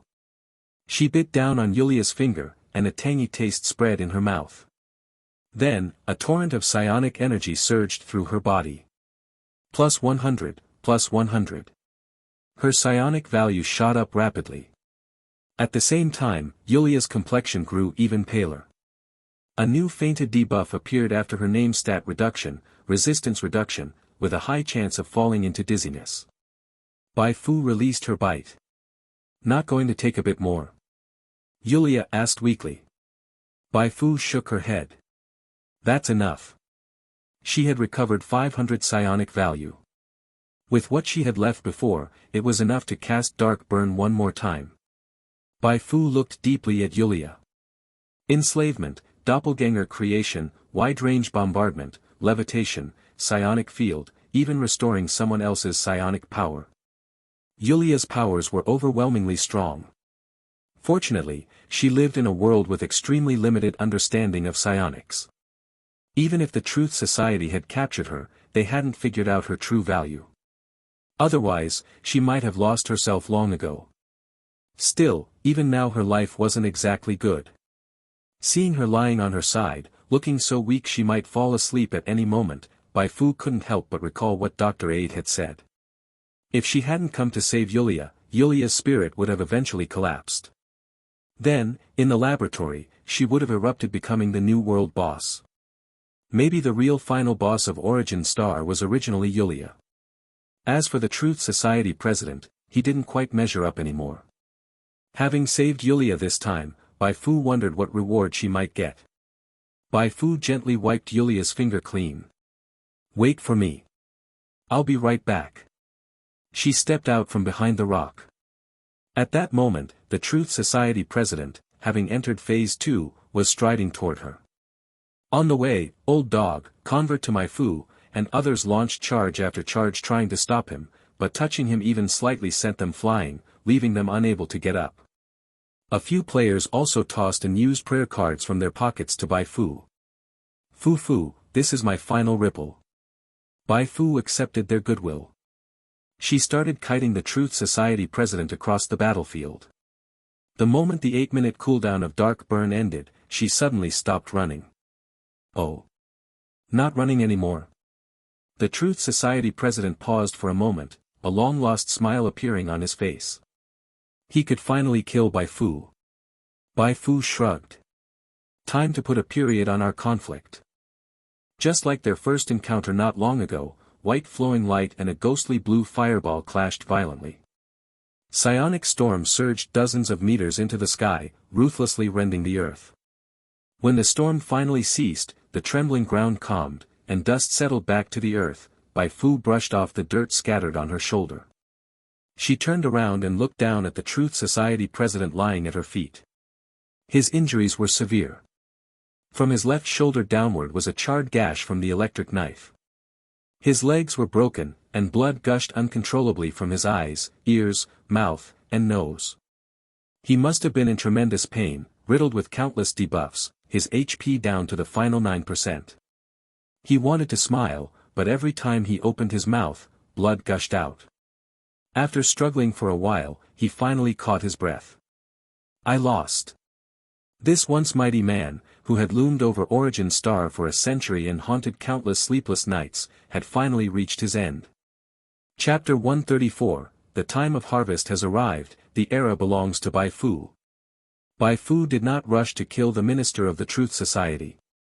She still had a few tasks to settle, and she was curious whether she could siphon more gold coins from him.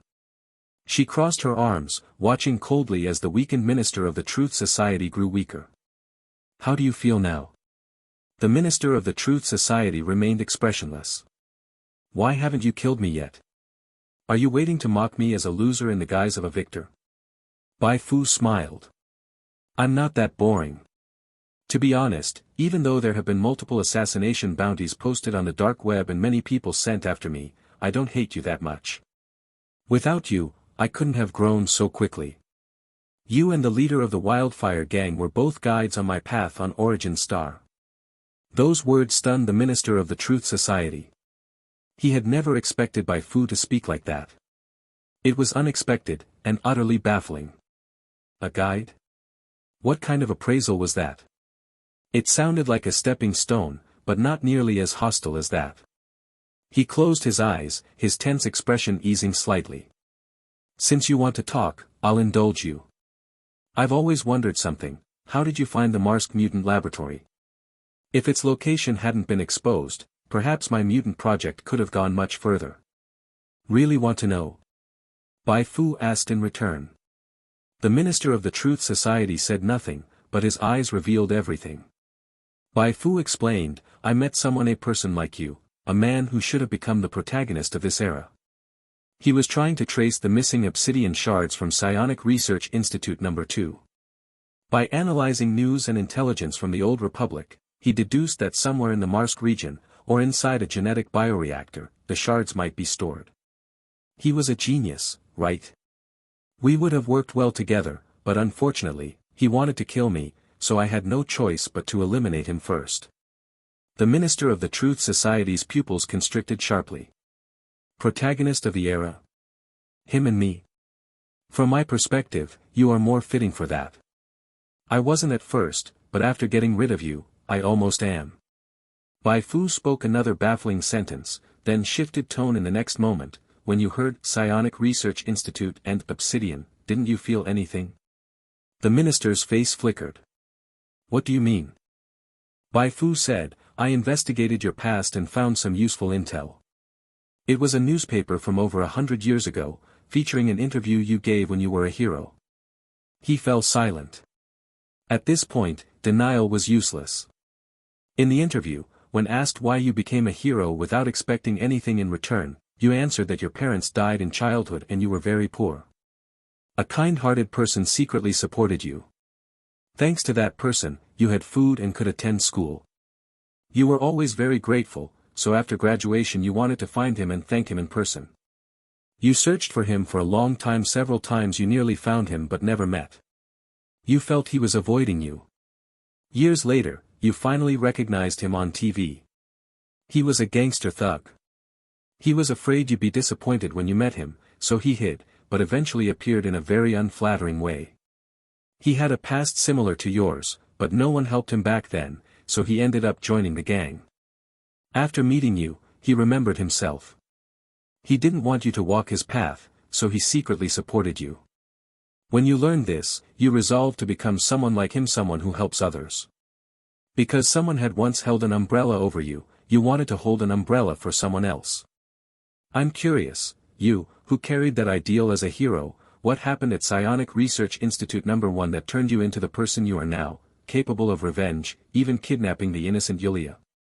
Bai Fu crouched in front of the Minister of the Truth Society. Her answer was critical. It didn't just pertain to story exploration on Origin Star, it very likely involved a new hidden quest. The minister stared at Bai Fu. How did you find these? I even changed my face on purpose. Bai Fu said, I have abilities you cannot understand. The minister sighed. Special abilities? You are indeed special. Listening to you recount my past, I felt as if you were telling the story of someone unrelated to me. Earlier at the base I wondered, am I really me? Maybe I am that person you mentioned. Maybe I'm just a copy of him. Since you want me to talk, I'll tell you his story. It was actually a simple story. An alien ship crashed in the Bai Fu Republic. Nations recovered a gravely wounded extraterrestrial visitor, a strange black stone, and incomprehensible data. Then, nations and the dying alien made a pact to establish the Psionic Diffusion Commission, dedicating themselves to studying the ship's contents. The commission created multiple institutes. Institute No. 1, responsible for mutant technology research, started by recruiting many prisoners from jail.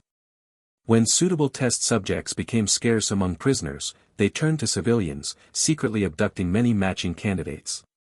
During that time, the Minister of the Truth Society accepted a commission from a group to find their missing family members. The wheels of history began turning at that moment. So you investigated Institute No. 1 to rescue those people. But you didn't expect the institute to be so deeply entrenched. In the end you became one of their experimental subjects. The minister nodded laboriously and continued recounting. At the lab he endured countless tortures and several brainwashing sessions, but he endured. He never forgot why he came to the lab. He found the people who had hired him to rescue their families and conveyed their loved ones' expectations. Then he made an agreement with them. We must survive and leave this hell together. He waited for a year, watching friends who had pledged with him die before his eyes. He felt anger and pain, but could do nothing outside, so he buried all emotions deep within to avoid suspicion. After 1 year, opportunity came. One day a member nation of the Psionic Diffusion Commission betrayed them, sending assassins to kill the dying extraterrestrial. Fierce conflict erupted between nations. The institute became depleted as researchers were withdrawn. He seized the chance, planning to lead all innocent test subjects out. But he underestimated the institute's security. At that time he had no backup like Bai Fu's run at duels. No one could save me. I could only save myself, I told myself that. But he was wrong. When he was surrounded, it was the very people he wanted to save who sacrificed themselves to pave his escape.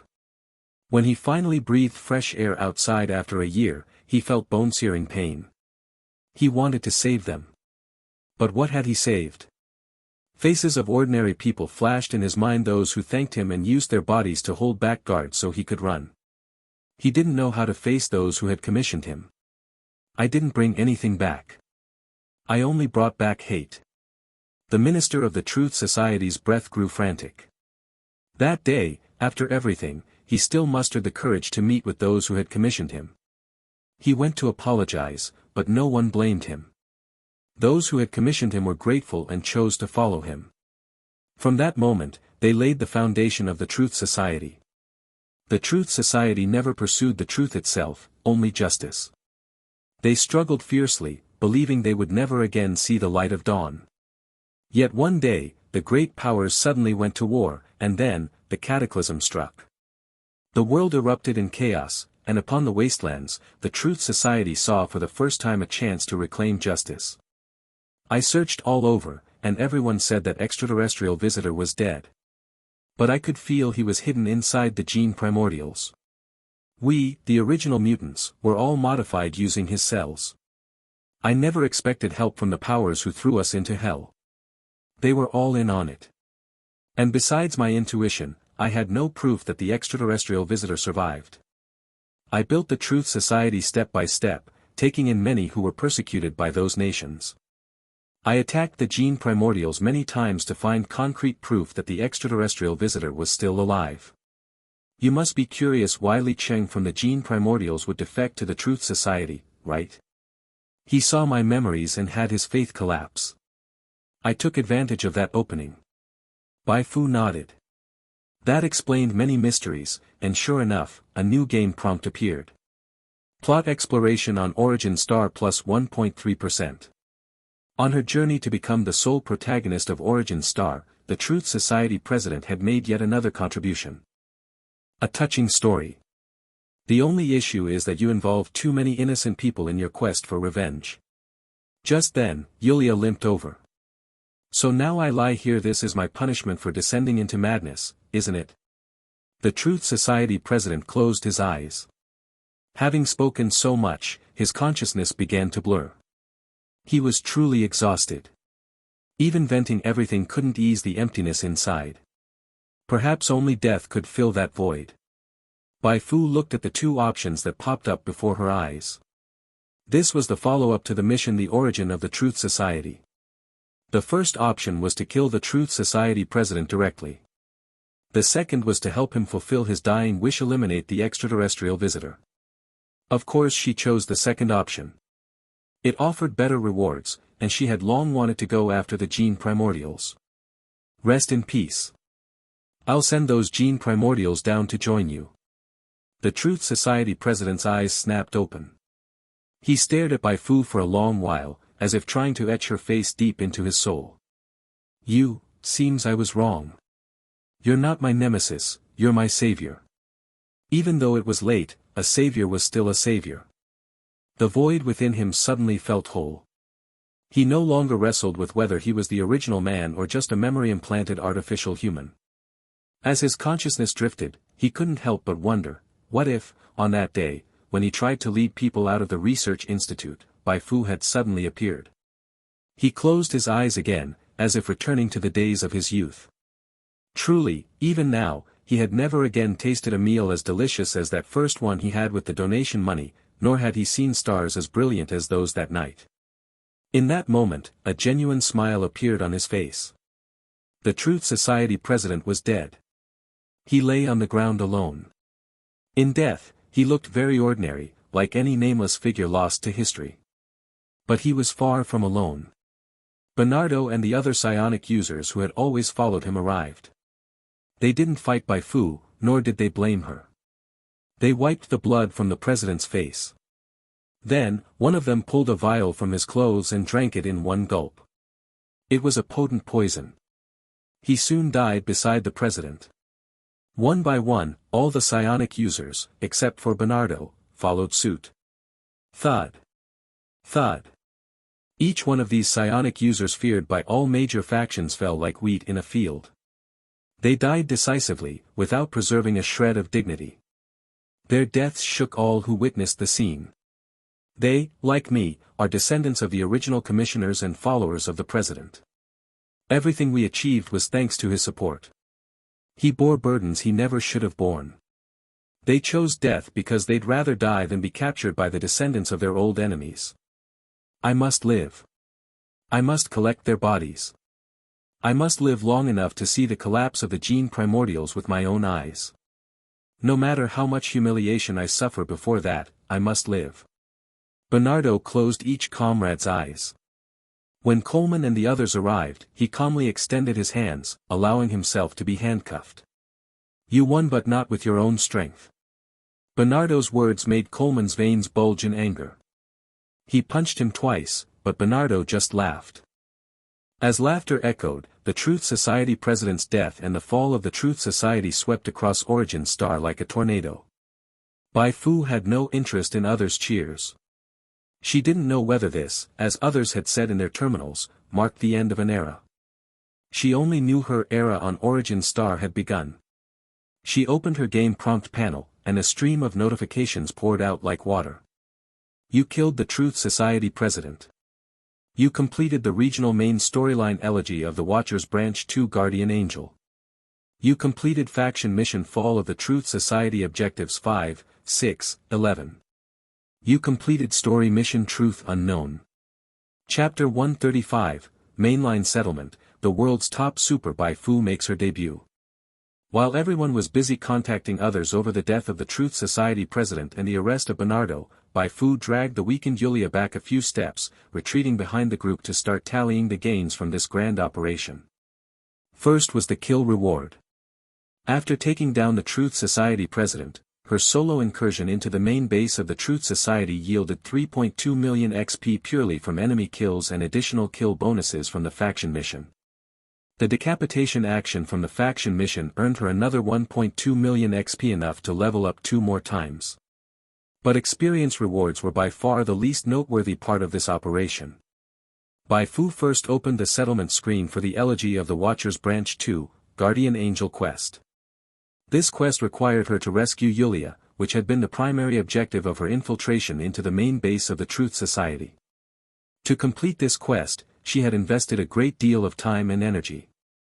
Half a month's worth of prayer cards she had painstakingly crafted. Some were handed out to the players who had followed Su Li to gang up on the Truth Society, while the rest had been entirely consumed during this operation. The cost had been anything but small. She hoped the quest reward would be generous. Bai Fu enlarged the settlement screen. The rewards for the quest were threefold. 500,000 XP. Potential Awakening Potion, Yulia version, *3. A random skill or talent of Yulia. Bai Fu looked through them one by one. She wasn't too concerned about XP anymore. After uncovering the true identity of the Truth Society president, she had received a blank memory fragment from the quest reward, allowing her to create another new instance within the faction. Combined with the original instance, it was enough to harvest another large wave from the players. Upon seeing the second reward, she couldn't hold back her excitement. She knew the potential awakening potion well. The Truth Society president had used it to activate his final phase. Using this potion permanently increased one's stats. Good, 3 whole doses at once. Bai Fu was overjoyed. When the third reward came into view, she suddenly turned her head and locked her eyes on Yulia, unable to hide the burning intensity in her gaze. She had been coveting Yulia's skills like Yulia had been coveting her body. It wasn't just a day or two. But she had never found a chance to learn them. Over time, she'd assumed she'd never get a chance to learn Yulia's skills again. Who would have thought that rescuing Yulia would finally give her the opportunity? Damn it, just one time. How could one time ever be enough? She did a quick calculation. She would need at least 6 chances to barely squeeze Yulia dry. Where's the developer? Developer, get out here and save her. Bai Fu was nearly frantic over not being able to get more meat, but at least this was a successful breakthrough. With this first taste of success, she could follow this path and repeat it. Eventually, with enough runs, she was bound to extract some good stuff from Yulia. This reward was just too delicious, people. Yulia had no idea what Bai Fu was thinking. She only knew that Bai Fu's burning gaze was scalding her, nearly melting her on the spot. Wait, was that a look of a predator? Wasn't that a bit too aggressive? Yulia had seriously misunderstood.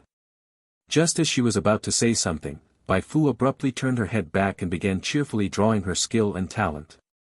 Yulia. Bai Fu silently prayed, my turn, draw a card. Drawing a random skill or talent from Yulia. Draw complete. You obtained Yulia's skill, Sky Burial. Sky Burial was that large area annihilation skill mastered by Yulia. It was upgradable, and even at LV1, its maximum coverage radius was 10 meters. It had a chance of stunning targets, and once it hit, it inflicted base psionic damage equal to Inspiration *1. This base damage bonus was similar to Dark Burn. The difference was that Sky Burial only dealt one burst of damage and couldn't reduce the target's stats. However, it had a wide attack range and, because it didn't require switching to psionic attributes temporarily, it had a short cooldown and could be used repeatedly. The only restriction was that spamming it would trigger overheat, extending the cooldown to 1 minute. Good stuff. Actually, what Bai Fu wanted even more was Yulia's psionic field. That could bounce back enemies and their attacks. Even if it didn't bounce, it significantly reduced damage. For someone like her who kept stacking bulk, it was the perfect skill. But Sky Burial wasn't bad either. With it, she finally filled the gap in her area of effect damage. She now felt more like a world-class boss capable of mass exterminating players. Attack radius of 10 meters at LV1, casting range of 30 meters. At LV5, it jumps to 30 meters radius and 50 meters range. And it can keep leveling up. Truly a skill worthy of Yulia, though the XP required per level is quite steep. Bai Fu nearly wanted to join the players in going crazy for Yulia. Sis, please issue me another quest. I can't take it anymore, I'm begging you, sis. I feel like ants are crawling all over me. Hurry, hurry. After settling Guardian Angel, Bai Fu moved on to the quest she had picked up in the main base of the Truth Society, Fall of the Truth Society. She had made many direct and indirect contributions to the dismantling of the Truth Society. Unfortunately, most of the Truth Society's upper echelon hadn't died by her hand. So she didn't gain much from Fall of the Truth Society, just some XP and items. Psionic Enhancement Potion, Yulia version, *5. This potion temporarily increased psionic by 35 points for 5 minutes. Not bad. Bai Fu finally set her sights on the storyline quest she had accepted long ago, Truth Unknown. Before this operation, her combined direct and indirect contribution to dismantling the Truth Society was at 22.61%. Now, that number had jumped to 62.15%. That matched her expectations. After the Gene Primordials and the other major factions had crushed the Truth Society's main forces on the front lines and killed the real body of the Truth Society president, the society was basically finished. This meant the contribution she gained from killing the president herself was significantly lower than usual. But overall, she still profited. If she hadn't shared intel with the Railway Guild and the Gene Primordials to help them pin down the Truth Society's main force, she wouldn't have had the chance to assassinate the president after stirring chaos in the main base. Without that kill, this quest wouldn't have been completed. Actually, she could raise her contribution rate even further if she joined the mop-up of the remaining Truth Society forces. That might earn her a few more percentage points. But she wasn't interested in those. The priority was to grab the rewards. Quest rating, Legendary. You participated deeply in the storyline and delivered the most dazzling performance on the stage of the Truth Society's downfall. You are worthy of the title Moonlight Dancer. A legendary rating demanded a legendary reward. 12 million XP. Holy crap. Even Bai Fu, the white-robed harvest demon who reaped players like wheat, felt her heart tremble at such a massive number. Counting her previously saved XP, plus another million or so, she could easily level her psionic illustrator class by 6 whole levels. That would officially make her single-class level surpass the Truth Society presidents. Unless Origin Star still had a hidden super powerhouse, then. I'm freaking invincible now. Bai Fu's eyes sparkled. Right after invincibility comes the Heavenly Challenger. Calm down, calm down. Let's see the other rewards first. Bai Fu continued scrolling down. There were still 3 more rewards, the title Truth's Bane, a selectable psionic equipment blueprint *1, and a special item gene optimization.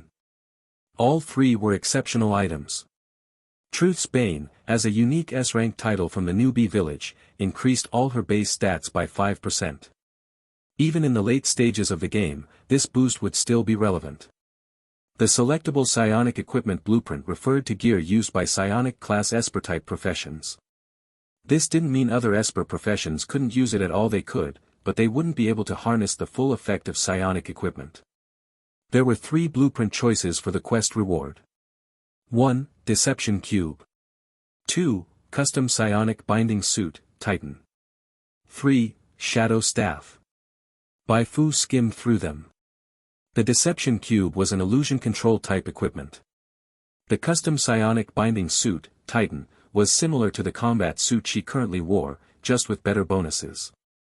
The Titan, in parentheses, referred to the universe-scale faction Titan Industries, mentioned on the official website. The Shadow Staff was a weapon A staff that could freely switch between ranged and melee modes. After a long moment of deliberation, she selected the Shadow Staff blueprint. The Deception Cube didn't benefit her much, and the binding suit wasn't essential. She could always replace it with a combat suit crafted by a mechanic. The Shadow Staff would be a perfect replacement for her increasingly unwieldy electric knife. She could sell the retired electric knife to players later. Bai Fu certified. 99% new. Buy now or cry later. After adding the blueprint to the game's compendium, Bai Fu opened the detailed explanation for gene optimization. As the name implied, using this item would optimize her genes. Upon completion, her race and template would change from human, blood of evolution, to star-adaptive human. According to the item description, star-adaptive humans were a type of new human. In the setting of Beyond the Stars, humans occupied vast regions of the universe. However, humans from different factions varied greatly due to differences in culture, living conditions, and powers mastered. As a result, humanity had evolved in numerous directions, possibly no fewer than the many-branching insectoid race. Star-adaptive humans were among the most basic evolutionary branches. They evolved from the ancestors of the universe-scale faction Rebirth Empire, after being forced from their home planet into deep space due to long-range assaults by advanced extraterrestrial civilizations. Star-adaptive humans had no special talents but boasted better physical condition and higher resistance compared to ordinary humans on Origin Star, making them more suited to living in deep space environments. This evolution had only benefits and no downsides for Bai Fu. In this world, evolution was the eternal theme, whether it was the evolution of individuals or civilizations. It never stopped. The moment one stagnated, they risked being wiped out by more advanced individuals or civilizations. Although the operating rules of Beyond the Stars weren't as grim as the Dark Forest theory, they weren't far off either.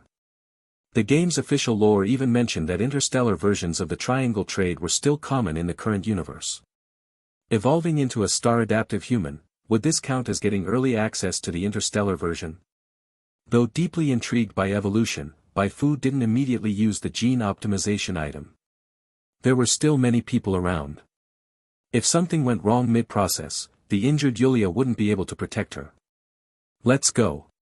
We're heading back to the main base of the Truth Society. Bai Fu carried Yulia on her back. Yulia was completely lost. Why are we going back? I left some things behind there. Now's the perfect chance to go get them. Bai Fu planned to find a discreet spot in the main base to use the potential awakening potion and gene optimization. Aside from that, much of the data He Fu had stolen and stashed was still stored in the base. She had to retrieve it quickly. Oh, right, there was also branch 2 of the mainline quest Savior Delusion, which required her to find and destroy the psionic primordial hidden by the Truth Society. She planned to check if she could complete that along the way. The reward wasn't high, but even mosquito meat was still meat. With Yulia on her back, Bai Fu sped through the battlefield. Coleman and the others were currently contacting their superiors. Even though her actions looked odd, they couldn't stop her right away. Or rather, it wasn't that they couldn't, but that they didn't dare. Bai Fu was too powerful. Beyond anything they could have imagined. Just thinking about the condition of the Truth Society president's corpse made them abandon any dangerous thoughts. Whatever the higher-ups decided to do was their problem. For Coleman and the others who had witnessed Bai Fu's battle with the Truth Society president firsthand, they simply pretended they hadn't seen her at all. As Bai Fu returned to the main base of the Truth Society, all the major factions had already received a full battle report from this area. Originally, they had hoped Bai Fu, who had leaked the location of the Truth Society's main base, could hold out longer to prevent the Truth Society from escaping. But the final result left everyone stunned. Bai Fu had killed the Truth Society president, who had somehow reappeared at the main base. Most of the remaining upper echelon and espers of the Truth Society, aside from Bernardo, chose to commit suicide and follow their president in death. Meanwhile, the vanguard units dispatched by the various factions to assault the base still needed time before they could arrive. Her strength. The people from each major faction were breathing heavily, unable to calm down. For years, the Truth Society president had been a huge headache. Now, he was most likely truly dead. But a new figure had appeared, one not affiliated with any faction, yet far stronger than the Truth Society president. What was going on? Many couldn't sleep all night. They immediately convened their top leaders to discuss how to handle the post-battle situation and how to deal with Bai Fu. Bai Fu was just too extraordinary. Her strength was terrifying. And if it were just that, it might still be manageable, but she was essentially a living succubus queen, effortlessly charming all sorts of bizarre undying ones. One undying one wasn't a problem. A group of undying ones flocking around Bai Fu. That was a problem. After lengthy discussions, all factions independently increased their alertness toward Bai Fu. The most intense reactions came from the Old Republic and the Gene Primordials. The Old Republic's hostility toward Bai Fu wasn't because they knew she was the true culprit behind the Black Mountain City attack, but due to a convergence of factors: her conflict with Bihim, the defection of many players from the Old Republic to the Garden of Silence, and their own shady dealings that they feared Bai Fu might have uncovered from the Truth Society. The Gene Primordials had even simpler motives for wanting Bai Fu dead. They had always suspected she knew their secrets, and now their wariness only deepened. What the hell did she eat to grow this fast in power? Among the Gene Primordials, General Pombatan was especially agitated during the meeting. He was part of the radical faction and had originally ordered Bai Fu's assassination at the Battle of Bagaro's base. The assassins who attacked the Garden of Silence recently were also his doing. He had planned to kidnap Anya and frame the Truth Society to further inflame tensions between them and Bai Fu. Who would have guessed that those assassins were instantly wiped out by Bai Fu? Sure, it did worsen her conflict with the Truth Society, but so much so that the Truth Society was now outright gone. Another member of the 7-person council furrowed his brows. Logically, the Truth Society president should already have been dead. How did he reappear at the main base? But, that's not important for now. Bai Fu killed him. She's probably in a weakened state now. This is our chance. His proposal received unanimous approval from the rest of the council. Notify the troops dispatched to the main base of the Truth Society. All parties sprang into action. Spare me, don't kill me, I surrender. I can talk too, I can join the Fu sect. As soon as Bai Fu entered the main base of the Truth Society, the remaining members who hadn't escaped in time turned pale with fear. They were terrified she would suddenly rush over and instantly eliminate them like before. In panic, some members of the Truth Society even started mimicking the players. Bai Fu attacks, I surrender on the spot. To their surprise, Bai Fu walked past them without even acknowledging their existence. Seriously? Whatever. As soon as Bai Fu left, the group scattered in every direction, wishing they had more than 2 legs to run with. The noisy clamor gradually faded. A few minutes later, Bai Fu caught a man in a white lab coat and, after a brief interrogation, successfully located the psionic primordial. She destroyed it first, wrapped up the quest, and casually earned 500,000 XP. Only then did she head to the place where Bai Fu had stashed the stolen documents. Seeing them intact, she finally let out a sigh of relief. Good thing the aftermath of the battle didn't damage them. These documents were treasures perfect for cashing in or luring in players. Bai Fu placed the injured Yulia onto a chair, poked her head outside to check the area, and, once sure no one was around, softly closed the door. Thunk. At the sound of the door closing, Yulia's heart skipped a beat. Something felt wrong. That strange look Bai Fu gave her earlier, and now bringing her here, 2 oddities stacked together. Could it be? You want to? Don't talk. This didn't feel right. Yulia said, I think we should wait a bit longer. Bai Fu pouted. No time. What's there to wait for? Enough talk. I've got business to handle. Yulia's eyes drooped slightly. At least let me recover a little. Bai Fu said, even if you recover, how much can you recover? Don't make noise. I'm in a hurry. Sigh, you put it like that. I dash. Yulia kicked off one of her shoes, just as she noticed Bai Fu pulling a potion bottle from her pocket and downing it in one go. Huh. She widened her eyes. Things weren't what she thought. She saw Bai Fu sit against the wall, clenching her teeth, face twisted in slight pain. So the business Bai Fu mentioned was actually this? Why'd you take off your shoes? Bai Fu asked, genuinely confused. Yulia instantly returned to her ice-cold poker face. Because I feel like it. It's not like they stink. What's it to you? Whatever. Bai Fu had just taken the potential awakening potion, which required 10 minutes to process. During this time, her body was in constant mild pain, like a persistent stinging sensation, but she'd been through worse. Just needed to endure it. 10 minutes later, the pain subsided, replaced by a serene, sage-like calm. Potential awakening complete. You have gained the following stat bonuses. Strength plus 15, Agility plus 13, Constitution plus 7, Intelligence plus 9, Willpower plus 11, Inspiration plus 9. HSS dash. Seeing the prompt, Bai Fu couldn't help but suck in a sharp breath. One potion gave her 64 stat points. No wonder the Truth Society treasured Yulia so much. Unfortunately, the potion could only be used once. Drinking another would severely harm the body. According to the instructions, there was even a chance she could be assimilated by Yulia. She'd better save the remaining 2 for Anya and old Neeson. Riding the momentum, Bai Fu claimed the gene optimization reward. This one felt far worse than the potion. Maybe because it started at the genetic level and spread throughout her body from limbs to the depths of her mind. The pain was more acute, making her want to groan. You okay? Yulia's face changed slightly. Bai Fu waved it off. I'm fine. Although the pain from evolution was more intense, it didn't last as long as the potential awakening. Soon, she received a new notification. Gene optimization complete. Your race has been changed to Star Adaptive Human. Race change complete. You have gained the following stat bonuses. Strength plus 12, Agility plus 7, Constitution plus 6, Intelligence plus 9, willpower plus 13, inspiration plus 7.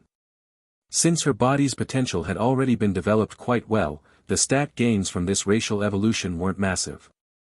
But the biggest change from the racial evolution wasn't stats, it was the increase in resistance and the health conversion rate from constitution. Now, each point of constitution converted to 30 HP. Amazing! Bai Fu didn't hesitate. She began rapidly spending XP, investing a total of over 18 million XP to upgrade Psionic Illustrator from LV8 to LV14. Her new stats were HP, 5607/5607. Psionic value, 3865/4665. Stats, Strength 65, Agility 106, Constitution 169, Intelligence 82, Willpower 93, Inspiration 309. Compared to when she entered the main base of the Truth Society, all her stats had skyrocketed. Bai Fu felt sharper, her senses heightened. Even with her eyes closed, she could now pinpoint Yulia's location with ease. She clenched her right fist, a strange itch in her knuckles it made her want to punch something. She turned and slammed her fist into the nearby wall. Even without psionic enhancement, her punch blasted a clean hole right through it. The current me could beat two of the old me. Bai Fu exhaled slowly, eyes gleaming with joy. Her next step, start planning how to send those scheming gene primordials off the stage and find a way to leave Origin Star. You've recovered? Yulia asked softly. Though she was still weak, her perception hadn't dulled. Just now, she noticed Bai Fu's aura had surged, likely a sign of a power breakthrough. Bai Fu smiled. More or less. Except my psionic value hasn't fully recovered yet, I've run out of prayer cards, and Bai Fu won't be able to summon again for a while. Other than that, I'm fine. Should be enough to handle whatever trouble comes next. Doesn't that mean you haven't fully recovered at all? Yulia was exasperated. A psionic prayer user without psionic value couldn't unleash much power. Take her, for example. If she had psionic value, she would have escaped the Truth Society long ago and wouldn't have needed Bai Fu to rescue her. I'll help patch the gap for you. Yulia stood up and walked barefoot to Bai Fu. Don't get the wrong idea. It's only to ensure we can return to the Goli Desert safely. Until then, I need to make sure your power stays at its peak. Yulia was ready. She performed a normal attack. Chapter 136, The Cunning Yulia, Bai Fu becomes the center of the world. The moment Yulia leaned in, Bai Fu knew she was about to be siphoned. That sudden sensation of pressure made a phrase uncontrollably pop into her mind. What the hell? She had known for a long time that Yulia was rather well endowed, but she hadn't expected that Yulia had actually been holding back. What did this woman eat to grow up like this? Is she cheating? Bai Fu had no time to ponder this question. Just seconds after the contact, she realized her psionic value began rising along with the refreshing energy transmitted from Yulia. +10, +10. It had to be said, the speed of this mana recharge was far slower than the last time outside the Truth Society's main base. Whether it was because Yulia herself was weak, nearly drained after helping her recharge once already, or because Yulia was deliberately controlling the rate of psionic transfer. Bai Fu didn't know, nor could she ask. She could only calm her mind and feel the process of this special mana recharge. It was a process of tugging and entangling. Only after 2 full minutes did the increase in her psionic value finally stop. Yulia tilted her head back slightly. Compared to earlier, her complexion was even paler, with only a faint shimmer of moisture in her cheeks and eyes. Fully recharged. It even exceeded a little. How come it's so fast? Yulia's eyes couldn't hide the surprise. Bai Fu rolled her eyes. I told you I was basically fine already, but you insisted. Alright, let go now. If you keep tugging, you're going to bruise me. I can't let go. My whole body feels weak, even my legs are sore. If I don't hold on to you, I won't be able to stand. Let me rest a bit, doing this kind of thing is exhausting.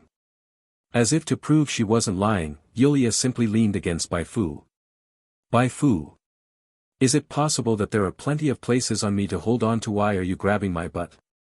And one more thing, was it really necessary to involve tongue action when transferring psionic energy? You were the one who started it. Question mark. Bai Fu doubted her memory was correct. No, how did it end up being me who made the first move? Wasn't it you? What the hell? She just bit back. Yulia said weakly, stop overthinking. I'm the doctor, you're the patient. This is rehabilitation therapy. That's all it is. Bai Fu looked seriously at Yulia. This was my first time. Mine too, Yulia replied coldly. Bai Fu said, isn't it also possible to transfer psionic energy through blood? I'm afraid of pain. I don't want to prick my finger again. The pain reminds me of being trapped in a lab, having my psionic energy extracted. Earlier, it was an emergency, so I let you drink my blood. Now that it's not so urgent, we can use a simpler method. Yulia's voice suddenly turned low. Bai Fu was stunned for a moment. Why did it feel like bloodsucking would be the simpler method? But Yulia's reasoning did make some sense, so she silently gave Yulia an evaluation. Cunning woman. Fortunately, she had the upper hand. At her young age, she had already studied countless romance anime and novels. Otherwise, she would have been completely manipulated by this crafty Yulia. If you want to sleep, wait until we get in a car. I'll help you put on your shoes first. Bai Fu gently placed Yulia back on the chair, then picked up the shoe that had been kicked away. She gently held Yulia's heel, slipping the shoe on while lost in thought. If possible, she hoped Yulia could eventually join the Garden of Silence like old Nisan and become her assistant. Yulia had top-tier strength even across all of Origin Star, thanks to the Dormant Child of True Spirit template on her head. Her talent was surely first-rate, and her importance in the game's original plotline was extremely high. If she were willing to join the Garden of Silence, then my custom main storyline plan will go much more smoothly.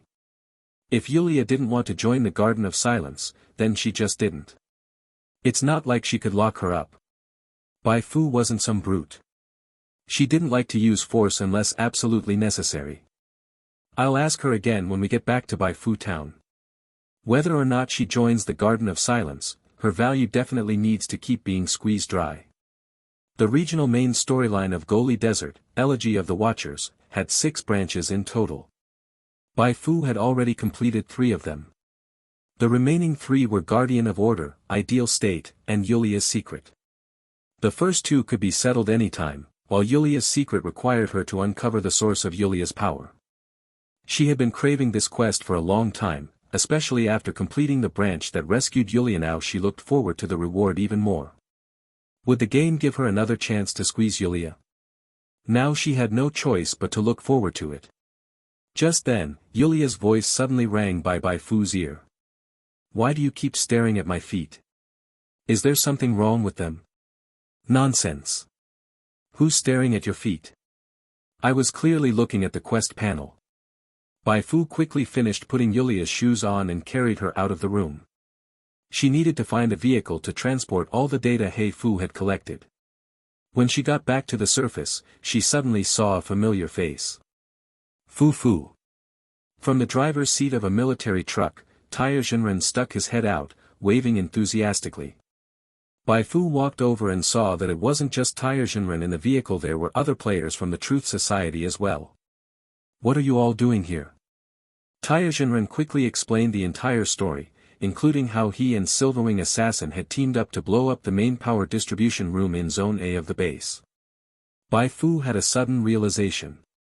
So that blackout that plunged the base into darkness was your doing. Thank you so much. Amazing. Taya Jinren and the others' actions had thrown the already panicking Truth Society base into even greater chaos, buying her valuable time. If she'd had to blow up the power room herself, there was a good chance something might have gone wrong on the way. All that favorability grinding really paid off. Bai Fu's eyes lit up. She realized these were all perfect promotional examples.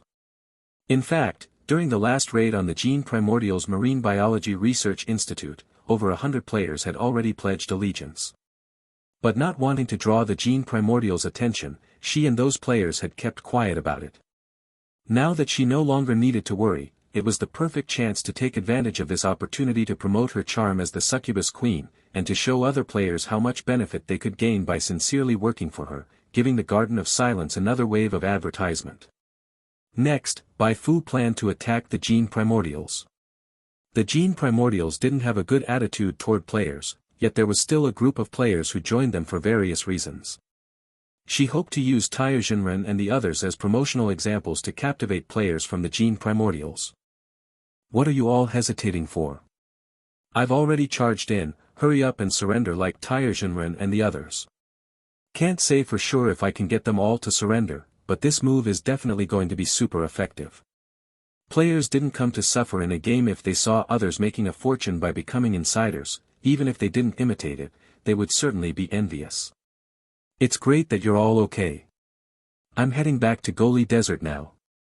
If you're interested, you can come with me. Interested, of course we're interested. Taya Jinren nodded enthusiastically, and the other players eagerly followed suit. This was exactly the line they had been waiting for. They were so touched. Starting today, they were also part of Fu sect. They could enjoy the perks like other Fu sect players, feast like kings, and when they were down, they could watch Bai Fu to cheer up. Bai Fu said, "You should be able to see, I don't have much on me right now. The rewards will have to wait until we get back to Goli Desert." "No worries, Fu, there's no rush." Though they said that, Taya Jinren and the others had long been looking forward to what rewards they might receive. Bai Fu had prepared a grand gift for the players who made major contributions in the operation against the Truth Society. Money? Such a vulgar thing, how could it sully the players' sincere hearts for contributing to the Garden of Silence? What she had prepared were status and honor, a new step toward self-realization, and a boost toward chasing legends. In plain terms, she was going to customize a batch of exclusive, limited, commemorative Eye of Heaven medals and Garden of Silence exclusive uniforms for them, and also assign a few easy-to-complete exclusive quests to help them level up. Don't underestimate the limited medals. Bai Fu planned to grant special privileges with them, such as allowing holders to go on missions with her, and even leave Origin Star early to enter space. As for the exclusive uniforms for the Garden of Silence, that had long been in her plans. Since she wanted to properly manage the Garden of Silence, uniforms were a must. Fake uniform temptation, Bai Fu in a catgirl costume. Real uniform temptation, status symbol uniforms in the Garden of Silence. After parting ways with Taya Jinren and the others for now, Bai Fu found a nearby undamaged vehicle and began loading the items He Fu had collected onto it. While she was busy, Coleman and the others, under orders from the Human Alliance, had already come in to seal the base. Bai Fu wasn't interested in what remained in the base. After loading everything onto the vehicle, she went to say goodbye to Coleman and his people. Coleman said, "I'm under orders, so I won't be seeing you off." His mission from above was to seal off the Truth Society main base. As for Bai Fu, she was free to go. The Human Alliance feared Bai Fu. Precisely because of that fear, they didn't dare to make a move against her. Even though Bai Fu might currently be severely injured, if they failed to take her down, none of them would sleep well afterward. Bai Fu gave her thanks and set off for Goli Desert with Yulia and the players. On the road back, she contacted Old Nisan and Gao Yuan in advance, told them what had happened, and had them start preparing the medals and uniforms. 4 hours later, near the northern pollution zone of the Old Republic, a convoy blocked Bai Fu's way. From a distance, she could already see the flag hanging from the vehicles. It was the national flag of the Gene Primordials. Doesn't look like they come in peace. After successfully eliminating the Truth Society president, Bai Fu was concerned that someone might try to backstab her out of fear of her strength. For this reason, she had specifically stayed at the Truth Society's main base to reinforce herself. With her current strength, she had nothing to fear from the army in front of her. However, beside her was a burden so weak her legs would tremble just from standing. If a fight could be avoided, it was better not to start one. "What do you want?" Bai Fu stopped the car and poked her head out the window. The convoy's commander froze. His gaze was drawn to Bai Fu's right hand resting on the window edge. From the fingertips of her fair hand, translucent white psionic airflow danced like the flame of a candle, small, but within him, it struck like a hammer, sending shockwaves through his heart. This wasn't something an ordinary psionic per-user could achieve. Sure enough, Bai Fu, just as the intel from the Human Alliance indicated, had broken through a certain limit and gained power even more terrifying than the Truth Society president. He had orders from above to kill Bai Fu, supposedly in a weakened state after the battle with the Truth Society president. But however he looked at her, she didn't seem weakened in the slightest. Since when did weakened look this radiant and healthy? Anyone who didn't know better would think Bai Fu had just taken some powerful tonic. The commander quickly said, "Nothing really, I'm here to thank you. If not for you, dealing with the Truth Society wouldn't have been so easy." "I see," Bai Fu smiled. "I thought you were here to ambush me. I was all set to go on a killing spree." The commander broke out in a cold sweat under Bai Fu's gaze. "How could that be? You're a hero of Origin Star. Once word of what happened here spreads, you'll become a national idol." Then, as he spoke, he began to ramble, mentally cursing those old fogies in the council. Damn it, a bunch of senile fools, sitting in their offices, flapping their gums about killing Bai Fu. Did they think Bai Fu was easy to kill? They should meet her face to face and experience her gaze firsthand. "You're in a hurry to return, right? Then I won't keep you. Everyone, back away. Make way for our hero." At his command, the convoy vehicles rolled to the sides. Bai Fu said no more. She gently pressed the gas pedal, leading the player's vehicle through the middle of the convoy. Only after she and the players disappeared into the pollution zone did the Gene Primordial's agents and soldiers dare to breathe freely again. "Mom, I survived. Let me text my girlfriend that I'm safe. I told her before this mission that I'd marry her when I got back. Do you think some people up top are brain dead?" Everything was going fine with Bai Fu, and they suddenly decided to backstab her. Now look, she's so strong even the Truth Society president couldn't beat her. "Shoo, you can't say something that truthful out loud." As the Gene Primordials whispered among themselves, Bai Fu was also speaking to Yulia in the passenger seat. "They were clearly after you. There was no need for you to let them off the hook for my sake." Bai Fu turned the steering wheel. "It's not entirely for your sake. My next target is the Gene Primordials, but I still have a few preparations to make before acting. So if I can delay tearing things apart, I will." Not entirely so, it was still partly for her. Yulia said, "Thank you for saving me. I'll repay you." Bai Fu waved her hand. "We can talk about that later. Just get some sleep for now. When you wake up, we should already be back at Goli Desert. Old Nissan and your friends are all waiting for you." Yulia nodded and closed her eyes. She couldn't quite figure out what Bai Fu really thought of her. It seemed like Bai Fu had deep designs on her, but on closer look, it didn't seem that way at all. She couldn't tell if she was overthinking or if Bai Fu simply liked to keep things ambiguous. She'd just have to test it out slowly once they returned to Goli Desert. In the meantime, she could gradually get closer to Bai Fu and study her. Even though she had successfully escaped from the Truth Society, Yulia was still intensely curious about Bai Fu. How did Bai Fu break free from her control? How did she grow so rapidly? Though she hadn't seen it with her own eyes, she was certain Bai Fu's body must be extraordinary.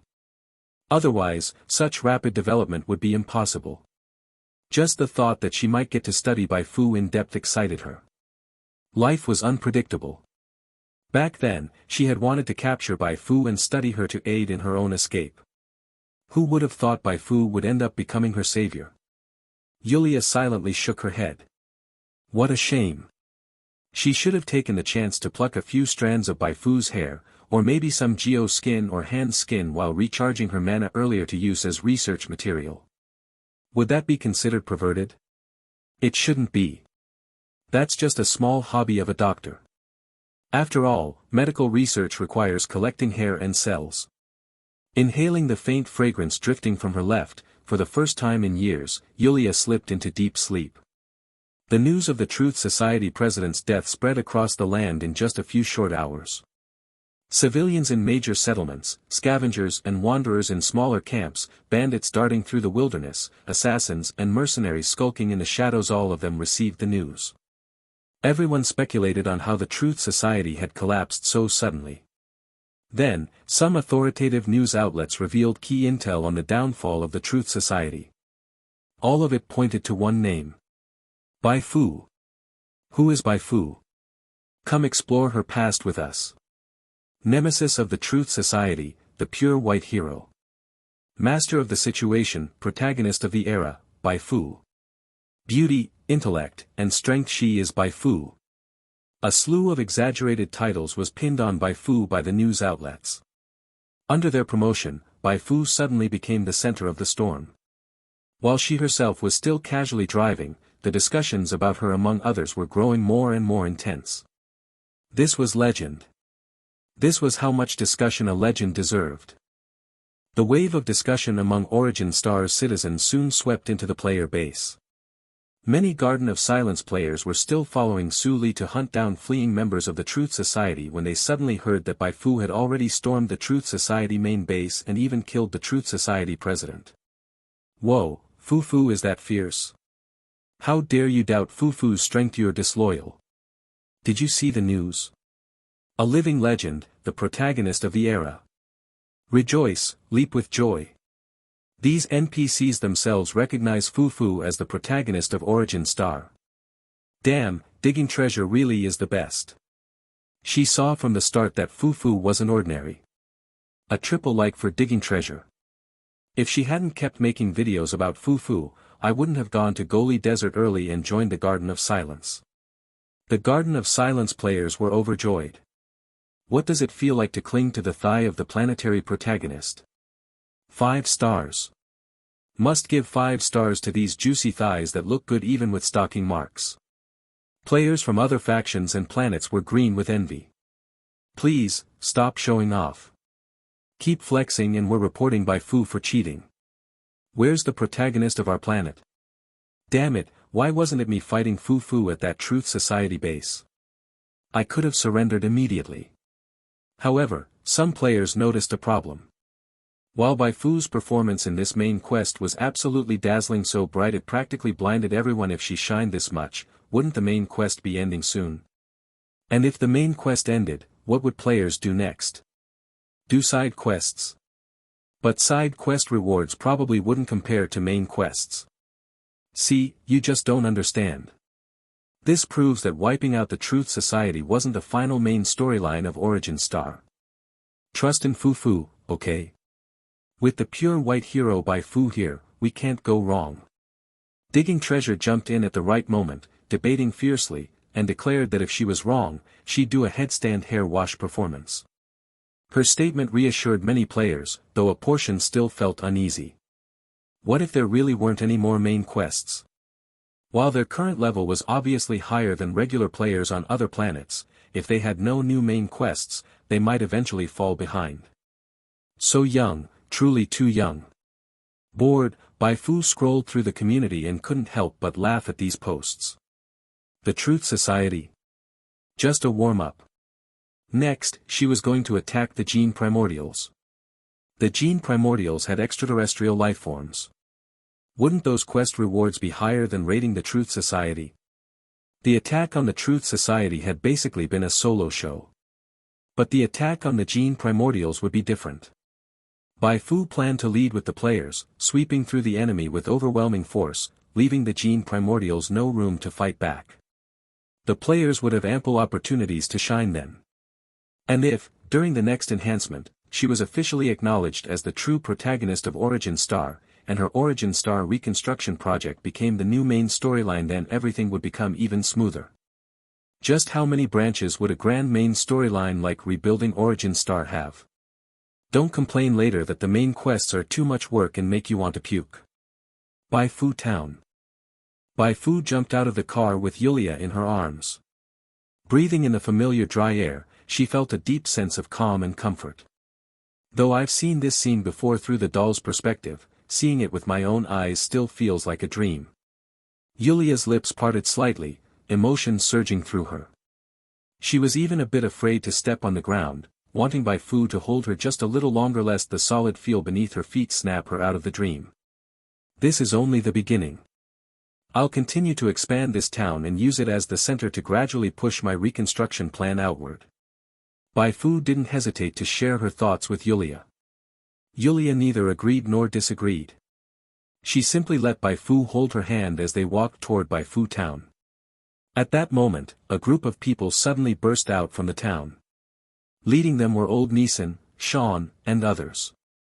They cheered loudly, cheering Bai Fu's name, cheering Yulia's name. Bai Fu is back. Fu. Fu. Fu. Welcome home. The welcome ceremony for the pure white hero was grander than anything Bai Fu town had ever seen. Chapter 137, Going Viral, Bai Fu's Road to the Throne. Bai Fu led Yulia and the players down the straight avenue through the center of Bai Fu town. On both sides of the avenue, crowds cheered and colorful paper fluttered in the air. Every so often, the sound of salute cannons could be heard, as if celebrating the birth of a king. These NPCs had come out spontaneously, not because they were paid by old Nisan or Xiang En. This was true triumph celebration down both sides of the avenue. All the players were experiencing this for the first time. Although they had encountered similar scenes in other games, the cutscenes could never compare to the immersive sensory thrill brought by The Stars Above, with its near 100% realism. The players, their faces plastered with splattered colorful paper fragments, felt invigorated. Stream it, start the live stream so everyone else is totally jealous. News of Bai Fu's defeat of the head of the Truth Society had already spread through the community, but now players everywhere finally had the chance to witness her triumphant return. Freshly dressed, mounted on an outraged horse. Who doesn't know the King of Jelly? That doesn't rhyme, rewrite it. Let me introduce everyone, this is my wife. I can't even imagine how far I'd puff up if that many NPCs lined up along the road to greet me. Puff my egg. The NPCs were cheering for Fu Fu, the rest were just extras. In the live stream chat, players were going wild. Fan creators began riffing on the event. At last, Bai Fu led Yulia to old Nisan. As promised, I brought her back. Yulia summoned her strength, forcing a smile at old Nisan. Uncle Nisan, long time no see. She didn't say much, not because she didn't want to, but because she couldn't. She regretted giving Bai Fu the mana restoration too early. If she had waited until afterward to study it, things would have been better. Now Bai Fu felt great, but Yulia had completely drained herself during this long-awaited reunion of several years. She had become mute. Old Nisan's hand shook, his eyes blurred by tears. He looked at Yulia, then at Bai Fu, feeling as if everything were a dream. I'm so glad you're back. So glad you're back. Months earlier, he had been at the lowest point of his life, like a flickering candle about to go out. But in an instant, his life shifted from hell mode to easy mode. His wishes had come true, the traitor had been slain, his enemy destroyed, and now his adopted daughter had returned. All thanks to Bai Fu. He was old and gravely wounded, so even if he gave everything, he couldn't repay her. Overjoyed yet heavy-hearted, old Nisan's sorrow lingered beneath the surface. Then Bai Fu called out to him, I brought you something good from the Truth Society fortification serum. After taking it, you should regain your strength. A further advancement may not be impossible. She pressed a vial of serum into his trembling hand. He stared at the translucent glass bottle, his heart stirred as if caught in a storm. With such treatment, how could he refuse to serve her faithfully even to the point of death? Thank you. Thank you. Amidst the guards surrounding them, Bai Fu found Yulia a new place to stay, right next to her own house. Youth is wonderful. Yulia collapsed into sleep the moment she lay down. Only then did Bai Fu depart. Though she had just fought fiercely and driven a vehicle all day, she remained energetic. This was thanks to the players. At the thought that she could once again exploit them to reap a bounty of coins and experience, her excitement made her body burn hot, red sparkles in her eyes. My pocket is starving, she exclaimed. They all called her a succubus. If she was a succubus, she needed to feed regularly. Hey kids, I'm your good friend Bai Gu, I just came in hot. Bai Fu immediately contacted Gao Yuan and Anya. Lord of the Courtyard, you're finally back. When Gao Yuan heard that voice through the terminal, it was like meeting a savior.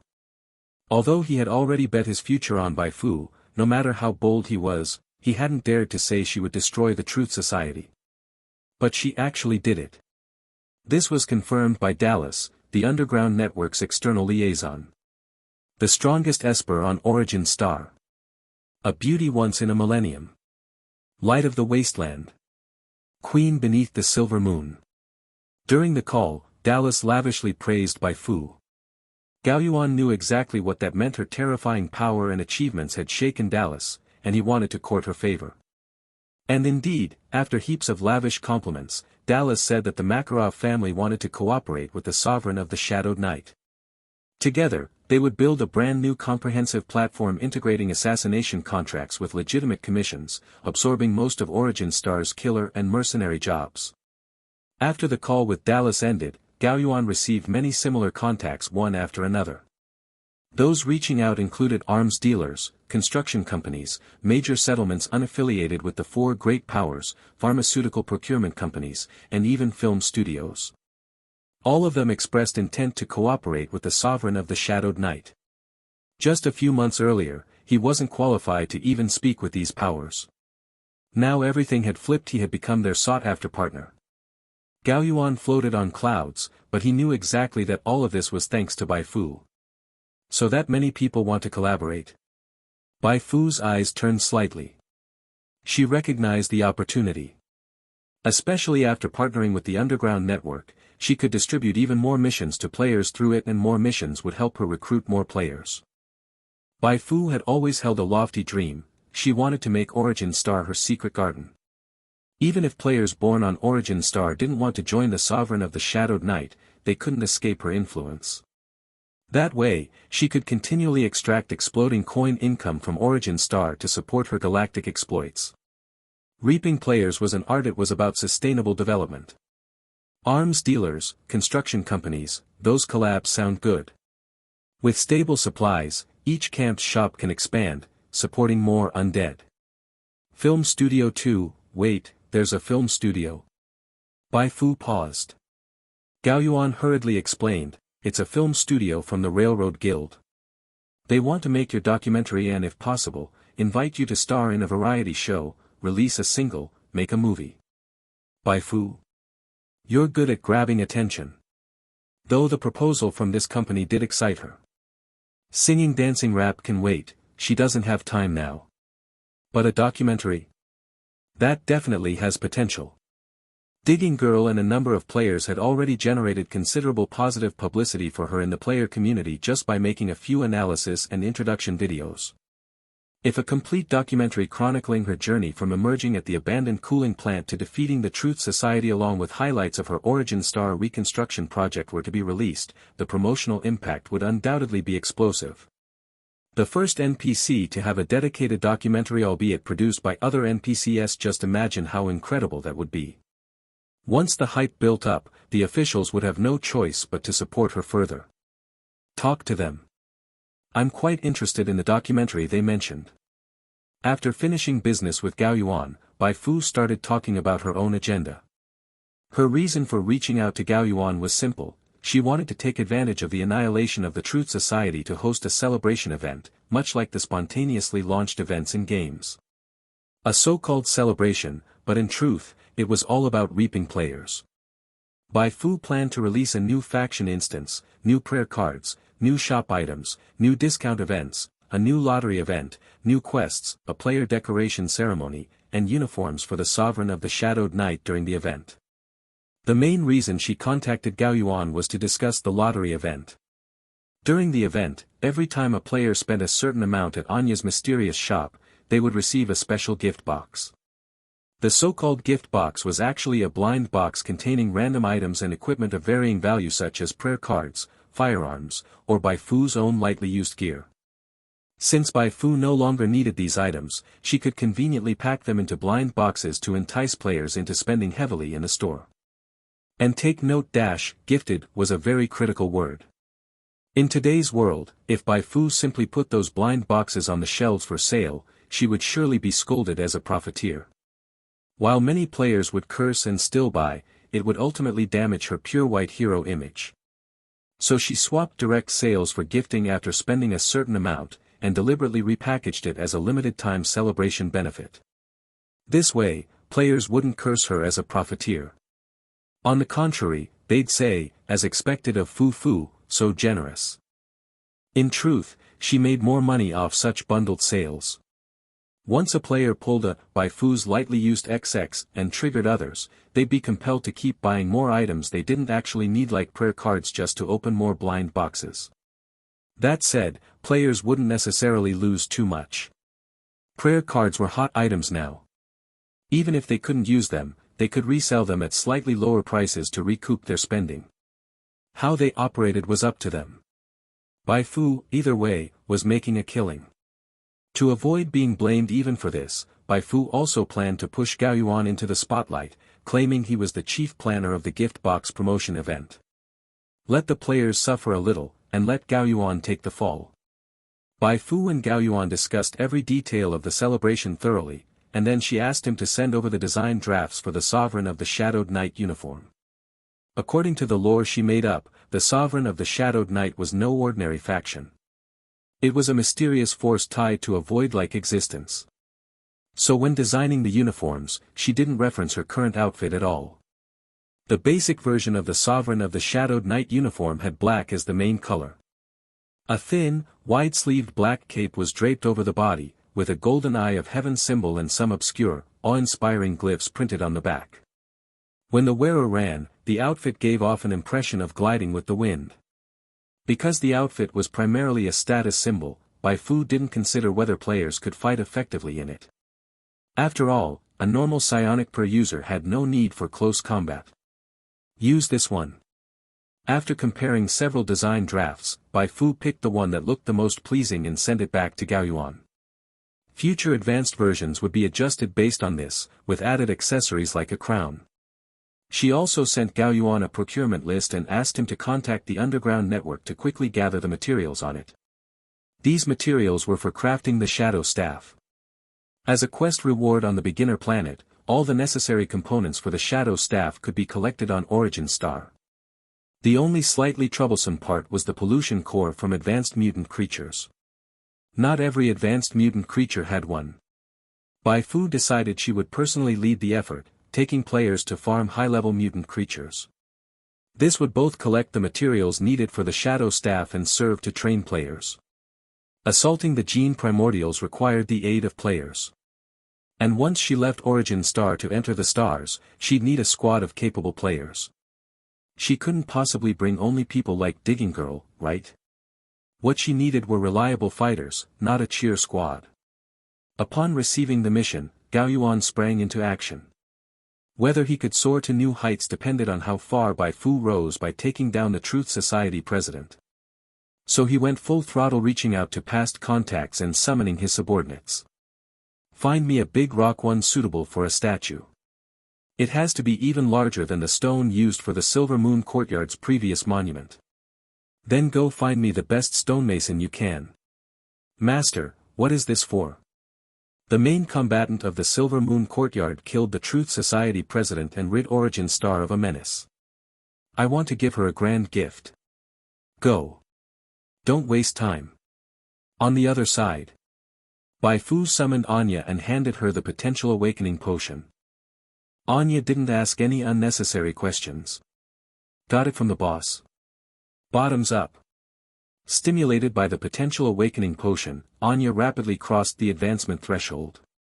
Although her attribute points didn't increase as much as Bai Fu's, her Moonlight Dancer class still successfully advanced to Moonlight Dancer, Advanced, LV9. From her panel stats, Anya had already surpassed the average level of the first wave of players. But in terms of actual combat ability, she was still quite lacking. Let's go out for some training in a while. Bai Fu rubbed Anya's head. Yay! Anya cheered excitedly. Bai Fu said, now I have a new mission for you. She told Anya about the upcoming event hosted by the Sovereign of the Shadowed Knight. There was no way Anya's mysterious shop could function without Anya. Anya nodded repeatedly. She was now quite skilled at handling players. After sending Anya off, Bai Fu began her final preparations for the celebration event. She first used the large terminal at home to read the data stolen from the Truth Society. While waiting for the data to finish loading, she took out the blank memory fragment obtained from a quest and began creating a new challenge instance. The creation was very simple. She just referenced the previously created Battle of Bagaros instance. Bai Fu had already thought through the content. Considering both difficulty and the promotional synergy with the soon-to-be filmed documentary, the Red Sandworm Camp suppression battle she fought in the Goli Desert to prove her strength to Old Nisan was the most suitable.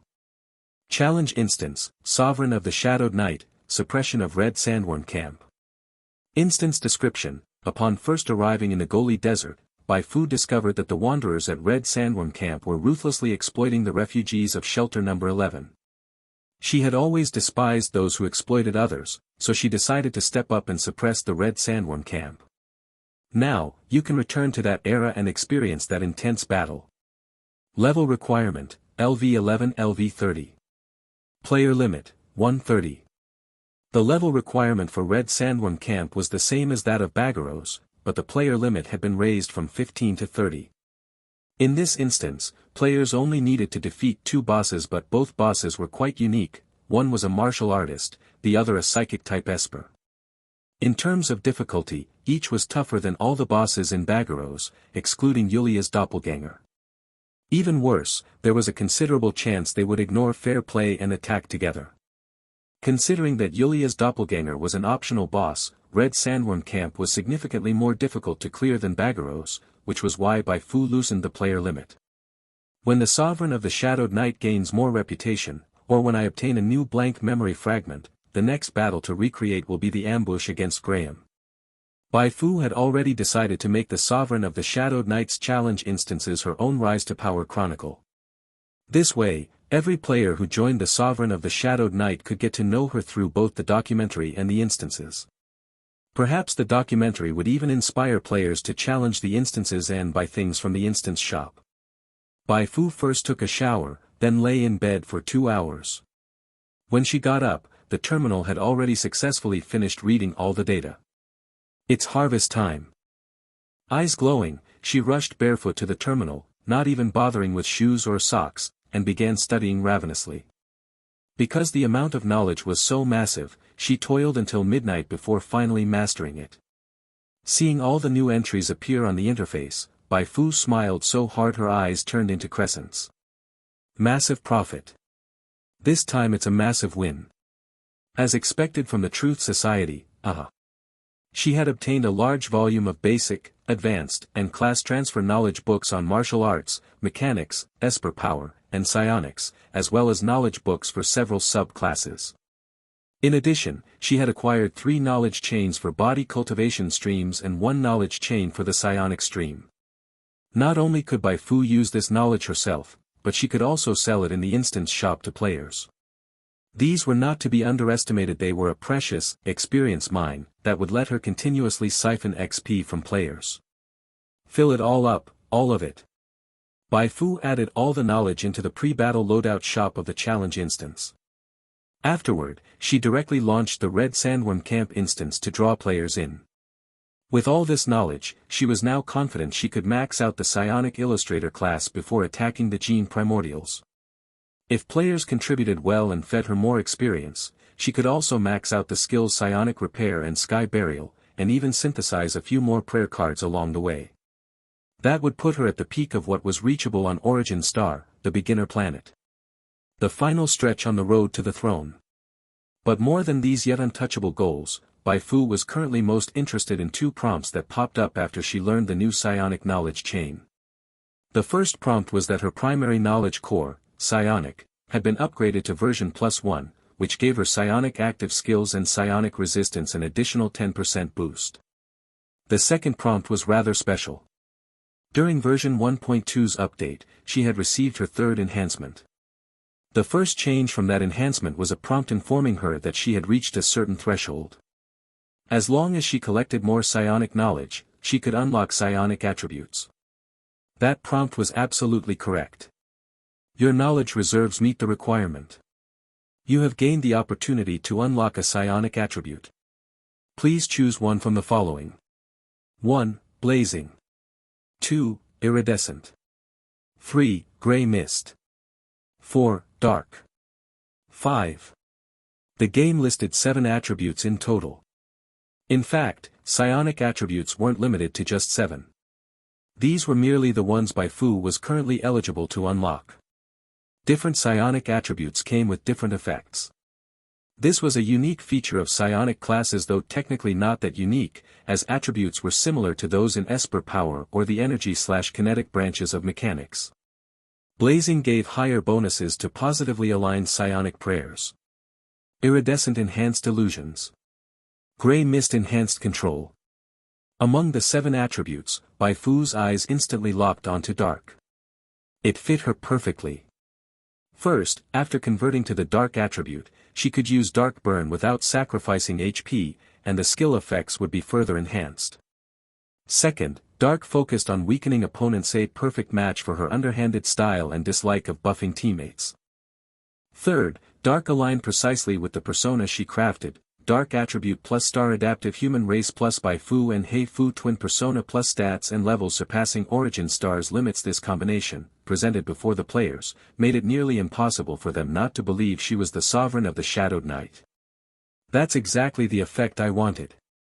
After selecting the attribute, Bai Fu received a breakthrough quest. The quest objective was simple: just defeat one high-level monster, and the quest reward was the unlocking of the dark attribute. If she hadn't had the player interface, and had been like the other NPCs, then even after mastering 6 psionic knowledge chains, unlocking the dark attribute would still have been extremely difficult. It would have required either a sudden flash of insight or a breakthrough during battle. But with her player interface, everything became much easier. Accumulate experience, complete quests once the conditions were met, she could ascend right then and there. Highly efficient and without the risk of failure. This quest lines up perfectly with collecting the pollution core from high-level mutant creatures needed to craft the Shadow Staff. Bai Fu shut down the terminal and stretched contentedly. The rewards she received from defeating the Truth Society were only the beginning. Her good days were still ahead. While Bai Fu quietly waited for dawn, among the Night Owl players, a new discussion had already erupted. Extra. The Sovereign of the Shadowed Knight has a new faction challenge instance. All players were surprised and delighted to find that the Sovereign of the Shadowed Knight had a new instance titled Suppression of Red Sandworm Camp. When version 1.2 had just launched, the Baggero's instance had drawn the attention of countless players. Back then, both the Iron Rain Guild and the Loyalty Hall Guild had organized their elite players to challenge it. It took a full month, but Iron Rain Guild, with the help of Starfish Bro, an anonymous player who had unlocked a hidden class, finally cleared the Baggero's instance, permanently etching their guild's name into the first clear record. That event caused quite a stir. Baggero's had been the first high-difficulty instance cleared by players. The rivalry between Iron Rain and Loyalty Hall brought it even more heat. Iron Rain and Loyalty Hall were longtime rivals. With Iron Rain winning the race, it naturally irritated Loyalty Hall. As expected, in the time that followed, Loyalty Hall kept challenging the Baggero's instance. If they couldn't claim first clear, then fastest clear would do, right? The two guilds battled endlessly, trading victories until now, when the Suppression of Red Sandworm Camp instance made its grand debut. I smell gunpowder in the air. Let the battles begin. My favorite speedruns. As expected, both Iron Rain and Loyalty Hall immediately stepped up. Sword Chi soaring, we at Iron Rain have got the first clear record for this new instance in the bag. Black bastard, last time we lost to Iron Rain was just a fluke. We didn't expect them to bring in outside help. This time, we're fully confident we'll claim first.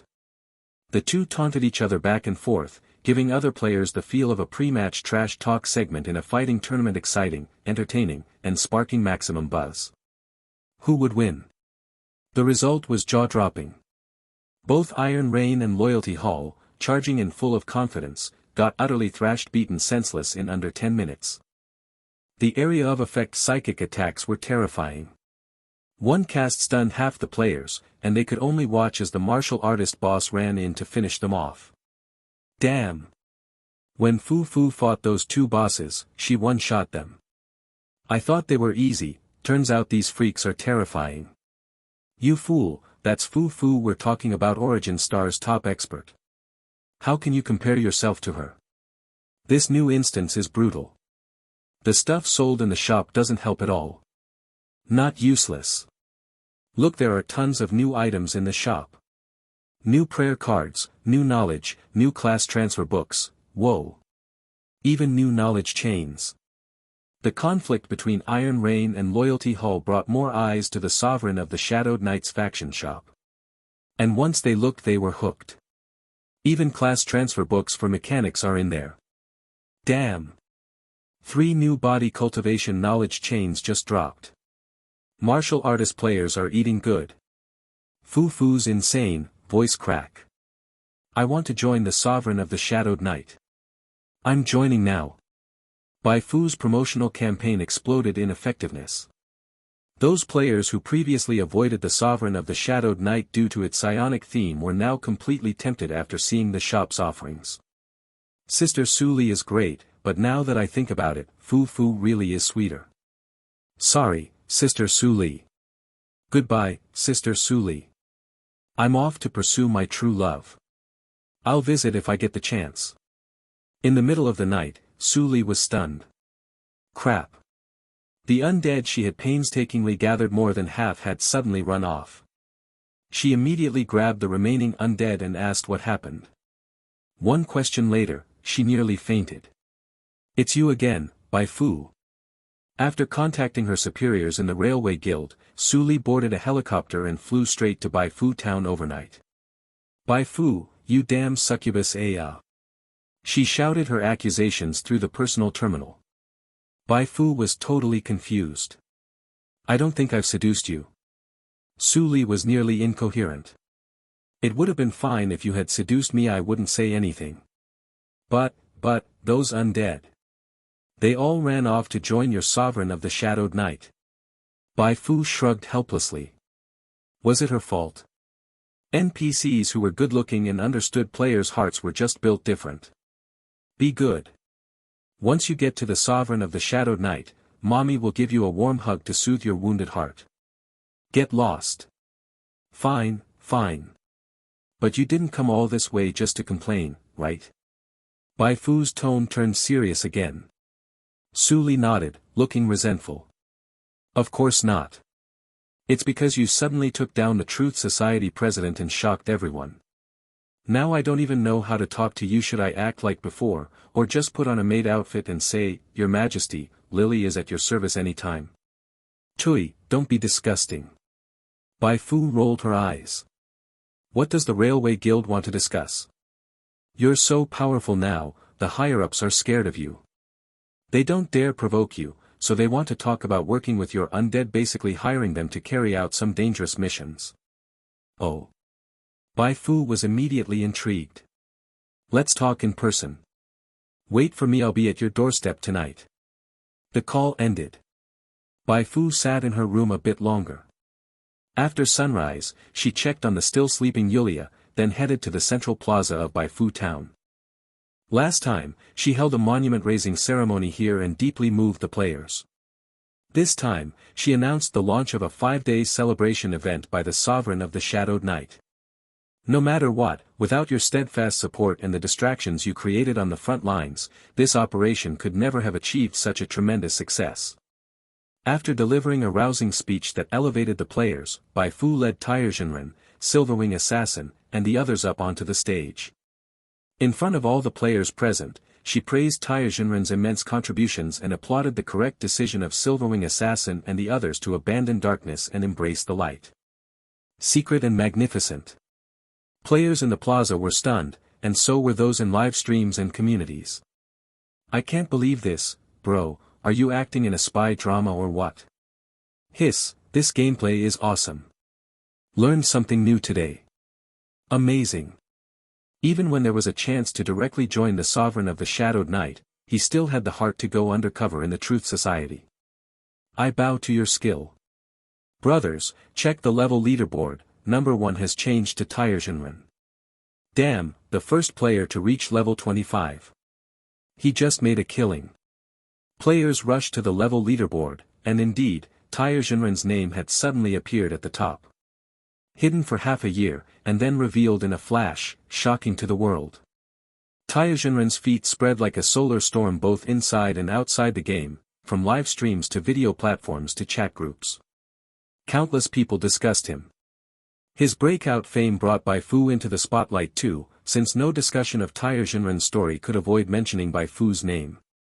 This game is so interesting. Wow, what an interesting woman.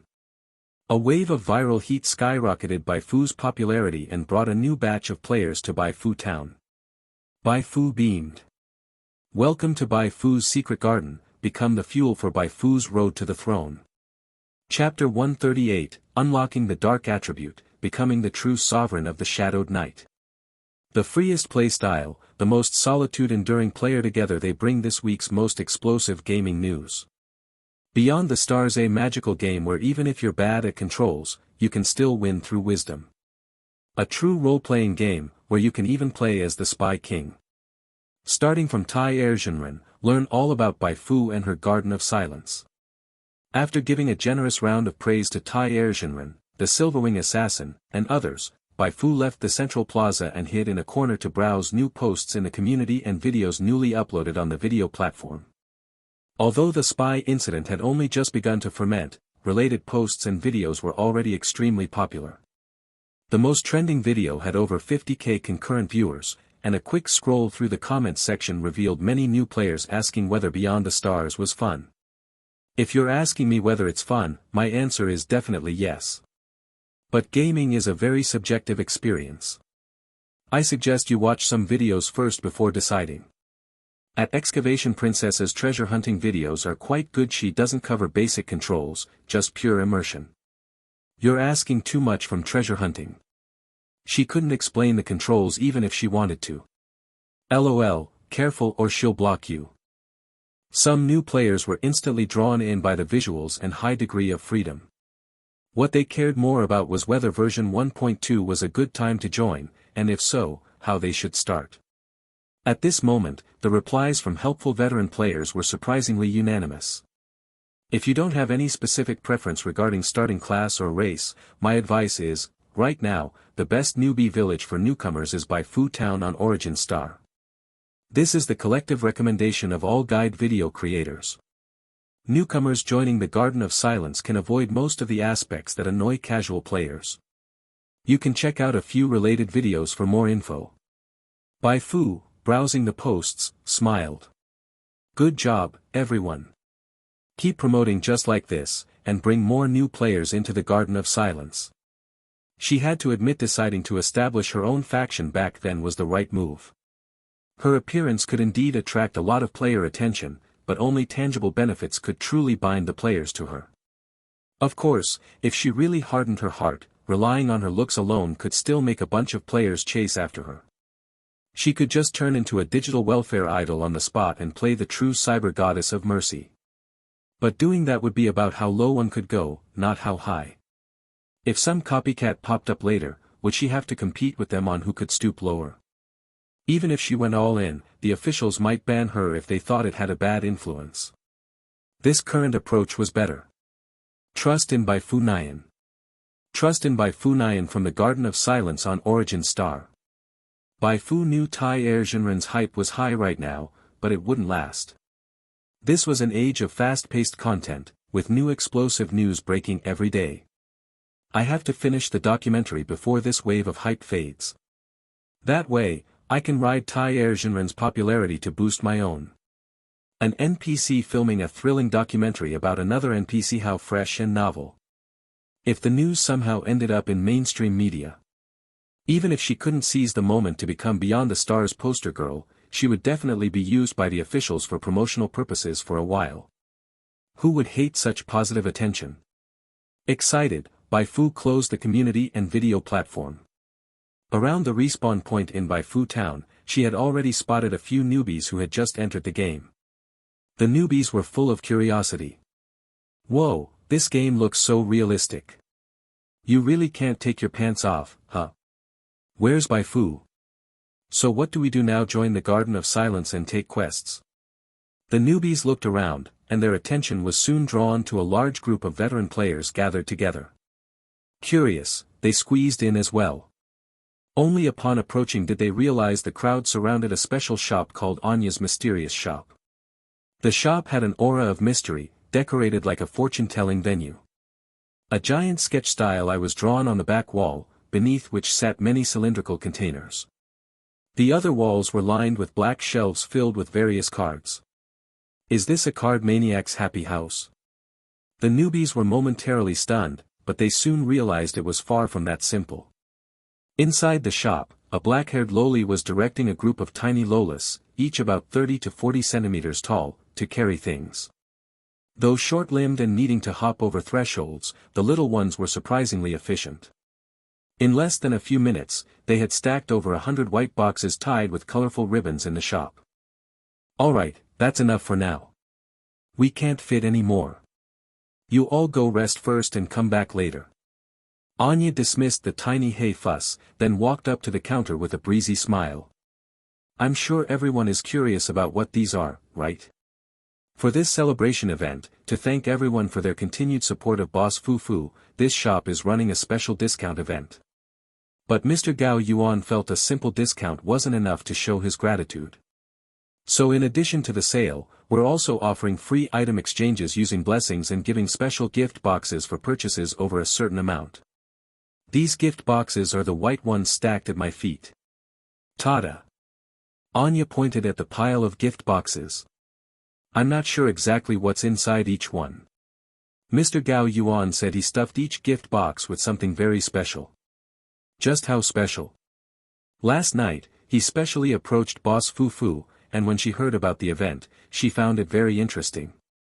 So she handed over some of the items she no longer uses to Mr. Gao Yuan as giveaway items for this event, including her previously favorite electric knife. The moment the words, electric knife, came out, the veteran players no longer cared about anything else Anya was saying. Holy crap. Holy crap. Electric knife. Wasn't that the weapon Bai Fu had used through countless battles, slaying several high-level bosses? Even players not in the Garden of Silence had heard of Bai Fu's electric knife.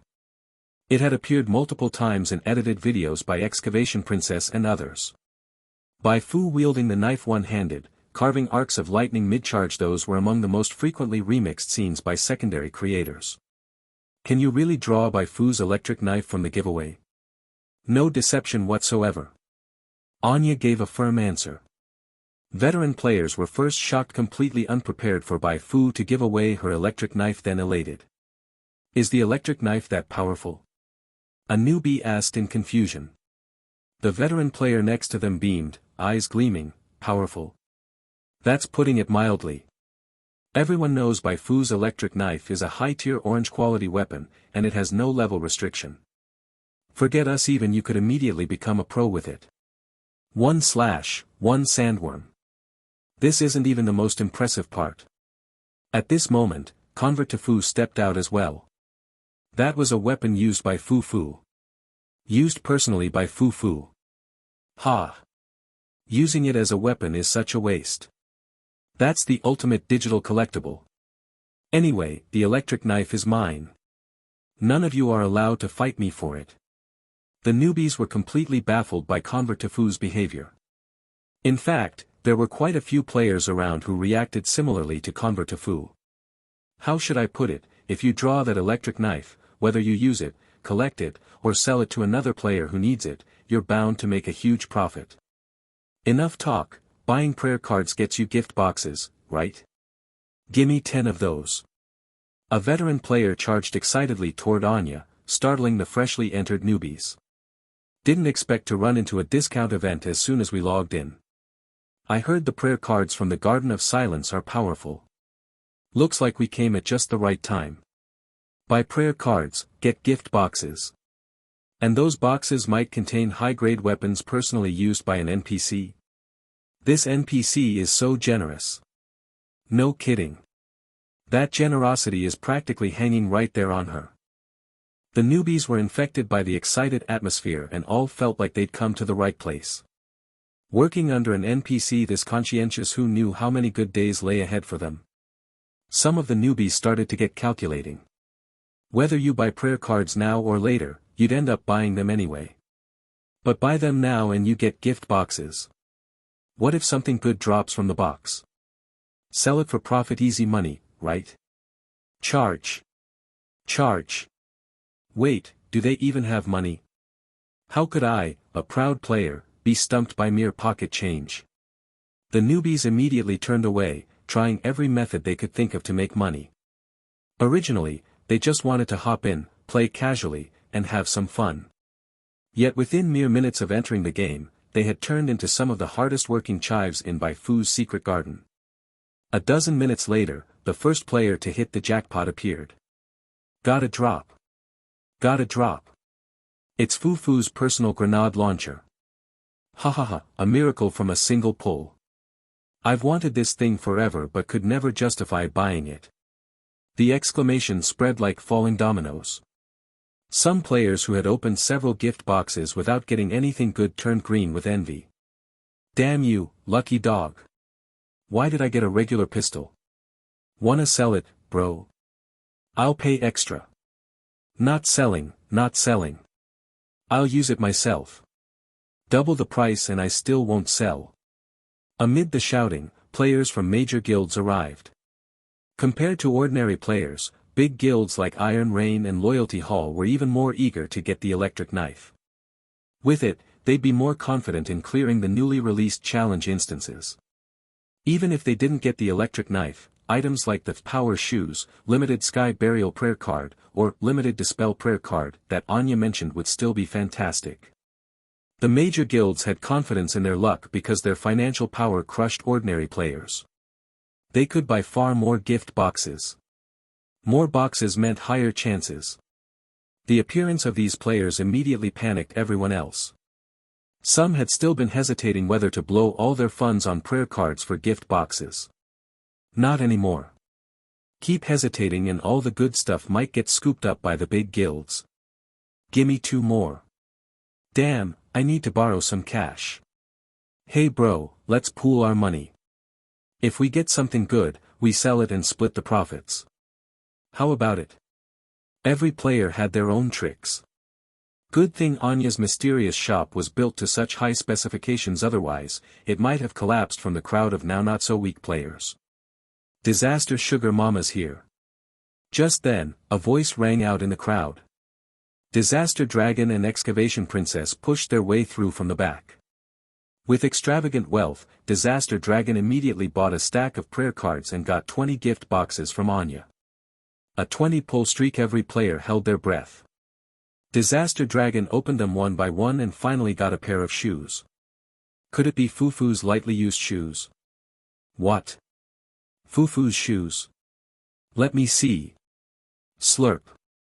Disaster Dragon shook his head. They're power shoes. Purple gear. Increases agility. At those words, disappointed voices erupted all around. Ah, not the lunchbox. Wait, bro, are you here to draw gear or eat at the cafeteria? The excitement continued until dusk, reaching its climax when a random unknown passerby player hit the miracle on a single pull and successfully drew the electric knife everyone had been eyeing. Yeeees. I got it. Ha ha ha ha ha ha. Anya's mysterious shop descended into chaos. The community exploded too. The envious, the jealous, the entertained, all were drawn in by this single pull miracle. Some players denounced that miracle-hitting lucky dog, calling them a Euro-eater. Some regretted not being born in a garden of silence, missing out on these perks. Others went completely feral, begging Bai Fu to put more fan-favorite goodies into the gift boxes. The overlapping discussions left every player with the impression that the Garden of Silence was beyond generous and that Bai Fu was generous to her core. All NPCs should learn from Bai Fu. When is Fu Fu going to lead the Garden of Silence to invade our territory? Good. Bai Fu, hiding at home and observing the scene through little Bai Fu, was so delighted she started rolling around on her bed. Just as she expected, the celebration event had been a huge success. All the players in the Garden of Silence were now fully mobilized. Half were doing quests to earn experience before shopping or raiding challenge instances. The other half were doing quests for cash, then rushing to Anya's place to open loot boxes. Even hard-working old oxen tilling fields weren't as diligent as these players. Most importantly, these players didn't feel exploited at all. Instead, they shouted that there was no such thing as a wrongly named person. Bai Fu, so white, so righteous. They had no idea that Bai Fu was essentially Hei Fu, and Hei Fu was essentially Bai Fu. Bai Fu was thankful she had prepared in advance and released Hei Fu the night before. Even so, Hei Fu and little Hei Fu were almost rubbing their hands raw just to barely keep up with this wave of impulsive spending. Money, experience, come unto me. I'll cherish you dearly. Only while hiding at home alone could Bai Fu allow herself such indulgence. What could she do? She'd been suppressing it for so long she had to let it out properly sometime. Pretending to be a saint every day was exhausting. After watching the show for a long while, Bai Fu noticed her doorbell had rung. Who is it? Who else? Of course it's me. Su Li stood at the door, arms crossed, her chest nearly blocking the peephole. She had come in aggressively. She said she'd arrive in the evening, and she really did show up in the evening. Bai Fu opened the door. The moment the door opened, Su Li lunged at her. Bai Fu, I'm going all out with you. Su Li launched a full-body charge, even picturing in her mind the entire sequence of sitting Bai Fu down on the floor with one big slam. As a martial artist, she indeed had the strength to overpower Bai Fu. Unfortunately, she had seriously underestimated Bai Fu's current speed. Even without wearing her combat suit, just in plain pajamas and socks, Bai Fu easily dodged her pounce, causing her to crash headlong into the wall. How old are you already, still acting like a child? Bai Fu casually shut the door behind her, completely forgetting how she had been rolling around on the bed just moments earlier. Didn't you say you came to talk about something important? Go ahead. She sat down on the sofa, crossed her legs, and watched Su Li with interest. Su Li was full of frustration. She stared dead at Bai Fu's smugly swaying foot. If she could, she would have pounced and given Bai Fu a savage bite. Too bad she no longer had the strength to do so. You're really not a succubus queen. You really didn't use some kind of ranged charm attack on those undead. What do you think? Su Li reached out and pinched Bai Fu's foot. Feels like a human. Bai Fu kept a stern face. Quit taking advantage. If you don't get to the point, I'll plug your mouth. Su Li sat up straight. It's simple. Our railway guild originally wanted to train a group of undead as a special operations team to carry out missions deep inside polluted zones. But now, most of the undead we recruited have run off to your side, so the plan had to be terminated. The higher-ups are frustrated, but they don't dare say anything to you. After all, you just killed the president of the Truth Society a couple of days ago. So they've decided to establish a cooperative relationship with you. Here's the meeting summary. The terms are generous. You won't lose out. Bai Fu took the document from Su Li's hand. It was an employment contract. The Railway Guild wanted to hire players from her side, offering slightly above market rates, opening up cooperation between intelligence departments, supporting the reconstruction of the Goli Desert, etc. The additional clause was that if cooperation was established, the Garden of Silence could no longer assist the Old Republic. All in all, the Railway Guild was offering more. Bai Fu understood. The Railway Guild was trying to win her over in this way. After killing the president of the Truth Society, most people on Origin Star already believed she was the strongest psionic and the superwoman of Origin Star. Faced with a psionic of her level, even major factions had to tread carefully. Origin Star, after all, was a wasteland world, not like those tech planets with large-scale destructive thermal weapons. After a moment of thought, Bai Fu realized cooperating with the Railway Guild would be beneficial for her. Even though many people liked to call her a queen or something similar, she had no intention of staying on Origin Star to actually rule. She had neither the interest nor the ability to deal with politics or governance. Letting the Railway Guild coordinate with the Garden of Silence to implement her Origin Star reconstruction project might be the safest choice as long as the Railway Guild could be trusted and wouldn't hold her back. While Bai Fu pondered, Su Li grew increasingly anxious inside. She knew full well that Bai Fu was no longer the same Bai Fu from before. The drastic change left her unsure how to face her. All she could do was bluff and bluster to cover her unease. Fortunately, even though Bai Fu's strength had skyrocketed, her attitude toward Su Li remained unchanged, still the same mix of annoyance and attachment. "I want to add a condition," Bai Fu said suddenly. Su Li asked, "What condition?" Bai Fu said, "If we do cooperate, I want the person responsible for communication from your railway guild side to be you."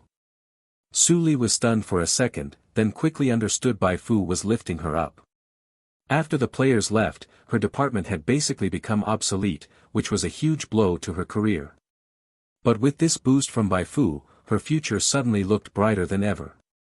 Su Li. That's someone Bai Fu's backing. Railway Guild, you'd better take care of her. I'm touched. I feel like I need to do something.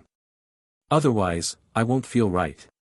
Family martial arts, waist and horse in harmony, authentic craftsmanship guaranteed satisfaction. Bai Fu quickly pulled her foot back. Don't get any weird ideas. We're talking business here. If you really want to help, find someone to repair my combat suit. Oh right, later a media company from the Railway Guild wants to talk with me. Come along and help me vet them. Su Li was stunned. A media company? What for? They want me to shoot a documentary. Bai Fu stood up. Let me teach you a trick when dealing with undead. It's crucial to know how to promote yourself. While Su Li was still in a daze, Bai Fu entered her bedroom, changed into more formal clothes, socks, and shoes, and tossed her damaged combat suit to Su Li. Let's go. Bai Fu brought Su Li to meet the representative of the media company that had contacted Gao Yuan. The media company representative was already very cautious. When he saw a mid to high level figure from the Railway Guild like Su Li appear, he became even more careful. Bai Fu discussed the documentary filming details with him thoroughly. The company's ambitions were far greater than she had imagined. They wanted to package Bai Fu as a super idol of origin star, then use that popularity to make money from players. The company's boss had immediately realized that Bai Fu's influence among players was extraordinary. Selling merchandise? That's a great idea. Partnering with film companies, model manufacturers, and a whole bunch of firms to create an origin star version of Corporate Group B. B equals Bai Fu.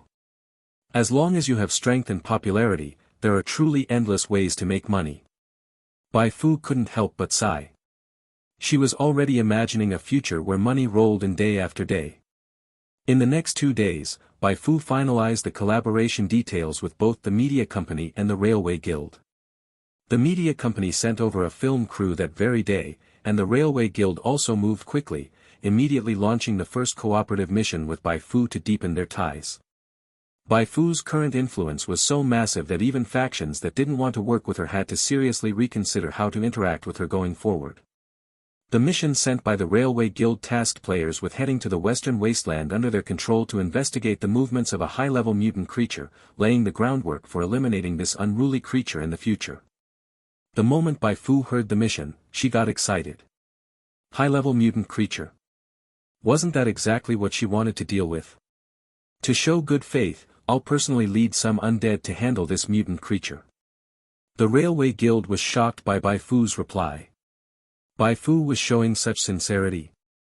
They had always been wary of Bai Fu, even slightly displeased by her favoritism towards Su Li. But now it seemed Bai Fu was actually a loyal and decent person. Su Li was her friend. What was wrong with helping a friend? The Railway Guild's impression of Bai Fu improved significantly, and Su Li's treatment also rose by another level. After receiving the mission details from the Railway Guild, Bai Fu immediately took action. She wanted to quickly max out her level, skill levels, attributes, and equipment, then lead a team of players to take down that old extraterrestrial who had been secretly manipulating the gene primogenitor. Only then could she peacefully push forward her origin star reconstruction project. These past few days, players had nearly gotten sick from buying prayer cards. They had also completed numerous commissioned quests. The moment they heard there was a chance to go on a field mission with Bai Fu, they signed up eagerly. Bai Fu selected a group of players with strong potential and set off with them and Anya. Calling it a journey honestly, for her, it was just a sightseeing tour. Her extremely high psionic resistance allowed her to ignore most psionic pollution on Origin Star. As for that high-level mutant creature, it wasn't her match at all. Bai Fu had Anya lead the players in tracking down the target creature, helping them get used to acting alongside Anya in advance. Once they found the high-level mutant creature, she personally took action and wiped it out in mere moments. Pollution Core, rare. Bai Fu picked up the item dropped by the high-level mutant creature. It was a key material for crafting the Shadow Staff. At the same time, she received a notification that her psionic attribute breakthrough mission had been completed. Attribute transformation in progress, please wait. Current progress 1%, 2%, 100%. Your psionic attribute has been transformed into Dark. Dark, when a skill or basic attack hits a target, part of the psionic energy remains in the target's body. When the residual psionic energy accumulates to a certain threshold, it will inflict debuffs such as stat reduction or continuous blood burning. Dark psionic attribute has an additional 50% effect bonus when using dark-type psionic skills. Bai Fu quickly scanned the attribute description. The effect was quite powerful, and just as she had hoped, once her psionic attribute changed to dark, using the dark burn skill would no longer cost her 10% of her health. The skill's effect was also enhanced, and even its cooldown was reduced from 8 minutes to 4 minutes. This'll make blood trades even more efficient. Bai Fu was very satisfied. Her long-awaited attribute transformation was well worth it. Her combat power had increased by at least 20 to 30%. The top expert of Origin Star, and now with a psionic attribute of Dark, there was absolutely nothing wrong with her calling herself the Sovereign of the Shadowed Night. And by changing the character for Dark in the title to Night, she truly became the Sovereign of the Shadowed Night. On the way back to the Goli Desert, Bai Fu received a message from Old Neeson. There are a few undead who've come from the Gene Primogenitor. They say they have files from Xia Shi that they're supposed to hand over to you. Bai Fu raised an eyebrow. Perfect. She could now cash in another quest. Chapter 139, Storyline Unraveled, True Identity of Popular Idol Bai Fu. After handing over the task to the Railway Guild, Bai Fu brought the players back to Bai Fu Town. She had many things to take care of now and had no time to chat with the people from the Railway Guild. Bai Fu, yeah, I've brought the person. I've checked the file folder, its seal is intact and untouched by anyone. Sword Chi Soaring gave a signal, and the few players behind him immediately stepped forward and handed a file folder to Bai Fu. Thanks for your trouble. Bai Fu smiled at the players who delivered the folder, then signaled the waiting Tiny Hei Fu in the room to hand each of them a glass of water. After that, she opened the file folder and took out the documents inside. Psionic Research Institute No. 3 Subdivision, File No. 001. Record time, year 1791, note, year -3 of the Cataclysm era. Recorder, Simon Ciatino, note, a renowned occult researcher before the Cataclysm era. This file documents the research progress of the Psionic Research Institute No. 3 Subdivision under the Psionic Diffusion Committee.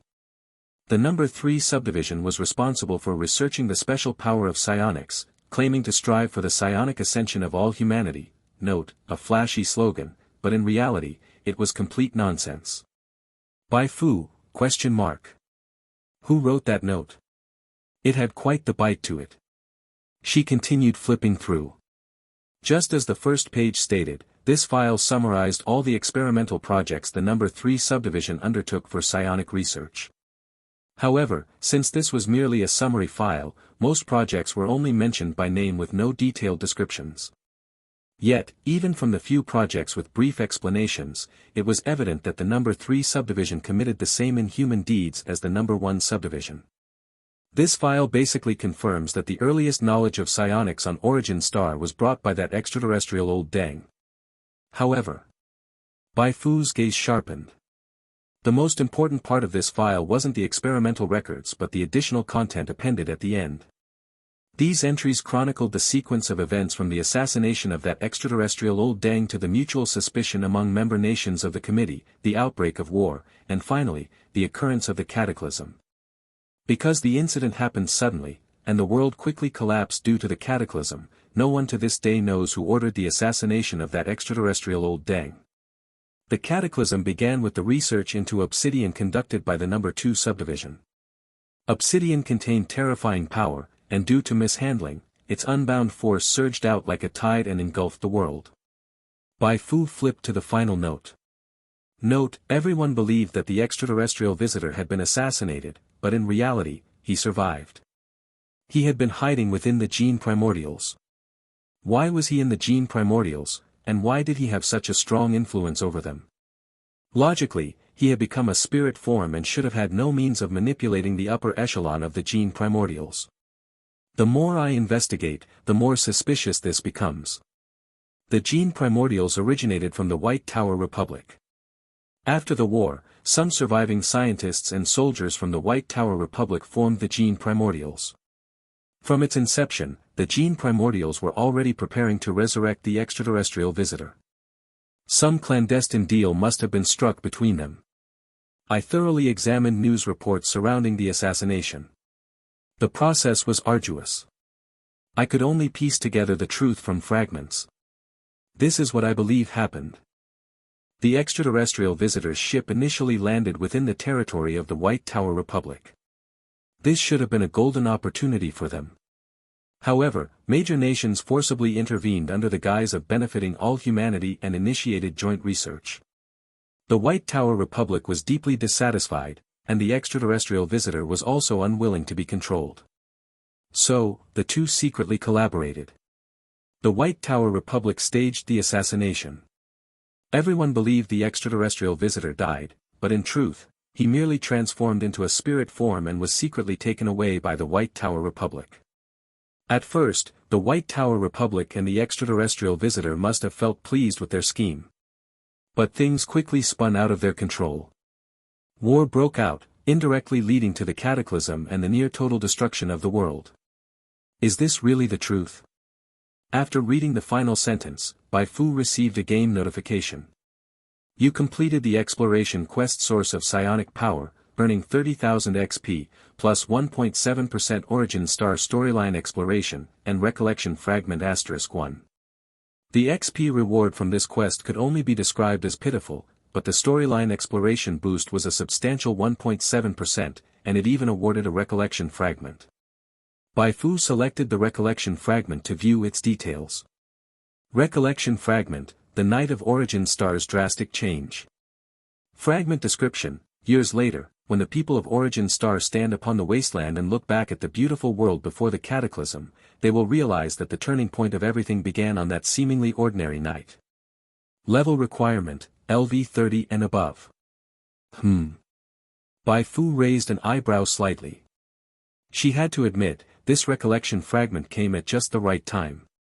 Ordinary NPCs indeed had a hard time uncovering the truth of the past, but she was different. She was a special NPC. Last time, she had uncovered the identity of the Truth Society president through a recollection fragment. This time, she would likely gain valuable insight as well. You all did a great job. Bai Fu once again praised the players who had helped Xia Shi deliver the file, and even gave them a task where they could earn XP just by wandering around. Are you planning to return to the Gene Primordials next, or join the Garden of Silence directly? The players exchanged glances before replying in unison: we plan to return to the Gene Primordials. Afraid Bai Fu might misunderstand, one of the players quickly explained: we plan to imitate Taiyuanren and gather intel within the Gene Primordials. If they try anything against you, Fu, we can inform you immediately. Taiyuanren had made quite the name for himself and had become a role model for many players. Everyone wanted to replicate his path to success. These players were no exception. Bai Fu nodded. If that's the case, please pass on a word of thanks to Xia Shi for me. After sending those players off, she claimed the recollection fragment from the quest reward. Upon entering the instance, Bai Fu first confirmed her identity. A member of the assassination side? That made things easier. Bai Fu turned around and punched her masked teammate directly in the face. The teammate hadn't even figured out what was happening before falling to the ground. When she tried to resist, her stomach was already being stepped on by a foot clad in marten boots. After prolonged training and leveling up, Bai Fu's foot was no longer just for show, its stomping power was something to behold. Under overwhelming pressure, the stomped-on teammate could do nothing but scream in pain. "What are you doing?" The other teammates nearby turned pale. Just as they were about to shout at her, 5 black orbs materialized behind Bai Fu, releasing dark beams that sent the questioning teammates fleeing in terror. "People from the White Tower Republic?" Bai Fu asked. Her killing intent was like a chill that froze the air. The stomped-on teammate, seeing that no one could save him, could only admit the truth. "Very good." A psionic burst to the face, and Bai Fu easily finished off the defeated opponent under her foot before heading straight into the laboratory where the extraterrestrial old dang was being held. With her current strength, she had no need for any flashy moves. Facing the blockade of the multinational joint operation forces, she simply charged forward under the protection of psionic shield. If enemies stood far, she used sky burial; if they stood close, she blasted them with a psionic burst. Walls, gates, all were smashed apart with a single punch. Her combat efficiency surpassed even that of a Muzu general operated by a player in Dynasty Warriors.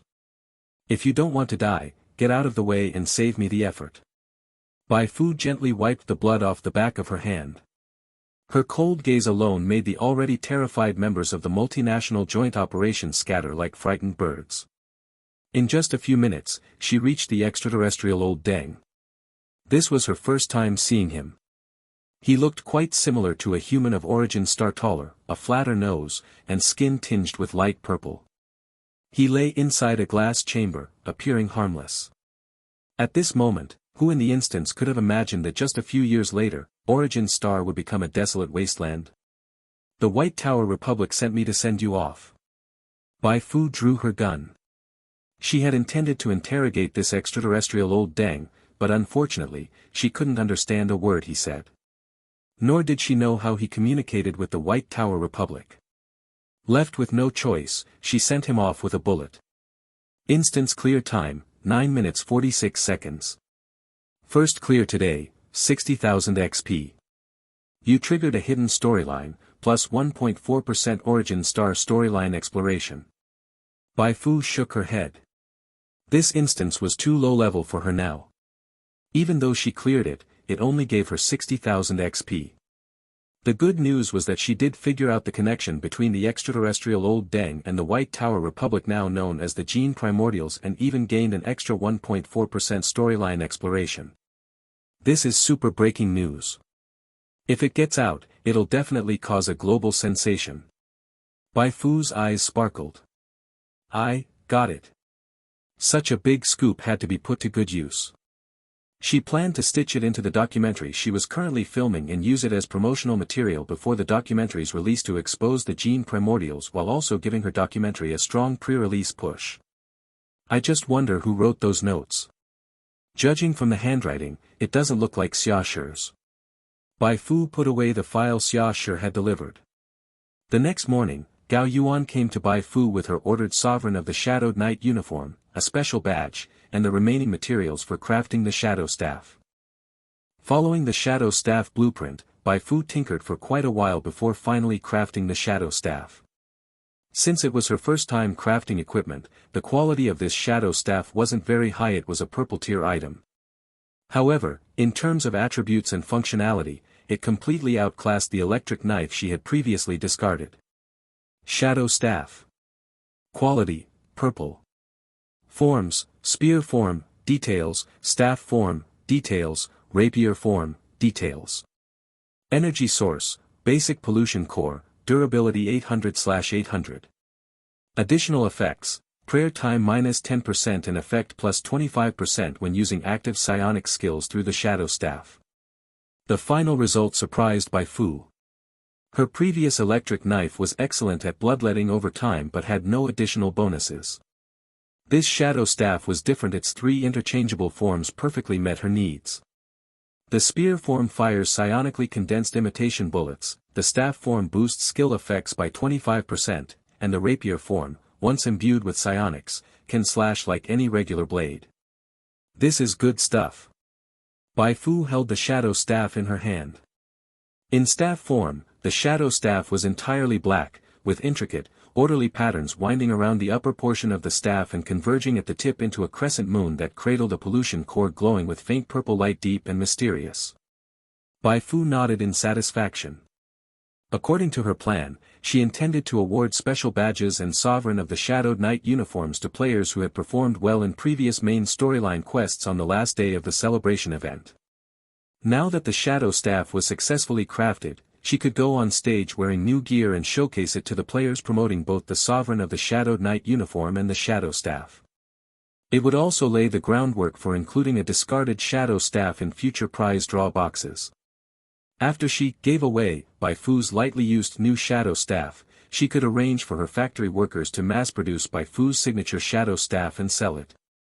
Thanks to her meticulous grooming, most players in the Sovereign of the Shadowed Knight had already been shaped in her image and walked the psionic path alongside her. Bai Fu believed that the sales of the Shadow Staff bound to her would definitely not disappoint. No wonder I'm a new money-making trick every day. Bai Fu grinned smugly. 2 days later, as the celebration event that nearly drained every player's wallet approached its end, Bai Fu summoned all online players in Bai Fu Town. For players in the Sovereign of the Shadowed Knight, award ceremonies were nothing new. Still, they hoped to receive a personal badge. Scarcity brings value, after all. And who wouldn't love to see Fu Fu appear before them, smiling as she offered praise and handed over a badge? But this time, those players were too naive. When Bai Fu stepped onto the plaza in her black uniform, even the most battle-focused and quest-obsessed players couldn't help but take a few more glances.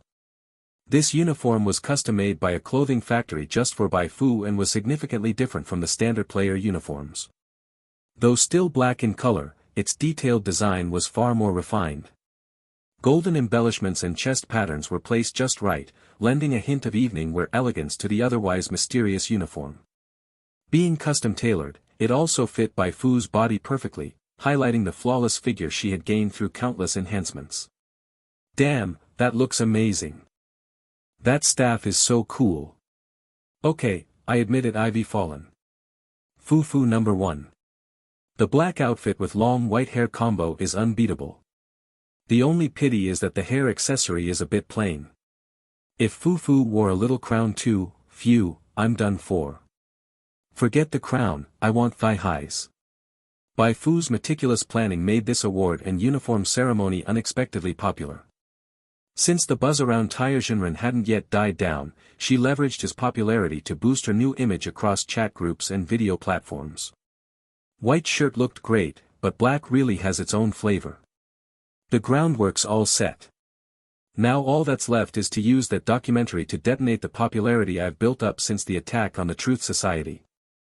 As soon as the ceremony ended, Bai Fu immediately contacted the producer from the film company. I've got major news. Just don't know if you have the guts to break it. She handed over a summary report she had written. This report documented the grudge between the Truth Society president and the Gene Primordials, as well as the connection between the Gene Primordials, the extraterrestrial visitor, and the Cataclysm. As the producer flipped through the report, he was completely stunned. Not even in his dreams had he imagined Bai Fu would possess something like this. He knew very well how much of a sensation this report would cause if released, and also understood that once it was made public, he would inevitably become a target of the Gene Primordials. However, as someone skilled in seizing hot topics, he couldn't help but imagine the immense benefits he would gain if he went through with it.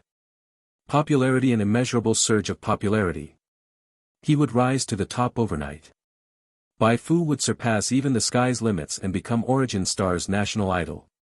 Wasn't that his goal all along when he approached Bai Fu? The producer's expression changed several times. Finally, he gritted his teeth and made up his mind he would do it. Even if he didn't, Bai Fu would find someone else to do it, or simply go solo. He couldn't stand watching this hot topic slip from his grasp. Even if it meant risking being hunted by the Gene Primordials, he no longer cared. You don't have to release the report right away. Wait until I set off to cause trouble for the Gene Primordials, then release it. That'll be the perfect time to promote the documentary too. Bai Fu laid out her condition. The producer hurriedly agreed. He could hardly hide the shock in his heart. Did Bai Fu just say she was going to challenge the gene primordials? If she could eliminate the extraterrestrial visitor just like she had taken down the Truth Society president, then she would become the de facto Queen Fu of Origin Star. Goodness! Am I recording a moment that could change the future course of Origin Star? The producer was burning with excitement. After sending him off, Bai Fu summoned two key figures from the Fu's sex publicity department, Digging Girl and Calamity Dragon. After reading the report Bai Fu handed over, Digging Girl and Calamity Dragon were just as thrilled as the producer from the film company, especially Digging Girl. She was a video creator specializing in digging up game storylines, and her online handle was literally Digging Girl. The report Bai Fu gave her hit her like a deep-sea bomb, making her tremble uncontrollably and transforming her into Shaking Girl. Woohoo! This new video is about to soar. Quit shaking, will you? Keep going like this and people will think I triggered some switch. Bai Fu secretly rolled her eyes. Don't rush to tell the other undying ones just yet. Wait until I officially go after the gene primordials to leak this. We don't want to alert them too soon. But you can tease a bit of unimportant intel like hinting that something big is coming to grab their attention. That way, when you drop the real info, the others will be watching closely. I want to use this method to wake up the undying ones who've joined the gene primordials and stop them from continuing to help them. Digging Girl patted her chest. Fu, don't worry. I guarantee this will get done. She was best at this kind of suspense marketing. She already began imagining the fallout from her new video. Recently, some players had been criticizing her, calling her a Bai Fu simp and claiming she only succeeded by licking up to Fu. So what if I am? Lick, and lick hard. See? The rewards are here. Fu just fed it to me herself. Delicious. Too delicious. At that moment, Calamity Dragon couldn't help but ask, Fu, how did you uncover all this intel? Not convenient to share that right now, Bai Fu casually deflected. She couldn't exactly say she found the evidence inside an instance. Calamity Dragon nodded and didn't press further. After leaving Bai Fu's place, she tugged on Digging Girl's sleeve. This time, we might be putting out a video hotter than even the official promos and update trailers. Digging Girl grinned. Definitely. This video's gonna blow up. Calamity Dragon added mysteriously, it'll blow up more than you think. You know what I saw just now? Huh? Digging Girl looked confused. Calamity Dragon explained, I used several advanced reconnaissance skills on Fu earlier. I couldn't see her base stats, skills, or talents, but I did see her psionic attribute. Psionic attribute? Doesn't the official class description say that only unlocks once you reach Star C? As Digging Girl spoke, she suddenly covered her mouth. She had just realized something. On the beginner planet, the psionic attribute shouldn't be unlockable. But Fu had one. Didn't that prove she wasn't native to Origin Star but actually an alien? Calamity Dragon continued, Fu's psionic attribute is Shadow. Her staff is called the Shadow Staff. I think you get what that means, right? Holy dash. A curse slipped out as Digging Girl's body trembled once again. How could she not get it? There had been constant posts in the community speculating that Fu was the sovereign of the Shadowed Knight. Digging Girl had never been fully convinced. Sure, Fu shared many traits with the sovereign, but there hadn't been direct evidence until now. Shadowed Knight. Shadowed Knight. At this moment, Digging Girl was 95% certain that Bai Fu was the sovereign of the Shadowed Knight. Coincidences like this were too rare. Smack. She slapped her cheeks hard. I'm gonna go make the video right now. All-nighter time. Once this video was done, her follower count would skyrocket. That very night, halfway through video production, Digging Girl hopped onto the community to start hyping it up. Just got some explosive info from Fu. Unfortunately, she said I can't reveal the details just yet. In a few days, I'll release a full video explaining everything. For today, I can only tease a few minor points. The video will cover two things. The first is related to Origin Star's main storyline. It ties into the roots of multiple major arcs. Trust me, it's huge. The second is about Fufu's true identity. Remember those old posts speculating she's the sovereign of the Shadowed Knight? Well, Calamity Sis and I found new intel. Guess what? Guess your head. Players who read Digging Girl's post were about to lose their minds. Oh, so you're teasing now, huh?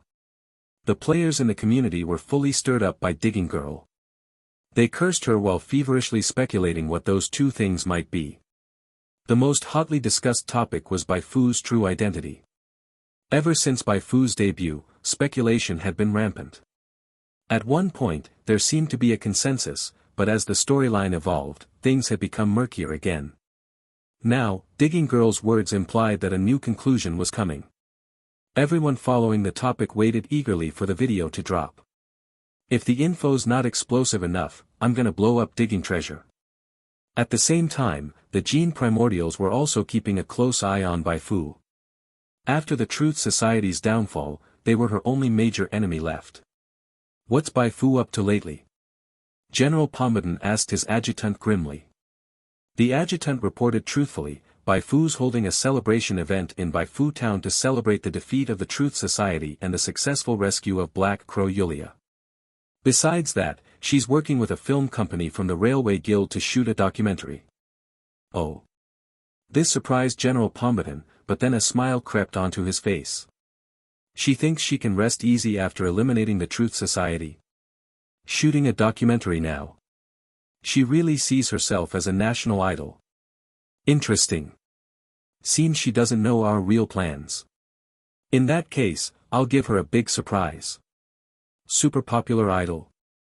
If she won't stay home and act like a proper housewife, then there's only one path left: death. Come. Let's go meet that person. Chapter 140, Yulia's Ability Development, Bai Fu strengthened to the limit. After the celebration event ended, the liveliness of the Goli Desert didn't decrease one bit. Thanks to Bai Fu's relentless promotion, every day new players and veteran players from other regions kept joining the Garden of Silence. At that moment, the player count displayed on the Garden of Silence's faction panel had already reached 31,451, more than double compared to when they had marched against the Truth Society. Though Bai Fu was immensely powerful, under normal circumstances, even if she grew 3 heads and 6 arms and worked non-stop 24 hours a day, she still couldn't satisfy that many players all at once. Fortunately, the cooperation between the Dark Web and the Garden of Silence had officially materialized. The Assassination Platform and Commission Platform were fully integrated. Combined with the other factions that had moved into the Goli Desert seeking collaboration with the Garden of Silence, they brought with them a massive number of quests resolving Bai Fu's pressing crisis. With these quests holding things up, even if another 10 or 20,000 players come, I can still manage. Bai Fu let out a sigh of relief. However, she didn't let her guard down completely. She knew this situation wouldn't last long. In another 10 days or half a month, the player count in the Garden of Silence might very well break past the 50,000 mark. But that wasn't even the most troublesome part. After several months of development, the rating points for the Goli Desert branch and the restored Goli Desert Order branch under the main storyline Elegy of the Watchers had nearly plateaued. This meant she could no longer milk the main storyline for extra benefits, nor could she continue using it as a free labor scheme by sharing it with players. If the situation remained stagnant, it wouldn't be long before players would fall into a too many monks too little gruel scenario. Even if players had already fallen for her charm, and even if the Garden of Silence allowed easy access to various knowledge, class transfer books, and skills, if they couldn't take on enough quests to level up, they would still leave. I must change my approach to squeeze the players dry. What came to Bai Fu's mind first was her long-planned Origin Star reconstruction project. To ensure its smooth implementation, the first step was to send off the Gene Primordials and that extraterrestrial old dang lurking behind them. If she didn't get rid of that bunch of old dang who loved scheming from the shadows, she feared they might suddenly emerge and sabotage everything she had painstakingly built. Just as Bai Fu was pondering when to take action, she suddenly received a message from Yulia. Back to normal already? Her eyes lit up instantly. She had long coveted the rewards from the quest Yulia's secret, but Yulia had been in a very weak state before, so Bai Fu couldn't lay a hand on her. Now that Yulia had recovered, she no longer needed to be considerate of her condition. "I'll be right there." A few minutes later, Bai Fu appeared at Yulia's residence and cast a psionic vision skill on her. After nearly 6 full days in bed, the long list of debuffs on Yulia had mostly dissipated, with only malnutrition and mental weakness remaining. These 2 debuffs lowered her HP, psionic value, stats, and resistance. Name: Yulia, Boss. Template: Special, Child of True Spirit, Awakening Progress 1.1% Remaining Time, 198 years 6 days. Main Class: True Spirit Blesser LV9 plus 30, Defender LV10. Subclass: Dr. LV5. HP: 1870/1870. Psionic Value: 3245/3245. Chi: 505/505. Stats: Strength 33, Agility 45, Constitution 72, Intelligence 35, Spirit 101, Inspiration 233. Skills: Envoy, Intermediate Psionic Specialization, Substitution Game LV6, Sky Burial LV5, Floating Spirit LV3, Psionic Field LV3.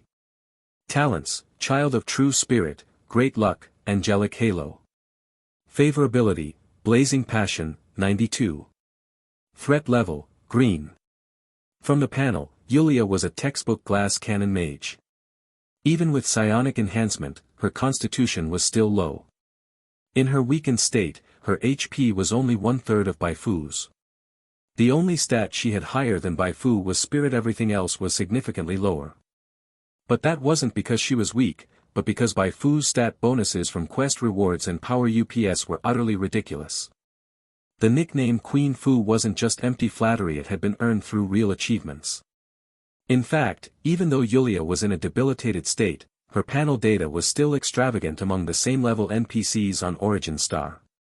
With 233 points of inspiration while in a weakened state, she could easily have 270 when at full power. That was only 39 points shy of Bai Fu. Absurdly strong. Having a good template is just bliss. Bai Fu couldn't help but sigh.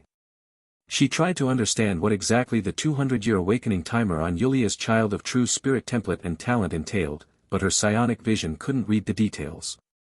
It was unclear whether the level of the template was too high for her to comprehend, or her skill level was too low. After a few fruitless attempts, Bai Fu gave up. Angelic Halo must be that special ability Yulia used to help me restore psionic value. And then. Favorability 92. The last time Bai Fu saw such a high favorability was when she used psionic vision on Anya. Anya had a favorability of 100. Not even Bai Fu's own parents likely had that level of affection for her. Yulia's 92 wasn't quite as extreme as Anya's 100, but it was still a shocking number. The good news: it seemed Yulia was someone who repaid kindness, giving Bai Fu more opportunities to secretly learn her skills and talents. The ambiguous news, the term blazing passion, sounded rather aggressive. It made one think Yulia's motives might go beyond mere gratitude. Bai Fu closed Yulia's data panel. At that moment, Yulia had already walked up to her. Yulia wore an oversized white hospital gown that draped down to her thighs, revealing smooth and surprisingly well-shaped legs. She had on a pair of bunny slippers she must have picked up from somewhere. Her ice blue hair hung loosely, exuding a languid aura. Bai Fu said, "You look pretty good. Thanks to you. If not for you, I wouldn't be this relaxed." Yulia's fingers brushed the couch beside her as she glanced around. "Not to joke or anything, but this is the nicest home I've ever lived in. After joining the Watchers camp founded by Uncle Neeson, my biggest dream was to earn enough money to give my parents a better life. But they died early of illness. I had strength, but I was powerless. I could only watch them die." At the mention of this heavy topic, Yulia's expression dimmed visibly, her mood clearly dropping. "After they passed, I regarded Uncle Neeson as a foster father. He supported my medical research without question. I wanted to repay his kindness, so I continued my research while helping him fight the evil-doing wanderers, hoping to one day realize his dream of establishing order in the Goli Desert. But disaster came again. This time, the poison hand belonged to the traitor Carlyle from the Watchers camp and the Truth Society president. I gave it my all, yet still couldn't change anything. I could only watch as everything spiraled into the worst possible outcome. Honestly, if I hadn't met you at the abandoned cooling plant and glimpsed a chance to escape from your presence, my mind might have collapsed months ago. Yulia let out a deep sigh. Bai Fu stepped forward and gently embraced her, patting her back. It's all over now. Yes, it's all over. Do you know why I slept for 6 days straight? Yulia suddenly lifted her head, her gaze unfocused. Bai Fu casually replied, to recover. Yulia shook her head. Of course, that wasn't the only reason. I waited until now to tell you because I was lost. When I was imprisoned in the Truth Society's laboratory, I often thought about how I would take revenge if I ever got the chance. After taking revenge, how would I help Uncle Neeson?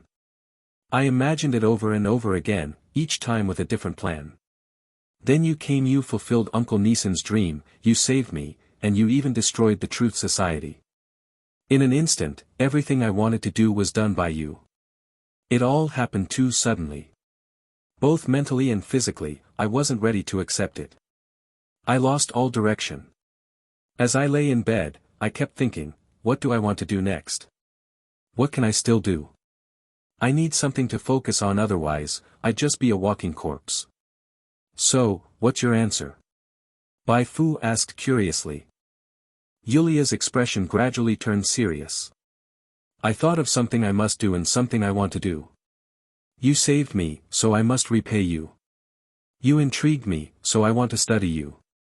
Did she have to say it that bluntly? You're planning to attack the gene primordials soon, right? I can help you.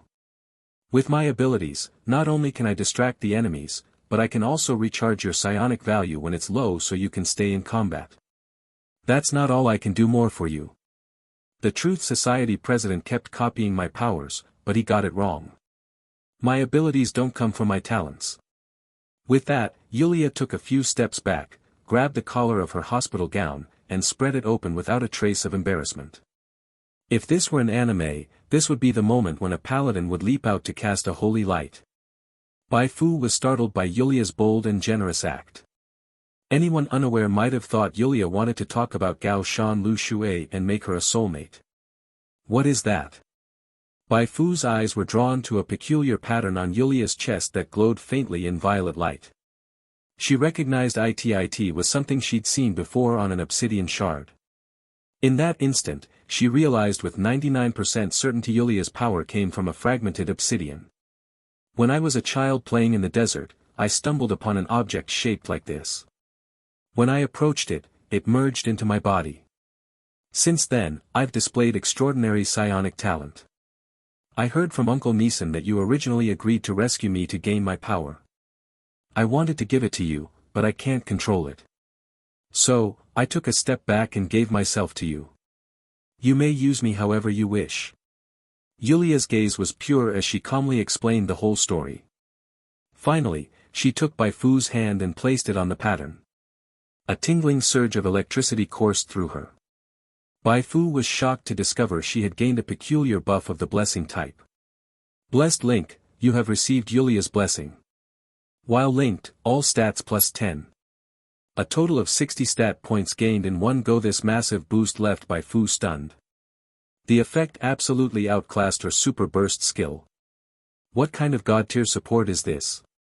She could recharge mana, increase stats, and was pleasing to the eye too. But this wasn't even Yulia's most powerful aspect. The description at the end of the Blessed Link buff indicated that, if the link lasted long enough, it could permanently increase stats. Whoa! Bai Fu's eyes widened. Judging from the awakening progress trailing behind the template, Yulia was still far from her complete form. If Bai Fu kept developing her and completed her development, how many new tricks would she unlock? Too powerful, Obsidian.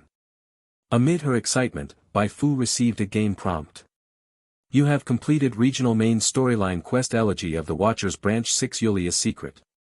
Reward, 500,000 XP, Yulia's one-time skill cards times 3.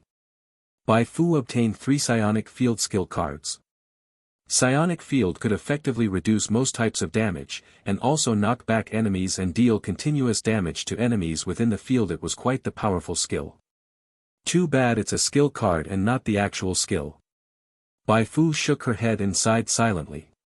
Yulia didn't know what Bai Fu was thinking, nor did she know if Bai Fu intended academic cooperation or something else entirely, but it didn't matter. She had complete confidence in herself. There was no need to test Bai Fu's intentions or express her own too clearly. She believed that once Bai Fu tasted the wonder of linking with her, she would be unable to pull away. They would naturally grow closer and closer. Help me build a lab. That way I can study myself better and help you better too.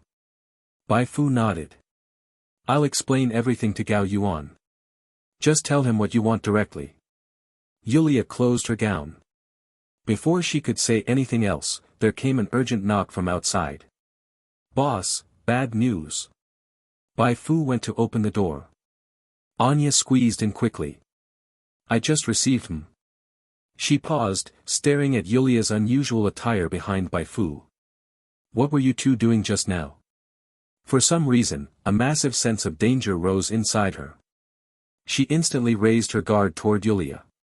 Yulia replied calmly and casually, we were discussing the gene primordials. Ah, right. That's exactly it. Anya shouted. I just got news from the Undying Ones undercover near the gene primordials. They said Xia Shi is missing. Rumor has it she was caught stealing documents. Bai Fu's pupils shrank. She quickly contacted Division 4. A few minutes later, Su Hong gave her confirmation. Xia Shi had indeed been captured, and no one knew her current situation.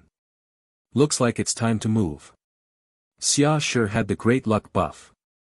Even if she wasn't a protagonist, she was an extremely important character in the story. She surely had many benefits on her, not to mention the documents she brought. Bai Fu wouldn't abandon her. Wait here for my message. I'll contact the others. Bai Fu quickly left Yulia's residence. She had to inform the TV production team, the Excavation Princess, and Gao Yuan, and get them moving. On the way, she opened the quest panel and settled the last two branches of the Elegy of the Watcher's quest. Since both branches had very high evaluation points, the rewards were quite generous. The Order Defender branch granted her 3.6 million XP and a new title, Goli Desert Guardian. This title gave a 15% boost to proactive martial arts skills and an extra 100 chi. The Ideal State branch brought her 5.37 million XP. Bai Fu immediately opened her stats panel. Over the past few days, players had spent heavily in the 2 challenge instances she created, netting her over 20 million XP. With the XP earned from card sales by Hei Fu and Tiny Hei Fu, her own instance clearances, and quest settlements, she now had over 35 million XP on hand.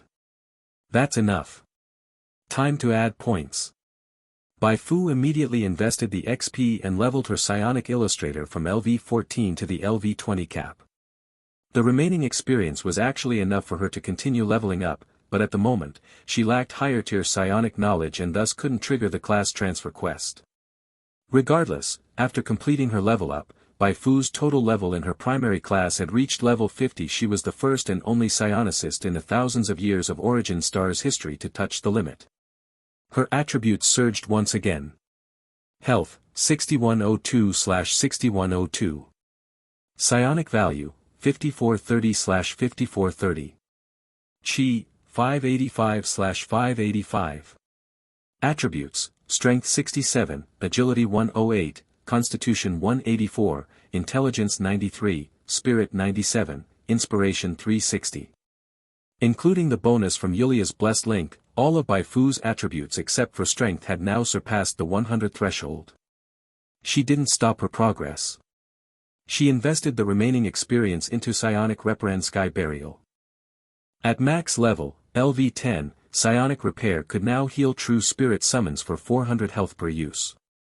At max level, LV7, Sky Burial's attack radius expanded from 10 meters to 40 meters, and its casting range jumped from 50 meters to 100 meters, greatly enhancing its practicality. Bai Fu was quite satisfied. After checking, she found she still had over 2 million experience points remaining. This amount of experience is perfect for leveling up the prayer cards.